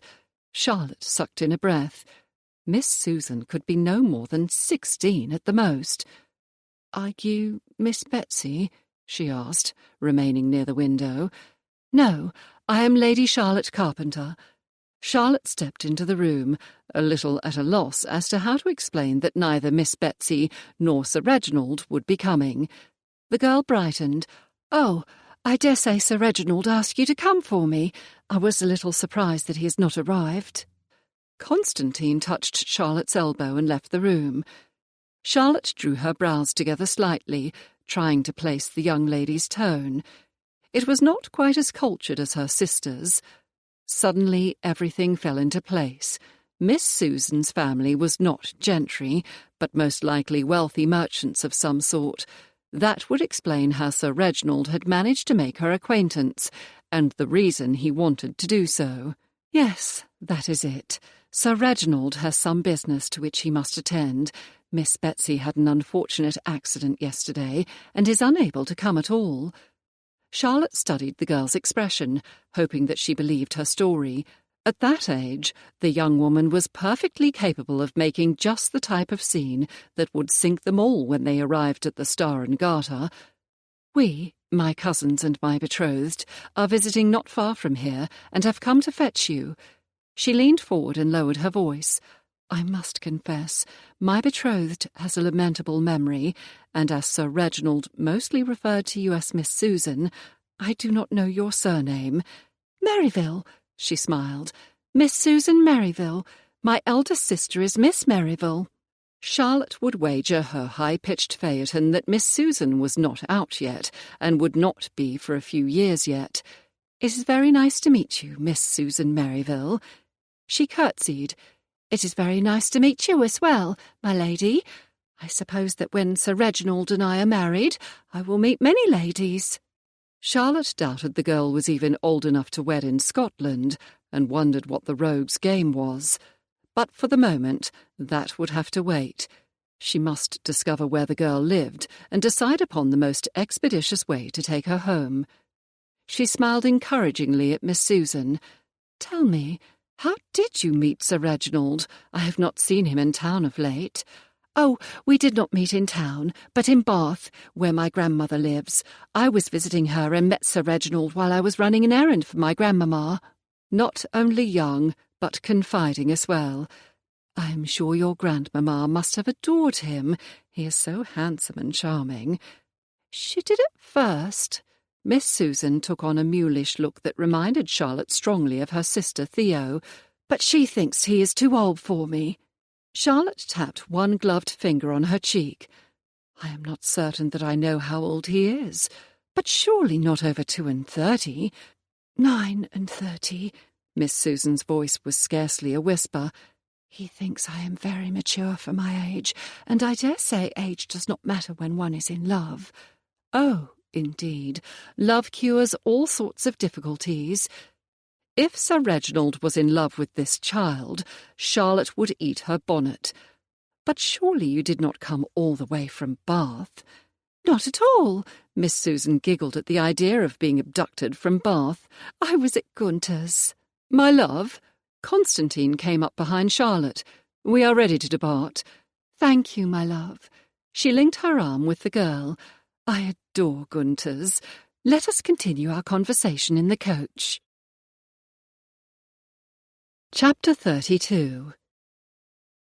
Somehow Charlotte must convince Miss Susan she had made a terrible mistake in trusting the cur. She hoped her friend had some ideas. A footman assisted the girl into the Mertons' large travelling coach. Dotty was talking to her husband, and Con stood next to Charlotte. "Do you know her last name yet?" "Merrivale. She is very trusting. By the time we reach Richmond, I shall know her life story." "I'll leave it to you, then." Raising her hands to his lips, Con kissed them. "If you can figure out a way to return her to her home, I'd be thankful." She climbed up the steps into the coach. "I shall do my best." Charlotte made a point of sitting next to the girl in the coach as they waited for Dotty. For the first time the girl showed signs that she might not be as ready to trust Charlotte as she'd thought. "Will Sir Reginald know where I have gone? Perhaps I should remain here." No, we must depart immediately," Dotty said, taking her seat across from Charlotte and Susan. "Merton has ordered luncheon and does not wish to be late." She cast her eyes to the roof of the coach and sighed. "He is an absolute bear if his meals are late. We simply cannot delay our return." After settling her skirts, Dotty directed her attention to Susan. "Lady Charlotte, who do we have here?" "I would like to introduce you to Miss Susan Merrivale. Miss Susan, I shall make you known to my dearest friend, the Marchioness of Merton." "I am pleased to meet you." Dotty smiled graciously at Susan. The girl's jaw dropped. I never dreamed I would meet a Marchioness. I mean, I know Sir Reginald is part of the ton, but I did not know he had such friends." Charlotte's gaze met her friend's, and she grimaced. "Susan, may I call you Susan?" "Oh, yes, my lady. Thank you. As I was saying, Susan has been telling me how she met her beloved. It is a most romantic story. We have just got to the point that her grandmamma does not approve of his age, and how she did not come directly from Bath, but from Gunter's." Charlotte glanced at the girl. "How did you decide to do something so daring?" "Oh, wait," Dotty said, thankfully picking up on Charlotte's pose. "Do not tell me that your grandmamma poisoned your lover to your parents. That would be too bad." "That is exactly what she did," Susan nodded. "When I tried to tell Mamma and Papa about him, they refused to even receive him. We had to use my maid and his valet to exchange letters." Dotty clapped her hands together. "Ah, billet doux, how romantic." Susan glanced at Charlotte, confused. "It is French for love letters," Charlotte explained. The girl nodded. "But where is your maid? Would she not have wanted to come with you?" "She did not dare. My mamma would have turned her off without a reference. Once the men put me into the coach and we started to leave, she began to scream so that no one would blame her." Dotty leaned forward a little. "Lady Charlotte lives on Berkeley Square. Is that where you live as well?" "No, I live on Russell Square. We used to live in Cheapside, but my parents decided it was time to move. That is the reason I was at my grandmamma's." "Russell Square is quite lovely," Charlotte said, "and a much better neighbourhood than Cheapside, although there is nothing wrong with the area. My best friend is still in Cheapside." Susan's tone was glum and her mouth dropped. "I miss her a lot." Charlotte wondered if her friend's counsel would have kept Susan from making such a disastrous mistake. Dotty's eyes widened. "I am sure that you do. But I must know, who is this man of which we speak?" "Sir Reginald Stanley." The girl practically breathed his name. "Do you know him, my lady?" "Sir Reginald." She tapped her cheek and after a few moments smiled. "Why, yes, I was introduced to him, after I married, of course, and very much by accident. He is not received in polite society, you know." Susan's face fell, and Charlotte could see all the girl's dreams of moving in the temps start to wobble. Not received? He has a reputation of being a rake and an inveterate gambler. That is not the type of gentleman ladies want around their daughters." "But rakes can reform," the girl rallied, "once they are wed, of course." "Indeed they can. In fact, some claim that reformed rakes make the best husbands. But first, he must marry." Dotty's brows drew together. "My dear, how thoughtless of me. You are planning to marry him?" The girl's countenance brightened again. "Yes, my lady, we are to travel to Scotland." "Well, naturally, if you are to wed, that would change everything." She glanced at Susan again. "How old did you say you are, my dear?" 15, Susan pronounced, as if it was a great age. 15? Dotty asked, her voice full of doubt. The girl nodded. "No, that will not do at all. One must be 16 to marry in Scotland, unless you have your parents' permission, that is." She let the silence stretch for a few moments. "But you do not." Susan clasped her hands together in her lap and stared at them. "No, my lady." "Lady Merton," Charlotte said, "are you quite sure it is 16? "Indeed I am. Do you not remember the couple who eloped earlier this season?"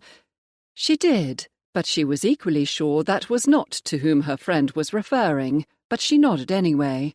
She was not even out. They reached the border 2 months before her 16th birthday and were turned away. Naturally, she will never be allowed a season, and she is ruined forever. Charlotte covered her mouth and gasped. "Oh, yes, I remember now. How horrible it was." She slid a look at Susan, whose eyes were wide with horror. "My dear Susan, how fortunate you did not go to Scotland." The girl promptly burst into tears. Charlotte wrapped her arms around the child and took out her handkerchief, pressing it into the girl's hands.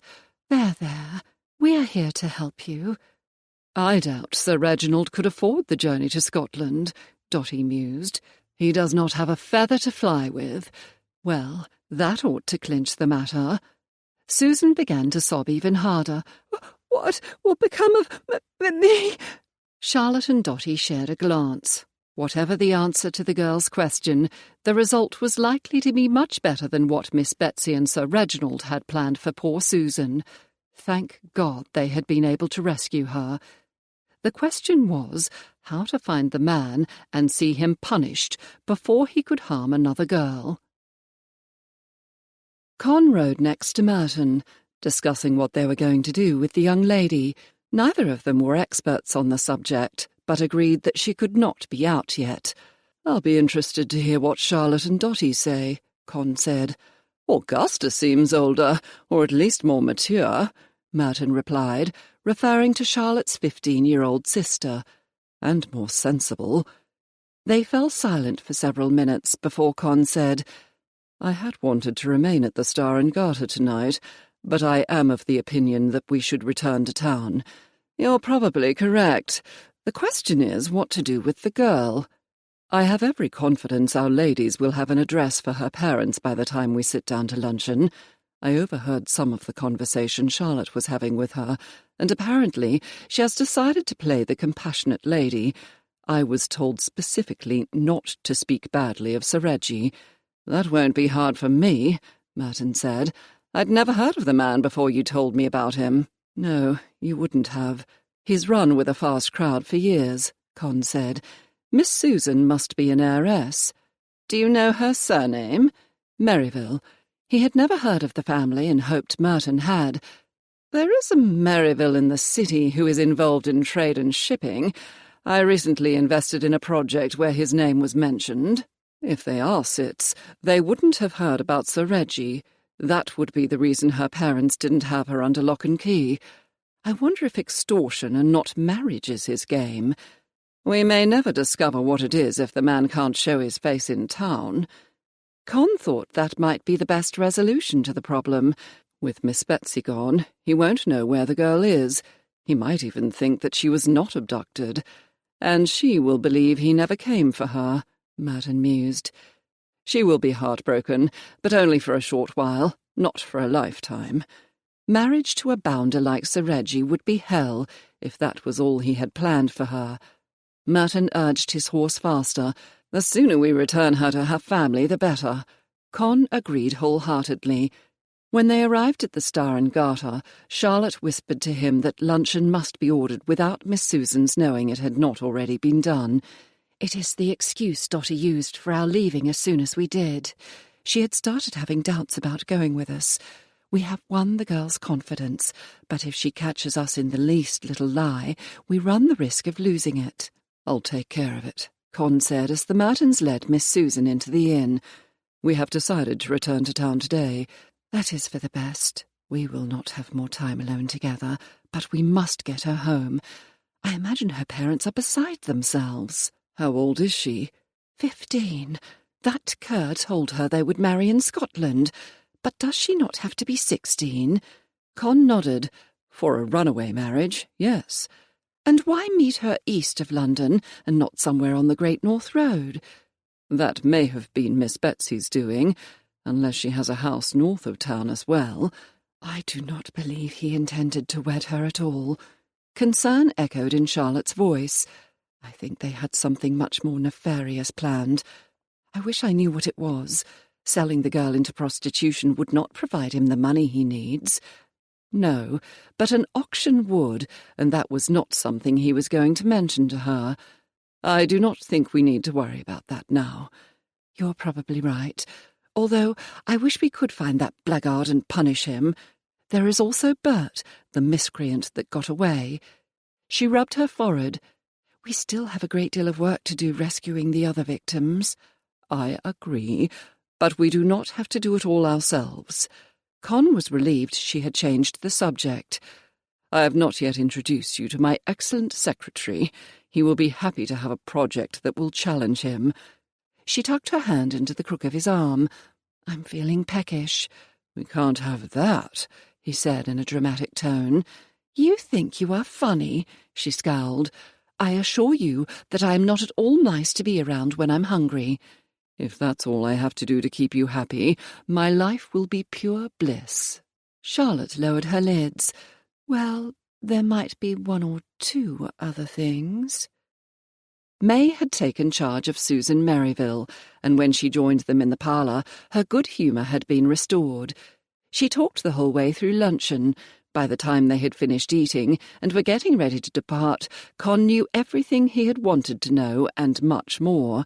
The chit had no discretion at all. No wonder she had been such an easy target for Sir Reggie.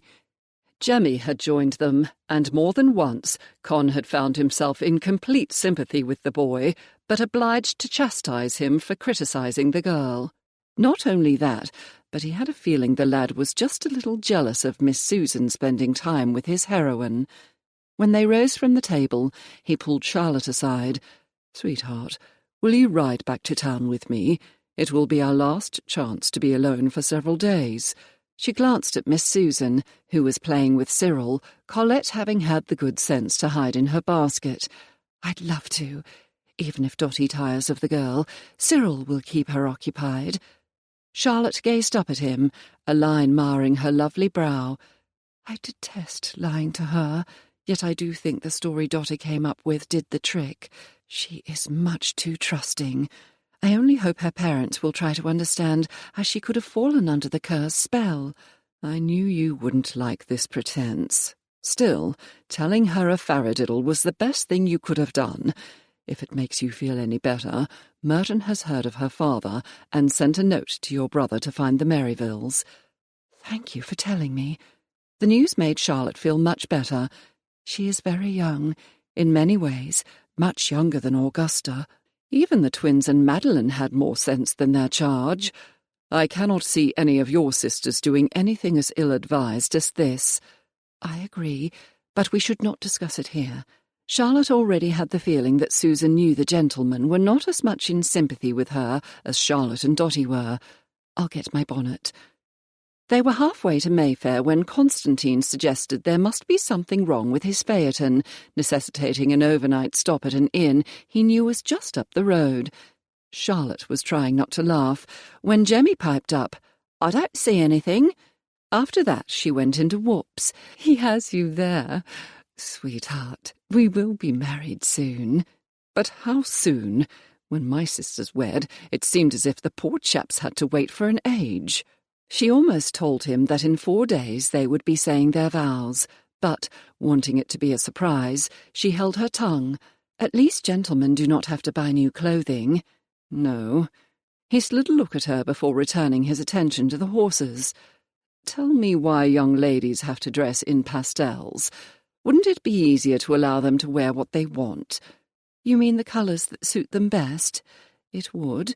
It would also be considered fast, and the ladies who rule Almack's would refuse to give them vouchers, and other ladies would refuse to invite them to entertainments. All in all, it is less expensive to play by the rules. You always look lovely. I am fortunate that I can wear some pastels well. However, many ladies cannot. Once we have wed, you may shop for whatever you like." He sounded so magnanimous, she wanted to go into whoops again. "Thank you, I shall." This was another secret she was keeping from him. Encouraged by Grace and Lady Kenilworth, Charlotte had already ordered a new wardrobe. Her conscience gave her a twinge about her mendacity. All she could do was pray it would all turn out well in the end. Chapter 33. It was late afternoon by the time Constantine's carriage rolled into Berkeley Square. Merton's coach would not be far behind. No sooner had Constantine lifted her down from the phaeton than small arms grabbed onto her legs. "We missed you," Mary said.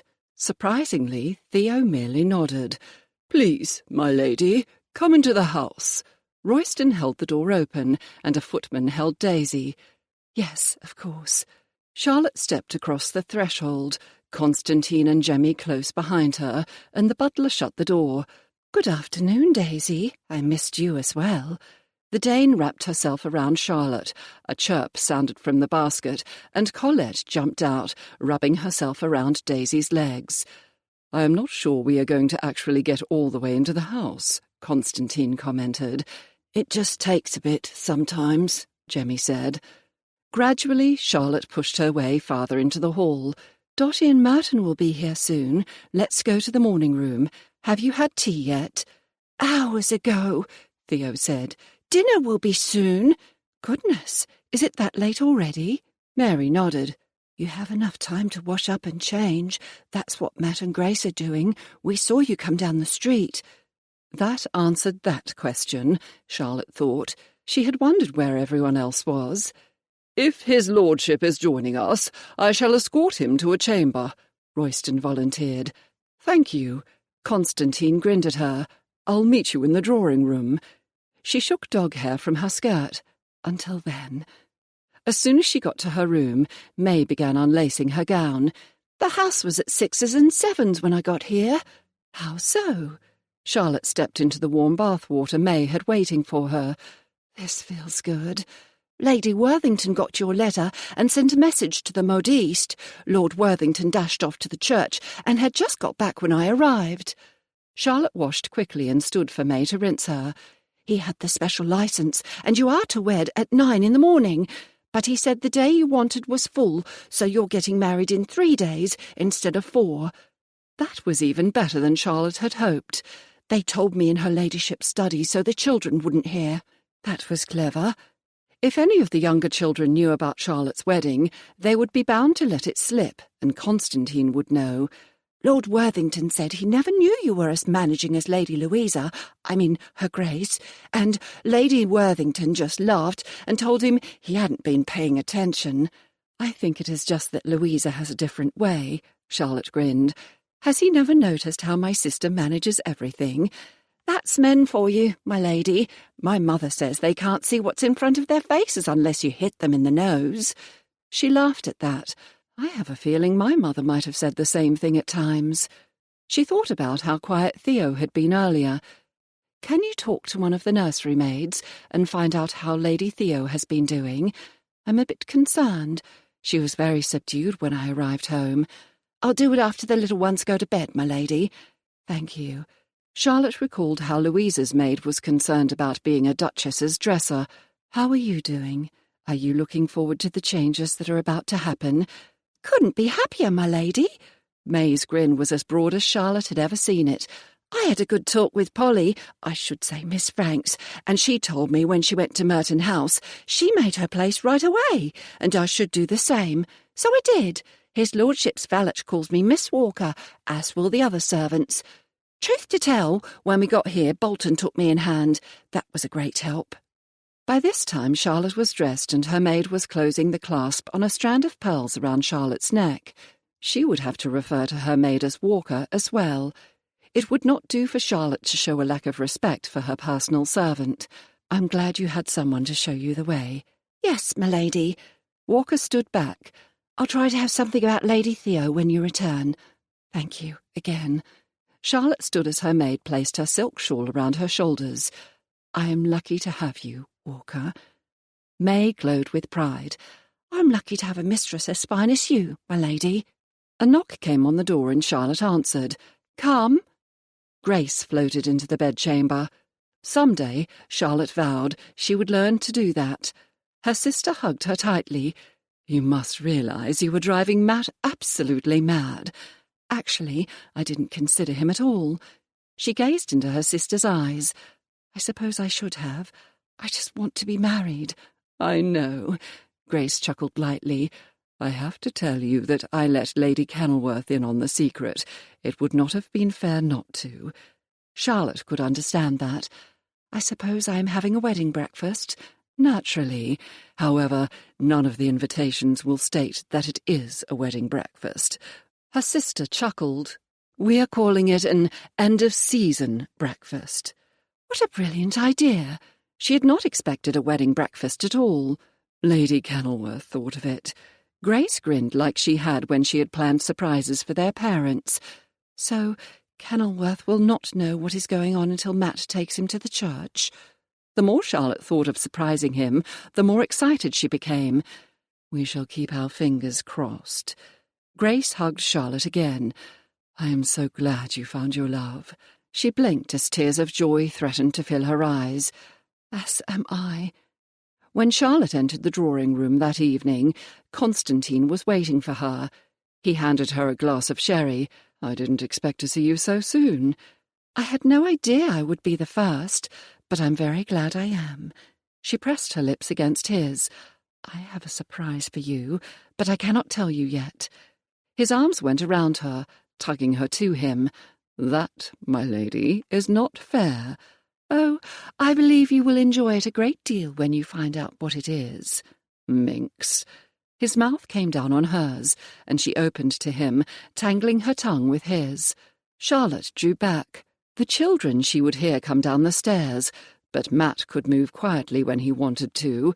Despite knowing she and Constantine would be married in 3 days, she did not want to risk her brother being upset with them, especially after all he was doing. I shall miss sleeping with you and spending my days with you. Con's fingers tightened. I am meeting with your brother tomorrow about the settlement agreements.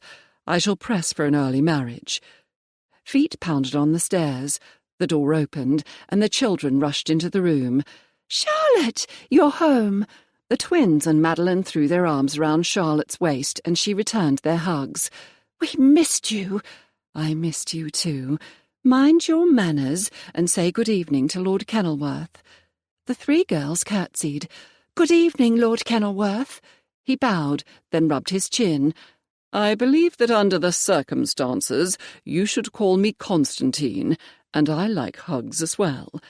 The girls stared at him for a moment before embracing him. "We like you the best." "You do?" His eyes widened. "Why is that?" "We have to call Louisa's husband Rothwell," Madeline said, "because he's a duke. And Dottie's husband, Merton," Eleanor added, "because he's a bit stuffy." "We like Constantine," Alice said. "When are you and Charlotte getting married?" "As soon as I can convince your brother to let me," he practically growled, and she hid a smile. Grace and Matt strolled in at that moment. "About that," Matt said, "I shall meet with you tomorrow morning to discuss the settlement agreements. I'll see you at 9 if that is not too early." Matt poured glasses of sherry for himself and Grace. "Not at all." A few minutes later, the Mertons arrived with Susan and joined the pandemonium in the drawing-room. Con wanted to find out if anyone had been able to contact the girl's family, but there was no way to have a private word. A few minutes later, the butler announced dinner. He placed Charlotte's hand on his arm. "I promise you, I will make your brother agree to let us marry next week." "I am positive you will succeed." Her countenance was too serene. Did she not care how soon they wed, or was she certain he would prevail? Dinner was as lively as he thought it would be, and it occurred to him how lonely he had been as the last child. He glanced at Mary and wondered how she would feel when her brothers and sisters were gone. Then he remembered that Grace, she had asked him to call her that before dinner, was expecting a child in late December. Next to him, Charlotte was talking to her brother, Walter, and Con marvelled at how easily they got along. Of course, he got on well with his sister and niece, but it was nothing like Charlotte's family. The sound of a door opening and closing filtered through the air. A few seconds later, a young man with the carpenter colouring entered the room. "Is there a place for me?" Chairs scraped back, and the children rushed forward en masse. "Charlie!" someone called. "You're home," a few others said. "We missed you." Con recognised Theo's voice. Worthington rose. "You made good time." "Half-term began today. I was eager to be here." He finished hugging the younger children and was halfway to Charlotte's chair when she rose. "I hear you are getting married." Her eyes filled with tears, and she smiled at him. "I am." She took his hand. "Come and meet him." Con pushed his chair back and stood, waiting. "Constantine, this is my brother Charlie, Earl of Stanwood. Charlie, the Marquis of Kenilworth." The young man had what Con thought of as the carpenter look, and it was clear by the way he held himself that he cared deeply about his sisters and brothers, even his new sisters. His throat tightened. Soon he would join this family who loved each other so fiercely. "Stanwood? Kenilworth." The younger man clasped his hand. "Welcome to the family. You can call him Constantine," Philip called out. "And you can call him Charlie," Alice said. A place was set, and everyone went back to their seats. Charlie glanced around the table and greeted Dottie and Merton. Then his gaze stopped on Miss Susan. "I believe someone forgot to introduce us." "Miss Susan," Dottie said, casting a sparkling look at Charlotte. "May I introduce my brother, the Earl of Stanwood? Charlie, this is Miss Susan Merrivale. She is visiting me for the nonce." He bowed. "My pleasure, Miss Susan. I hope you were enjoying your visit." The minute Charlie had looked at her, Susan's eyes had rounded, her lips formed an O, and Con was sure she had forgotten all about Sir Reginald. "I am, my lord, very much." Charlie sat next to Grace, and for the rest of the meal conducted a low-toned conversation with her. He glanced at Charlotte once or twice, and Worthington another time. Charlotte leaned closer to Con. Grace is telling him what has been going on. After dinner, or tomorrow, he will spend most of the day with Matt. When the children have finished their lessons, he'll be with them. How old did you say he was? 16. He takes his responsibilities seriously. I can see that. Charlie's attitude, his whole bearing, almost made Con feel as if he was lacking, or had somehow neglected his duties. That was ridiculous, of course. He always took care of his land and dependents. He will be a force to be reckoned with some day. Under the table, Charlotte slipped her hand in his. As you are now. As he would damn well make sure he was. Have you noticed how Miss Susan looks at him? She grinned and nodded. An infatuation with a younger man might be just what she needs. And Charlie is safe. He will be kind, but treat her as he would one of us. Do you know if Worthington was able to contact her parents? Charlotte shook her head. No one has said anything. I do hope they come soon. An hour later, Grace rose from her chair. Let us leave the gentlemen. The gentleman and footman assisted the other ladies. Charlotte squeezed Con's hand. I'll see you soon. The door closed behind his beloved, and the males all moved to the head of the table. Footman brought lemonade, brandy, and port. The younger boys and Charlie had lemonade. Con and Worthington selected brandy. Merton chose port. The talk turned to sports and, at an elementary level, politics. Yet all Con wanted to do was join the ladies and spend time with Charlotte. The clock struck 8, and Worthington stood. Gentlemen, shall we join the ladies? Walter and Philip, it's time for bed. Con was surprised at how quickly the boys left the room. Yet once the door closed behind them, Charlie said, I heard you rescued Shah not once, but twice. I owe you my thanks. I can assure you it was my pleasure. To be completely honest, she had rescued herself the first time. All I did was provide the carriage. The second time, I can take some credit for. Charlie grinned. I hope you decide to have the ceremony before I go back to school. Con glanced at Worthington. That will be discussed in the morning. Shall we join the ladies? A half-hour later, the butler entered the drawing-room and spoke in a low tone to Worthington. He motioned to Con and Charlotte. I think the Merrivilles might be here. I hope that's what it means. I cannot think of anything else. She placed her hand on his arm. We shall find out soon. Merton caught Con's eye as they followed Worthington out of the room. Con shrugged, and the other man nodded. They crossed the square to Worthington House. How did your family come to be living in 2 houses? Con asked Charlotte. As you know, Stanwood House belongs to Charlie. Before Matt and Grace married, he, his stepmother, and his sisters lived with him in Worthington House. When he and Grace married, she suggested they live at Stanwood House as well, but Matt would not even consider taking Charlie's bedchambers, and none of the other beds fit him. But Worthington House was too small for all of us, and Dotty came to us for the season. By God, Con could not imagine having 11 children, one's stepmother, and an extra young lady in a townhouse. There was a great deal of discussion, but in the end, Matt and Grace decided that they would sleep at Worthington House, and everyone else, including his stepmother, would live at Stanwood House. It gives them more privacy than they would have with all the children about. Con had no doubt that was Worthington's idea. They are renovating Worthington House, and next season Charlie will lease this house to Matt's stepmother and her new husband. That was part of the arrangement when they wed. Who did Lady Worthington marry? Viscount Wolverton. They were childhood sweethearts. I don't know why they didn't wed when she came out. Con found he'd had to listen carefully to keep all the parts of what Charlotte had said from getting muddled. You have a complicated family. I have a large family, with many different needs. She slid him a look as they walked up the steps to Worthington House. Will that be a problem for you? Con tugged her closer to him. Absolutely not. I am coming to care deeply for your family, and I hope our children will be close to their aunts, uncles, and cousins.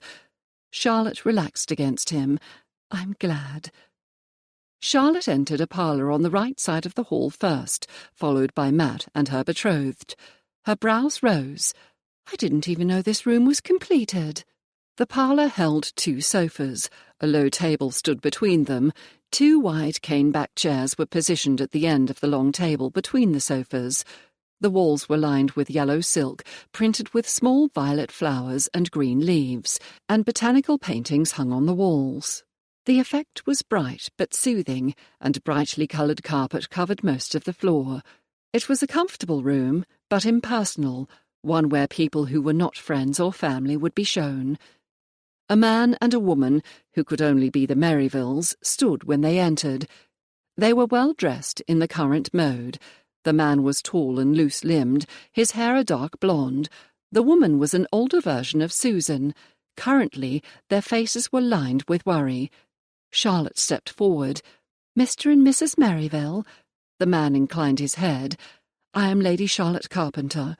She motioned toward Worthington. "This is my brother, Lord Worthington, and my betrothed, the Marquis of Kenilworth. Lord Kenilworth was with me when we rescued Susan." Chapter 34. Mr. Merriville bowed, and his wife curtsied. Charlotte took a seat on the opposite sofa. Con sat next to her, and her brother sat on a chair. "May we ask how our daughter is doing?" Mrs. Merriville asked. She clutched the handkerchief with which she had dabbed her red-rimmed eyes. "Let me assure you that Susan is safe and unharmed." Charlotte gave the woman a reassuring smile. She was quite forthcoming regarding her behaviour. Mrs. Merriville let out a breath. "I am afraid she is a bit of a chatterbox." She twisted the handkerchief in her hands. We had no idea she would do anything like this." "It is beyond the pale," Merriville said. Of the two, he was clearly the angrier. "It will probably not make you feel better," Con said, focusing on the girl's father. "But Sir Reginald is an accomplished rake. I do not believe any young girl would have the experience to counter him." It did not help matters that her grandmother accepted him at first, then rejected him without giving Susan a reason, Charlotte added. "She is at that age, after all." "He can be very charming," Con said. "However, he is deeply in debt, as you most likely already know, and not received by polite society." Charlotte watched the girl's father as his lips thinned and his countenance hardened. That did not bode well for poor Susan. You cannot blame her. While in Bath, she was given freedom to go off on errands for her grandmother, alone or with only a young maid. Although the town is not London, it is still not safe for a young girl to walk around alone. It would not surprise me at all if Sir Reginald saw her and made inquiries about her. I understand he is quite desperate. "It'd have to be if he went to Bath," Constantine said under his breath. Charlotte resisted the urge to cast her eyes to the ceiling. "We only sent her there because my mother begged for one of her granddaughters to visit," Mr. Merriville said. "I had no idea she'd be so lax. Then again, we keep more of a watch over our children than was kept over us." "It is unfortunate that she did not take better care of Susan." Charlotte sympathised with the couple. "She is not even 15, Mrs. Merriville cried and broke into tears. Her husband put his arm around her shoulders. How could he do what he did? For a moment Charlotte was distracted by the woman saying Susan was not yet 15. Then she understood what actually concerned Mrs. Merriville. "Excuse me, ma'am, but when I said she was well, I meant that she had not been touched." The woman lowered her handkerchief from her eyes. Mr. Merriville stared at Charlotte. "Are you certain, my lady?" "I am quite certain. She also understands what a horrible mistake she made in trusting him." She softened her tone. "I think you will find that she very much wishes to be forgiven." "If I may make a suggestion," Matt said, "I do not allow my sisters out of the house without at least one experienced older footman with them." "I have found them more useful than my maid," Charlotte added, "particularly when I am shopping." "Have you received any correspondence from Sir Reginald?" Constantine asked. "Nothing at all," Mrs. Merriville frowned. We had no idea where she might be, or who would have taken her until we received the note from his lordship." Her husband's jaw had developed a tic. "You are not surprised by that?" Constantine's gaze focused on the other man. "How great of an heiress is Susan?" "My father started the business. I have built upon it, and we are well off. However, I have 4 daughters. The eldest will come out next year. Not, of course, in polite society, but the expenses are significant. Their dowries are sufficient. And although I do not aim to marry any of them into the aristocracy, I wish them to marry well." Mr. Merrivale stood. "Thank you for your assistance. I know where the fault lies, and it will not happen again." He looked at Matt. "I will take your advice regarding the footman. We would like to take our daughter home." "Naturally." Charlotte rose. "She is across the street at Stanwood House." The Merrivilles decided to remain in the hall while Susan was sent for. She glanced at her parents and began to weep. Her parents immediately hugged her and spoke in reassuring tones. Constantine slid Charlotte an amused look. "That is probably the best thing she could have done." "It appears so." She took his hand, and they were about to slip away when Mr. Merrivale approached them. "I cannot thank you enough for finding and protecting Susan. If there is anything I can do to repay you, please let me know." "Her safety was our main concern," Charlotte said. "We are glad she is back with you." He bowed and ushered his wife and daughter out the door. When it shut, Matt turned a horrified look at Grace, who had entered the hall. "Have I told you how much I appreciate the fact that you do not enact me Cheltenham tragedies? The weeping would drive me to distraction." "As opposed to merely fainting," his wife replied. Before they had married, Grace would faint whenever she was surprised. Fortunately, that did not include the times Charlotte and her brothers and sisters acquired frequent cuts, scrapes, and broken bones. "Swooning is much better. Once I learned it is not unusual." He slid an arm around Grace's waist. "Have you noticed that you have not fainted once since we wed?" She appeared to consider the matter for a moment. "I do believe you are correct. Then again, I am not now living in fear the children will be taken away from me." "There is a story behind that exchange," Constantine whispered in Charlotte's ear, causing pleasurable shivers to flit around her neck. She found she was still holding his hand as they headed to the drawing-room. "One day I shall tell you all I know. Yet I have a feeling even that is not the whole story." Waking early the next morning, Con decided to surprise Charlotte. He might not be able to wake up next to her, but he could break his fast with her, not to mention that he had an appointment to discuss the settlement agreements with her brother. Afterward they could take a ride in his phaeton, where he would find some little-used paths in the park where they could be alone. He yanked the bell pull, and a few moments later his valet appeared. "Good morning. Is everything in order, my lord?" "Couldn't be better. I shall be joining Lady Charlotte's family for breakfast." Hot water appeared as if by magic, and in less time than he would have imagined, he was dressed and on his way down to the hall. How had he never noticed how efficient his staff was? "My lord," his butler Webster said when Con reached the hall, "Mrs. Henley would like to know if Lady Charlotte will be inspecting the house soon." That stopped him in his tracks. Naturally, Charlotte would wish to inspect the house, whatever that entailed. He did not know what, exactly, the protocol was for a change in mistresses. Should his mother be in charge of her visit? Clearly, he would have to ask for advice. The problem was determining who should advise him. "I am sure she will wish to do so at some point. If he had his way, it would be after their wedding. I shall have to find out when she wishes to meet with Mrs. Henley." "Very good, my lord." His butler opened the door. "Will you return for luncheon? Cook wishes to be informed." Con stopped and speared Webster with a look. "I do not recall ever being asked by my cook when I shall be here to dine." "No, my lord. However, you never spent much time at home before." That took Con aback. Still, his butler was right. Since moving out of his rooms into the house, he had had a series of mistresses and had spent most of his time with them, or at his club, or elsewhere. Come to think of it, he had spent more time here since he'd met Charlotte than in the past 4 years together. I shall have luncheon here, and tell her ladyship I would like her to join me. Thank you, my lord. Luncheon would be the perfect time to tell his mother that his wedding had been moved from some time in the summer, or the autumn, or never, to next week. He could also ask Mamma when it would be appropriate for Charlotte to meet with his housekeeper. He walked down the steps and lengthened his stride, entering Stanwood House about 10 minutes later. His arrival barely caused a moment of silent surprise in the din he'd heard from the hall. "Good morning." He entered the breakfast room and strolled to Charlotte. "I thought we could at least have breakfast together." "I'm glad you are here." She gave him one of her sunny smiles, and he basked in the warmth.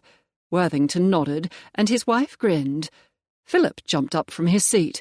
"Good morning. You may have my chair. I'm finished." A footman cleared the remains of the boys' breakfast and reset the place. After Con filled his plate at the sideboard, he sat next to Charlotte. "What are your plans for today?"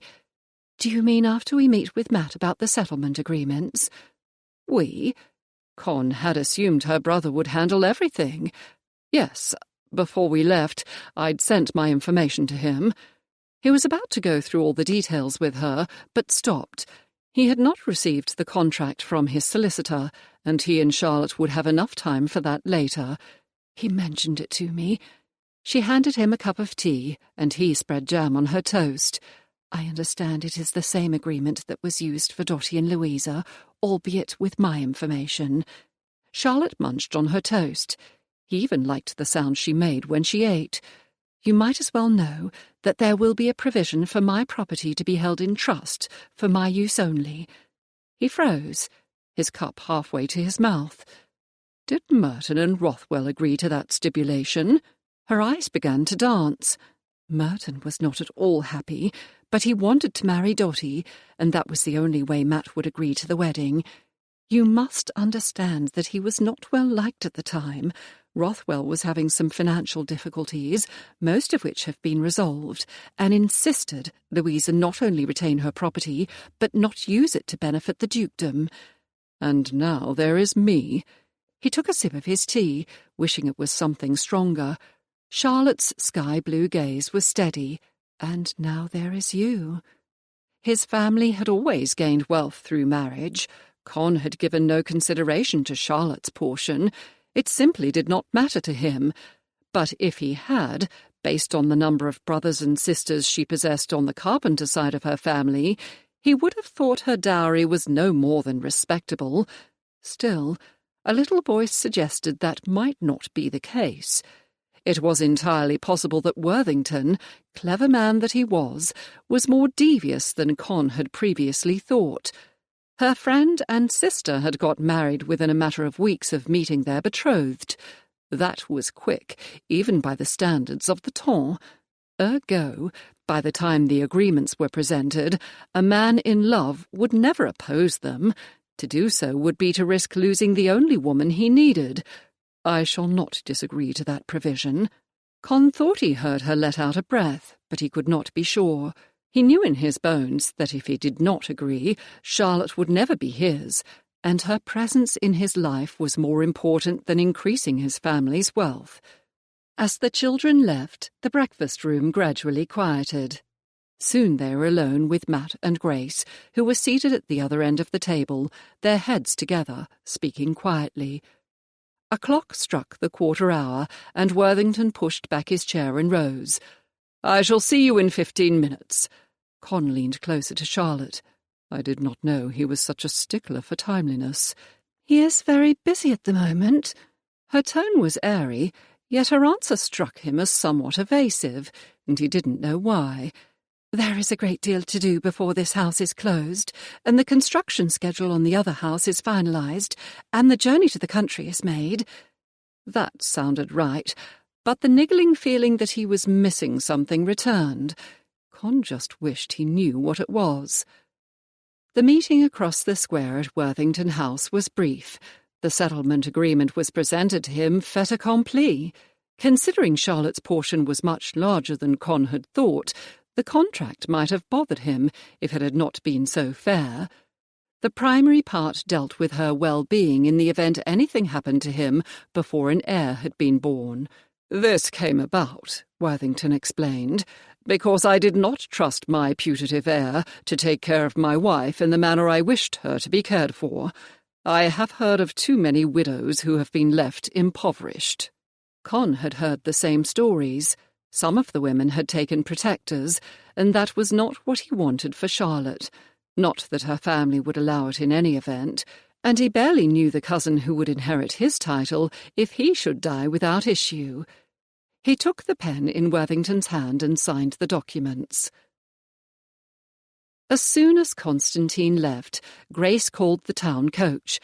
"Madame Lisette is ready to attend us as soon as we arrive. I cannot tell you how glad I am that you already ordered your bride clothes." What had been an exercise in shopping to convince polite society Charlotte was betrothed had turned out to have been a wonderful decision. "Do you think Louisa will be able to travel here in time?" "I hope she will." Grace shrugged. "We shall have to see." Charlotte and Grace spent the next 3 hours at Madame Lisette's shop, making final fittings. They left with a list of other items Charlotte would need. When she and her sister entered the morning room for tea, they found not only Matt and the children, but Constantine, his mother, and another lady who shared the same green eyes, conversing with the twins and Madeline. "Charlotte." In 3 long steps he was with her. "My sister, a niece, arrived, and my mother wanted you to meet her." He looked as if he had lost control of his life, and she was hard-pressed not to laugh. "I did not know how to stop them from coming." Charlotte was certain he'd had no hope of achieving that goal. "Your sister seems to be making friends." She took his hand. "Please introduce us." Shortly after meeting a niece, Lady Kendrick, Charlotte was happy the lady would be her new sister. "If you have things to which you must attend," Charlotte said to Constantine, "your mother and sister may return home in our coach." "Yes, my dear," Lady Kenilworth agreed. "Please go about your business." As soon as the door closed behind him and his steps could be heard going down the corridor, a niece said, "Mamma told me you have planned a surprise wedding. What a charming idea.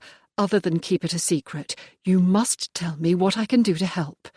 "I have enlisted my cousin Merton's help in keeping Constantine busy, but if you could also keep him occupied enough that he does not guess what is going on, that would be wonderful."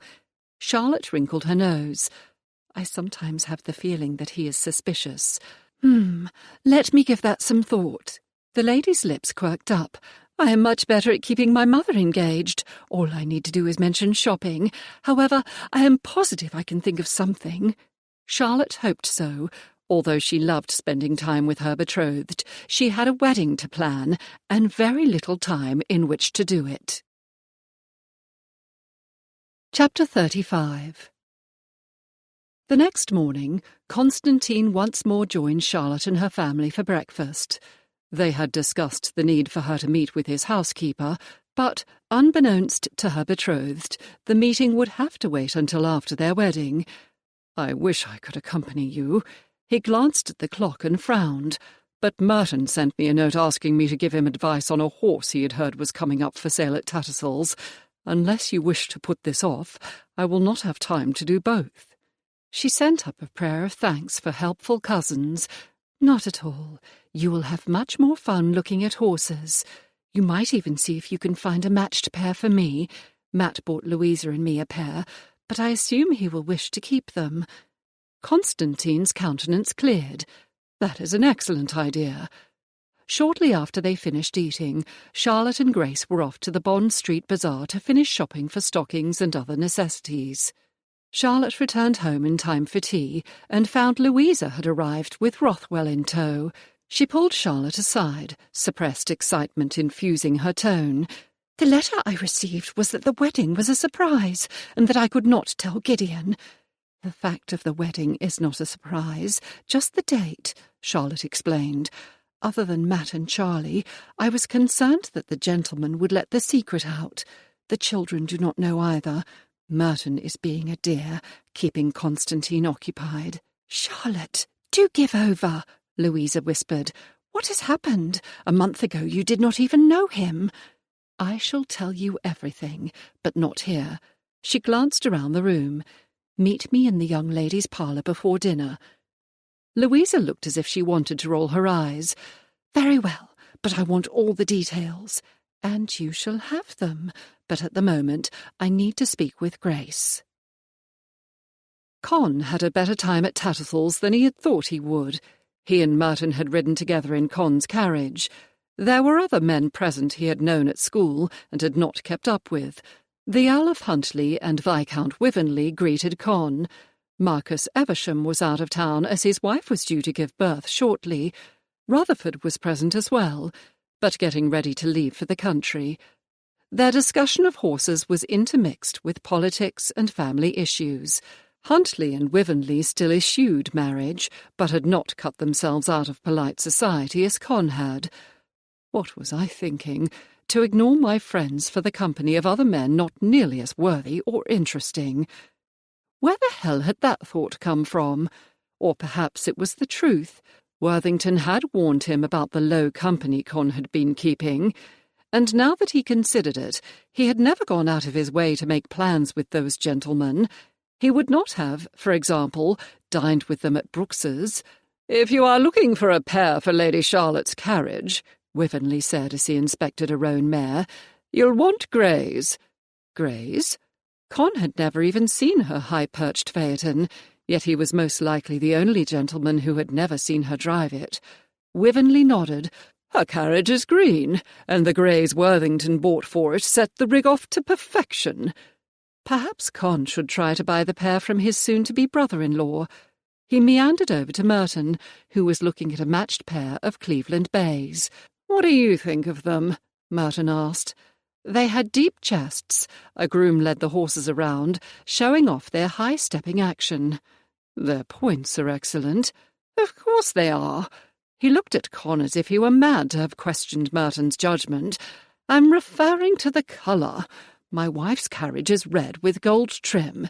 Con would have laughed if his friend hadn't looked so concerned. "I think they will do." He strolled over to Huntley. "Is this what marriage does to a man?" "You will find out soon enough." Huntley shook his head. "The sad thing is that Lady Merton doesn't care if her horses are perfectly matched, but it's good to see him go out of his way for her. I never thought I'd see it." Con would approach Worthington when he joined them for tea this afternoon, not so much to see Charlotte cut a dash, but because she had most likely grown attached to the horses. Once the purchase was made, they went to Brooks's for luncheon. "Have you and Lady Charlotte set a date yet?" Huntley asked. "Not yet." That was another issue Con would discuss with Worthington. "I must visit Doctors' Commons for the special licence." "After the end-of-season breakfast, then?" Wivenley cut another piece of his beef. End-of-season breakfast? Why hadn't Con heard about the entertainment? He was receiving all the invitations now. "When is this to be?" "The day after tomorrow, if I'm not mistaken." Huntley looked up at Con. "You must have received an invitation." "My mother might have it." And he had not seen much of her lately. She had been too busy with his sister. "That accounts for it," Merton said. "You'll have to ask her." Still, it was strange that Charlotte hadn't mentioned it, but it might have been planned while they had been running around the country. "I shall make a point to do so." He'd ask her this afternoon at tea. Even though he had not been invited, he was sure he would not be turned away. After all, the children liked him. "Has anyone seen Ruffington around lately?" The query came from a gentleman at the next table. "He owes me a pony." "No chance you'll get it," another man said. "I heard he left the country." That was one way of putting it, Con thought, pleased their ruse had worked after all. A few hours later he was admitted to Stanwood House by the under-butler. "The family is having tea in the morning room, my lord." "Thank you." He and Charlotte had only been apart for a few hours, yet he was impatient to see her. Yet when he entered the room, the only people present were Worthington and a gentleman Con recognised as Rothwell. Sounds of the children playing came from the garden. "Are the ladies outside?" Rothwell raised his goblet in a salute. "In a manner of speaking, they are shopping." His discontent was clear from his tone. We had not been here for 20 minutes when my wife, your betrothed, and Grace deserted us. Con wondered if Rothwell was concerned about money. They cannot accomplish too much in the amount of time they have. It is only another 2 hours until dinner, and they will wish to change.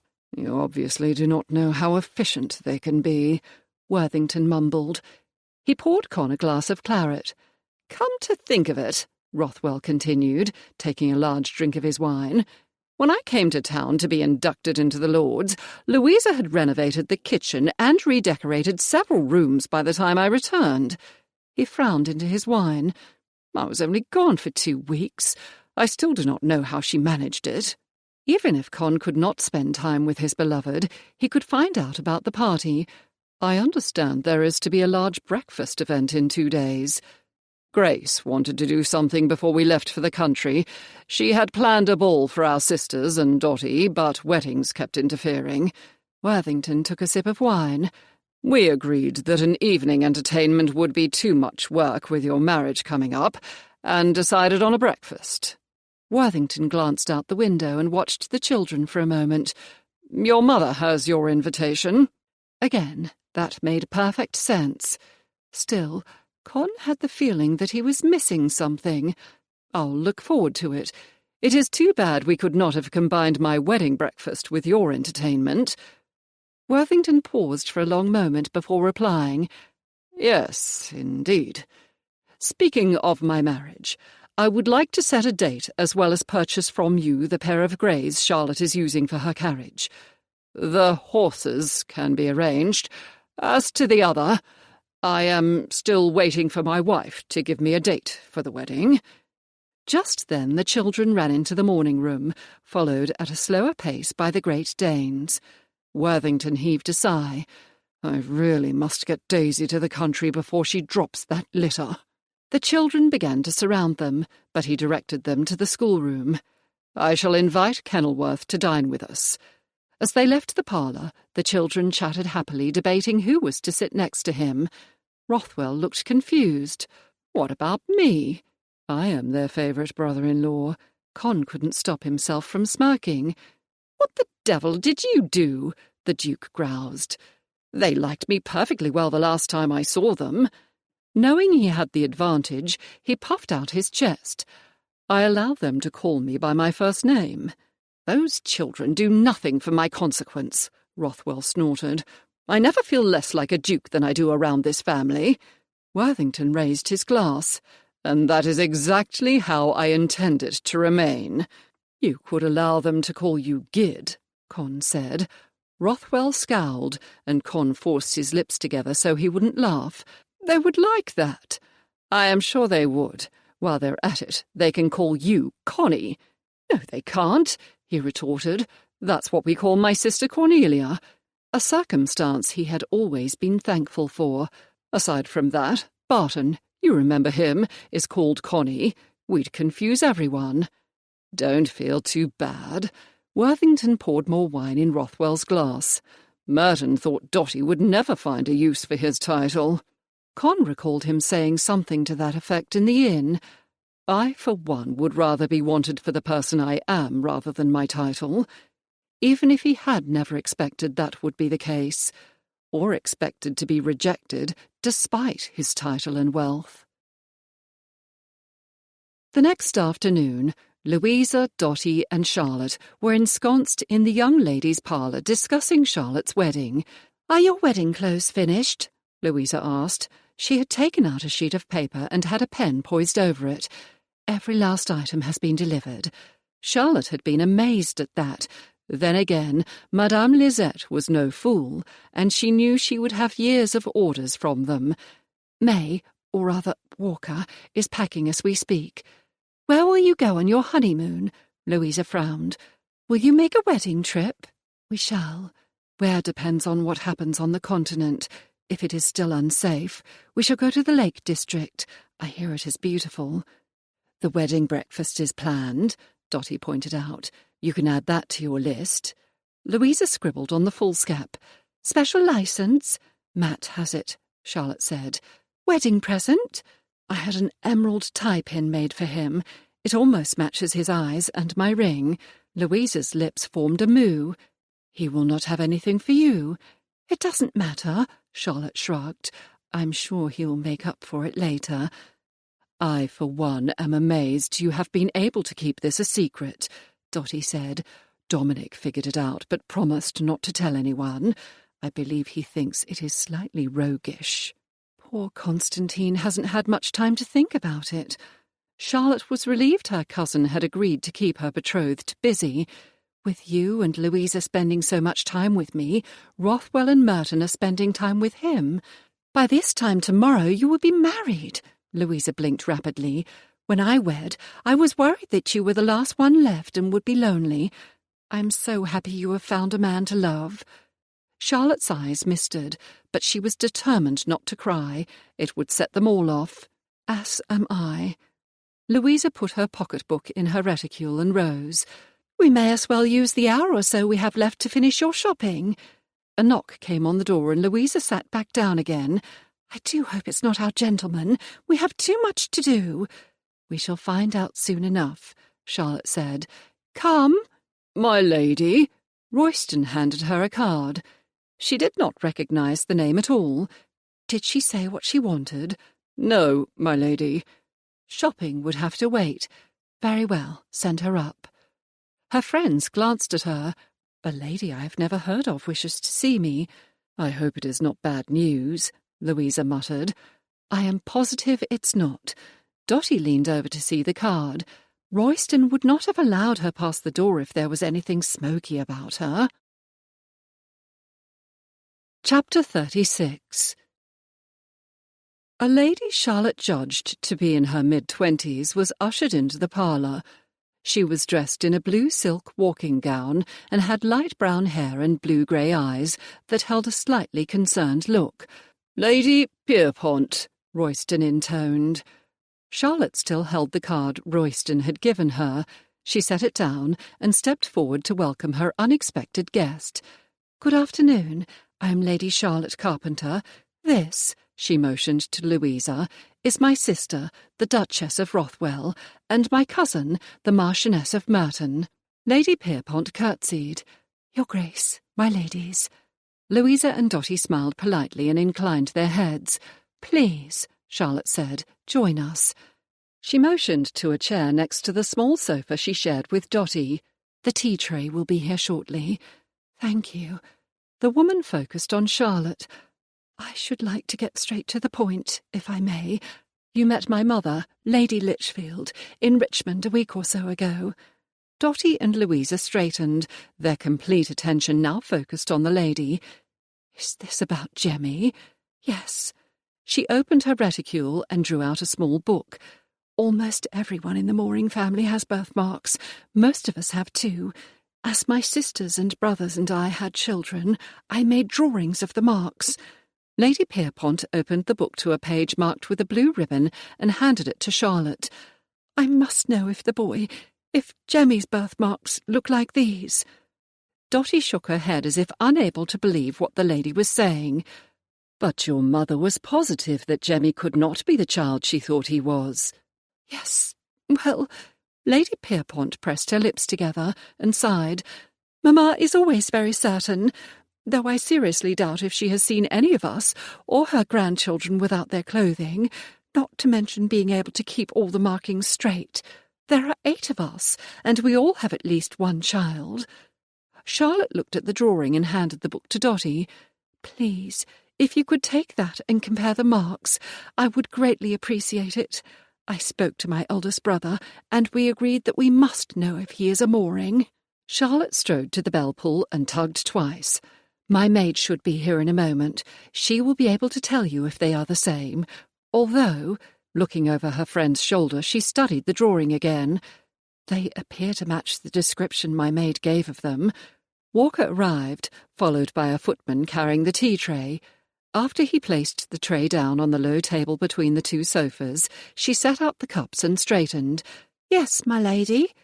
Do these look like Jemmy's birthmarks? Charlotte held her breath, and it seemed as if the rest of them did as well, until Walker nodded. They do, almost exactly. Charlotte's breath rushed out of her. "Oh, thank the Lord. You could not have received a better wedding present." Dotty had tears in her eyes, and Louisa hugged them both. "I'll pour while you talk." "No, I do not believe I could have." Charlotte took out her handkerchief and dabbed the corners of her eyes. "Lady Pierpont, would you like to meet him?" "Thank you, I would love to meet him," she said, and promptly broke into tears. Louisa handed the lady her handkerchief. "Thank you, Your Grace. I do not know what came over me. We had almost given up hope of ever finding James." "Will your mother accept him?" Charlotte asked. Lady Lichfield had been so convinced when she had rejected the child. "Yes, she will. If you must know, I abused her roundly for not bringing me with her." Lady Pierpont blew her nose.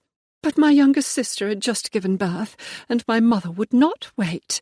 She gave a watery chuckle. "This will teach her." The lady wiped her eyes. "When will we be able to take him home?" "Let us take one step at a time, shall we?" Charlotte said. Lady Pierpont's face fell. Charlotte did not wish to hurt the woman, but Jemmy must feel comfortable about his new family. "My wedding is in the morning, and I know he will wish to be present for that." "Please do not mention the wedding to anyone," Louisa said. "It is somewhat of a surprise." "You have my word," Lady Pierpont said. "All I am interested in is the child." "I'll go fetch him, shall I?" Walker asked. "Yes, if you would." Charlotte took the cup of tea her sister handed her. "We will have a better idea after you've spoken to him. Perhaps you can tell him about his parents and the rest of your family." "Yes, of course." The woman accepted a cup and plate of biscuits from Louisa. "You should know," Dotty said. "Charlotte found him in what is called a kid ken, a place where young children are trained to be thieves." The woman's hand went to her throat, just like her mother's had. "How long ago?" "Only about 3 months." Charlotte's throat tightened and she sipped her tea. "He has been taking lessons with my brothers and sisters, and learning quickly." She sought to reassure Jemmy's aunt. It would not do for the family to reject him. "He has one of the best hearts I've seen in a person." Thank... Lady Pierpont's voice broke as she blotted her eyes with the linen. "Thank you for rescuing him. I cannot imagine how horrible that must have been." A knock came on the door, and Walker entered, holding Jemmy's hand. He was chattering and grinning. Mary, Theo, and Philip trailed in behind him. "He is the image of my brother," Lady Pierpont gasped. "Jemmy, will you come here, please?" He glanced at Walker, who nodded. He moved slowly to her as if he was a little afraid. Once he reached her, he made his bow. "Good afternoon." "Who is she?" Theo asked in a loud whisper. Louisa pulled Theo to the sofa and whispered something Charlotte couldn't hear. Lady Pierpont started to reach out to Jemmy, but must have thought better of it and placed her hands in her lap. "I am Amelia Pierpont, your aunt. I believe Jemmy is short for James. You would have been about 4 when you went missing. Do you remember anything about your parents at all?" He shook his head. "No, ma'am." She took out a locket and opened it. "This gentleman and lady are your parents. They died 2 years ago. You look just like your father did at your age." Jemmy looked at the locket and sat on the floor, staring at it. Finally he looked up at his aunt. "Are you going to take me away?"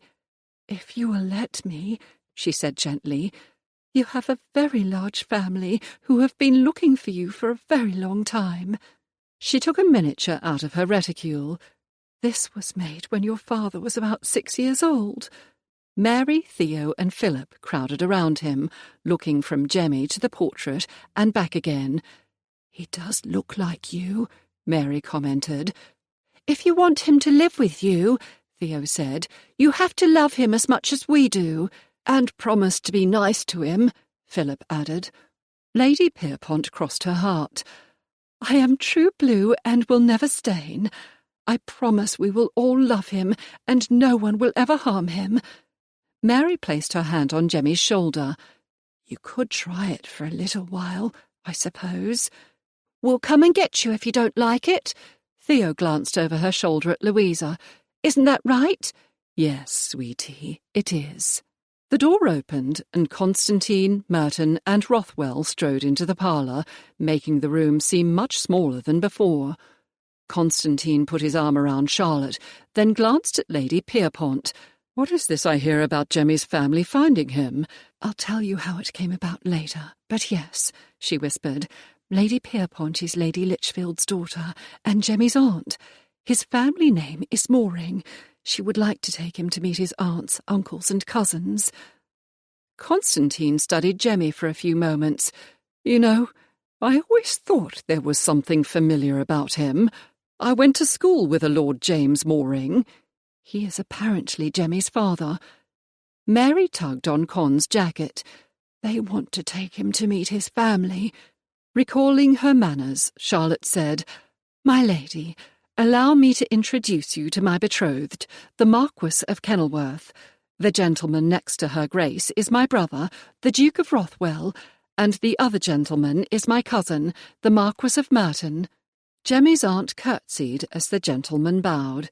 "I know you ladies are busy," Constantine said, "but we are at loose ends for the moment. Why don't we accompany Lady Pierpont and Jemmy to meet his family?" Merton and Rothwell inclined their heads. "If you do not mind, of course." Charlotte would have liked to be present when the meeting took place, but Constantine was right. It should be done sooner rather than later, and tomorrow was their wedding, even if he did not know about that part. And, after all, she could trust him to ensure Jemmy wasn't forced to do anything he didn't like. She looked at Dotty and Louisa. Both of them gave almost imperceptible nods. "That is an excellent idea." "Lady Pierpont?" Constantine asked. "I have no objection to anything that will make the meeting easier." The lady set her cup down and rose. "In that case," he picked Jemmy up from the floor. "Let's be off." "May we go as well?" Philip asked. For a moment, Constantine seemed at a loss for words, then said, "If Grace and Worthington agree, you may accompany us. I'm sure Jemmy will feel better having you there." Con opened the door for Lady Pierpont, and the rest of them followed behind. "Well," Louisa said once the door shut behind them, "Kenilworth has certainly made himself part of the family." "He has, rather." Charlotte smiled to herself, thinking of their less than auspicious beginning. "All of our husbands, or, in my case, soon-to-be husband, have joined our family." She slid a wicked look at Dotty. "Even Merton." "Stop it. Even Louisa must admit that he has changed a great deal since he first came to town," Dotty retorted. "Indeed, I do admit it." Louisa stepped over to the bell-pull and tugged it. A moment later, Hal entered the room and addressed Charlotte. "My lady?" "Champagne, if you please," Louisa said. He bowed. "Right away, Your Grace." "I think a celebration is called for." She glanced around the room, as if memorizing it. "To think, this will be the last time we shall be able to call this parlour ours." "Think of all the discussions we've had here," Charlotte mused. "I suppose it will now be Augusta's." "Until she weds," Dotty agreed. "Let's not become maudlin. We have a great deal for which to be thankful. I, for one, am thrilled that our husbands, or," she grinned at Charlotte, "soon-to-be husbands, get on so well." "Let us agree to visit each other frequently," Louisa added. "I shall make a list." She ducked as Charlotte threw a pillow at her and laughed. "Someone has to keep track of plans." The door opened. Hal entered with 2 bottles and 4 glasses, opened one bottle and began to pour. "Miss Turley is on her way up." "Another person who has become a good friend, despite our first impressions," Charlotte said. The evening Dotty and Merton became engaged, they thought Elizabeth had attempted to trap him into marrying her, yet since then they had become very close. "Elizabeth," Charlotte greeted the other lady, bussing her on the cheek. "How are you?" "I'm doing well. I would ask you, but you look as if you were walking on clouds." That is one way to put it. She really had never been happier. Once her friend and sister greeted their guest, they passed around the glasses of wine and arranged themselves on the sofas. Elizabeth's eyes sparkled as she glanced at Louisa, Dotty and Charlotte. I did wonder if your original plan to wait until summer to marry would last. Heat bloomed in Charlotte's cheeks. I discovered I was as unable to wait as the rest of my family. Wanting to change the subject, she asked, "Do you have any prospects? There are still a few weeks left in the season." "I have had my eye on one gentleman," Elizabeth said cautiously. "As you are no longer on the market, he is looking in my direction." "Harrington?" Elizabeth had thought from what Elizabeth said a few weeks ago that she might be interested in the gentleman. "You must put him through his paces before you agree to wed him. He is entirely too sure of himself." "I quite agree. At least, he used to be. He had a bit of a shock when he realised you were going to marry another gentleman." "I hope you're right." As far as Charlotte was concerned, Harrington needed to be taken down a notch or two. Then again, if he had remained in town, she never would have met Constantine, and would not be as blissfully happy as she was now. Elizabeth remained another 15 minutes before rising. "I'll see you tomorrow at your breakfast. I just wanted to stop by and wish you happy." She hugged Charlotte. "I could not be more pleased for you." And that was exactly how Charlotte felt. Everything was perfect. Chapter 37. Charlotte, Louisa and Dotty were contemplating a fresh bottle of champagne when Merton, Rothwell and Constantine strode into the parlour. Con and Rothwell perched on the sofa arms next to Charlotte and Louisa. Merton sat on the sofa next to Dotty. A moment later, Hal entered carrying more champagne in glasses. He poured the remainder of the first bottle into the ladies' goblets, opened the new bottle, and filled the glasses he'd just brought. "What are we celebrating?" Con asked. "Our family and friendship." Con raised Charlotte's hand and kissed the palm. He wanted to take her into his arms, but even in this company he would not. "How did the meeting between Jemmy and his family go?" Charlotte asked. "Quite well." Con took a sip of wine. He met his grandmother, Lady Litchfield, who was more than a little distraught that she had misidentified his birthmarks. He has a number of cousins, all within a few years of him. He set his glass down, twining his fingers with hers. Naturally, Theo, Mary and Philip were extremely protective at first, yet even they agreed that his family seemed to care a great deal about Jemmy. "Where is he now?" "He agreed to remain for dinner," Con said, "after which he'll return here until after our wedding, which I hope will not be much longer." "Then what is the plan?" Charlotte tightened her fingers around Con's. "As you know, Worthington is taking the family to Stanwood as soon as he can after our wedding. If he kept repeating that they were to marry, he might get a date. He would have done it sooner, but I understand your sister told him he could make the arrangements if he thought moving the family was that easy." Thinking of the boy, Con sobered again. "Jemmy will go to the moorings after our wedding breakfast, with the knowledge that your family is not far if he needs them." "So all's well that ends well?" Charlotte asked. "It appears so." He kissed her lightly on the head. "He will miss all of you, but he does seem happy. We would not have left him there otherwise. Once he goes to live with them, he has orders to write every week." Tears of joy pricked her eyes. "I'm so glad he found his family." "As am I, my love, as am I." He resolved to make Worthington agree to a date. The last Con had been told, his future brother-in-law had to speak to someone at St. George's. "I propose a toast before all the ladies begin to cry," Rothwell said, pouring more champagne into everyone's glasses. "To new families, and to my newest brother, and," Merton said, standing, "to our families always remaining close." They raised their glasses. "Hear, hear."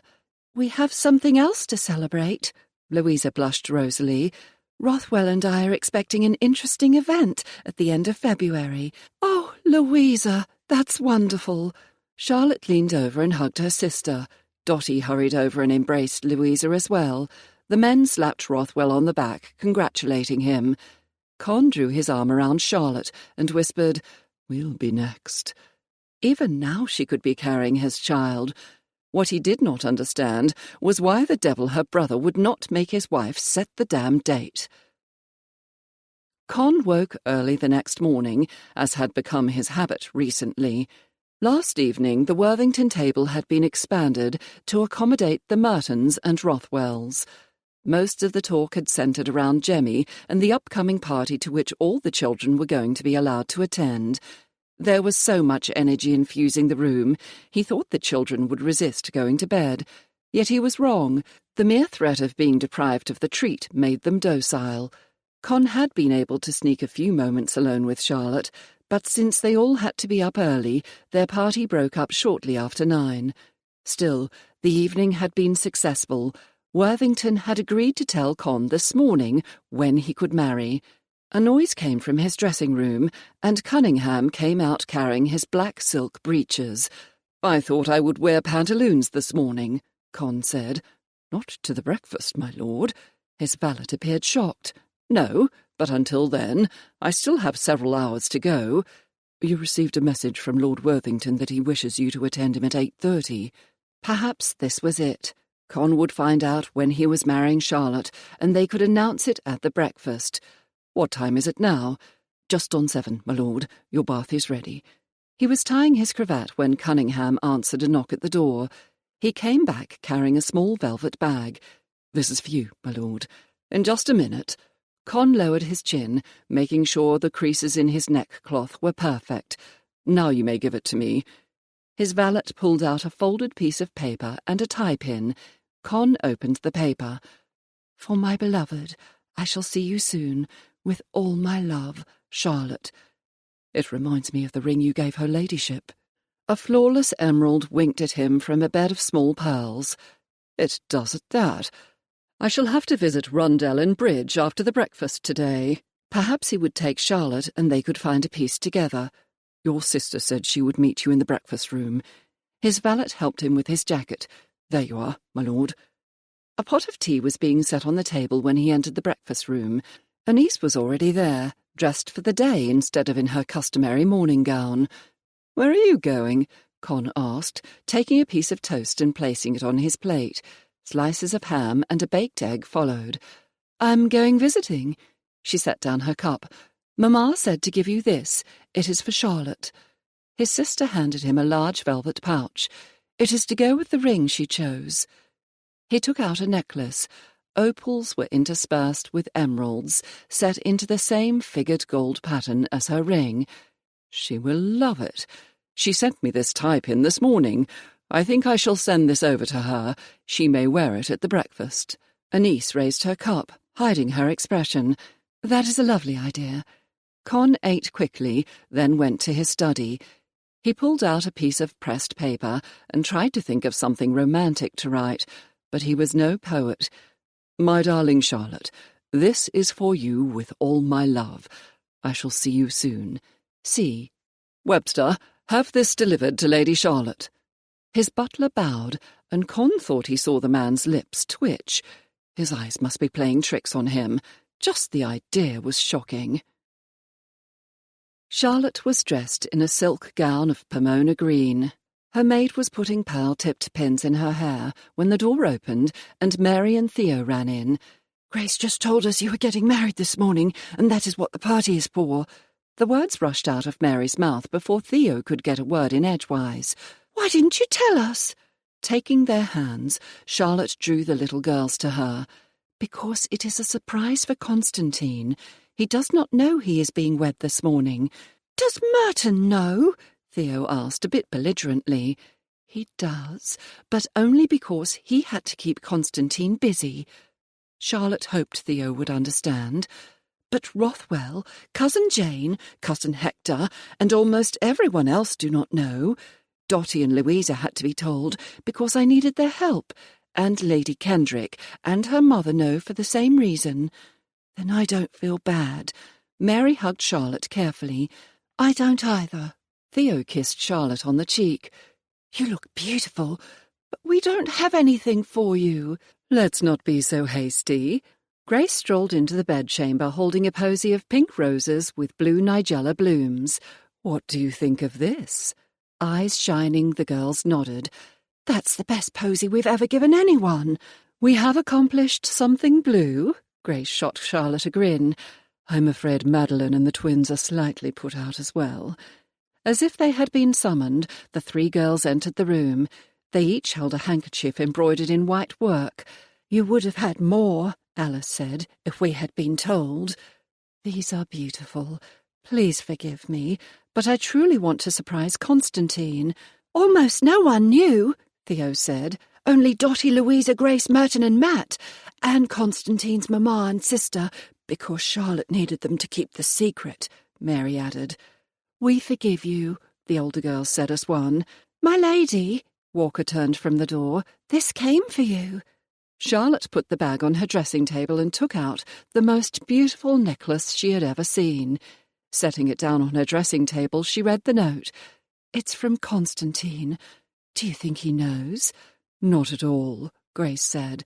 "A niece remembered a necklace went with the ring, and she gave it to him this morning. Are we late?" Dottie strolled into the room. "I see you have new handkerchiefs, blue flowers, and an old necklace. You may borrow my butterfly pin. I have ear bobs for you." Louisa spilled out a pair of earrings of emeralds and opals into her hand. "Thank you both."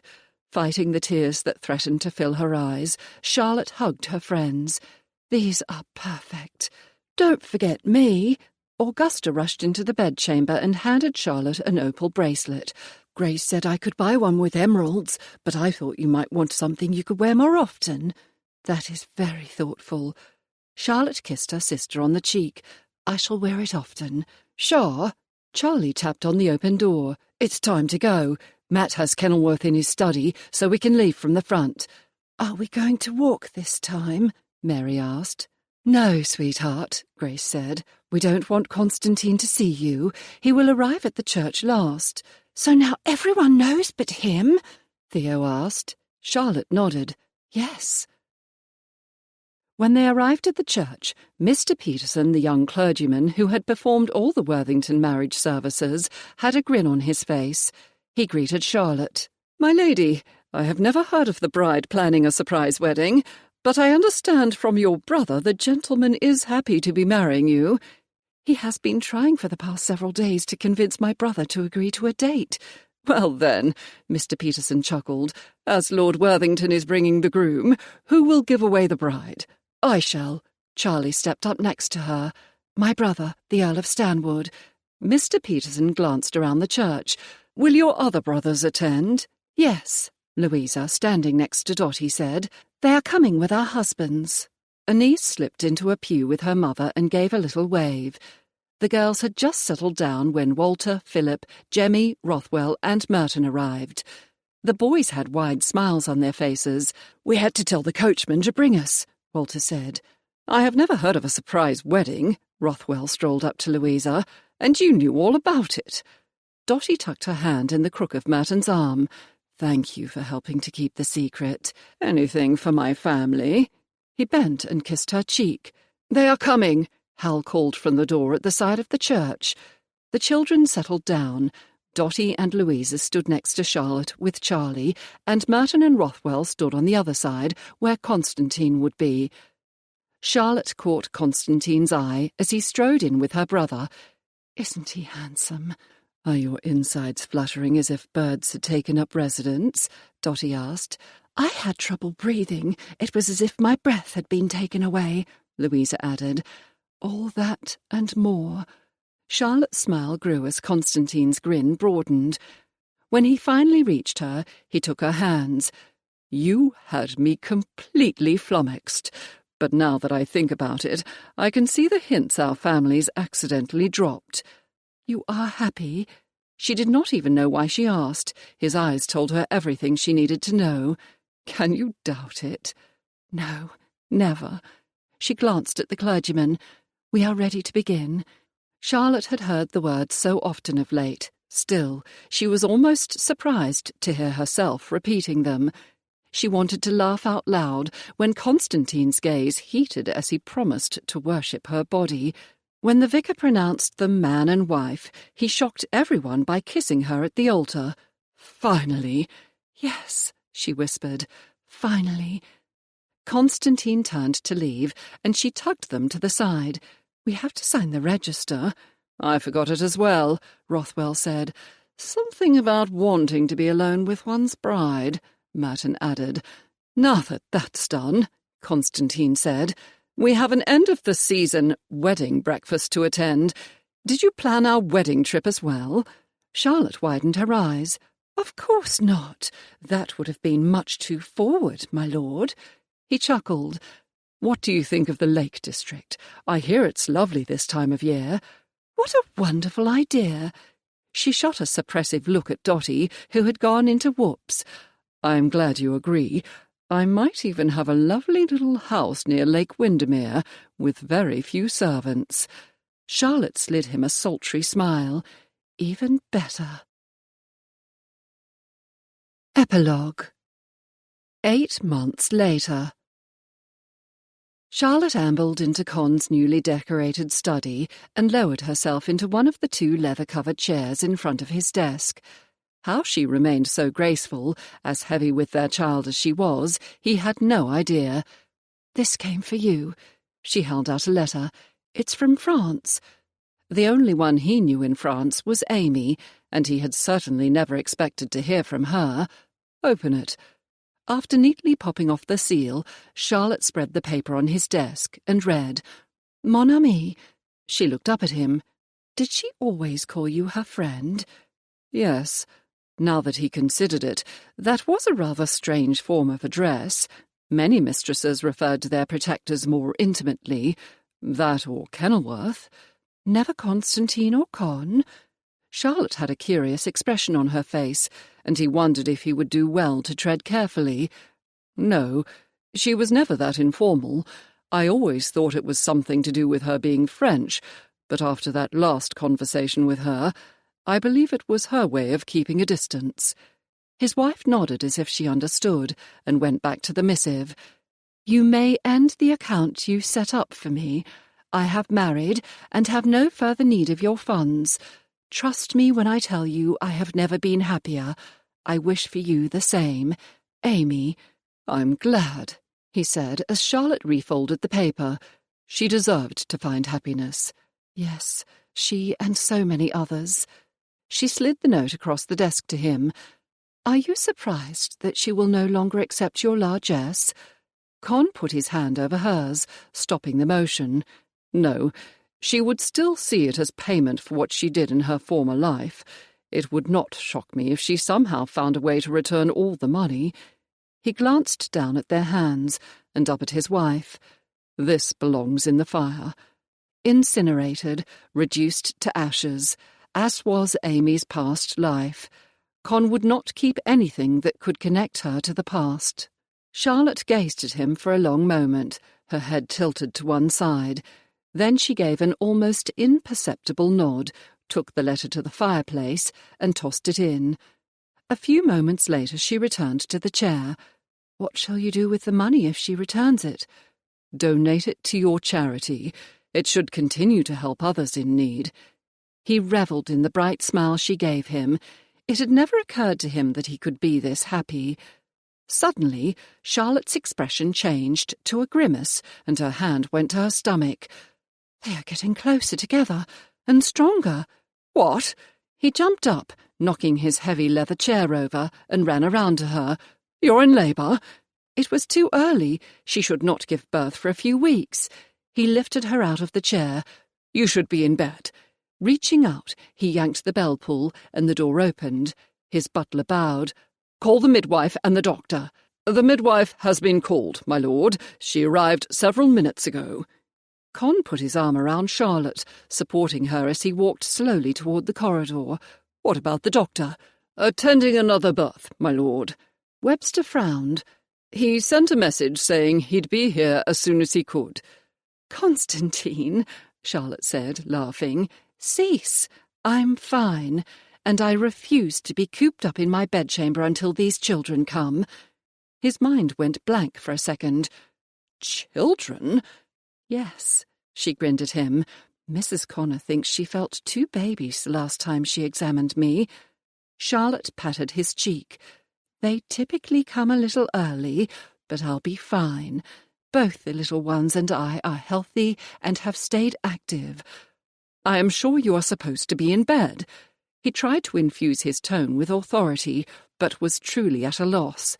He had never felt so helpless in his life. Even though I was a child for the births of some of my brothers and sisters, I watched my mother go through them. She never went to her chamber until she was sure her time was near. His butler hovered, and he didn't know how to respond. But the worst that can happen is the babies are born in some other room than my bedchamber. If you wish to be helpful, stroll with me, if you're sure." Her poor husband sounded like a warrior facing a battle without a sword.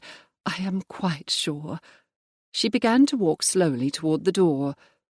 Grace had written Charlotte shortly after giving birth to her son Gideon, Viscount Vivers, telling her what to expect. She had also received a letter from Dotty a month later, after Dotty had given birth to her daughter, little Lady Vivian, and one from Louisa after the birth of Matthew, Marquis of Langton. So, despite having never given birth before, Charlotte felt amazingly confident and knowledgeable. Her sister's missive had been the most important. Grace had attended their mother when the twins and the younger children were born, and had also been the recipient of their mother's story of when Mamma had carried Grace. The advice to walk and take light nourishment for as long as possible was exactly what Charlotte intended to do. It was fortunate that the midwife agreed. The doctor, however, was another matter entirely, and a problem she hoped not to have to deal with. She really wished their butler had not taken it upon himself to summon the man. After an hour of Charlotte ambling and eating, Constantine and the rest of the household quickly realized what she was doing. Footmen with worried expressions hovered nearby with trays of light delicacies from cook. Nourishing broths were added to small pieces of toast, topped with chicken, cheeses and fruits from their succession houses. Colette hovered around Charlotte, staying close to her skirts, but never getting in the way. Every now and then, Mrs. Connor would come up to ask questions, place experienced hands on Charlotte's stomach, and nod.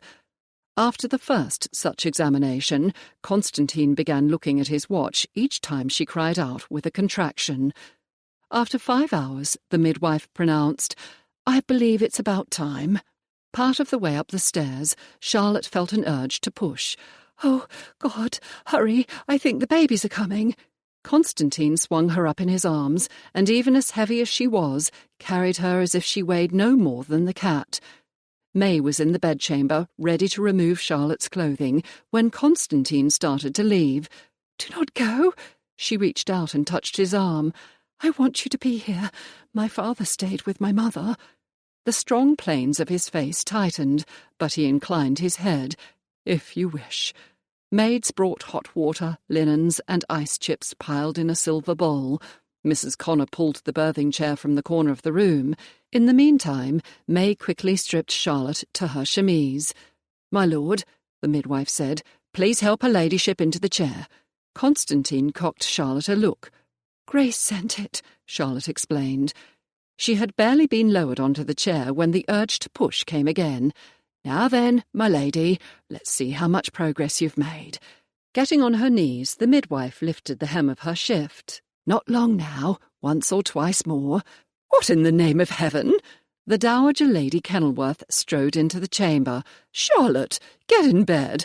Kenilworth, leave this room immediately. Where is the— Mother, be quiet or leave." Constantine's tone was more commanding than she had ever heard it. Eyes wide, the Dowager Marchioness of Kenilworth snapped her mouth shut. Constantine winced as Charlotte squeezed his hand again and pushed. She felt the first baby slide out of her body.